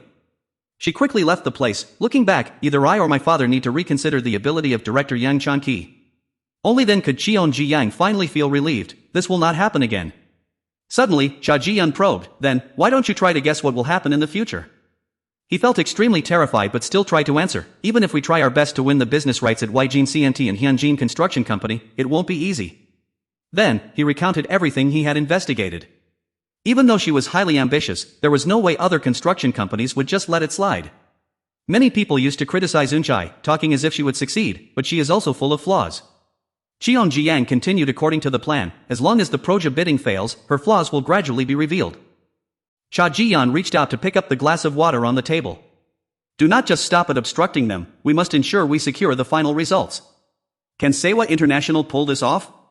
He quickly nodded and spoke up. In terms of financial strength, they are fundamentally the best enterprise among trading companies. With a wry smile on his face, he continued, furthermore, given the current soaring demand for secondary batteries, expanding mineral investment will be a highly attractive opportunity. Cha Ji-yeon listened calmly from the side. Therefore, if Silver Bridge cannot secure enough financial sources, they will strive to win by raising capital. Curious, she asked, is their financial power really that immense? At the same time, Director Yang Chan-ki seriously explained to her, just with the real estate and shares Sewa currently holds, once they are determined, they could easily bid without any external assistance. We just need to give them a firm push, and no one would be better suited than them. Cha Ji-yeon brought the glass of water to her lips. In any case, Director Yang Chan-ki, you are still maintaining the relationship with Sewa, correct? His posture immediately became submissive. Yes, that is correct. She quickly ordered, so just keep monitoring their reaction. Cha Ji-yeon continued to calculate. Now, handing over the shares was inevitable. She was thinking of Woon-chae being criticized, failed the bidding? You useless thing, what can you actually do? Then she appeared extremely relaxed. You know that for us to obtain this, Hyunjin must fail in this bidding, right? Her voice was completely casual, only then can Taemin get Hyunjin. Yang Chan-ki nodded obediently. Yes, I understand. She pondered in silence for a moment. After hearing Yang Chan-ki's answer, Cha Ji-yeon thought that the shares given this time were also just a loan. Time passed until the next day, and Yang Hoon was still working as usual. He thought that returning to the situation was truly a coincidence. In his mind, he was silently calculating. Initially, he thought the company was established only to hold back Hyunjin. But things were more complicated than he had thought. No matter what business manager Songdae was running, he had no intention of participating. But since manager Songdae established Haesung Group, the situation has changed strangely. He also realized that everything was gradually becoming hard to handle. It was like a rolling snowball that had now reached the shares of Hyunjin. Thinking of this, Yang Hoon's expression became contemplative. Sure enough, life is unpredictable, so one must live humbly. Right at this moment, Songdae walked over and called out. Manager Choi. He quickly asked a question. Previously, Sales Team 2 brought the famous brand Nodricare into the market, right? Yang Hoon nodded in confirmation. Yes, we already signed the contract. He continued to probe. At that time, you signed an exclusive modeling contract with Seogaeun, didn't you? He confirmed this. Yes, that's correct. Songdae glanced at the two of them. Is it possible to contact Seogaeun? Yun-hee was extremely surprised. Why is that, sir? He continued to voice his thoughts. To build a strategy to make Hyunjin a high-end brand, isn't Seogaeun a very noble role model? There was a hint of calmness in his voice. I also plan to make a formal proposal to Koda. But even so, wouldn't it be better if the two of you, who already know them, go and talk to them? After saying this, Songdae turned to look at the two of them. If you are busy, just make the proposal directly to Hyunjin. Yang Hoon suddenly asked. Talking is not a problem, but is there a legitimate reason? In his heart, he felt extremely troubled. Although it was now Hyunjin, everyone knew it was previously Haesung Group. He continued to speak. The company scale is small, and the apartments are only built in local areas. Before long, he already imagined that woman getting angry, thinking, how dare they make such an offer? He sighed and spoke. I don't think Seogaeun's agency will easily accept it. There was a slight underlying intent in his words. Of course, it would only be possible if we pay a generous advertising fee. Yang Hoon nodded in understanding. I understand. I will contact their agency and report the results back to you. Songdae felt delighted. Thank you very much. Perhaps Manager Hoon will like this a lot. He hurriedly shook his head. It's just work, no need to thank me, sir. At this moment, Yun-hee spoke up. I just called their agency, but since she is about to star in a TV drama, she is currently preparing at home. Yang Hoon stood up and asked, so we just need to meet the agency tomorrow, right? She nodded in confirmation. Yes, they said to meet around noon. Seeing him prepare to leave, she was surprised. By the way, are you also going to class today? Yang Hoon turned his head and informed her, yes, today I am learning about effective interest rates. Yun-hee felt extremely suspicious. You are studying hard, right? You aren't skipping class, are you? He turned his head and asked, if you are suspicious, do you want to come along? She approached and whispered in his ear. He shook his head and said, no way. But, you didn't forget that today is the housewarming party, did you? I didn't forget. A bright smile appeared on Yang Hoon's face. See you later then. After saying that, he quickly left the place. Yun-hee resumed her work. Let's finish up quickly and go home. If there is nothing special, Yang Hoon will leave the company and go to class. Usually, the class does not end immediately at 6 o'clock, but sometimes continues after dinner. Time passed, however, because he had an appointment with Yun-hee today. Yang Hoon quickly finished his class and rushed to the shopping mall. The scene shifts to a luxurious apartment. Yang Hoon sees that Yun-hee has arrived. Come on in, is the traffic still bad at this hour? She smiled and nodded, a little bit. Then she handed over a gift. This is a housewarming gift. He felt surprised. You didn't have to bring a gift. Looking at the perfume bottle in his hand, Yang Hoon noticed, this diffuses scent, right? What is it called? Yun-hee smiled and replied, an oil diffuser. This is an essential item for a single man's house. Seeing that, he teased in disbelief. how could it be exactly as I predicted? She turned her head and explained, I figured you would just leave it like this. Young Hoon turned his head back to look at the food laid out on the table. The house is fully furnished, so there's no need to buy anything else. I'm very satisfied. By the way, have you had dinner yet? Young-hee felt in disbelief. Did you prepare all of this yourself? He laughed and explained, it was made by the shopping mall. She gently sat down at the table. I thought so too, but even so, I will eat heartily. The two had a great time together. Young Hoon and Young-hee had dinner and talked about everything, from the shares of Hyunjin Travel Company to the newly opened restaurant and recent hobbies.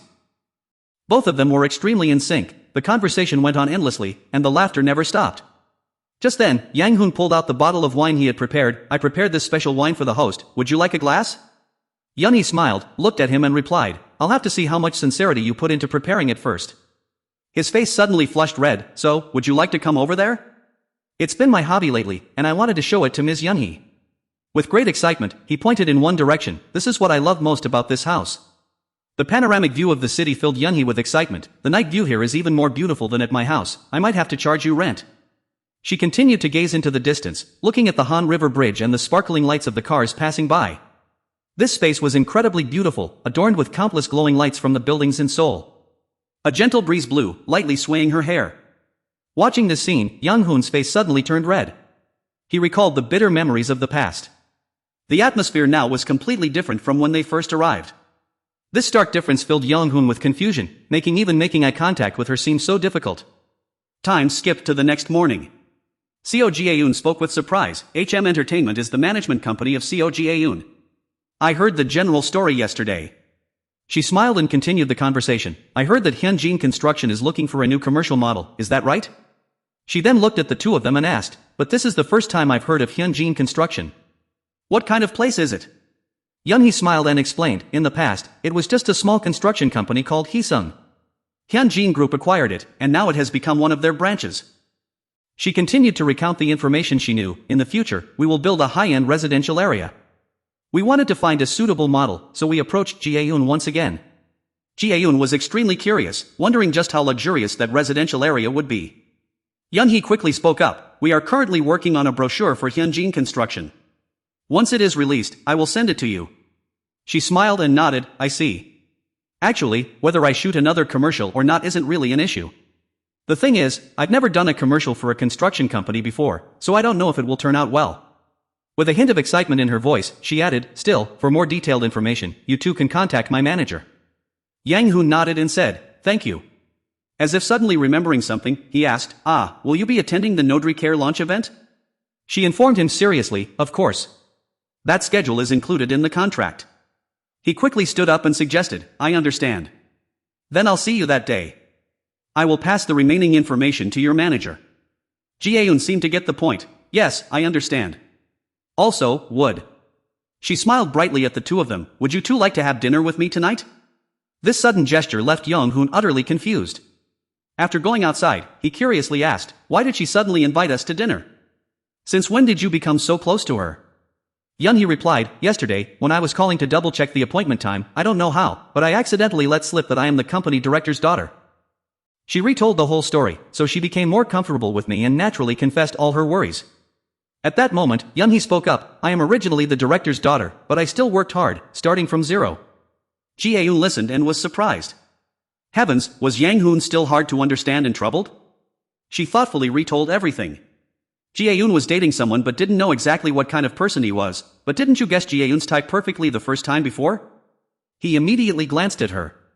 So she wants me to read that boyfriend? Young-hee guessed Yang Hoon's exhaustion. Yes, or should we just cancel it?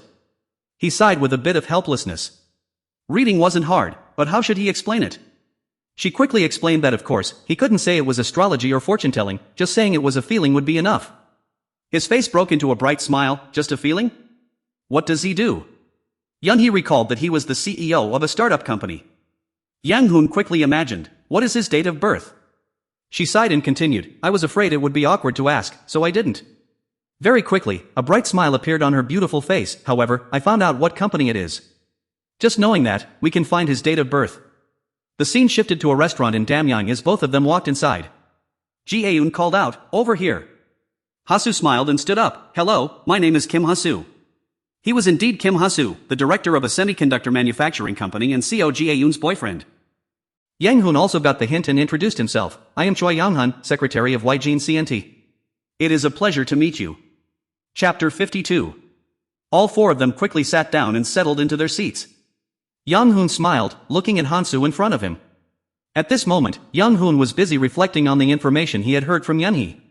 He quickly assessed this man. He was an outstanding businessman with a doctorate from Seoul University, who had founded a semiconductor design company in less than a year. In his estimation, Hansu was a pleasant person with good looks and a nearly perfect physique. If outsiders looked in, they might think Jae-yoon was getting the short end of the stick by dating such a man. Lee Young-hoon continued to observe. Since a moment ago, Seo Jae-yoon had been very tense, constantly stealing glances at Yunhee. A smile quickly appeared on the corner of his mouth. Why hadn't he thought of that? It seemed he now understood the entire situation. Initially, she did not care what kind of person her boyfriend was. She had always made her own decisions on everything, from the movies and shows she participated in to her advertising campaigns. Now, she was asking someone she had just met to evaluate her boyfriend? Thinking of this, Lee Young-hoon quickly realized that it was merely an excuse to hide something. He also figured out Seo Jae-yoon's intention. She was definitely marking her territory, asserting that the man belonged to her. He even felt surprised. Honestly, I am quite surprised. I never expected her to help me in this way. Right at this moment, Lee Young-hoon quickly spoke up. I heard you are currently running a semiconductor company. You must be highly intelligent and talented. Haksu shook his head and replied, no, not at all. I still have many shortcomings. At the same time, Seo Jae-yoon suddenly chimed in, but your company's technology is rated as the absolute best. Actually, we are still in the phase of seeking investment. Noticing this, he paid close attention. Investment? He silently thought to himself, so that was the reason? This time, he looked a bit embarrassed, if I may say one thing. Go ahead and speak, you are the one running the company. Kim Ha-soo did not waste any time and got straight to the main point. In fact, no matter how advanced semiconductor design technology is, without funding, it is impossible to maintain the company's operations. That's why I am trying to attract investment from other companies. Lee Yang-hoon showed a surprised smile, is that so? He probed further with delight, so, could you provide me with some information about your company? Sometime later, Yunhee asked curiously, aren't you leaving a bit too hastily? Lee Young-hoon calmly explained, I felt uncomfortable anyway. You seemed worried and kept quiet during the entire conversation earlier, didn't you? She was extremely surprised. Why me? He turned his head and spoke his mind. Seo Jae-yoon wanted to introduce her boyfriend to you, not me. When she said she was the daughter of Hyunjin's president, she also wanted me to look into investment opportunities for her boyfriend. Hearing this, Yunhee seemed to understand. Perhaps from the moment we greeted each other, I already felt something. It was not a sign of doubt about her boyfriend. With a slightly pouting expression, she said, even so, her boyfriend doesn't have a stable income right now, so is it really necessary to go this far? He continued, just like in the past. Lee Young-hoon quickly recounted the story. Back then, Seo Jae-yoon was compared to a foolish rich person but possessed the heart of an angel. However, no matter what, she would never marry someone who was not from an equal social standing. Yunhee found it puzzling and asked, so what if he starts a successful business, becomes an investor, starting as a man with nothing in his hands? Lee Young-hoon shook his head, then after that, she will introduce her husband as a man who is both handsome, promising, and very smart. Her face turned sad. Instead of smart, cruel seems to be more accurate, doesn't it? He nodded, it seems so. He glanced toward her, are you mad at me? Yunhee smiled and replied, actually, I am very happy to make a new friend. Suddenly, she recalled her own past. I lived abroad most of my life, so until now, I have had no one I could truly call a friend. I only knew a few people, or those who only got close to me because of my family background or the assets I possess. These heartfelt words made Young-hoon listen in silence for a moment. Right after that, he suddenly spoke up, those who only judge you by what you have, you don't necessarily have to be close to them. There was something firm in his voice. Pursuing material things is not wrong in itself, but if it becomes the center of a relationship, then everything will soon vanish into thin air. Young-hoon smiled brightly, and you still have me. After all, I think we are a pretty good match, aren't we? These warm words made Yunhee's heart flutter. That's right, we are a wonderful match.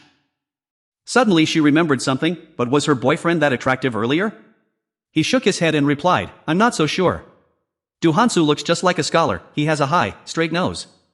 Saying this, he quickly recalled his face. His body might not be bulky or massive, but it was very toned. Perhaps Jae-yoon fell for Do Hansu's personality. Yunhee was immediately curious, what about his destiny? Yang Hoon did not hesitate to read the man's fortune. He has the destiny of the three auspicious nobles, a destiny of great wealth and nobility, but with a good character respected by everyone. His profound knowledge and the gathering of the three wonders will make him a solid pillar of the nation. Her eyes quickly widened. Really? He must be outstanding then, right? Yang Hoon glanced at her petulantly. I study just as well as he does, but this is the first time I've met someone with such a good countenance. His expression gradually became thoughtful as he shared his thoughts. If he enters politics, he could reach the position of minister, and with such business talent, the chance of success is very high. He is indeed a person of great talent. Listening to this, Yun-hee repeatedly asked questions, so Jaeun is very lucky. Do you want to invest in it?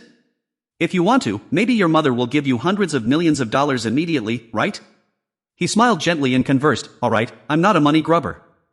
I just want to strive by myself to achieve success. I don't want to work solely for that purpose. In his heart, he seemed to know clearly that although he could read a person's destiny, he could not look at it with his own greed. If he didn't know, it would be acceptable, but knowing the destiny and deciding to invest was impossible. Yun-hee gave him a slightly strange look. It sounds like you have some kind of phobia of being rich. Yang Hoon hurriedly explained, it's not a phobia.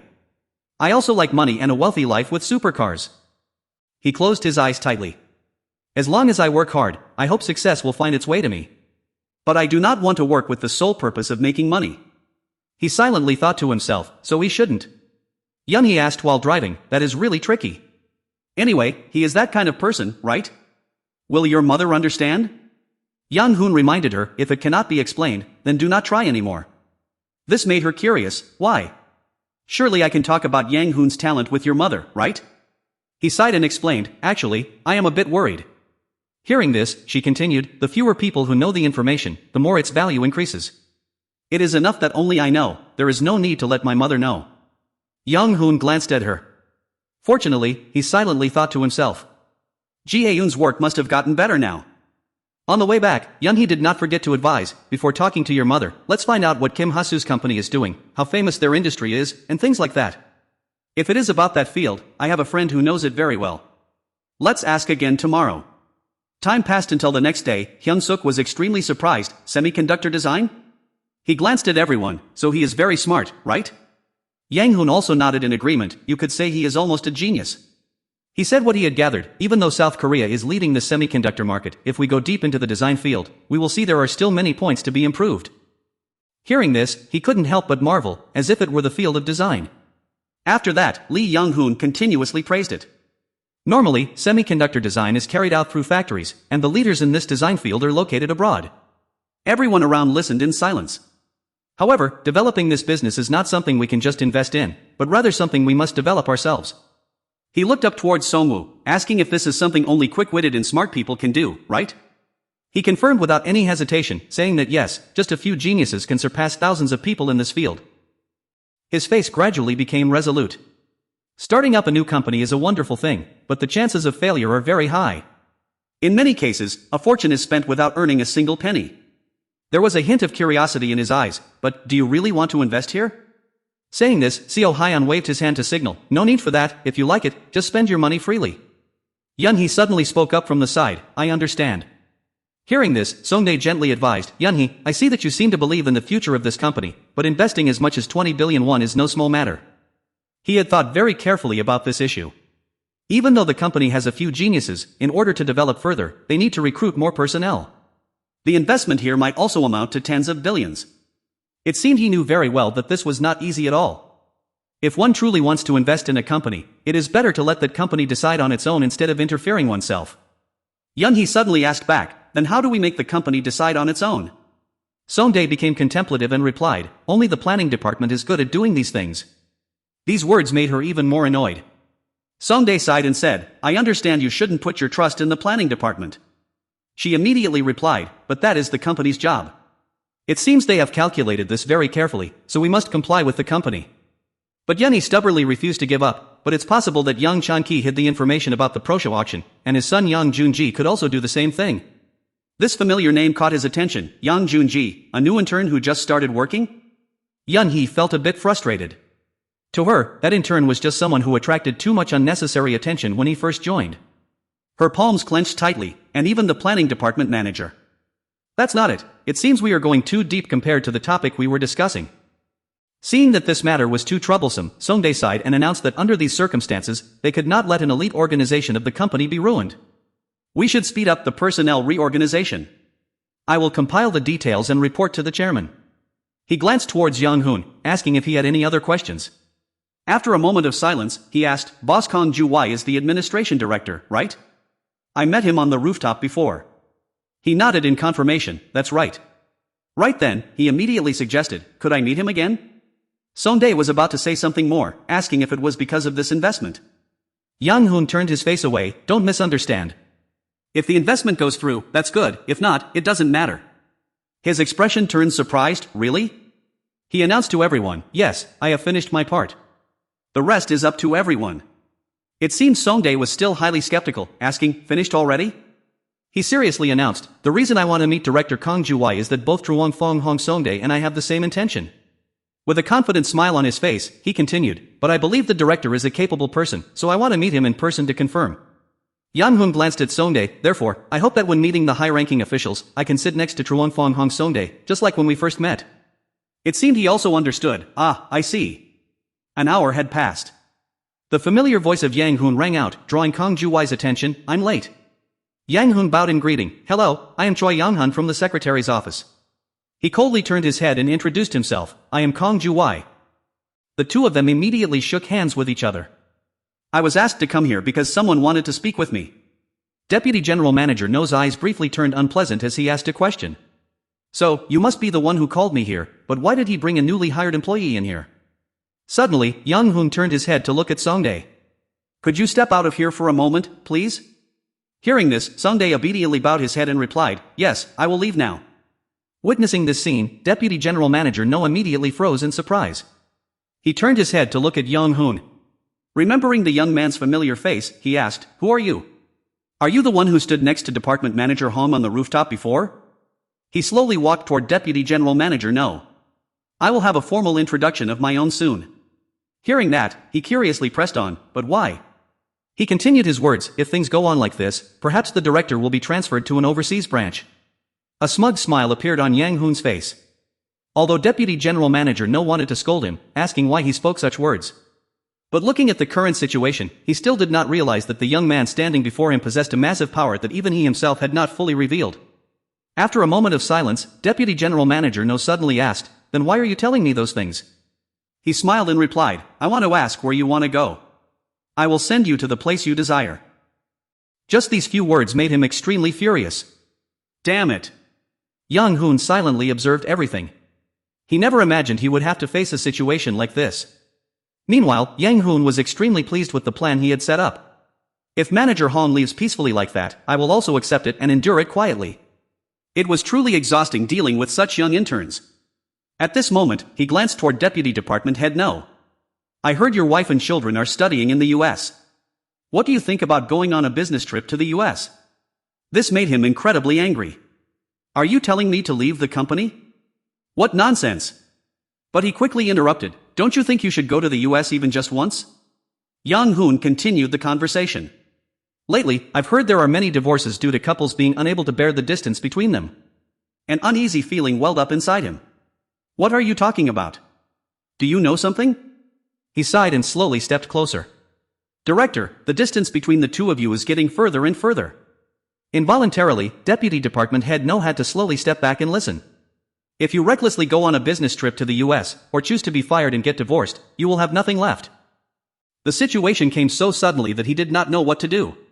You should know that you hold an important position here in Hyunjin. His face gradually turned to panic. If he missed this opportunity, it would only lead to a deadly abyss. Unable to bear it any longer, Deputy General Manager No suddenly shouted, stop beating around the bush and get straight to the point.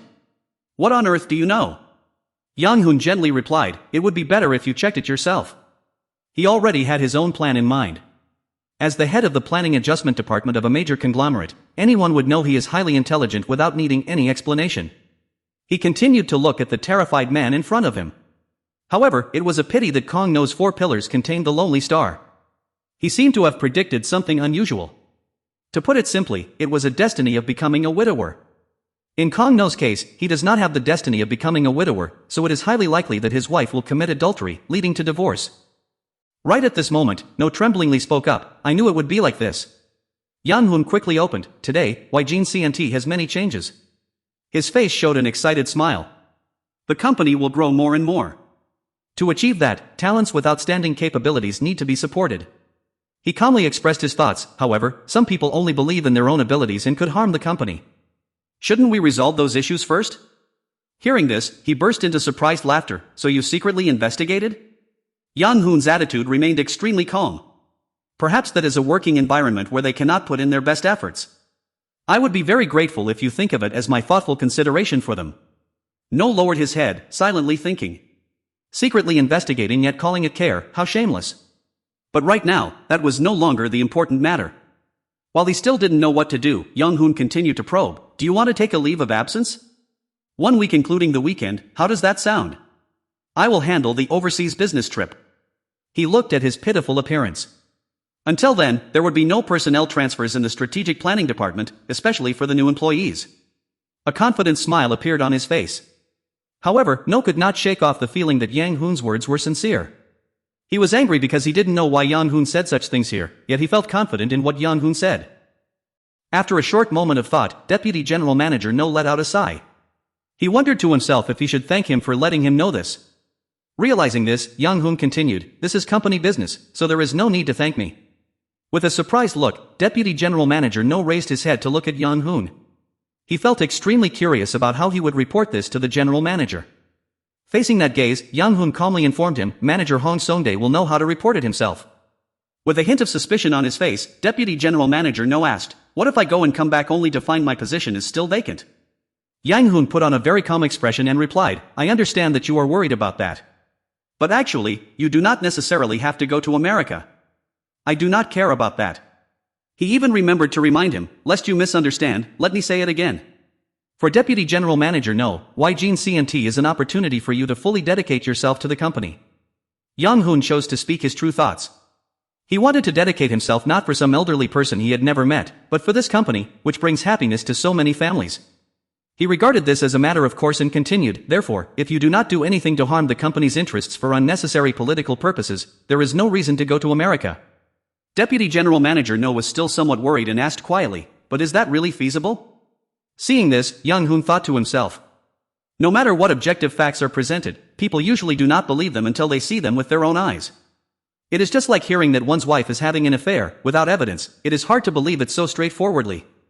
At this moment, Deputy General Manager No seemed to have guessed something. His expression changed slightly as he muttered, so, it was an affair after all? He looked towards him with hopeful eyes. The personnel transfer is not up to me, why don't you try talking to Manager Hong? After thinking for a moment, Yang Hoon bowed his head to No and said, of course, no one knows about what I just said. Therefore, whatever you decide to tell Manager Hong is entirely up to Director Kong. It was great meeting you today, and if there is a chance, let's have a meal together in the future. Seeing Yang Hoon leave, Songdae stepped inside. How did the conversation go? He felt puzzled. Who is he anyway? Is he the hidden son of the Director General? Songdae burst into laughter and replied, everyone asks that. Well, I thought so too at first. No suddenly felt a massive headache, and then? Songdae calmly informed him, he is not the son of a powerful politician, nor is he from a conglomerate family. He felt puzzled, is he that similar? Songdae walked further inside, I don't know for sure either. No was startled to see this. To put it anyway, Songdae didn't seem to care at all. Did you ask what Department Head Choi just said? This surprised him. Deputy Head, Songdae spoke calmly, you will find out anyway, so there is no need to keep it a secret. Saying that, he mentioned the familiar face of Lee Young-hoon, who was currently being treated like a department head in the secretary's office. This made No sigh in anger. The head of the strategic planning department was truly a deaf person.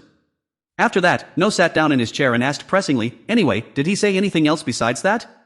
Songdae calmly replied, I only said that I would take a few days off. No looked up ahead, is that all? Songdae nodded firmly, yes. To be honest, I am dying of curiosity about what was said here, but I am still debating whether to ask. After reflecting on those things, No fell silent for a moment. Finally, a smile appeared on his face, this is truly crazy.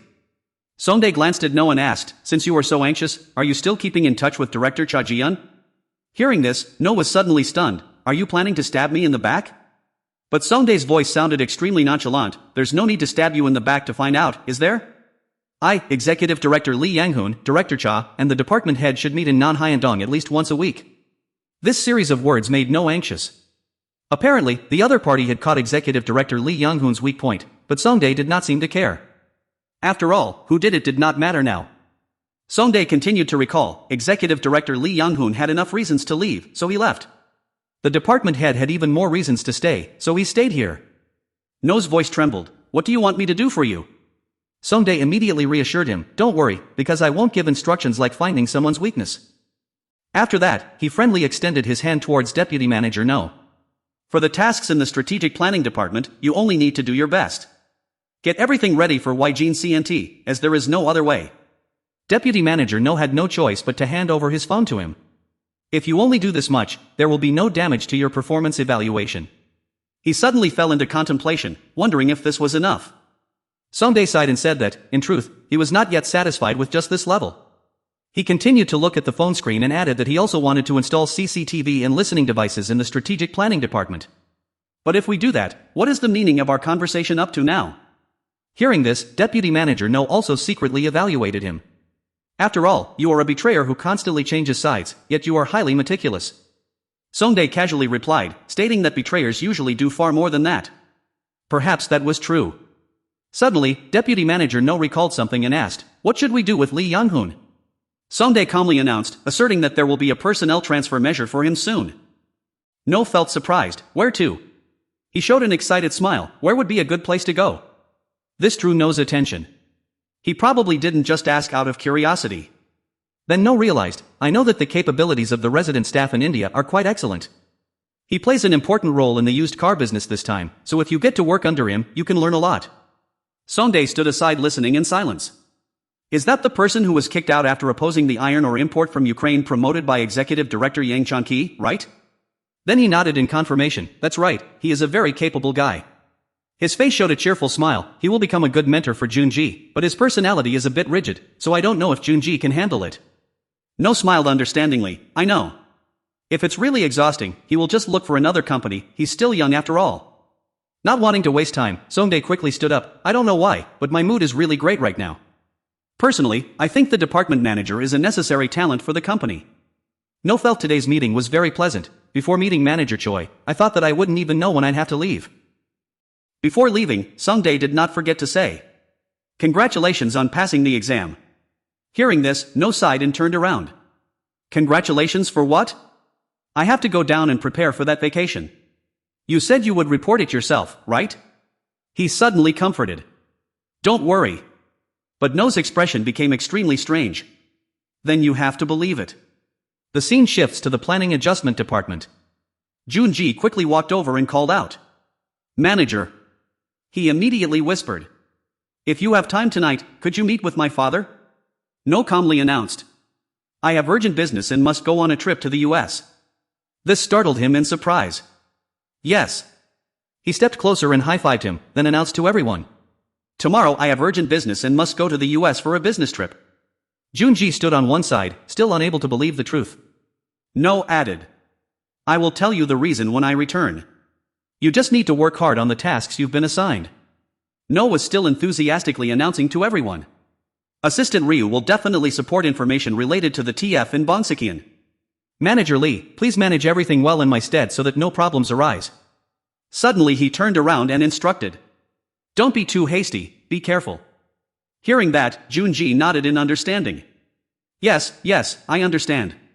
He suddenly felt curious. But what business is making you go? No's face became annoyed. I'll tell you when I get back, did you forget? Hearing these words, he immediately fell silent. After that, Junji quickly bowed his head and pleaded. I am sorry.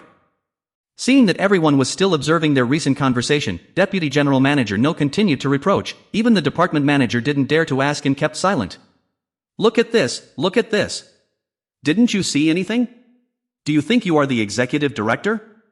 Junji quickly bowed his head to admit his mistake. I am sorry, this kind of thing will not happen again.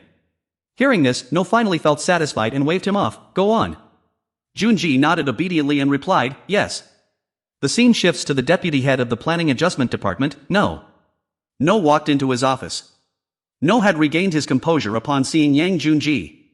He looked at the computer screen. Now was the time to clear up the path. A decision had already been made in his heart. But before that, there was something he had to check. Chapter 54. For days had passed.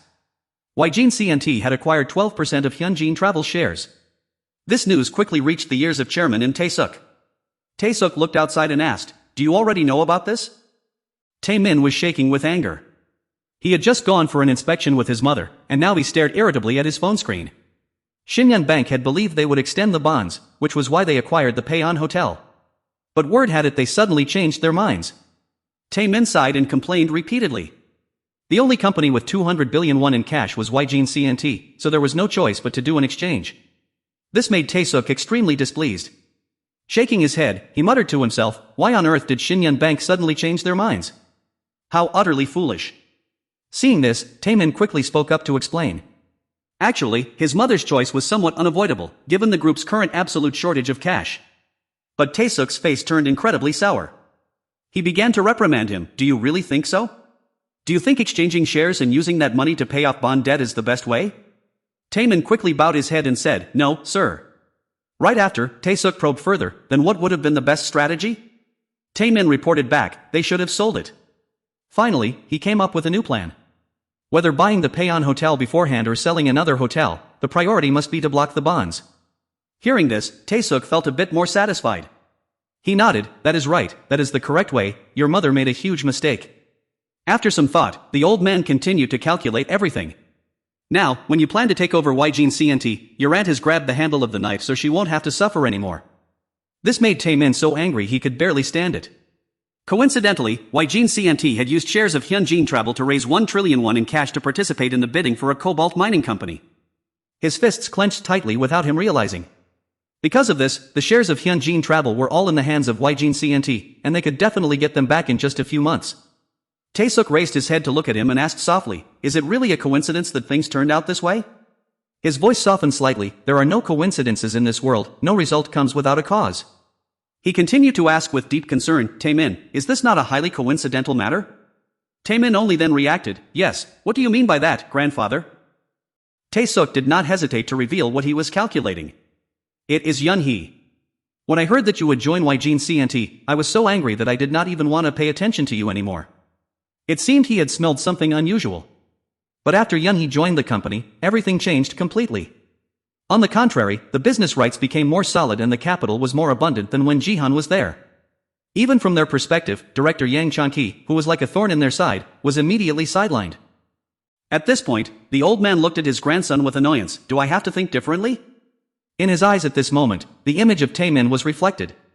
After thinking for a short moment, he suddenly spoke up, no, grandfather, you did not make the wrong choice. But his face became extremely distorted, and the old man continued, I hope so too. The scene shifts to the head office sales director, Cha Ji-yeon. Inside the room, Ji-yeon sat there despondently. Sales director Cha Ji-yeon felt as if he was losing a kilogram every day. He felt extremely exhausted, lost his appetite, and was always anxious whenever a call came from anywhere. The anxiety in his heart kept rising. In the company, the second most important person, Executive Director Cha Ji-yeon, had also been dismissed. As for the immediate personnel transfer, there were rumors causing a stir that the entire line of Executive Director Cha Ji-yeon would be wiped out. Ji-yeon sighed for a whole hour. Although he knew he was overreacting, seeing the chaotic situation, it would not be surprising if he were fired at any moment. Returning to reality, Ji-yeon stared blankly at the scene before him. Just then, Tae-min quickly walked over and asked, are you still doing well? He walked inside with surprise and teased, I only eat cafeteria food, but does the head office sales director also eat cafeteria food? He explained without hesitation. The cold winter wind was blowing hard, could you show your face outside just once? In his mind, he secretly wondered, had he been ignoring him all this time? Tae-min calmly picked up the bottle of alcohol. Am I being a bit thoughtless? As you know, I am currently in Georgia, so it is not easy to relocate. He then poured alcohol into Ji-yeon's cup. The old man always liked the sea, so from the perspective of a grandson, I will have to go alone. The man sat to one side, complaining incessantly, what? Even Executive Director Yang did that? We are bound to be shocked, I never imagined he would do such a thing. At this, Tae-min raised his head and looked at him. I highly appreciate his capability, but he shouldn't have done that, isn't that right? Ji-yeon nodded in agreement, of course. His expression quickly shifted. So, I've been thinking, in the end, can we actually hold on to Ygene CNT? This news made him turn pale with fear. No, are you really planning to give up Ygene CNT? Before he could react, Taemin spoke up again. Isn't this situation too bizarre? No matter what they want to do from the outside, the inside cannot even lift a finger. Shouldn't this matter be reported to the prosecutor's office? He adjusted his outfit. Furthermore, the branch manager has no idea that you took shares from Shinyun Investment and Securities. You didn't even know about the 50 billion won loan. His face became more terrifying than ever. If I were to trust that person and restructure Ygene CNT, wouldn't that be incredibly foolish and stupid? This series of words left Jian at a loss for what to do. He felt wronged, but looking at the actual outcome, there was absolutely nothing wrong with that assessment. He silently thought to himself. Ygene CNT was the second largest subsidiary, boasting the most solid revenue and organization. This made him wonder if giving up the prime asset, Ygene CNT, was simply too absurd. Taemin calmly burst into laughter and announced, "Just kidding." He raised the glass to his lips. To be honest, we are not family. I know it is difficult to expect trust in such an unstable relationship. Perhaps I have not shown you my satisfaction, Director. Ji-yun was about to say something more. That is not what I meant. He coldly set his glass down on the table. Is that so? Then Taemin spoke without hesitation. In that case, Director, please do me a favor. Although Ji-yun was a bit anxious, she still nodded in agreement. Of course, I will help you. He suddenly slammed his hand down on the table. Taemin even shouted loudly like a madman. That is not it. This made Ji-yun terrified. Don't help me in such a half-hearted way. His anger had clouded his reason. He was, after all, just a director. A director's body doesn't even belong to themselves. The room was filled with Taemin's criticisms. There are cowardly children and nagging wives. Why not just discard a family like that? Having no other choice, Ji-yun had to step forward. He knelt down seriously and asked, "What should I do?" This attitude finally made Taemin feel satisfied. Currently, which project is the most important for Ygene CNT? He quickly explained, "It's the bidding project for Proscia, but..." Do you want to know the exact bidding price and send it to the competitor? He shook his head. No need, but what is that? Seeing this, Ji-yun was about to say more. Yes, if the bidding is successful, the chairman. Taemin seemed to look depressed again. Heaven is truly heartless. Why squeeze my mother's neck at Shinyun Bank? Ji-yun was surprised to hear that. Then, he decided to tell the whole story. My mother made a mistake because she was in too much of a hurry. I shouldn't have given away the shares of Hyunjin Travel just because I needed cash urgently. His face was extremely calm but carried a coldness. But if Ygene CNT fails in the bidding, shouldn't we keep the shares of Hyunjin Travel? Saying this, Taemin glanced at Ji-yun. I have a big headache because of this, but now there is no turning back. What should we do? Of course, we must think positively. Thinking about his mother's pitiful face made him feel even more uncomfortable. If the bidding failed, the chairman would be furious and his mother would be fired. But if they succeeded, they could buy back the shares. Those words just now made Ji-yun deeply contemplate whether they should change their strategy. He raised a question. What do you think? Taemin picked up a piece of sushi from the table and asked, after handing over Proscia, how much is the debt of Ygene CNT? It was 1 trillion won from Shinyun Bank, plus other financial debts totaling 3 trillion won. The annual interest rate alone was over 100 billion won, a staggering figure that startled him. Even if they acquired Proscia, the money drawn from it would take quite some time to be funneled into Ygene CNT. Taemin coldly interrupted, assuming the bidding is successful, the warehouse will be empty, correct? He gave a twisted smile. That is correct. In his mind, he secretly calculated that once the bidding for Proscia reached its limit, he planned to transfer it to Ygene CNT. As if reading his thoughts, the man continued, if some of the ongoing projects fail, will the company face any difficulties? Ji-yun listened in silence and then softly replied, yes. Taemin held the salmon piece forward. Let's see, Director Ji-yun ordered the import of bituminous coal from Heilongjiang, China, right? Sweat poured down his face. That's right. He smiled as if he had guessed something. I know that the mining license has been issued and production starts this time. If there is a sudden change from above, wouldn't it be a big problem? Then he threw the salmon piece to the ground. Why would the government change its mind while doing business in China? I heard many cases suffered heavy losses, and if you are unlucky, it could turn out like that. Although very worried, Ji-yun still nodded. Yes, when doing business in China, of course, many things will happen. Taemin felt pleased. Exactly. He quickly put his chopsticks down on the table. And what was it? I heard you are preparing to win the ownership of the apartment project in Bongsekian, right? The other lowered his head to confirm. That's right. This situation made Taemin headachy. These guys are just playing nonsense games. But why do they do that? Remembering something, he continued to speak. The employees at Ygene CNT are the best workers in Korea, so I have high expectations for that. Cha Ji-yeon said what she knew, if the head office director becomes the owner of Yijin C&T later, it will help a lot.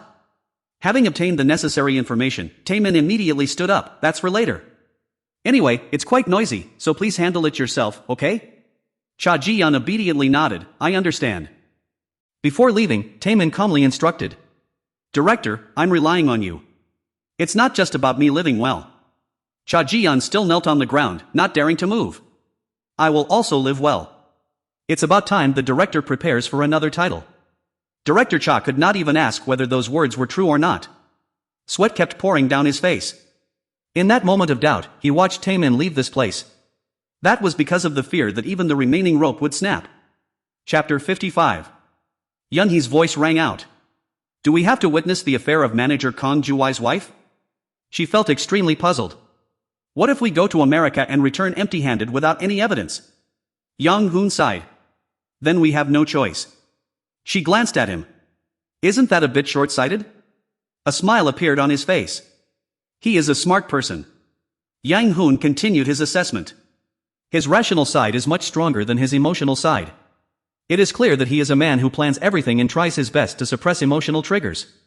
Hearing this, Yunhee asked curiously. But what does that have to do with being short-sighted? He calmly explained. This is a man who values honor and has a patriarchal nature. At the same time, Young Hoon continued to analyze. His wife having an affair is an unimaginable shock. For someone like him, once he goes to America, he will dig even deeper than a private detective. At this moment, Yunhee felt curious. What if she is not having an affair? He spoke in a puzzling way. The question was reasonable but not quite correct. His gaze was somewhat vacant. Of course, I also found it a bit difficult, but that was my mistake, and I do not blame others. Young Hoon did not hide anything and shared his thoughts. However, if she is different from what I said and is not having an affair, there is a possibility that the wife might die suddenly at some point. After thinking for a moment, Yunhee suddenly asked, no matter what, will he still lose his wife? Is that fate truly unavoidable? He shook his head and explained seriously, no, life and death are unavoidable, but this time it is slightly different. In his mind, he secretly thought that if it were absolutely unavoidable, he would have become a shaman long ago. Yunhee glanced at Yang Hoon, what is the difference? He calmly replied, this is a man who, when dealing with women, must think, calculate, and take action first. With a casual tone, what did that mean? It seemed she also understood. If he is such a rational and cold person, he cannot possibly have feelings for his wife, right? Yang Hoon nodded in confirmation without any hesitation. Yes, if one wants to avoid difficult problems, one should try to change their personality. But since they cannot do that, their fate is unavoidable. He continued to explain in more detail that fate is somehow like a predetermined destiny for no apparent reason. There will be a very close causal relationship if one digs deeper into that reason. This made her surprised while driving, but in any case, they have to wait until head of department Kong returns to make it clear. The scene shifts to the Tameda Hotel. Inside the hall, everyone had attended in full numbers. Lee Young-hoon and Yunhee attended the publication anniversary of National Assembly member Jo Jae-min, which was held in Gwangwamun. Lee Young-hoon walked to this place and observed the entire surrounding space. An influential person of no ordinary standing in Gwangwamun who has a cousin as a director of a social enterprise, this is ample reason to carry out the preliminary work. Before choosing the Bongsekian apartment construction project, he could not help but marvel at how grand it was. Yunhee smiled and conversed, saying it is indeed the celebration of a National Assembly member. She continued to look around and said, let's head over to that empty spot over there. Suddenly, a voice from behind called out, is that Lim Yunhee? She turned around in surprise, who is this? Kim Chang-hoon, when did you return to Korea? He waved his hand in greeting, I've been back for a month now. There was so much work that I couldn't get in touch with you, I'm sorry. After that, Lee Young-hoon approached and shared, I was promoted to the position of construction business manager of Umayon not long ago. Yunhee was extremely surprised, Umayon Construction? It seemed he had guessed something, apparently Yunhee came here for the Bongsekian project. I'm sorry, but this time I will fight with all my might. Hearing that, she felt a bit regretful, in that case, I will have to compete with you. He suddenly interrupted, this time, I will definitely win the business rights for the Bongsekian project. His eyes became bright and sparkling. And this time, I have officially requested my father. His words sent a shiver down both of their spines, I will marry Yunhee. After that, Yunhee looked annoyed, you know we are in a competitive relationship, right? Young-hoon didn't seem to care much, I heard about it. Hyunjin Group acquired Haesung Group and changed it to Hyunjin Construction, right? He approached her seriously, but I had absolutely no idea you were handling that business. I'm telling the truth, I didn't know I would meet you here either. There was a hint of regret in his voice. I'm sorry if this is the project you were ambitious to get. Yunhee sighed upon hearing this. Nothing has been decided yet, so you don't need to apologize. Right at that moment, he quickly drew closer. Let's see, I already feel bad, actually. Then he whispered in her ear, I've already booked an appointment for tonight. But she still politely pushed him back. You haven't changed at all. Still impatient and shallow-minded. Don't you remember how many times you've been scolded? Yang Hoon smiled and shook his head. I don't remember. I easily forget bad memories. Yunhee glanced at him. Let's see how long you can stay confident this time. Yang Hoon handed a business card forward. Is that so? Then you must need my business card. She politely handed back her card. I am giving you mine too. I guess you didn't know I got a job? He was extremely surprised upon seeing that. You got a job? His voice carried a clear tone of disbelief. The secretary office, a low-level employee. What on earth is this? Are you trying to act like a commoner? Yunhee calmly replied, I plan to learn everything from the bottom up. She continued introducing him to the other. I forgot to introduce you. This is my company's chief secretary, Choi Young-hun. He also politely extended his hand. Nice to meet you, I am Choi Young-hun. She smiled as she introduced the man standing before them. This is my university alumnus, Kim Chang-hoon. He bowed politely in response. Pleased to meet you. As you already know, I am Kim Chang-hoon, the sales manager at Umamum Construction. Afterward, he flashed a bright, suggestive smile. Anyway, do work hard, Yunhee. Although I doubt you will be able to do it well. Seeing Kim Chang-hoon's strange behavior left Yang-hoon quietly surprised. Does this guy always like to say things that make him sound like a main character in a comic book? Kim Chang-hoon waved goodbye to the two. I'm heading out first. Yunhee nodded in agreement. Yes, he always thinks he is the center of the universe. With a slightly dejected look, she continued, his personality isn't bad. But how should I put it, he is a bit childish and has some very immature sides. Suddenly, Yunhee pulled out her phone to check. I will verify your date of birth right now, please wait a moment for me. Noticing Yang Hoon staring intently at her, Yunhee asked in surprise, what is it? He immediately spoke up, hearing him talk about marriage just now, yet you still seem so unfazed. Hearing that, she teased him, how did you find my words before? It seems this is the first time you've heard an invitation to marry, right? His expression looked a bit uncomfortable. It seemed she received a lot of confessions, which made Yang Hoon feel displeased. Just confessions? She quickly recounted her stories, once from a white teacher in high school, then in college from an Arab prince with 80 trillion won in assets. Even Yang Hoon had heard it 3 or 4 times already. But her voice sounded a bit dejected. If she was just beautiful, it wouldn't be like this, but being both beautiful and rich, how could people leave her alone? Lee Young-hoon suddenly asked, by the way, what did he say just now? She gently informed him, during that whisper. I heard he scheduled a dinner with Assemblyman Jo Jae-min. This news surprised him as well, he was indeed quick-handed. Yunhee's face turned thoughtful as she recalled. Coming here today to deliver the sponsorship money was just a formality, they had contacted each other days ago. Politicians are very busy, so it is hard to get a same-day appointment. He gently nodded in understanding, indeed it was not easy at all. She kept turning her head, searching around. There is probably no one here who doesn't know that Assemblyman Jo Jae-min's cousin is the director of the social enterprise. Then she expressed her thoughts, perhaps he knows better than we do that the influence of Assemblyman Jo Jae-min in Gwangwamun cannot be ignored. Lee Young-hoon spoke thoughtfully, we came here for that very reason too, so what else can we do? He turned his head and smiled, first, let's just do our job. We can't go to their meeting place and ruin it. Yunhee gently agreed, should we try doing that? She stepped closer to him, playfully gesturing, let's go ruin it, like this, like this. The scene shifted to the company restroom. Lee Young-hoon was still looking at himself proudly in the mirror, see that? So cool, right? Haichang calmly reminded from the side. You were too hasty just now, did you see her expression? She wasn't even flustered, but rather very indifferent. He was Yoon Haichang, the head of the construction department at Umyung. He didn't seem to care much and replied, it's just that you don't know, Yunhee is always like that, she is not an easy girl. That's why she became my girl. Haichang cautiously warned again, you are too hasty and will ruin things. If you just recklessly rush in like that, you will be thrown out. Remembering the Yunhee of the past made him excited. Back in school, Yunhee was very haughty toward boys. Didn't you know that either? You're not sharp at all, how embarrassing. Yang Hoon spoke cheerfully while washing his hands. This time is different. Other than me, who else could fulfill Yunhee's expectations? He seemed extremely self-satisfied. Who else could be Yunhee's life partner except a gentleman with good looks, a solid background, and who cares for women like me? Seeing this, the annoying Hee Chang asked curiously, aren't you concerned about the guy next to Yunhee earlier? Why would I even care about him? But it seemed he didn't care about Young Hoon at all. Who? The secretary named Choi Young-hun? A clear look of contempt appeared on his face. Yang Hoon walked forward casually. My goodness, we haven't met for a while, and your intuition has really dulled. How could he possibly be Yunhee's type? He didn't forget to add a few sarcastic words. Yunhee is just like my sister, she needs someone handsome and perfect. A secretary department employee, does that even sound right? He Chang spoke, still highly suspicious. Earlier, when you mentioned marriage, I kept an eye on him. Didn't you notice?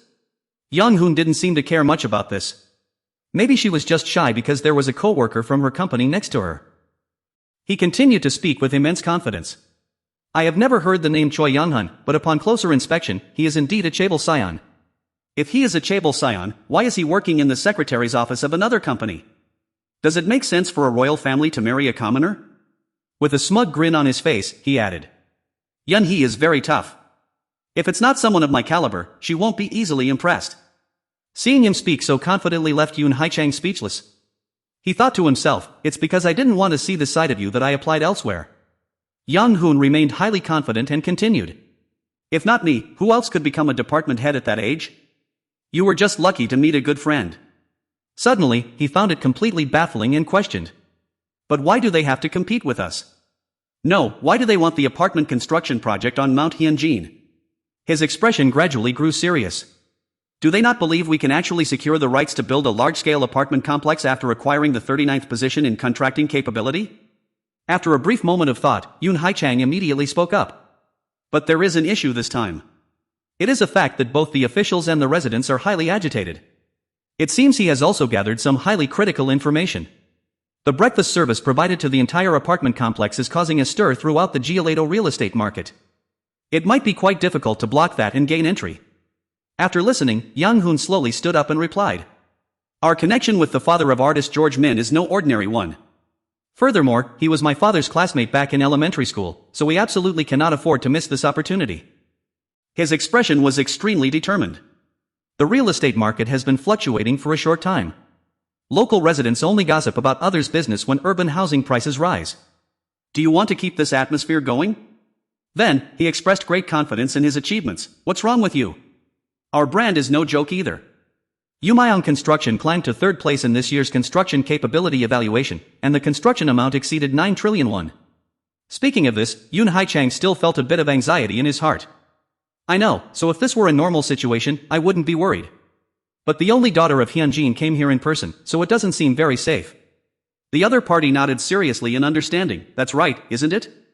Recalling today's press conference, Yoon Haichang sighed. Since when did that company have the right to construct apartments in a large complex? He remembered the faces of Yang Hoon and Yunhee. If they crossed the line, they crossed it long ago. Everyone around was still offering congratulations. Congratulations. I will read it very carefully. Jo Jae-min nodded in understanding. Thank you for coming here. He smiled and chatted with everyone, thanking them for traveling from afar and wishing them a safe journey home. This man was Jo Jae-min, a member of the National Assembly. Yunhee gently stepped forward to converse and congratulate him on publishing his book. Seeing this, Jo Jae-min happily turned his head. Oh my, some young people have come to visit us, thank you so much. May I ask where the two of you are from? She gently informed him that her mother was the director of the Ygene CNT group. Hearing this familiar name left him greatly surprised. So you are a child of that conglomerate? It is a pleasure to meet you. I previously read quite an interesting article about Ygene CNT. Yunhee politely bowed and replied, I am very glad that you spared some time to talk with me. I am still trying my best every day. Jo Jae-min nodded in approval. Indeed, if you persist and work hard with sincerity, you will surely achieve great success. She smiled at him and said, I will keep that in mind. While the two of them were still talking, Young Hoon noticed the woman standing beside him. He spoke up, asking if she was the assemblyman's wife. Jo Jae-min immediately nodded understandingly. Yes, today is a special day, so my wife came here to help out. It seemed he had noticed something, as he advised, Madam seems unwell, and the weather is cold. Perhaps she should go inside and rest for a bit. This remark startled Min Seol, who wondered in surprise, me. He continued to explain, if your heart is not in good condition, you should avoid the cold outdoors. Otherwise, I might be mistaken. In that case, I shall take my leave. Suddenly, Min Seol unexpectedly called him back. Wait, please hang on a moment. She asked anxiously in a whisper, are you a doctor? He shook his head, explaining that was not the case. Yang Hoon only spoke about what he could observe. When I was young, whenever I looked at my mother, I always noticed that the corners of her eyes were red and tiny blood vessels stood out. Only later did I find out she had heart disease. He seriously advised further, that is why whenever I see someone with similar symptoms, I immediately think their heart is unwell. If you are in good health, please do not mind my words. Seeing that Min Seol still had no reaction, Yang Hoon gently announced, there are people waiting behind, so I will take my leave now. If there is a next time, I hope we shall meet again. On the way back, Young Hee felt surprised. Could he really see something just by looking at a face? It was truly unbelievable. Yang Hoon calmly replied, it is nothing major, I cannot see anything too extraordinary. He sank into his own thoughts. Actually, I know that a person who is about to pass away will have changes on their face, but I have never witnessed it. His expression became pensive as he questioned himself. Therefore, I am not sure if I would be able to recognize it, but still, I think perhaps I would. Yang Hoon's eyes gradually grew determined. I was born with this kind of ability, an ability solely to see the destinies of others. At this moment, Young Hee felt puzzled. So you purposely helped the lady? He spoke of his impressions. On the outside, Assemblyman Jo Jae-min is praised by many as a gentleman, but that is not the case at home. His expression became extremely calm. Whenever he makes some money, he immediately spends it on expensive gifts and wine for others, yet he is very frugal and stingy at home. He continued to share what he perceived. It is not because he hates his wife, but because he highly values his public image. For that reason, he always feels guilty toward his wife. Yun Hee stood beside him, listening in silence. If someone treats him well, he will be more grateful than anything. But if we are not tactful in helping, he might become suspicious of his wife, so we must be very careful. It seemed that in his eyes, Jo Jae-min was an incredibly hypocritical man. Because he values his external image so much, he does not easily trust anyone. This is also a common trait found in politicians. Having said that, Yang Hoon directly concluded. Some people just surround me like that, so we just need to target their wives, right? Assemblyman Jo Jae-min is someone who spends a lot of time with his family, not everyone is like him. Yun Hee, who had been silent, was also surprised. Indeed, destiny is so hard to understand. He immediately walked outside. Understanding a person's character and life is not easy, but with gradual learning, one will understand eventually. She smiled and nodded in agreement. That is true. My job is simply to listen to your explanation and do what needs to be done. Then she warmly pulled Yang Hoon's hand. Now, let's go eat. He embarrassedly nodded in agreement. Let's go. We're eating at the place with the delicious grilled ribs, right? Suddenly, a phone message popped up, catching his attention. After that, Yang Hoon fell into deep thought. Coming here empty-handed feels a bit awkward. Yoon Hai-chang immediately reminded him. The chairman warned us not to offer foolish bribes but to use your ability to win them over. The chairman is close to the representative, would bribery even be effective? He hurriedly shook his head to explain. It is not bribery. It is just that coming here empty-handed makes me feel awkward. The door opened, quickly catching the attention of both people. Have they arrived? Seeing the familiar face made Yang Hoon burst into a surprised laugh, thinking to himself that his ability was actually quite good. Yun Hee walked inside and said, I told you so, you are too confident in yourself. Sit down first, you should have waited for the opposite seat to be vacant. Seeing Yang Hoon sitting in the middle made her a bit disappointed. Seriously, he was so careless to sit in the middle again. Do you really want to do this? He repeatedly questioned her. Do you really want to compete against Yu Myung Construction? She gave him an annoyed glare and replied, why shouldn't we be able to win? Yang Hoon replied with an extremely calm attitude, how many apartments has Haesung Group built? Have you heard of their brand? He continued, I have never heard of it. Deputy Director Ju Hoon, do you know anything about it? Hearing this, Yoon Hai-chang, who was nearby, announced, I do, but it was only built in a few local areas, so not many people know about it. He excitedly turned his head, did you hear that? Manager Yoon said not many people know about it. However, this action made Yun Hee even more annoyed, if that's the case, you guys should build houses too. She repeatedly complained, is there any law that forbids us from building apartments? Seeing this, Yang Hoon hurriedly shook his head and explained, it's not like that. What I mean is we should work more efficiently. Doesn't Haesung Group not only focus on apartments but also build many other sectors? With no other choice, Yoon Hai-chang had to speak up, Haesung Group mainly focuses on government-contracted projects such as building roads or seaports. However, earning money from government-contracted projects while neglecting the apartment construction sector has caused them to suffer many losses. He explained this issue in more detail so both of them could understand. Recently, they have also had difficulty selling a large number of ownerless apartments. Yang Hoon glanced at the two. You heard that, right? They want to focus on government projects instead of selling apartments. While Yang Hoon was still deeply in thought, Young Hee showed her anger. Right at that moment, the door swung open, and all four immediately stood up.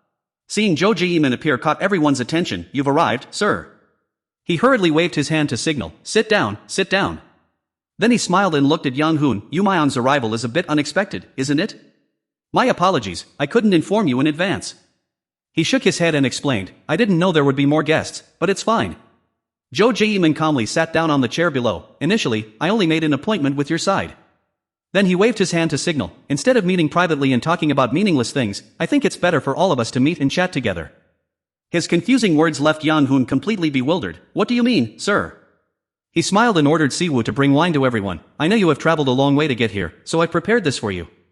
Then he poured 4 cups of wine one by one in front of the 4 people. But since I am a representative, if we eat, drink, and chat happily together, it will cause gossip among the people around us. Jo Jae-min announced without any hesitation, so everyone, please drink up this glass of soju and leave. This made Young Hoon extremely uncomfortable. However, before he could speak, the man waved his hand and continued. Since I drank the most, let me speak first. I cannot interfere with or assist in the selection of the construction contractor. The cold voice rang out, leaving everyone feeling helpless. Now, everyone say what you want to say, and we will end it here. Left with no other choice, Yoon Hae-chang could only drink the glass in his hand, and finally decided to speak. Apartments are real estate, and real estate is an asset of everlasting value, so we only need to consider the construction capability. Other than that, we ask for nothing more. Jo Jae-min also nodded in agreement, stating that they only need to consider capability. That is a very interesting proposal, I understand now. Seeing this situation, Young Hoon glanced to the side, signaling that it was now their turn. Realizing that Young Hee was preparing to drink her glass made him surprised, wondering why she was drinking first. After a moment of silence, she finally spoke up, asking if Manager Choi could speak on her behalf, and if one person could speak twice. Jo Jae-min nodded in approval, agreeing that it was fine. His words made Yang Hoon turn to look at Yoon Hae-chang, remarking that he heard Young Hee was the daughter of Ygin CNT, yet she completely gave the decision-making power to someone else, which was quite interesting. While everyone was still drinking, she spoke about her father. Yang Hoon raised his glass, sending his regards to the representative, inviting him to chat comfortably since they rarely had such an opportunity. Very well, Jo Jae-min nodded in satisfaction, saying he would do so.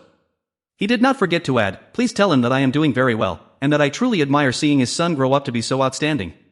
She glared at him in annoyance, questioning if he was using his connections. Jo Jae-min was still speaking happily, having raised his child to be a very decent person. He chuckled and nodded in response. Is it time yet? I'm also glad to know you are in good health. I think that is enough. Seeing that Young Hoon remained silent, Jo Jae-min suddenly felt puzzled, so he calmly pushed the wine glass towards him. This situation caught him completely by surprise. Young Hoon continued, actually, I never drink wine without side dishes. Jo Jae-min still didn't understand what was happening, so he asked, what do you mean by that? His face suddenly darkened. Do you have any other requests? However, his tone was extremely calm. The congressman said this matter would be handled fairly, so there is nothing more to say. I heard the grilled meat at this restaurant is very famous. I will just eat a delicious meal and head back. These unexpected words startled him. Is that really okay? Young Hee entrusted this important responsibility to you, yet you give it up so easily? He nodded in confirmation without any hesitation. Yes, and what does it matter if we aren't chosen as the contractor for the apartment project? In work, there are naturally times of success and failure. After pondering in silence, Jo Jae-min became extremely awkward. Finally, he posed a question, then what is actually important? Young Hoon quickly spoke up. During the day, I read an article about how the Gyusan bus terminal has deteriorated, causing a lot of inconvenience to the local residents. He even asked back, for them, what could be more important than building a large-scale luxury apartment complex? Young Hee, who was right next to him, looked confused. What are you talking about? It seemed Young Hoon didn't pay attention to her. Only the wealthy will benefit from this project. His analysis surprised him. But that is something Hyunjin can do for the citizens. Yoon Hae-chang startled and glanced at Yang Hoon. Isn't that what's truly important? That stream of words left Jo Jae-min speechless for a moment. Suddenly, he spoke up. Although grilled meat is delicious, nothing compares to salted mackerel as a side dish for drinking. Do you know about salted mackerel? Knowing his goal was achieved, Young Hoon replied with a smile, I don't know how to eat it, so I cannot enjoy it. He felt highly intrigued and suggested, I know a very good salted mackerel restaurant. Make some time to go with me, and let me introduce it to you. The sound of an angry slam on the table echoed through the room. Hoon let out a sigh and asked in a low voice. This must have been done by Manager Lee, right? Songdae did not hesitate to reply immediately, even offering his own opinion. Yes, Chairman. Manager Lee is the key person in charge of this project. Furthermore, his relationship with Chairman Lee and Haesung Group played a decisive role in the project. If he wants to cause trouble, it would be easier than tipping over a cup of water. Hearing this, Hoon calmly analyzed the issue. What if it is not Manager Cha? He firmly asserted, then we must be unlucky. He recounted the events related to this plan. However, since the THAAD retaliation a few years ago, the Chinese government has rarely publicly attacked South Korean businesses. She seemed to be convinced and asked for Songdae's opinion. With this situation, our suspicion is reasonable, isn't it? He quickly replied, yes, President. Songdae emphasized the difficult point in the project, but as I said, Manager Cha plays a crucial role in this project. Therefore, dismissing or disciplining him might make this project unsalvageable. Hoon was still a bit hesitant, not really wanting to push the matter too far. Do we really have to go this far? Standing beside her, Songdae continuously spoke instigating words to influence her thinking. We won't stop until we acquire Hyunjin Group. In that sense, I think Manager Choi's decision to change direction is indeed a divine move. He also mentioned the serious consequences if Hoon was not decisive, otherwise, we will definitely have to do our best to win this bidding contract and ultimately still end up being manipulated by them. With a worried face, she clasped her hands together. Exactly, that's because I thought we could give it up. Now Proja is no longer as attractive as before. Songdae also agreed with that thought, as Hyunjin Group is now much more attractive than Proja. Finally, Hoon chose a new path. That's also a valid reason. So, shall we continue to monitor the situation? But Songdae still wanted to find another way. There is no other way, ma'am. He presented arguments to convince Hoon that Manager Lee might not have anything to do with this matter. If that was the case, he would be the best person to defuse the situation. Hearing this, she also considered the idea and asked, is there any news from those who went down to Gwanghwamun yet? Songdae nervously reported the situation. I couldn't talk for long because they are very busy, but they said they would meet Assemblyman Jo Jae-min in Gulsan tonight. Hoon frowned and asked in a serious tone, tonight? He quickly confirmed the information with her. Yes, they plan to meet after 10 p.m. Therefore, we might have to wait until tomorrow morning to get a summary of the meeting results. Hoon felt doubtful about that piece of news. Why did they say they would meet Assemblyman Jo so late? Songdae reported the related news. There is a rumor that Manager Choi suggested the renovation of the Gulsan bus terminal to Assemblyman Jo. She was surprised, unable to believe what she had just heard. What? The Gulsan bus terminal all of a sudden? Songdae continued to provide crucial information. It seems everything will be decided at tonight's meeting. But it seemed that was not all. He had already grasped it. They said the Gulsan bus terminal was just a decoy, and there might be something else. Hoon asked in astonishment, what else? However, everything was still shrouded in mystery. Songdae could not answer that question. Nothing has been decided yet, ma'am. He then proposed an alternative. Perhaps the president should contact them directly. But Hoon felt it was unnecessary. No, if they have gone to work, I will receive an official report. She resolutely waited. I will wait until tomorrow. Time passed, and at another location, the Gulsan resort. Inside a comfortable office after working hours, someone spoke up. I have been waiting for quite a while. Please come in. Lee Young-hoon and Yun-hee walked in together, and he politely apologized. I am sorry for being late. Jo Jae-min also spoke up, helping to ease the atmosphere. We have met twice today, haven't we? This is the person I mentioned. He carefully introduced the person sitting next to him. Allow me to introduce Assemblyman Kang Ju-won. Kang Ju-won, member of the National Assembly. Ju-won was in no hurry to greet them. He turned to Jo Jae-min and asked, so is this young man the one who made the proposal to you? He quickly nodded to confirm, that is correct. The old man praised Young-hoon. He looks quite handsome. Just as he sat down, he tactfully replied, since the day I was born, this is the first time I have been praised for being handsome. Ju-won spoke softly. Continuing the conversation, I really like reading faces. Looking at your face, I can tell you're not the type of young person who lives recklessly. You are very handsome. Hearing this, Yun-hee smiled on the outside but sneered on the inside, amused that he was actually reading faces in front of Yang-hoon. Yang-hoon replied to his praise with a sincere tone, thank you. Actually, until now, no one has ever told me that I look like the type of person who deceives others. Ju-won was satisfied, tilting his head toward Jae-min and praising him, you are indeed a well-mannered young man. It's not easy to find someone like you these days. Jae-min quickly chimed in, that's true. After that, he changed the subject to other everyday matters. By the way, do you know how to eat fermented skate? I noticed that young people don't seem to like eating it very much. Yang Hoon went along with it and honestly said, at first, I also found it quite difficult to eat. Hearing this, Ju Won burst into laughter. Exactly. When I tried it as a kid, I had to cover my nose and scream. Beside them, Jae-min also contributed to making the conversation warmer. Me too. Suddenly, he picked up a piece of skate and offered it to Yang Hoon. Now, I don't find it that delicious anymore, why don't you try a piece? He also picked up his chopsticks to taste it, and the fermented skate here was indeed delicious.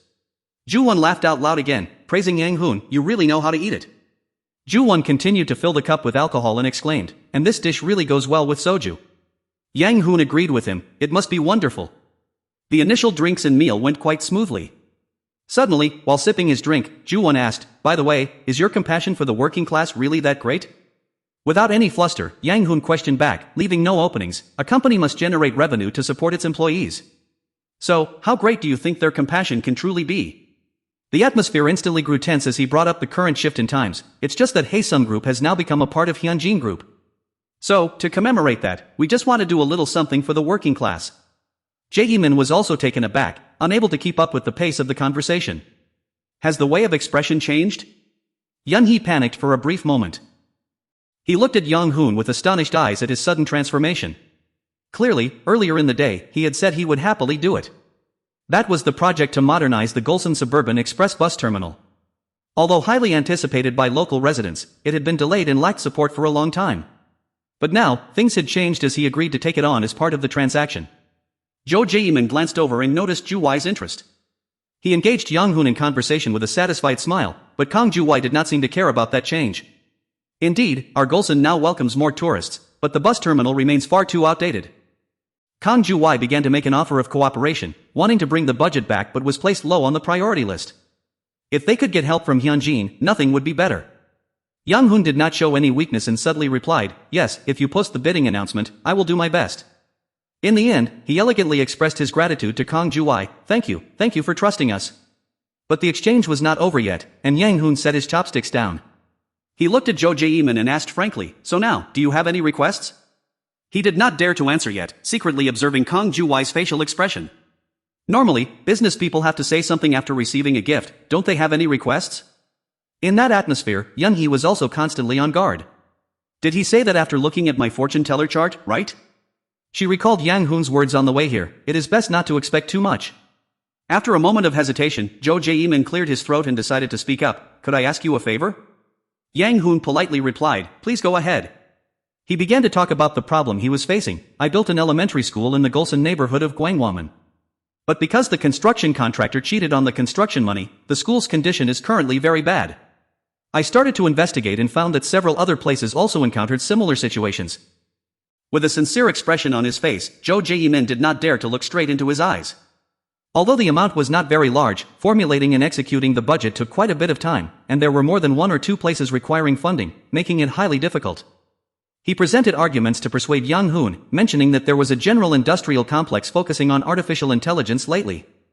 This included special employment initiatives in Gwanghwamun and even the relocation of the military airport. Other projects were also important and far from trivial. Finally, Jo Jae-min reached out for help once more. So, do you think you could help me out a little? Yang Hoon did not make things difficult for him. On the contrary, he praised the effort. This is a good cause, sir. Jo Jae-min quickly nodded, adopting a serious demeanor. Exactly. It is a good cause and highly important. Yang Hoon also accepted the request, offering a solution to Jo Jae-min. I understand. Jin CNT will also support this part. Having reached an agreement, he raised his glass to toast Yang Hoon. Thank you. Let me pour you a drink. Jo Jae-min silently thought that everything was now settled, and hoped this was the end of it. Yang Hoon readily complied, reaching out to accept the drink. He then asked another question. I have something I would like to ask. Is it possible for Jin CNT to carry out the Bongsekian project? However, Jo Jae-min could not give the answer Yang Hoon wanted. As I mentioned earlier, I cannot get involved in this project. There are too many eyes watching, and the person in charge is a relative of mine, so it is simply impossible. Still, he remained flexible with his words to accommodate Yang Hoon, implying that if he wanted to pursue other matters, he could still offer assistance. Jo Jae-min secretly evaluated his expression. Judging from his face, he tried to maintain a calm countenance and continued. As I said, there are many things going on in Gwanghwamun. Deep down, he had already realized that while those projects were not bad, they were not large, highly profitable ventures like Bonsekian. But Zhou Jiemin confidently thought to himself, however, I will definitely do more than what you have given. Yang Hoon's question made Zhu Wai unhappy. He frowned. Have you underestimated my ability? But he was not afraid at all, simply analyzing the issue. Do you think I would disagree even if you asked over and over again? Zhu Wai posed a counter question. Why do you think so? Yang Hoon closed his eyes, bowed his head, and calmly admitted his mistake. I apologize, I did not think you would support the Bonsekian project just for a bus station. But this was also his way of cornering Zhu Wai into a difficult situation. Then allow me to ask again, will you help me select the contractor for the Bonsekian project? And he remained silent. Kong Zhu Wai could not answer. Zhu Wai was in a difficult situation where he could not speak carelessly, nor could he do otherwise, because if he said yes here, it meant he would have to carry it out. After a moment of silence, he finally spoke, I understand. However, if you knew I wouldn't grant it. Zhu Wai chose to directly confront Yang Hoon. Why did you help me with the bus project? Unhesitatingly, he replied gently but with sharp impact, you must have confirmed with Congressman Zhou Jiemin, because he couldn't let you lose face. Under the table, his hand clenched in anger, this brat dares to look down on me. Zhu Wai was irritated, standing up to leave. Thanks to you, I had a delicious meal. Zhou Jiemin, sitting nearby, called out in panic, Congressman. But he vanished from the place quickly. Seeing this, Zhou Jiemin reproached Yang Hoon, hey, don't you think you're going too far? To be fair, I helped him for your sake. However, he did not get angry, coldly responding, I promise to help you even if I have to suffer losses of tens of billions. Is this the time for blame instead of anger? Hearing Yang Hoon's question, his eyes widened in disbelief. You should ask me why I thought Mr. Kong Zhu Wai here would not agree. He constantly left suggestive remarks. Why did I think that he would do nothing? In the conversation earlier, everything had already been anticipated by Yang Hoon. Just for a bus stop and the selection of contractors for the Bonsekian apartment complex, what do you think, is it truly balanced? He stroked his chin, planning the next move. Furthermore, to maintain balance, should we continue to entrust more after the upcoming general election? However, the words Yang Hoon mentioned were even colder.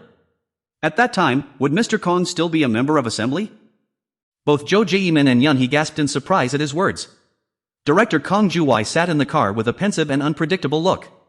Hearing what Yang Hoon mentioned, Zhou Jiemin's mind began to associate it with related matters. Some lawmakers of the ruling party had said that Representative Kong would face risks in the upcoming general election. What he said was entirely possible. They had handled election responsibilities for many years, so they had reasons to think so to win votes. He looked at Yang Hoon, his heart growing even more bewildered. But could a secretary of a large conglomerate say such a thing so casually? Finally, Zhou Jiemin opened his mouth and hesitantly asked, is there any reasonable basis? Yang Hoon neither answered nor tried to convince him. It was fine if he didn't believe it, as time would eventually tell. Zhou Jiemin remained deeply doubtful, wondering if it was really okay not to believe.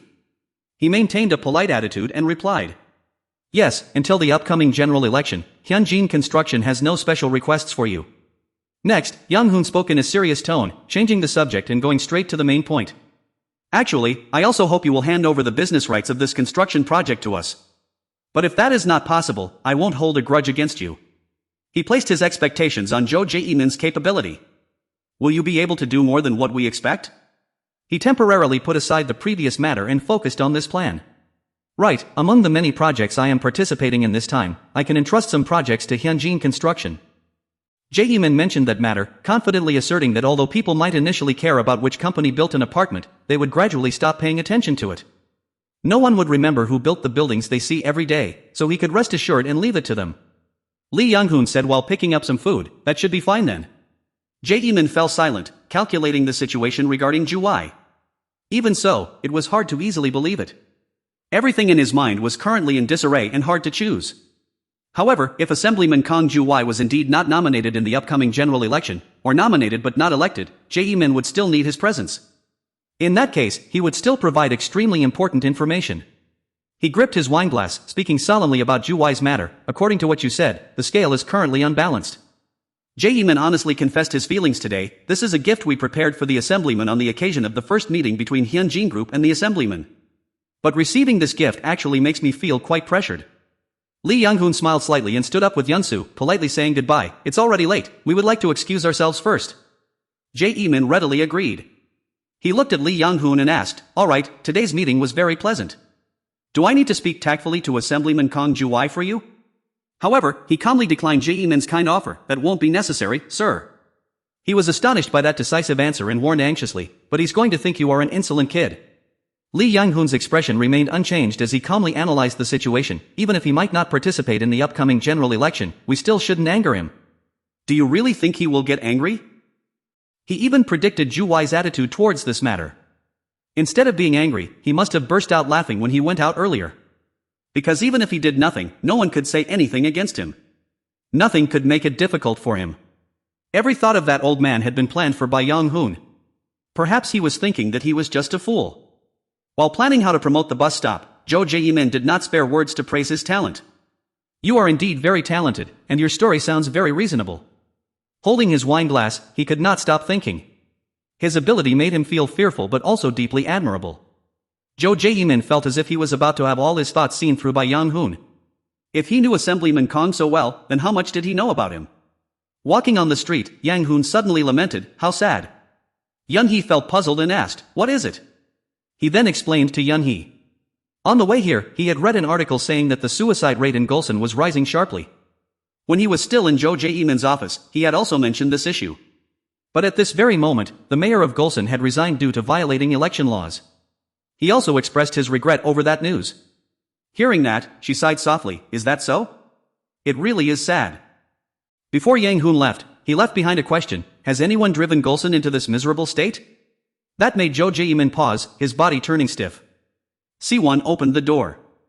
He kindly asked Jo Jae-min, "Aren't you going home?" However, he did not answer, asking an unrelated question instead. "How long have I been working with you?" Si-won softly replied, "This is the 3rd year." Jo Jae-min spoke in a low voice, "So next year will make it 4 years, right?" He agreed and confirmed, "Yes, sir." Suddenly, he casually asked about another matter: "If I run for election in Gwanghwamun next year, will I win?" Si-won earnestly gave a truthful answer, "Of course you will. You are doing so well, so who could possibly replace you?" Jo Jae-min nodded, satisfied with his words, "I hope so. I don't see any other candidate with enough potential to replace me, so if I am nominated, I will probably win." He thought about the upcoming election he would participate in. "So if I run for the central level, will they evaluate me as a local politician who got elected? Is there such a person? Do you know? Who is it? Will the citizens feel the same way?" Si-won felt a bit tense, sweat trickling down his face, and said comfortingly, "That is true, but there are also many people who are putting in so much effort just to get elected here. Have you forgotten that you also had to try incredibly hard to win the election here initially?" Jo Jae-min smiled and replied in a sober tone, "I know, how could I forget? Perhaps it's because I'm still young that I feel this way. Someone has lit a fire in my heart." He thought of his own situation with a heavy heart. He was already 50 years old, which was not considered old compared to other members of the National Assembly. However, even if he served in the National Assembly for another 4 years, he did not think his situation would be any better than it was now. Si-won suddenly asked out of curiosity about Yang-hoon, "Did that young man really say that?" Jo Jae-min acknowledged his ability. He has a keen power of observation. He fell deep into thought, knowing that Yang-hoon had not brought up that matter without reason. He knew what the other party wanted and could read their mind. In the end, why did he want me to go to Gulsan? Hearing this, he started in surprise and asked hesitantly, "To Gulsan? Isn't that the area Assemblyman Kong Ju-wai is currently managing?" He cut Si-won off and recounted his conversation with Yang-hoon. No, what he mentioned wasn't about the assemblyman, but about the market. He didn't just mention it casually without thinking, but I simply couldn't read his mind at all. He was anxious, not wanting Jo Jae-min to interfere in that matter. The situation in Gulsan was unstable, so was it really necessary for him to risk tarnishing his image like that? However, now, a fire of desire had ignited within Jo Jae-min. On the contrary, if he could overcome that difficulty, what would his position be like? Si-won could only remain silent in the face of his desire. Perhaps just like that, because Jo Jae-min yearned to be surrounded and noticed, he would immediately become a nationally renowned talent. After a moment of silence, Si-won finally spoke up to ask about their agreement. "What did Hyunjin Group ask you to do in Gulsan?" Lifting his glass, he casually replied, "I don't know either. However, I am certain of one thing, the scale is tipping further." Jo Jae-min sipped his wine, continuously sighing in admiration, stating that something heavier must be added to balance it out. He hadn't figured out what he should do to bring the scale back to its initial position. It was indeed tricky. At Yang-hoon's place, Yun-hee sat at the dining table and let out a sigh. "I was so hungry earlier that I got a bit cranky. Since I can't eat stingray, I couldn't eat any of the dishes there." Yang-hoon gently and thoughtfully handed her a pair of chopsticks. "Now, make sure to eat a lot." Yun-hee reached out to take them, whispering to him, But what did Representative Kang Ju-wai do to make you act that way? Yang Hoon did not hide it and related the event. When I read his fortune, I saw that he had many enemies. I predicted the downfall of Ju-wai. Next year will be the time when he reaps the consequences of his actions, and he will suffer heavy losses. But Yun-hee was still curious, tilting her head in confusion. Then why did you say that last sentence to Representative Kang Ju-wai? Why did you suddenly bring up the mayor of Gulsan? Splitting the chopsticks, Yang Hoon explained thoroughly. He is well suited to be a politician. His personality is so fitting that one could say he was born for politics. However, Jo Jae-min's life as he perceived it was different, but his luck was quite the opposite. She summarized Yang Hoon's words, meaning his personality is fit for politics, but his fortune is not? He nodded in confirmation. That's right, he must work in an administrative department for his luck to arrive. Yang Hoon presented two paths related to Jo Jae-min's career. If he acts as a leader, he just needs to stay put, and the talented people around him will follow like worker bees around a queen bee. Conversely, if he works alone or under someone else's command, fortune will not come to him. Yun-hee realized his words from the situation earlier, so it's like you were giving him advice? But Yang Hoon shook his head, explaining it was just a part of his plan. It's not exactly like that, because if he succeeds, our relationship with him will also be maintained. He had long seen through Jo Jae-min's character, who was quite an ambitious man. Being just a local politician would not satisfy him. Hearing this, Yun-hee was quite surprised. She couldn't help but wonder, so is he aiming for the presidency? He is indeed someone with high power but a different position. His horoscope does not destine him to be president. However, Yang Hoon didn't care too much about that, but what if it's not? If a person born with such luck becomes the mayor of a place going through a difficult situation like this, that alone would help him carry out his plan smoothly. Hearing that, Yun-hee's expression changed, and she said sadly, that's true, it also broke my heart when you mentioned earlier that the suicide rate in Gulsan is rising fast. Yang Hoon took the opportunity to tease her, do you also know how to feel heartbroken? Yun-hee huffed back, of course I know how to feel heartbroken. She also honestly confessed to Yang Hoon, it's just that I'm prioritizing what I want, which is why I look so cold. Ever since you read my fortune, I've been trying to be less cold. He smiled gently and praised her, then that's good. Time passed, and a new day began. The next day, at the hotel, Yun-hee's voice echoed everywhere, Yang Hoon, open the door. Yang Hoon casually opened the door and asked her, what's the matter? What's going on that you're knocking so loudly this early in the morning? Yun-hee angrily scolded him, because you didn't answer your phone, that's why. But the scene in front of her made her cheeks flush with a layer of pink. Yang Hoon softly asked while wiping his hair, is it that urgent? I was showering, so I didn't hear the phone ring. Yun-hee shyly covered her face with both hands, her previous momentum completely gone. Now is not the time for you to be like this. She regained her composure and laid out today's schedule. We are currently carrying out an extraction project in Heilongjiang, and the Chinese government has raised issues regarding this process. Yun-hee still kept her head down, not daring to look up at him. Currently, the extraction has been suspended, and this information is spreading on the stock market. You should put some clothes on. Yang Hoon remained very calm and asked about the time. What time is it now? She held her forehead, answering with a helpless face, 7:20. In another hour and 40 minutes, the stock market will open. Today, our stock market will probably collapse. He turned around and walked into the room. Is the damage that big? Yun-hee also followed Yang Hoon. I don't know the exact figure. She added some more information. Department manager Yun Song-woo was also coming down here. Yang Hoon, who was about to put on clothes, was surprised and asked again, I'm putting on clothes. Department manager Yun? Yun-hee confirmed that he was on his way, as he wanted to come down directly after hearing a summary of the situation. She felt this was normal, so she was not too guarded. Department manager Yun is the project director. If he comes, we can tell him about your return to the headquarters. Yang Hoon agreed with her opinion, but also proposed another decent option. However, he felt a bit guilty and wanted to help him with this project. Yun-hee inquired in surprise, asking if helping to this extent wasn't already too much. She crossed her arms seriously, displeased with Yang Hoon's plan. She argued that even for large projects, one must anticipate the possibility of failure, though of course, this level could not be considered a failure yet. The two disagreed, and he refused to back down, explaining to Yun-hee. Actually, he only asked for favors unrelated to the main task. Since it wasn't an apartment project, it was natural he didn't perform well. Suddenly, a ringing phone interrupted their conversation. The person on the other end requested Yang Hoon to come outside. That person was Assemblyman Jae-min, who smiled and told him to get some fresh air. Finally, he gave Yang Hoon the location, scheduling to meet him at Odi Park. Chapter 60. Quickly, Yang Hoon and Yun-hee arrived at the meeting location. The professional assistant Si-woo was already standing there to welcome them, informing them that the assemblyman was jogging over there. Hearing this, he took off his vest, wanting to jog with Jae-min. He cheerfully remarked that he needed to get some exercise too. Seeing this, Young-hee asked in confusion if he was really planning to jog. On the wide, empty park path, Yang-hoon quickly caught up with him. He initiated a conversation with Jae-min, praising his meticulous self-care for jogging so early. He also wondered about the reason behind the sudden early morning invitation. He did not beat around the bush and went straight to the main point. Yesterday we talked about the mayor of Gulsan, right? Yang-hoon politely replied, yes. Jae-min suddenly stopped and did not continue running. He leaned forward, catching his breath heavily. Jae-min continued to ask about the election. One must truly be capable to become the mayor there, right? This caught him by surprise. Yang-hoon was extremely shocked. Yang-hoon observed him closely, making an assessment of Jae-min. The assemblyman's eyes today were incredibly intense, as if he had transformed into a completely different person. Even though he had anticipated it, he was still startled by Jae-min's ambition. I knew his ambition, but I didn't think it was to this extent.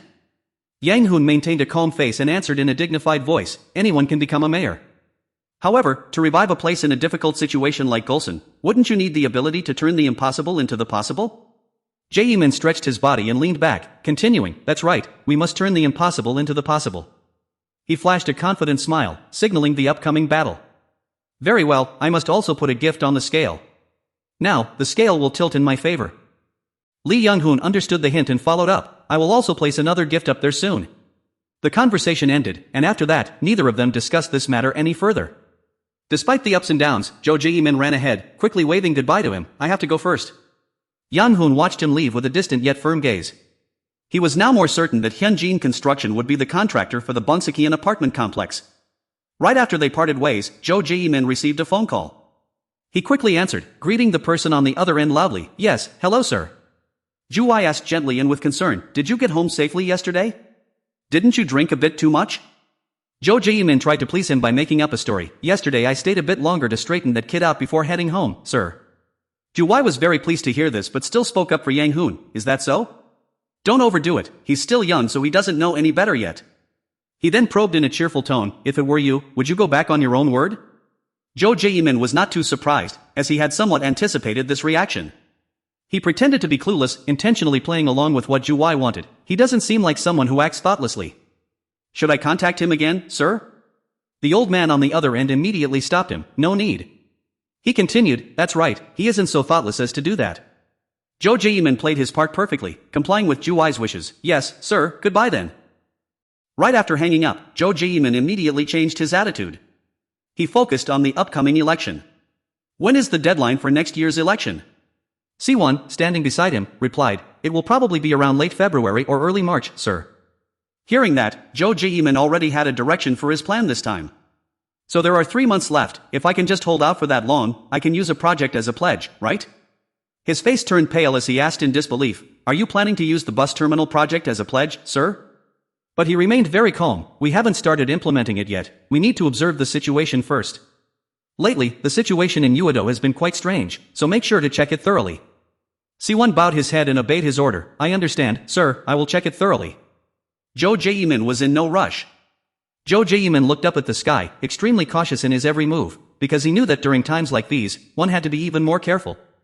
At another location, inside Gwangwamun Hotel, Lee Young-hoon probed in a serious tone, is Yumayang Construction also participating? Young-hee immediately reported to him, Kim Chang-hoon, the head of residential sales, has arrived. Song-woo sat opposite both of them. He clasped his hands together and cautiously asked, have you reported all the information to me? She calmly and firmly confirmed, yes, I have tried to foster a relationship with the chairman of Yumayang Construction, but the situation is not favorable. Song-woo seemed to lose his temper and could not help but raise his voice, not favorable? How can you be so sure about that? Young-hee turned to Lee Yang-hoon, hesitating to speak, well. He raised his head, stepping in to rescue Young-hee, is the company's situation that unstable? He lowered his voice and explained, it is indeed unstable, but it is not too bad. The situation is quite vague. Young-hoon continued to dig deeper into the issue, could you tell me more details? Seo Hyun sighed and recounted the event, the coal mining project was not only carried out by our company. He narrated the story leading to the problems the company was facing. Basically, without Chinese capital, it is very difficult to penetrate the Chinese market, which is why this project was a joint venture with a Chinese company. Seo Hyun felt anxious about the current situation, but the project was requested to stop. Is it only us who suffer the loss? Yang-hoon still maintained his composure. He concluded, so the company on the Chinese side is also in a difficult situation. He pushed up his glasses to analyze and offer a solution. This won't last long, at most 3 months, or 6 months at the longest. Hopefully, the company over there can survive during this period, but will they be able to?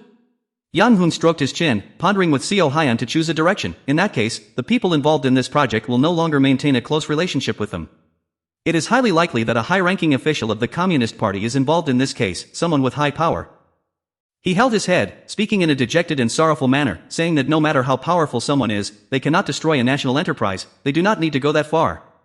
Hyun fidgeted restlessly, feeling completely helpless, as the current inability to produce is not the main issue.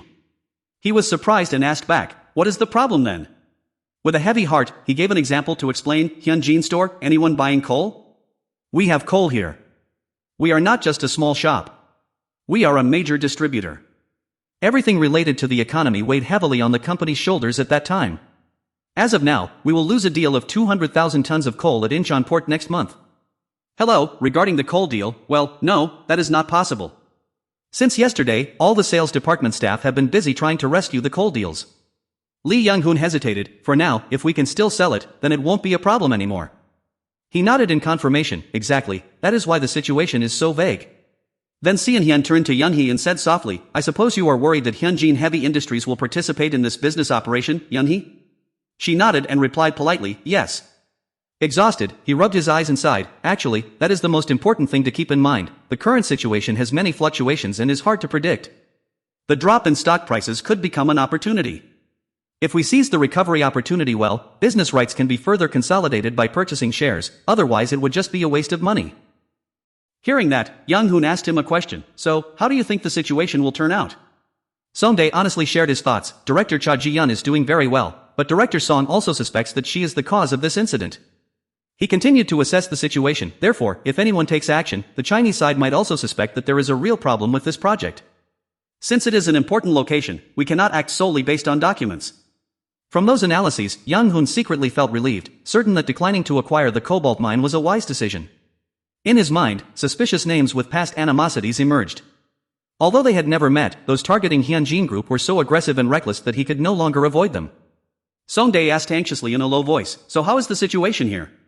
He did not hide it either, sharing the information. Have you heard the news about our visit to Gulsan regarding the Gulsan bus terminal project? We met Assemblyman Kong Ju-wai.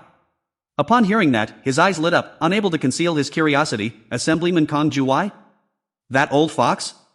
He recounted the details of last night's meeting. He has no intention of granting us the construction rights for Bongsekian. Songdae's expression shifted immediately, his excitement fading. That makes sense. What happened next?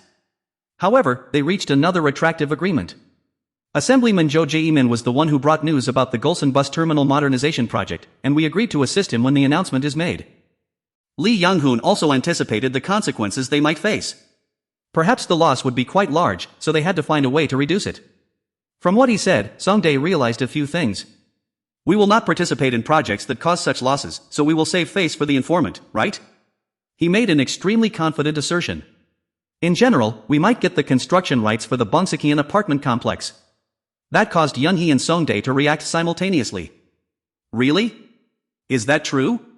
But noticing that Lee Young-hoon was not happy, he asked with concern, what's wrong? Is there a problem? He pondered and gave an answer. Actually, I think even if we accept another project instead of the Bongsekian project, it won't have any impact. At present, that agreement still doesn't mean anything. Lee Young-hoon presented many possible scenarios. There are currently many projects underway to develop local areas in Gwanghwamun. I think he will be able to give us the construction rights for a few of those projects.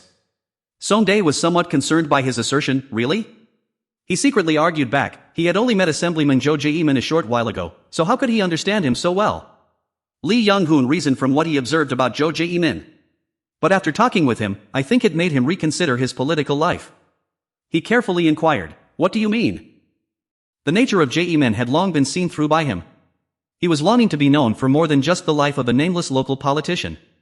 I think he wants to enter the Gulsan market. Hyun hesitated, slightly bewildered because this was not a good opportunity, as things there were unstable. Indeed, the situation there was highly volatile and fluctuating during the shipbuilding industry recession originating from China. The company with the most developed shipbuilding industry in the country, Mujin Heavy Industries, had suspended operations at the Gulsan shipyard. Consequently, Gulson's economy plummeted, many people lost their jobs, real estate declined, and suicide rates surged. However, that was precisely the opportunity. He posed a hypothetical question: what if he could turn the difficult situation there around? Seon Hyun answered without hesitation, stating the obvious: he would immediately become a national superstar. He is still worried about the current rumors, but from what I know, isn't Representative Kang nominating someone else for the Gulson by-election this time? Yang Hoon shook his head, speaking calmly yet firmly, saying that Representative Kang would not participate in this general election. Once again, Hyung-suk could not understand his words. What did he mean by that? However, Yang Hoon did not explain further, only saying, "Don't ask for the reason, anyway, from what I know, that's just how it is." He quickly understood, so he didn't question it further and changed the subject. It turned out that even highly powerful people sometimes have moments of helplessness. So has that story reached the ears of Assemblyman Jo Jae-min yet? Will he easily believe it? Yang Hoon calmly replied, how could he easily believe it? Young Hee was also startled by his composed attitude. But Yang Hoon did not want to speak right away, only gently asking everyone to wait and see. What did he mean by that? Of course, from now on, we must continuously take action while verifying whether my words are correct or not. This directly left Hyung-suk utterly confused. Wait, hold on, what do you mean by that? He sharply realized that their agreement was a reciprocal trade of interests. Therefore, Assemblyman Jo Jae-min giving them the construction rights to Bonsekian was definitely not free. And Yang Hoon had already known this beforehand. Yes, indeed. Since he gave us the construction rights to Bonsekian, we must help him revive Gulson. From the very beginning, nobody gives anything for free. He asserted that it was just like a reciprocal trade. Hyung-suk held his head, unable to hide his distress. Damn it, do we really have to accept this offer? However, Yang Hoon calmly said, it's also fine if we don't accept it. He had already prepared a plan for this situation. All they needed to do was release news about modernizing buses for the residents of Gulson. Songwoo raised his head, still fearful. Is it really fine to just withdraw after that? Is that all it takes? He was worried about offending others, fearing that Assemblyman Jae-min would no longer trust Hyunjin Group in the future. But Yang Hoon didn't mind at all and simply prompted, what is manager choice conclusion? Before cooperating, Yang Hoon had already aimed at a lucrative goal for the future. We will also benefit if we find a solution for him. If we help Assemblyman Jae-min, we will become a company that contributes to the success of a presidential-level politician. It's not just about immediate gains but requires careful calculation. Furthermore, we will also leave a good impression on the public as a company reviving a regional economy. Songwoo interrupted him, hesitantly saying, actually, there is a simple method. Yang Hoon was slightly surprised and asked back, oh, is there really such a method? Songwoo then presented his own idea. That was to reactivate the Gulson shipyard, which had been suspended by Mujin Heavy Industries. This would require bringing in thousands of workers and seeking joint venture partners. Yang Hoon quickly grasped his intention, so... Songwoo flashed a confident smile of an experienced expert. We can take over. Are they aiming for something more beneficial for Gulson shipyard? Chapter 61. Songwoo continued the conversation to execute his idea. Can we get our hands on that? Yun-hee, sitting nearby and witnessing the entire conversation, silently observed. He asked if it was possible to do that, even though he had said he had no intention of doing so. It was just like the department head admitting that there was no way to do it alone. She was also puzzled, unable to guess Yang Hoon's thoughts. As for Yang Hoon, he was in no hurry to answer, only speaking cryptically, what if it is possible? Songwoo quickly presented valid arguments and concrete evidence. Is there anything special about it? We have neither the technology nor the personnel to test it, so we can hand it over to Hyunjin Heavy Industries, which owns everything at a high price. Yang Hoon quickly realized that this was an opportunity worth trying. Is this a problem that the political world has to solve? He nodded in confirmation, that's right. From what he gathered, Songwoo had grasped the core issue. Originally, Hyunjin Heavy Industries had promised to restart the Gulson shipyard starting this year. The reality of that place was a favorable condition he could rely on. However, despite receiving state subsidies, nearly a year has passed without them keeping watch over it. That is why the Korea Industrial Complex Corporation is now threatening to terminate the contract. Based on the current situation, everything is ripe for them to take action. But what if we say we will get involved in this? How will the political circle react? This is an issue that can be fully considered from the perspective of us winning a great victory. He was excited, snapping his fingers in joy. That's more like it. And what Yang Hoon aimed for in this plan was also clearly stated. The Gulson shipyard was the newest shipyard among those owned by Mujin Heavy Industries. Over. Yang Hoon and Young Hee listened intently to his reasoning for the upcoming project. If Hyunjin Heavy Industries, which currently focused on receiving ship orders, possessed the Gulsan shipyard, this would be an immediate opportunity for it to rise and become the best shipyard in the country. Yang Hoon spiritedly asked, the chairman will absolutely not let this slip away, right? But suddenly, his voice dropped warily, if there is one thing to worry about. Yang Hoon had already felt the competition from other rivals. The growth of Hyunjin Heavy Industries meant that the director's enemies would eventually become stronger. Finally, he respectfully asked for Yang Hoon's opinion, what do you think? He also asked, that won't be given for free, will it? He tried to persuade Yang Hoon to overlook the immediate obstacle. Of course, they will give some money, but the value of the Gulsan shipyard cannot be measured in money. After a moment of contemplation, he made a decision, then let's calculate it in shares. Hearing this, Yang Hoon grew tense, sweat pouring down. Are you casting a bait just like you did with Hyunjin Travel? He somewhat disagreed with Yang Hoon's intention. Don't you think they will increase the shares again after seeing Hyunjin Travel struggle? No matter what they give, we can get much more than that. However, he was determined not to yield. Furthermore, is it necessary to conclude that we must absolutely get something? Even if we don't, you will still gain many things. Hearing Yang Hoon's explanation, Seon-hyun felt as if a heavy burden had been lifted. He smiled brightly and slapped his thigh. That's right, from now on I don't need to worry about that anymore. He nodded, satisfied with the analysis Yang Hoon provided. After all, we are the superiors. MNA, you say? We even have to sell refrigerators in Siberia, so what's so strange about reviving a dead shipyard and selling it? Finally, Seon-hyun asked about the certainty of this plan, but this isn't something I can do. Will you be okay on your own? Yang Hoon shook his head in denial, as he himself did not have a clear answer. I don't know, because I've never done it before, and I don't think everything will be easy. He thoughtfully continued, since many factions are already involved in this matter, if it were easy to handle, it would have easily been disposed of by the political circles.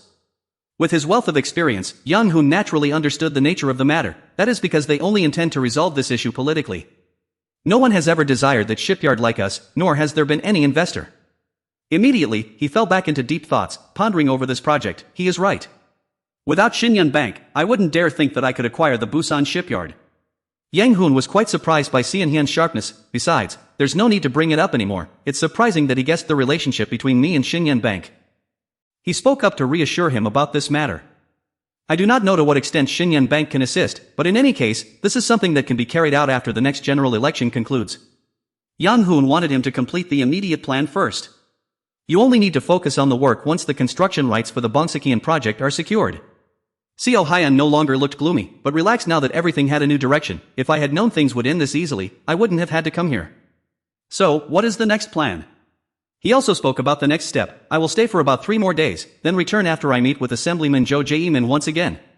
Seo Hyun's eyebrows furrowed, showing his discomfort. 3 days? Seo Hyun's face clearly showed his dissatisfaction. No matter what, he was still very wary of Yang Hoon. Yang Hoon's existence in Hyunjin Group was like a secret watchdog. Moreover, having Yang Hoon stay in a far-off place for a long time would not be effective. He didn't beat around the bush and spoke directly. That man still hasn't fully trusted us. Yang Hoon and Jo Jae-min originally only intended to temporarily cooperate and exploit each other. He considers the Bongsekian project as a gift for exchange.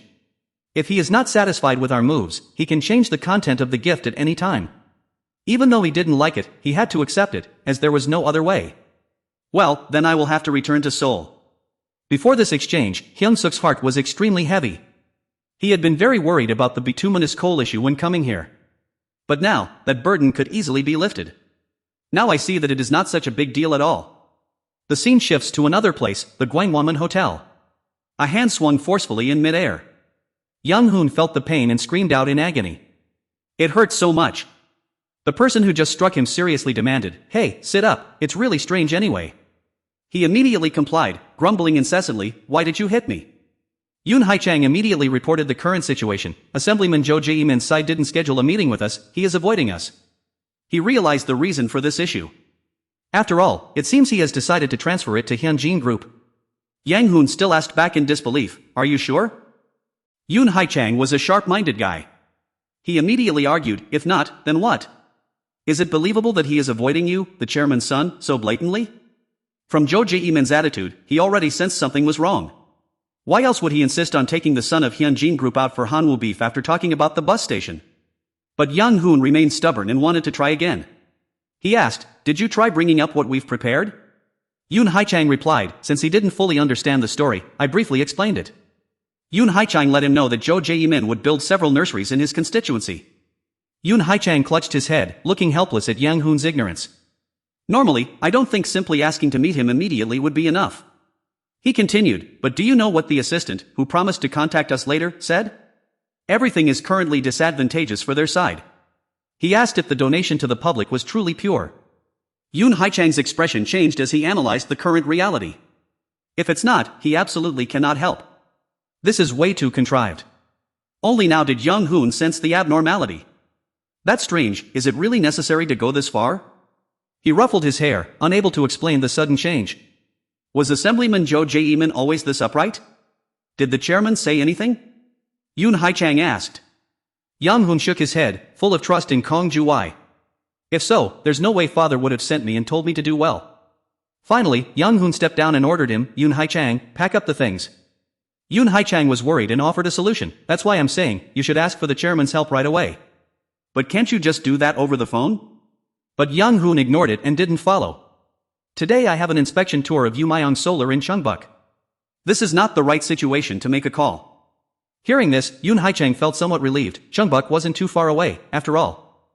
At another location, inside the office of Yumayong Solar, a displeased voice echoed. What are you doing here? Yang Hoon, looking timid, presented the situation. I have something to tell everyone, so I came here. Tae-suk frowned but did not chase him away, saying, Have a seat. Kim Tae-suk was the chairman of Yumayong, and Kim Ju-hoon, the director of Yumayong Solar, was Yang Hoon's older brother. Ju-hoon sat opposite him and warmly reminded. Hey kid, now that you're back in Korea, make sure to visit home often. Mom is very sad. Yang Hoon made an excuse as he sat down. It's just because I've been so busy. Chairman Tae-suk lectured him with disapproval. You weren't busy partying at clubs or somewhere, were you? Yang Hoon quickly raised his hands in surrender. Dad, I've made up my mind to work hard now. Tae-suk was quite pleased and praised. Well, that's great then.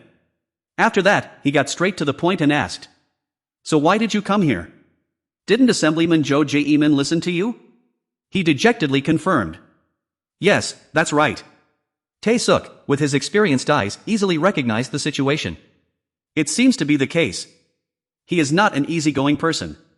I didn't go there personally and instead sent my son to ask for such a big favor, so there's no way he would easily agree to it. Ju-hoon, sitting next to them, joined the conversation. Yumayong Construction has a solid foundation, so even in a head-on competition, we wouldn't fall behind. But he might hand that project over to Hyunjin Construction. Frowning, he analyzed the situation. Hyunjin Construction? So you think he will choose Haesung Group as the builder? Assemblyman Jo Jae-min? Yang Hoon wanted to explain further, but Tae-suk raised his hand to stop him. Alright, your friend came with you, right? Tell him to come in. He was always cautious in every step. If I only listen to this kid Yang Hoon, there will be too many subjective opinions, which is why I called you in. Tae-suk asked Yoon Haichang in a low voice. I heard that Assemblyman Jo Jae-man has transferred the Bonsekian project to Hyunjin Construction. He nervously confirmed everything, as the situation seemed to have turned out that way. Hearing this, Tae-suk immediately ordered, report the progress from beginning to end, excluding any personal opinions. In the end, Yoon Haichang had to report everything in detail to him. Department head Yoon Haichang continuously explained what had happened since the publication anniversary ceremony. Chairman and Tae-suk listened silently. He interrupted when the situation at Gulsan Station became better. Finally, Tae-suk turned to Sung Ju-hun and asked, Do you know Choi Yong-hun?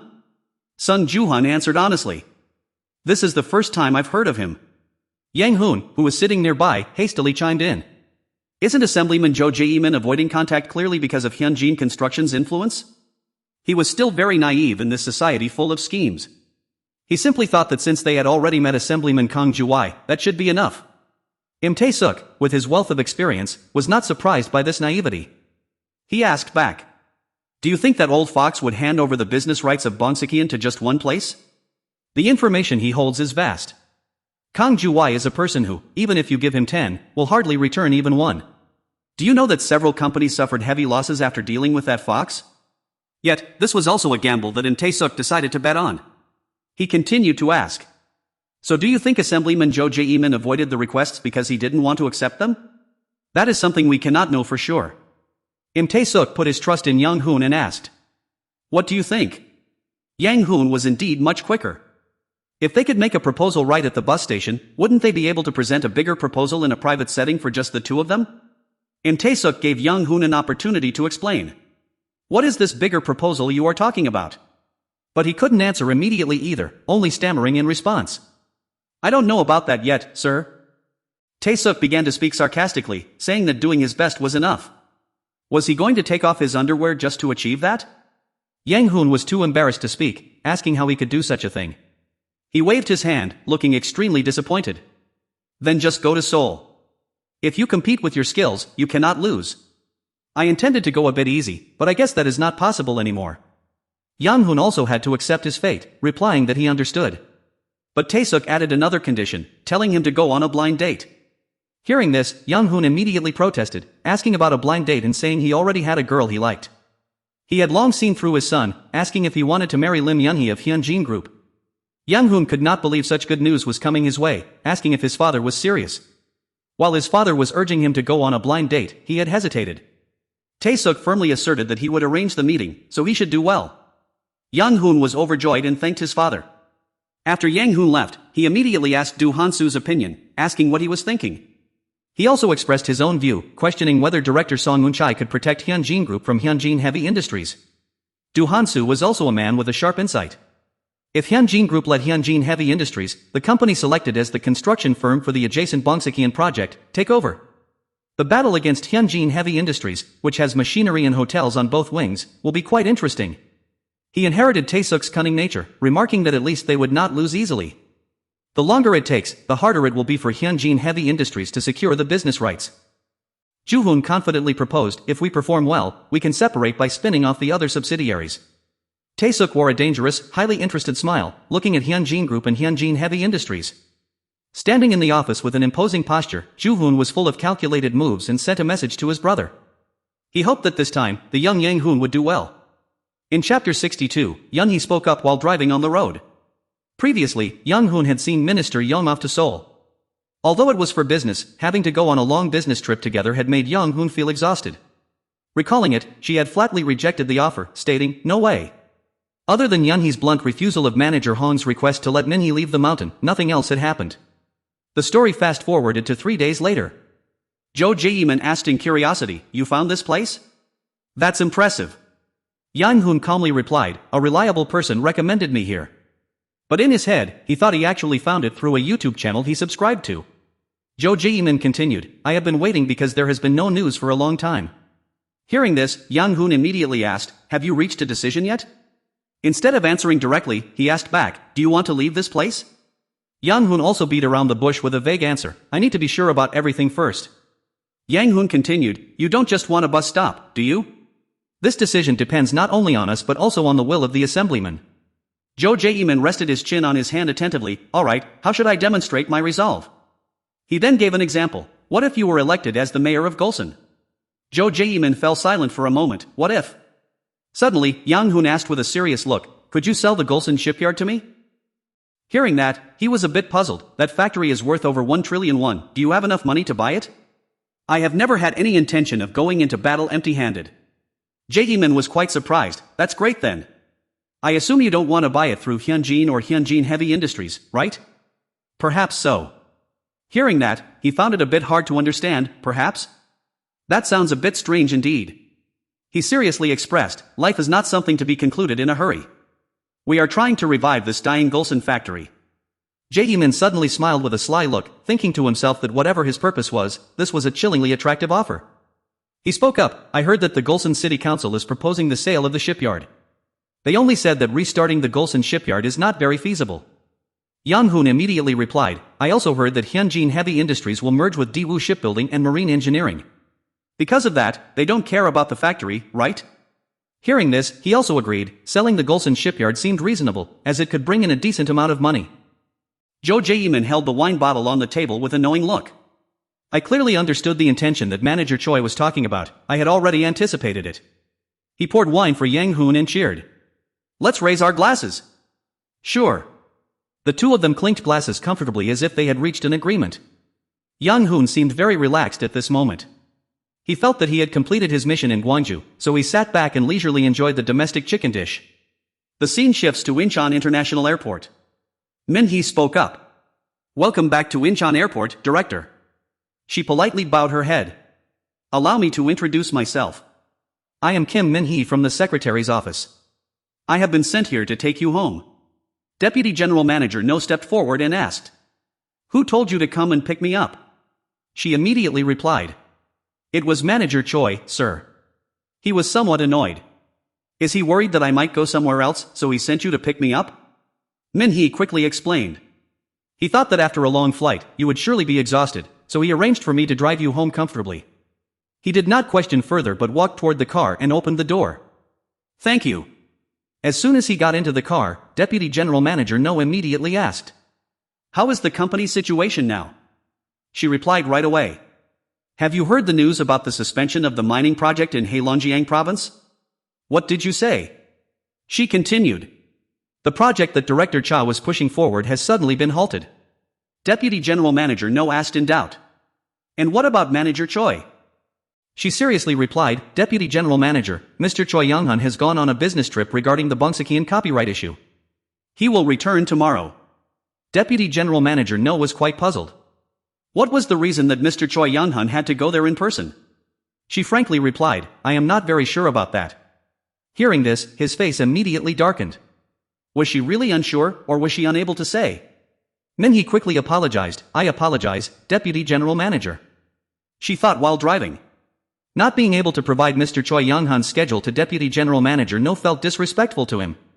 Deputy General Manager No closed his eyes wearily, nonsense. So are you telling me to go ask him? If that is the case, let's stop by his house first before heading to the office. She wondered, excuse me? Do you want to go to work right now? I heard Mr. Choi Young-hun is on leave today. Hearing that, he asked back, is Mr. Choi Young-hun my boss? Realizing her slip of the tongue, Min-hee quickly corrected herself, I did not mean that, sir. Deputy General Manager No closed his eyes and thought to himself, regardless of what he is doing, I know how I should prepare. Right now, I need to focus on work to suppress this anger.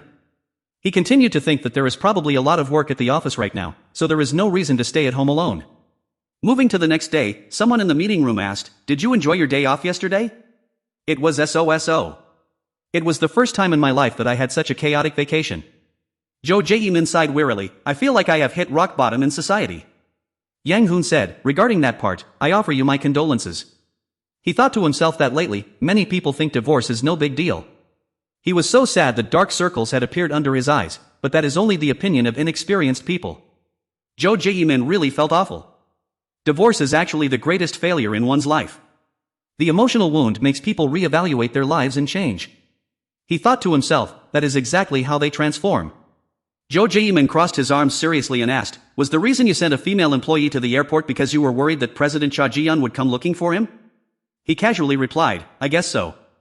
Jo Jae-min then recounted, I saw President Cha Ji-yeon's people go to the airport to pick him up, but they returned when they saw the assistant. Is that so? He tiredly held his head, mentioning that he went to the company yesterday to verify some matters. He spoke up and asked if it was about Director Cha's situation. Jo Jae-min looked up in surprise, asking if he already knew about it. He gently shook his head and replied, no, I was just guessing. Jo Jae-min looked at him with a pensive gaze, so, did you see something? He continued, Manager Choi, I think this is the time for us to be honest with each other. He asked again, is there really no connection at all? Yang Hoon remained calm on the outside, but inside, he was calculating. He wondered if telling the truth here was the best way to persuade him. Thinking back to his conversation with Lee Hyun-jun, do you know that the vice president wants to fire you, which had made him furious? He knew it, but sometimes people only believe and want to hear what they desire. He tempted Yang Hoon, become my subordinate. Yang Hoon quickly waved his hand in refusal, that is a bit. I know that it would bring results sooner. Yang Hoon began to answer his question, it is not that there is no connection. I know someone at Shinyun Bank, but anyway. He stood up and continued, that person has no blood relation to the Chaebol family. Does that matter right now? Seeing this, Jo Jae-min also stood up, it does not matter much. Because Jo Jae-min understood clearly that Jin CNT was in a precarious situation, like a candle in the wind. Isn't it essential to know who is in the same boat? Yang Hoon asked, a candle in the wind? Our perspectives seem to differ. He was slightly puzzled, is it not? What do you feel when you see that coal mining has been suspended? Yang Hoon shrugged a few times, it is true that this is unpredictable. But is it really such a massive wave that it could capsize the boat? He warned seriously, this is just the beginning. There will be many more storms ahead. He seemed to realize, is that so? Do you want me to use my family background to ask Chairman and Taesuk to stop it? Jo Jae-min quickly waved his hand in disagreement. You are crazy. How could anyone stop that? Jo Jae-min's face suddenly turned grim. No, I think you are exploiting this situation to advance yourself, and you will withdraw at any moment. He smiled gently and said, Are you worried about that? Hearing this, he fell silent for a moment. Then he stood up and asked to leave. Luckily that was not the case. Then I will take my leave first. I need to report to the director. Jo Jae-min promised that we would meet again soon. Yang Hoon was in his room when someone came looking for him. Not long after Director Kong entered the office, Director Song came to find Yang Hoon. Was the business trip smooth? Eun-chae looked at him and said, Just now Director Kong told me about Director Cha Ji-yeon. I think we should go meet him together. Yes, of course. Deputy Director No began to retell it to her. There is a man named Juan in Heilongjiang, whose status is equivalent to an assemblyman in our country. He continued to talk about the cooperation between the two. This Juan has a close relationship with Director Cha Ji-yeon. He helped in applying for development permission and acted as a bridge to connect businesses. But I also know Juai, and he told me about his actions. So yesterday when I got home from work and contacted him, he kept getting angry and hung up when I brought up this issue. Hearing this, Eun-chae was a bit surprised. Really? He seriously expressed his opinion. If we can confirm whether he is avoiding us or actually having trouble communicating, we will find the cause of this matter. After hearing that, Eun-chae turned to ask his opinion. What do you think? He immediately confirmed that meeting Juai would help us understand better. Then he seriously gave his opinion. Though it's not easy, angry people usually just need someone to listen to them. She approved immediately. Sure, but you've just returned from Gwangju and are already being sent on a business trip to China. I'm sorry. Yang Hoon recalled how excited he was on the plane, looking at the sky, thinking it looked so wonderful. It's all right, ma'am. She turned and said, Manager Khan, please step out first. Right after hearing this, he replied, Yes, ma'am. He walked out with a head full of calculations. It was unbelievable. The director clearly knew he was acquainted with Juai. Deputy Department Head No smiled in thought, and yet she trusts him more than me? He started walking with a firm decision. He must definitely meet the director to discuss this matter again. Deputy Department Head No's steps grew faster. For now, he would head to the Human Resources Department first. Junji's face darkened as if he had just eavesdropped. Does this have anything to do with the appointment of officers? Junji stammered, AP, appointment of personnel?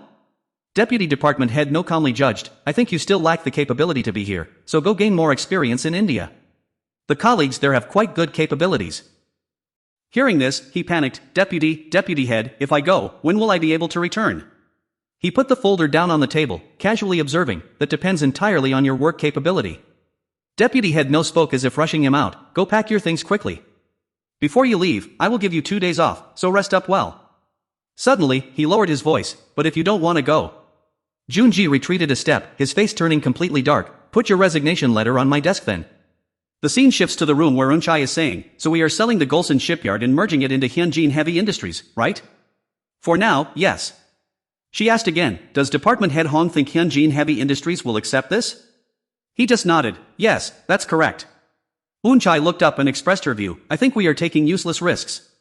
Lee Young-hoon saw her anxiety and asked, are you worried that a stronger Hyunjin Heavy Industries will threaten Yjin CNT? I wouldn't say that is impossible. He estimated that the Gulson shipyard, with a scale of over 1 trillion won, would take a considerable amount of time to be resolved. Yang Hoon made his proposal, Director, why don't you try changing your mind a little? She wondered slightly, how so? He then proposed that the Gulson shipyard being transferred to Hyunjin Heavy Industries would probably happen after Hyunjin Travel became owned by Yjin CNT. Eun-chae felt a bit helpless. If I were the chairman, instead of treating Yjin CNT as a competitor, I would worry that Yjin CNT would take away much more from me. Then she slowly stood up. The chairman is a very terrifying person. He has never once shown any friendliness toward my Yunhee. She slowly walked over to stand in front of the window. When my family went through hard times or when I helped my younger brother, I strictly ordered that the Hyunjin group must not get wind of it in the Myeongdong private lending market. Eun-chae seemed to fall back into contemplation. It was indeed very sad back then. Yunhee's father said that when I took this position. She firmly asserted, if the company suffers even a single one of loss, I will replace the general manager immediately. Suddenly, she smiled gently and turned her head, Manager Choi, you think I just got lucky, don't you? Yang Hoon carefully replied, actually, I still do not fully understand the director's pain. Hearing this, she smiled self-deprecatingly, that is true, it must be so. I am sorry. Director, you do not need to apologize to me. Eun-chae clenched her fists, it is just that I am feeling too anxious, that is all. She recounted her own story. To be honest, before manager Choi Young-han arrived, I thought that as long as I kept this position, my family could live in wealth and comfort. I felt like an uninvited guest. She recalled the moment Yang Hoon bowed and greeted her. Hello, I am Choi Young-han. Eun-chae laughed. Should I say that you are also an uninvited guest? She smiled and exclaimed, but in any case, I am very grateful for that uninvited guest. You constantly lead me in directions I never expected. It makes me feel bewildered and challenged. I want to keep up, but I seem to lack the ability. Then she turned to the main issue. The Gulsan shipyard cannot be transferred immediately, so let's handle that issue first. Let's decide on that. Eun-chae turned around and walked over to him. My Chinese is not good, so please go with Manager Kong. Yang Hoon replied, understood. She slowly sat down and continued, also, if you bring Yunhee along, it will be very helpful for you. She is highly proficient in Chinese and very meticulous. He nodded, I understand. Eun-chae looked at him sitting calmly and thought to herself, he is hard to read, yet no one makes me feel as reassured when delegating tasks as he does. She was feeling quite anxious the moment she received the proposal from the Yumayong group, because her mind was preoccupied with thoughts of Yang Hoon. Eun-chae had a lot on her mind. Even so, since she had to travel to China on business first, she would have more time to think things over. Meanwhile, she also had to sort out her thoughts regarding Yunhee. Eun-chae walked over and asked him if he had seen the incident in Gwangwaman yet. He turned and replied that he had, and added that the director might have to go to China with him, so she should get ready. Hearing this, she was very surprised and asked, China? That's sudden, is it just the two of us? He answered, no, department head Kong Ju-wai will be going with us. Eun-chae asked again, but didn't my mother say anything? Hearing this, he tilted his head in confusion and asked back, say what, ma'am? She waved her hand, no, it's nothing. When are we leaving? Lee Yang-hoon didn't plan to go immediately, saying he intended to discuss it with department head Kong Ju-wai first. She curiously asked, and then we can leave right away? Eun-chae suddenly remembered something and said, I'll drop by my house and come back. Hearing this, he immediately declined, there's no need to come back. Just call me once you're ready, director, and I'll come pick you up. As they were walking, she turned around and asked, you don't have a car, do you? Lee Yang-hoon replied, I have my written driver's test next week. Eun-chae recalled, lately, even the written test is quite difficult, and driving on the road is the same. Like I said before, chopping wood. Hearing this, he raised both hands and said, it's just because I haven't done it. My motor reflexes are actually quite good. Eun-chae smiled and said goodbye to him, yes, I get it. I'm going to pack my things for the business trip now. See you in a bit. The scene shifts to the front of a villa where someone is speaking. It is not good for someone being investigated by the prosecutor's office to keep coming in and out of here. Cha Ji-yeon, sitting with her legs crossed, sneers, are you trying to brag to everyone that you are close to me? Cheon Ji-yang quickly explains, that is not the case. He hurriedly mentions, my son has been appointed as a resident officer in India.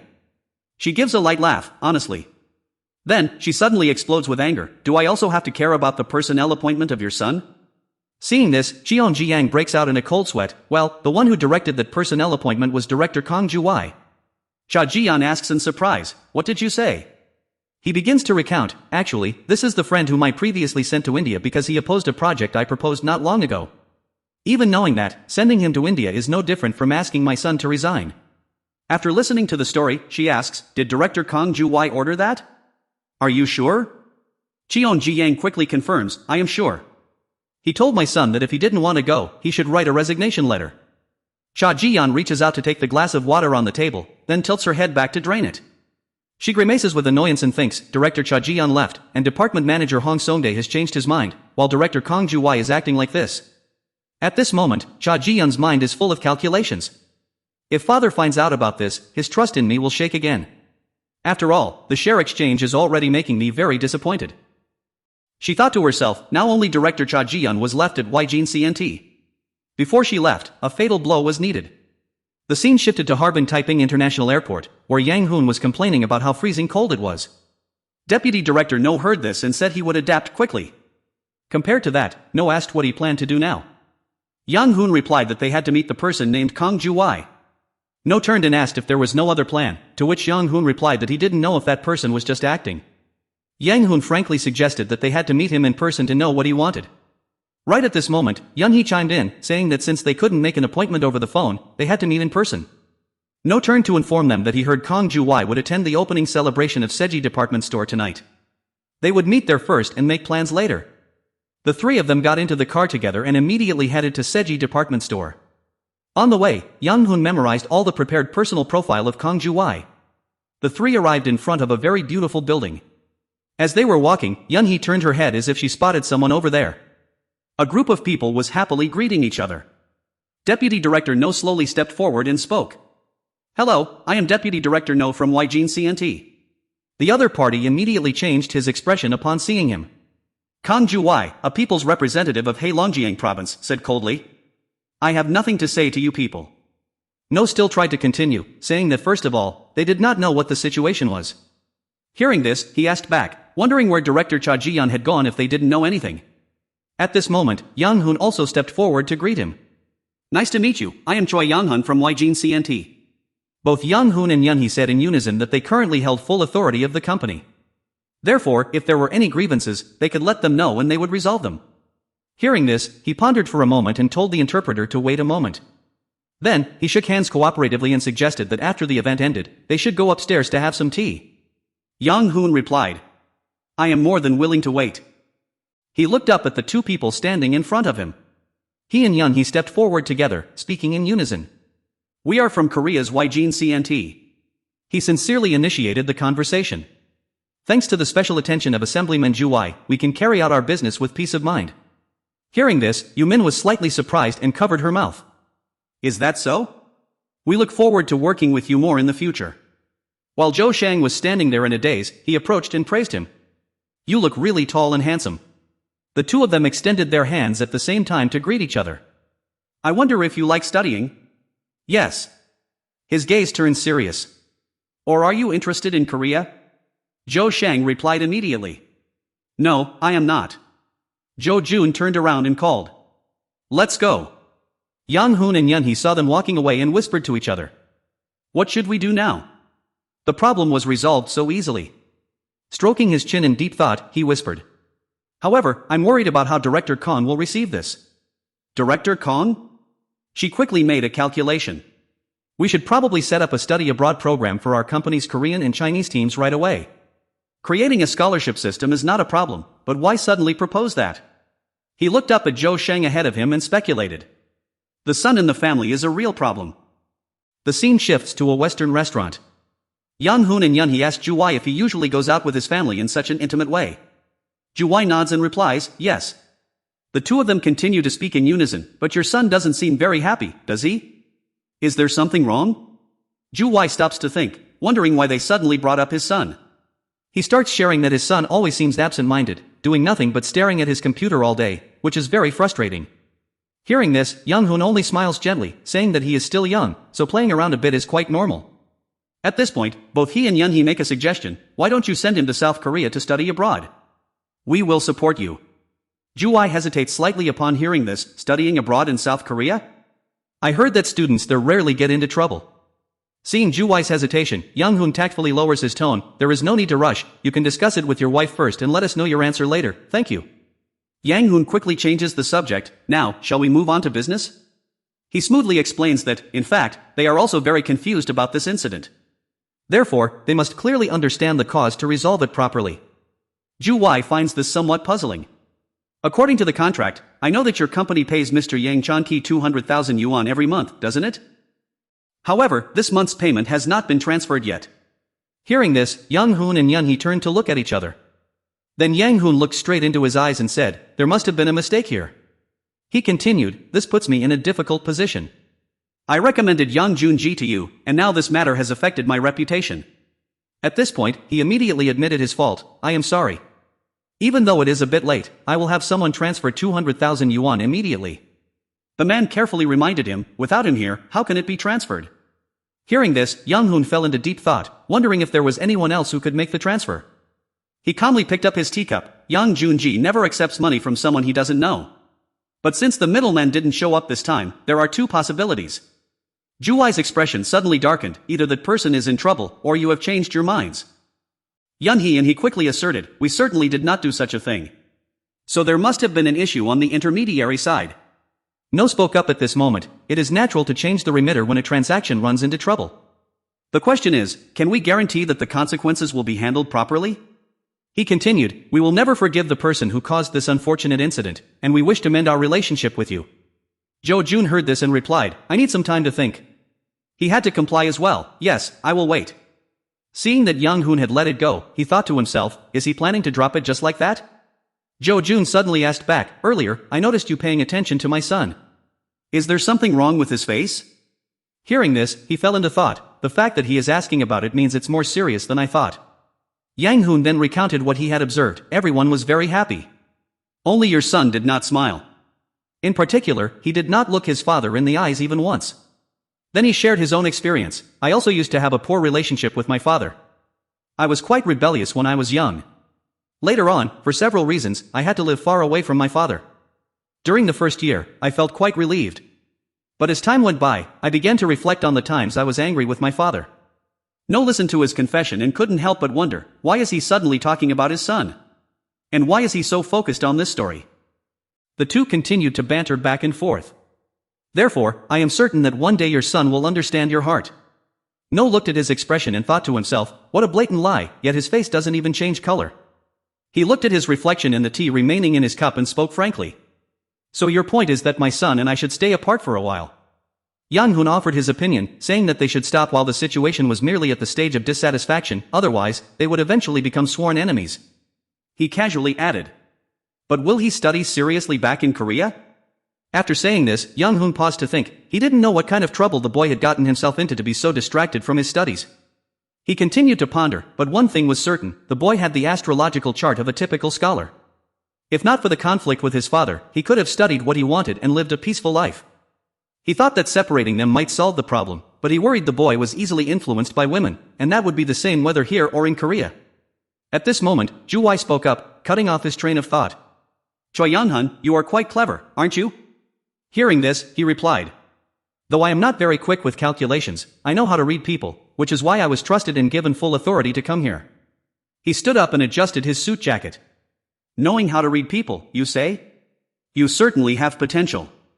Then, he held out his business card. This is my business card. After handing it over, Ju Wai turned and walked away, while the remaining three bowed respectfully. I will contact you later if anything comes up. He walked out and closed the door behind him. What? How on earth did you know his son had a problem? He simply admitted calmly. I was just guessing. You heard it earlier, didn't you? His facial expression was very distinct. No found it somewhat hard to understand. You could tell just from a bad facial expression? He continued. Anyway, everything is sorted out now, isn't it? No still did not quite grasp the situation. I don't really get it, so I can't say much.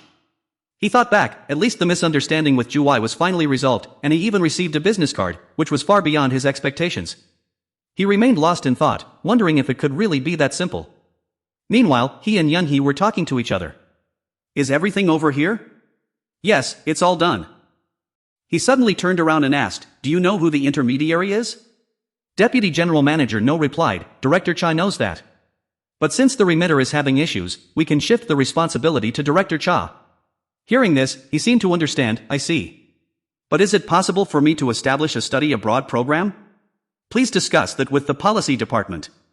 Everyone had finished their tasks. After completing the work, the three of them returned to the hotel. No is in the briefing room.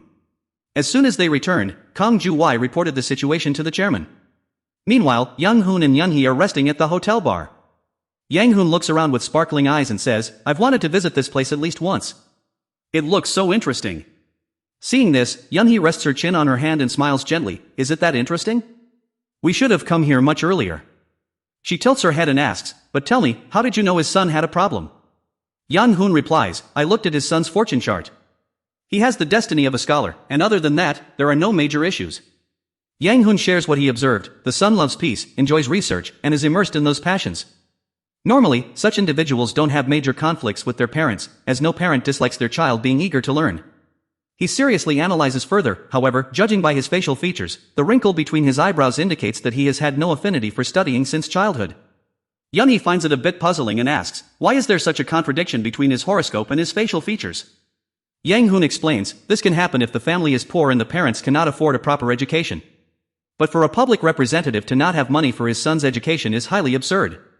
Then Yang Hoon concludes, therefore, there is only one logical explanation, someone is constantly obstructing his son's path. She seemed to understand, I get it. Lee Young-hoon picked up his glass and asked in curiosity, "What is this? It's so delicious." However, the problem lies in the fact that he has a physiognomy that clashes with his children. Yun-hee was startled and turned to him. "What? Clashes with his children?" He quickly explained, it doesn't mean literally killing them, but rather crushing their ideals. Lee Young-hoon continued, because he is overly picky, he is never satisfied with his son's actions, constantly hurting and suppressing his self-esteem. That is why the family is not in harmony. Perhaps his son's refusal to study is also a form of rebellion against his father. Yun-hee realized further, so that's why you advised his son to study abroad? Separating them like that will at least keep their relationship from getting any worse. She seemed a bit puzzled, but will he actually let his son study abroad? He will, Lee Young-hoon said casually, with the father-son relationship being so distant, there is no way they don't harbor mutual resentment. He added, the son hates the father and vice versa, so he will want to send his son away, hurry up and study, can't you hear me? And he will be grateful to us for removing the root that was turning into a sprout of disaster in his house. He will think everything is heading towards a good outcome. Yun-hee set her glass down and remarked, sometimes you give me the shivers. She turned to him and confessed sincerely, it feels as if I am facing something that isn't human. Hearing this, he only smiled gently, I have seen the destinies of others, yet I cannot see my own. Perhaps, this is not entirely a good thing. Young-hoon fell into his thoughts. Many times I thought going into monastic life would be easier, but the reason I did not give up was because of my mother. I want to show her that when we meet again one day, I will be living well just like any other normal person. He changed the subject, stopping the discussion. Let's just enjoy the remaining time here, please give me another glass of the same. Yes, yes. Suddenly, he looked down at his glowing phone. He stared and smiled gently as he saw an incoming call from Jo Jun-yun. He looked at his ringing phone and asked curiously, who is that? He replied, it must be Zhou Shang. Young-hoon handed the phone over to her, hurry up and answer it. Yes, okay. She then began talking on the phone with Zhou Shang. As soon as she hung up, he asked, what did they say? Yun-hee replied, they asked if you could arrange some time tomorrow. She expressed some doubt, I already said it was fine, but what? She recounted, they said they have a favor to ask, but didn't specify what it is. Young-hoon guessed that they probably just wanted to have a chat with him. He tilted his head and reminded her, when people ask for a favor, we should also help them. That is the rule of relationships. If you only want to receive without giving, the relationship won't last. He suddenly turned his head to reassure her, there is no need to worry before we meet. Young-hoon smiled gently, once we meet, everything will be clear. The scene shifts to Jo Jun's villa, where three people are walking together. Seeing them, Jo Jun greets them, welcoming everyone. He tells his son to come and say hello, explaining that these are the people who will help him study abroad in South Korea. Yoo-min approaches warmly, asking, have you settled everything? I am truly grateful, but I am still not sure which university it is. No steps forward and replies, we will select a school suitable for your son within the scope of our organization. No continues, if you can provide more transcript records, we can process it even faster. Hearing this, her face darkens slightly as she asks anxiously, so the grades must be very good, right? No waves his hand, assuring her, if we only relied on grades, how could this be called helping? Sitting nearby, Jo Jun laughs heartily and chimes in, exactly. If it were just normal studying abroad like everyone else, why would I entrust my son to this place? You don't need to worry at all. Feeling relieved upon hearing this, she softly says, if you can really do that, I don't even know how to repay you properly. Jo Jun steps up and pats her shoulder reassuringly, saying, you don't need to overthink it. If you keep thanking them like this, it will hurt my pride. Jo Jun continues, now, I have some business to discuss with these guests. Please wait here for a moment. No professionally persuades her, by the way, if you and your son don't want to just sit and wait, I can briefly explain the scale of our program so both of you can understand. Jo Jun turns to him and Yun-hee, proposing, then, you two please follow me. The two of them are led into a room, where several people are playing mahjong. The three players are smoking and playing actively. Seeing them enter, Sube is quite surprised and says, oh, you're finally here. Yun-hee leans in close and whispers to Yang-hoon, we came here to discuss business, but now we're just watching them play mahjong like this? He smiled helplessly, this was truly a unique experience. Jo Jun turned around and said, you two, sit behind me. The two obediently sat down behind Jo Jun. Jo Jun suddenly spoke up, since he was a child, my son dreamed of becoming a mayor. He recounted, he dreamed of becoming the mayor of backward and impoverished Harbin to help people live better lives. He continued, but I don't know since when he started getting addicted to games, and his excellent studies were left unfinished. What a pity, he was originally a genius. Supe turned around, slightly puzzled, I have never seen you praise your son like that. If I had known you loved him so much, I would have matched him with a virtuous wife. She looked towards Yunhee and asked, but who is that beautiful girl? Is she Korean? She quickly replied, yes, I am Lim Yunhee from Hanjin, a trade company in South Korea. I came here for work. Hearing that, she praised, your Beijing dialect is quite good. She looked at Yunhee and assessed, looking at your clothes and accessories, I don't think you are just an ordinary employee. You must have an upper-class background, right? Hearing that, she tried to stay calm. I didn't think anyone would recognize this brand so quickly. You really have a good eye. Su-pei suddenly changed her tone. You still haven't answered my question, have you? Hearing this, Yunhee clenched her hands. She answered her question. My mother is the president of Yjin CNT in South Korea. Flicking her cigarette ash, she wondered, would the daughter of a South Korean tycoon really settle for being a mere translator? Su-pei kept firing questions. Just how wealthy is your family? Yunhee turned to him, wondering why she was so curious. Suddenly, he spoke up to bail her out. I am Lee Yang-hoon, here to handle the business of Yjin CNT. Hearing this, Su-pei leaned back. Oh ho, the business of Yjin CNT, is it? The people around whispered, it seems to be a mine issue, that's right. She mentioned, I've heard about the story, Zhou Shang is having quite a hard time with this. He replied, that is why I came here to resolve that issue. Lee Yang-hoon fell into thought, there was no one named Yang Chang here. Looking at Zhou Jun's back, he thought to himself, if he simply invited me here to ask for help, what does he intend to ask for? Zhou Jun turned to her and said, why don't you focus on playing mahjong instead of paying attention to that young man? Su-pei teased with a laugh, it seems your hand isn't looking too good. Hearing that, he smiled gently although his hand was good, but because the other players were so distracted, he worried he wouldn't win any money. Yunhee turned and whispered to Yang Hoon, Zhou Sheng treats that middle-aged woman so respectfully, she must be someone special. Hearing this, he also paused in contemplation. Time drifted by. A moment later, the mahjong game resumed, and Zhou Sheng continued talking about his son. Yunhee sat there, her neck stiff as she complained about him constantly talking about his son. Suddenly, Yang Hoon spoke up, the story about his son isn't important. Hearing that, she looked puzzled, what? He reached out to hold Yunhee's hand, gently reassuring her, focus, it is over. Zhou Jun raised his hand in a gesture of surrender, it seems luck is not on my side today. Su-pei gestured with both hands and said, there are days like that, let's keep playing. Zhou Jun stood up to decline, no, please excuse me, I will head home first, everyone please enjoy yourselves. Entering the study, Zhou Jun invited them, have a seat. He then asked seriously, do you know why I brought you two there? Yang Hoon immediately shared his thoughts, do you want to ask me something about the mahjong players from earlier? Zhou Jun then brought up, you once said you are good at reading people. I have created the best conditions for you to clearly see their true nature. He looked up, staring straight at Yang Hoon, and said in a low voice, gambling is a drug that exposes human nature. It can drag out the deepest, hidden parts of a person. Zhou Jun suddenly asked, do you like gambling? Yang Hoon shook his head in denial, no, I do not. He casually mentioned that Koreans claim they do not like gambling, but that is a lie, life itself is a gamble. And politics is no different. Zhou Jun spoke seriously, as if lecturing, stating that while business costs money, politics can threaten the lives of oneself and one's family. Doing politics here is like walking a tightrope on a cliff. Whoever holds your hand can decide the future of your family for decades. Yang Hoon got straight to the point with his question, are you worried about that middle-aged woman from earlier? That's right, Zhou Jun replied, sharing information about Su-pei, whose full name is Su-pei-pei, and who has close ties with Deputy Prime Minister Han Jiang.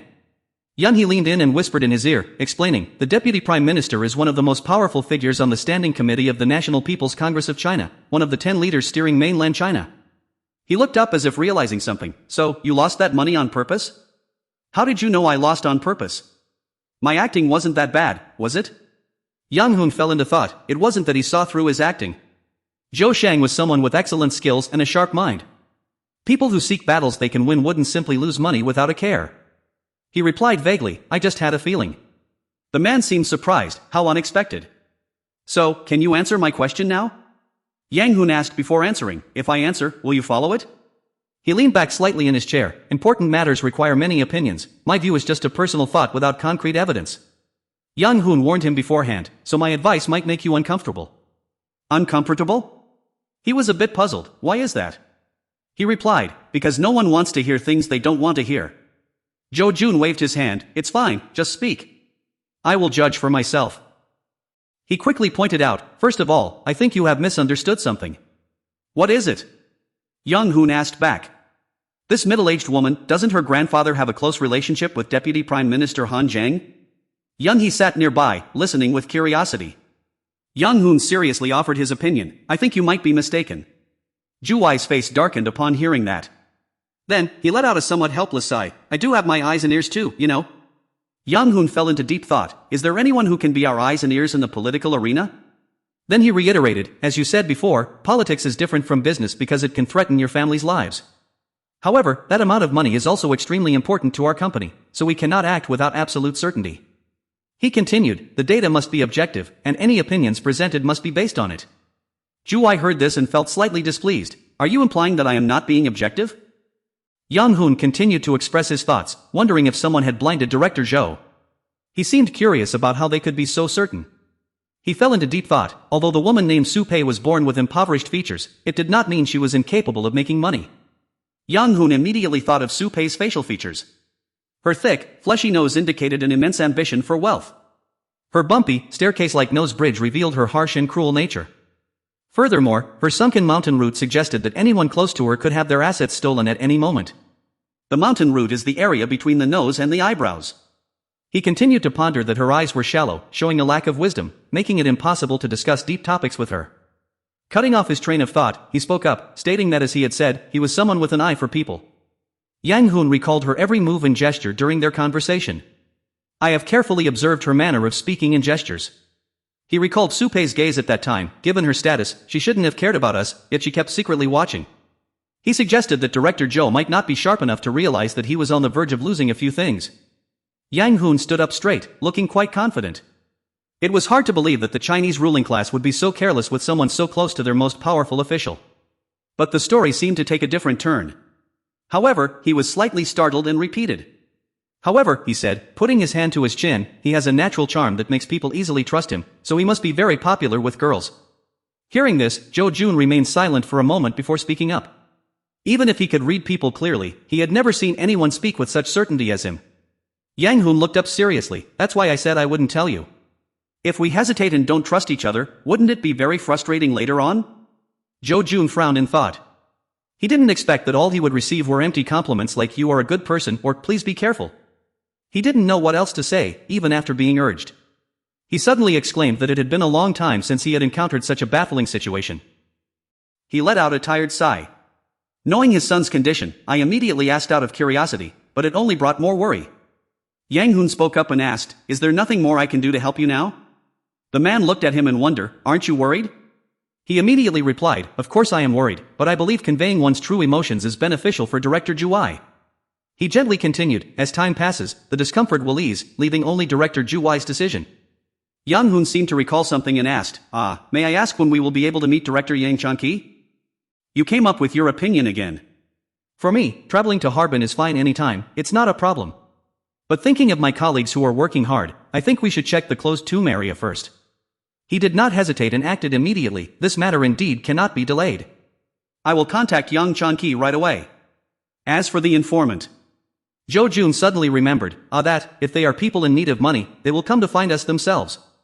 Yang Hoon smiled and thought to himself, there is no way the situation is different from what I said yesterday, it's just that Kong Juwai's mind has changed. No looked tired and asked, how did it go? Did Kong Juwai contact Yang Chanqi yet? What about the informant? She cheerfully replied to him, it is completely different from yesterday. She smiled excitedly and turned around. Yesterday he was still cold to us, but today if he wants to continue receiving money, Yang Chanqi will have to prepare a new informant. Currently, it seems Yunhee is very excited. Let's go back to our lodging first and wait. If needed, they will contact us immediately. Her expression has also become much gentler. It seems she has completely opened her heart to us. Suddenly she remembered, even when the two stood up, he suddenly spoke up, even. His tone slowed down with absolute certainty. If you are right, when there is a problem that your company needs to resolve in China, I will help. Hearing that, the two of them were extremely grateful and bowed their heads. Thank you, sir. Thank you so much. Deputy Director No spoke up, interrupting her train of thought. What on earth happened in there? Well, about that. Sitting in the back, he leaned forward and answered first, I just gave him some advice. What was that advice? However, he did not answer that question because he had already made a promise to Zhou Jun. I'm sorry, but I promised Zhou Jun that I wouldn't discuss this with anyone else. Deputy Director No sighed with emotion while driving. Then there's no other way. For now, we should just relax. If I introduce Yang Hoon to Department Head Choi, will you come along? Yang Hoon shook his head slightly. No, thank you. Department Head Choi can handle and process that directly. He muttered to himself. I can't report that I assisted the department head at the company. Hearing this, Deputy Director No smiled gently as if understanding. I see, I understand.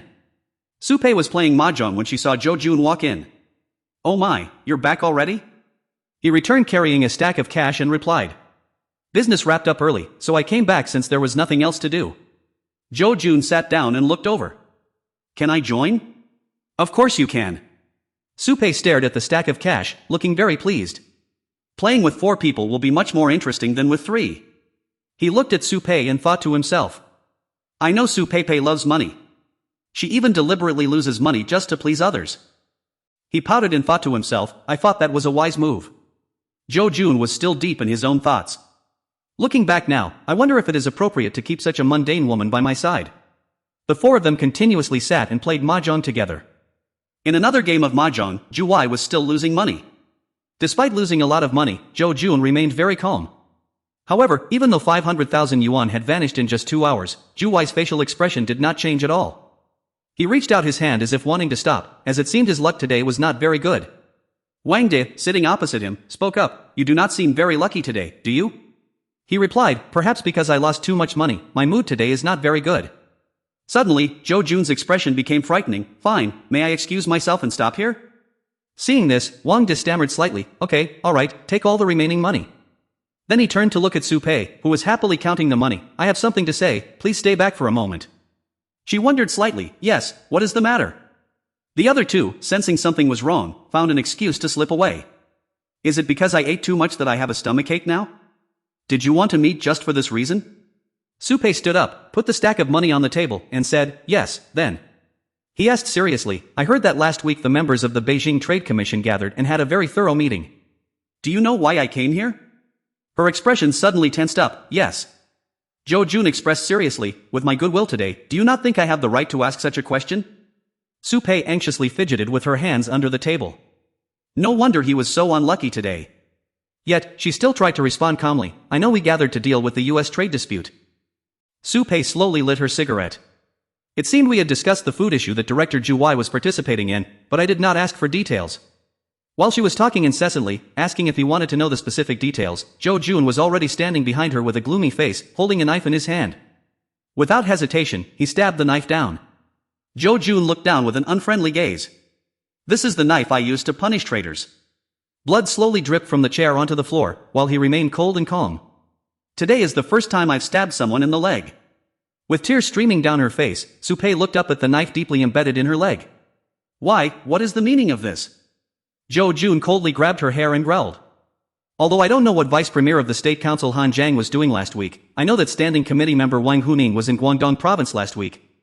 His eyes glared with anger as he gritted his teeth and shouted. Without him, would the Standing Committee even have a meeting? How dare you take my money for nothing? Su-pei cried out in terror, begging for mercy.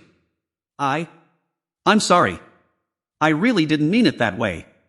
Please spare my life. Jo Jun coldly retorted. Why should I do that? Why should I spare the life of a liar who took my money and deceived me? She cried out in pain and made a desperate offer. I will do anything you want, I swear. Hearing that, he released Su-pei's hair. You said you have a daughter, right? After your leg is treated, pack up your things and move here with her. Jo Jun delved deeper. She is the same age as my son, so they will become friends. Su-pei looked up with tears streaming down her face. So, you plan to take my daughter hostage? Jo Jun simply sat calmly on the chair. Who knows if she will be a hostage or a close friend? After your leg is treated, go to Beijing and do as I say. As he recollected, Kang Ju Wai remembered the last words spoken by Li Yang-hoon. At that moment, Li Yang-hoon propped up his chin with confidence, possessing a natural charm that made people easily trust him, likely making him popular among girls. His expression darkened as if wanting to manipulate everything. It would be a waste if that girl left, so he just needed to create an opportunity to use her himself. Chapter 67. Li Yang-hoon and Yunhee were conversing in the dining room of the Harbin Hotel. She smiled radiantly. The more I work with you, Li Yang-hoon, the more surprised I am. But today is truly beyond expectation. He assessed the general situation. Although this was my first time playing mahjong, I noticed that their people are all the same. Yunhee did not expect that situation. Even so, seeing him completely unafraid, speaking his mind in such an atmosphere, he was truly a courageous person. Her cheeks suddenly flushed red. Thinking back, Yunhee recalled the moment of physical contact with Li Yang-hoon. Why did he hold her hand back then? She couldn't help but wonder if it was really necessary to hold hands. That action left Young Hoon completely stunned on the spot. What was she thinking? He didn't know what to say at that moment. So Young Hoon immediately stood up, feeling a bit hot and uncomfortable after eating and drinking to his heart's content. I need to go out for some fresh air. He still politely asked for her opinion. Do you want to continue, Ms. Yunhee? Yunhee was slightly startled. Yes, what's the point of drinking alone anyway? She made an excuse to leave first. I'll go wash my hands for a moment and then join you.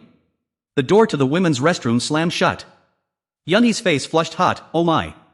She used her hands to fan herself, trying to cool down. Yunhee muttered to herself, what was so good about a man who was so thoughtless anyway? She decided to touch up her makeup, and at least put on some lipstick first.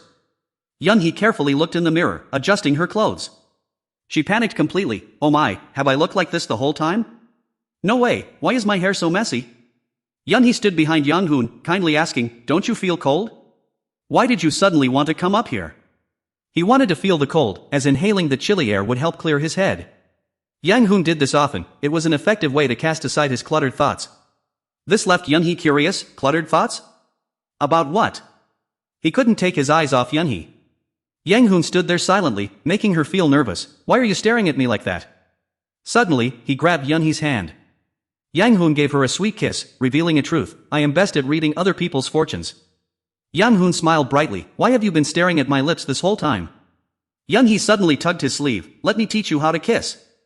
And just like that, they shared a passionate kiss. Jae-min continuously jogged in the park. Recently, Jae-min felt the youthful warmth surging through his body. He had always stood behind, moving forward and retreating together with his leader. Previously, he only thought that his role was to assist Kang Dae-soo on his political path. However, Jae-min experienced major changes after getting to know the strange friend from Hyunjin. Unexpectedly, he now had completely different thoughts. He began to look down instead of always looking up. Just then, Siwon hurriedly ran inside and reported. Mr. Kang. He didn't know what to say. That was... Siwon quickly whispered into Jae-min's ear. He hurriedly picked up his tray of food. I am very sorry, everyone, but an urgent matter has suddenly come up at my house. Jae-min questioned his own reality. Does anyone else know about this? He spoke up to clarify. It was a direct communication from the chief of staff of the president's office. So many people probably don't know yet. Jae-min flashed a sinister smile. See? In politics, if there's any shady business going on, it will be exposed sooner or later. What do you think the central government will do about this? He shared frankly. Even for Assemblyman Kang Ju-wai, if the corruption charges are brought to light, punishment is inevitable under party regulations. Siwon knew the situation well. The chief of staff had heard about it and demanded a thorough investigation to uncover the truth. He suddenly hypothesized. If this gets reported in the press, he concluded with the final outcome. Then Assemblyman Kang Ju-wai will be eliminated from the candidate list. Jae-min rejoiced in his heart, so this is the end of it. If he can maintain his clean record until the end of the year, he might continue to hold power under the guise of training his juniors. But he thought to himself, if he dares to step back, who will go looking for him? He wanted to hear the answer. There is a wedding for Assemblyman Kang Ju-wai's nephew next week. Do you plan to attend? Jae-min continued to maintain the relationship. Of course, even though he resigned, he is still a man of status. Do you still remember what I instructed you earlier? Siwon immediately got the point. You mean including the Gulsan bus terminal in the commitment, right? He reiterated once more. Exactly, ask Hyunjin Construction to send over the preliminary drawings and a reasonable proposal. He was a bit hesitant. I see, then what about the Bonsakian apartment complex? Do you plan to hand it over to Hyunjin Real Estate? Jae-min was forced to make a decision. We have to do it that way. Let's get an answer quickly this week. He considered himself very fortunate. Only now did he realize that having his cousin as the president of Sawa Construction was a major advantage. Siwon did not rule out the worst-case scenario. What if your cousin refuses? Jae-min was extremely confident, so how could he refuse? However, he still found it hard to be at ease. He continued to ask, the bidding process evaluates scores based on different categories, right? So if he interferes, won't it affect you in the future? He well understood Siwon's good intentions. I understand you are worried about Kang Ju-wai, but this is a different matter. Jae-min analyzed it in detail for him. No one conducts a bidding process based solely on objective scores. There are also non-price scores, which are the professional evaluations. He was not worried at all. Jae-min was very confident. It was the same for transferring the construction rights of the Bongsakian apartment area and developing the Gulsan economy through the shipyard. Jo Jae-min had naturally calculated everything carefully. If he could achieve these two things, he could open an entirely new chapter in his political career. He guessed a part of it, thinking to himself that he should gradually make an appearance in the Gulsan area. Jo Jae-min suddenly reminisced, speaking of which, when I was a child, I also lived in Gulsan for a while. He himself had to admit, about 5 years or so, I'm not sure. But living there for 5 years makes you no different from a Gulsan local. Jo Jae-min was proud of himself. Now, I have also become a politician. Indeed, living there for 5 years makes one a Gulsan local. Everything was indeed too coincidental, and exactly 2 days later, Hyunjin had a major personnel restructuring. Ji-yeon could do nothing more but bow her head and say, I am sorry, but I do not understand what you mean. Cha Ji-yeon was so furious that she was about to go crazy, immediately raising her voice. No. What I mean is, why did you handle the matter so carelessly? She raised her voice and continued to scold harshly. You were so negligent that just a few people could uncover everything that Director Cha had done. He lowered his head toward the ground and muttered an explanation. It was not everything. It was just my mistake that caused the company to suffer losses. Cha Ji-yeon did not even care about that excuse and cut him off. What is the difference anyway? In any case, you are fired. None of you have fulfilled your responsibilities. Cha Ji-yeon then turned to the side and barked. Hey, why do you not say something? Taemin looked indifferent, not wanting to get involved in this mess. I have nothing left to say. I already told you that I would handle the accident myself. Ji-yeon of course did not dare to speak the truth at this moment, only defending himself. You only told me to cause trouble, you did not tell me how to do it.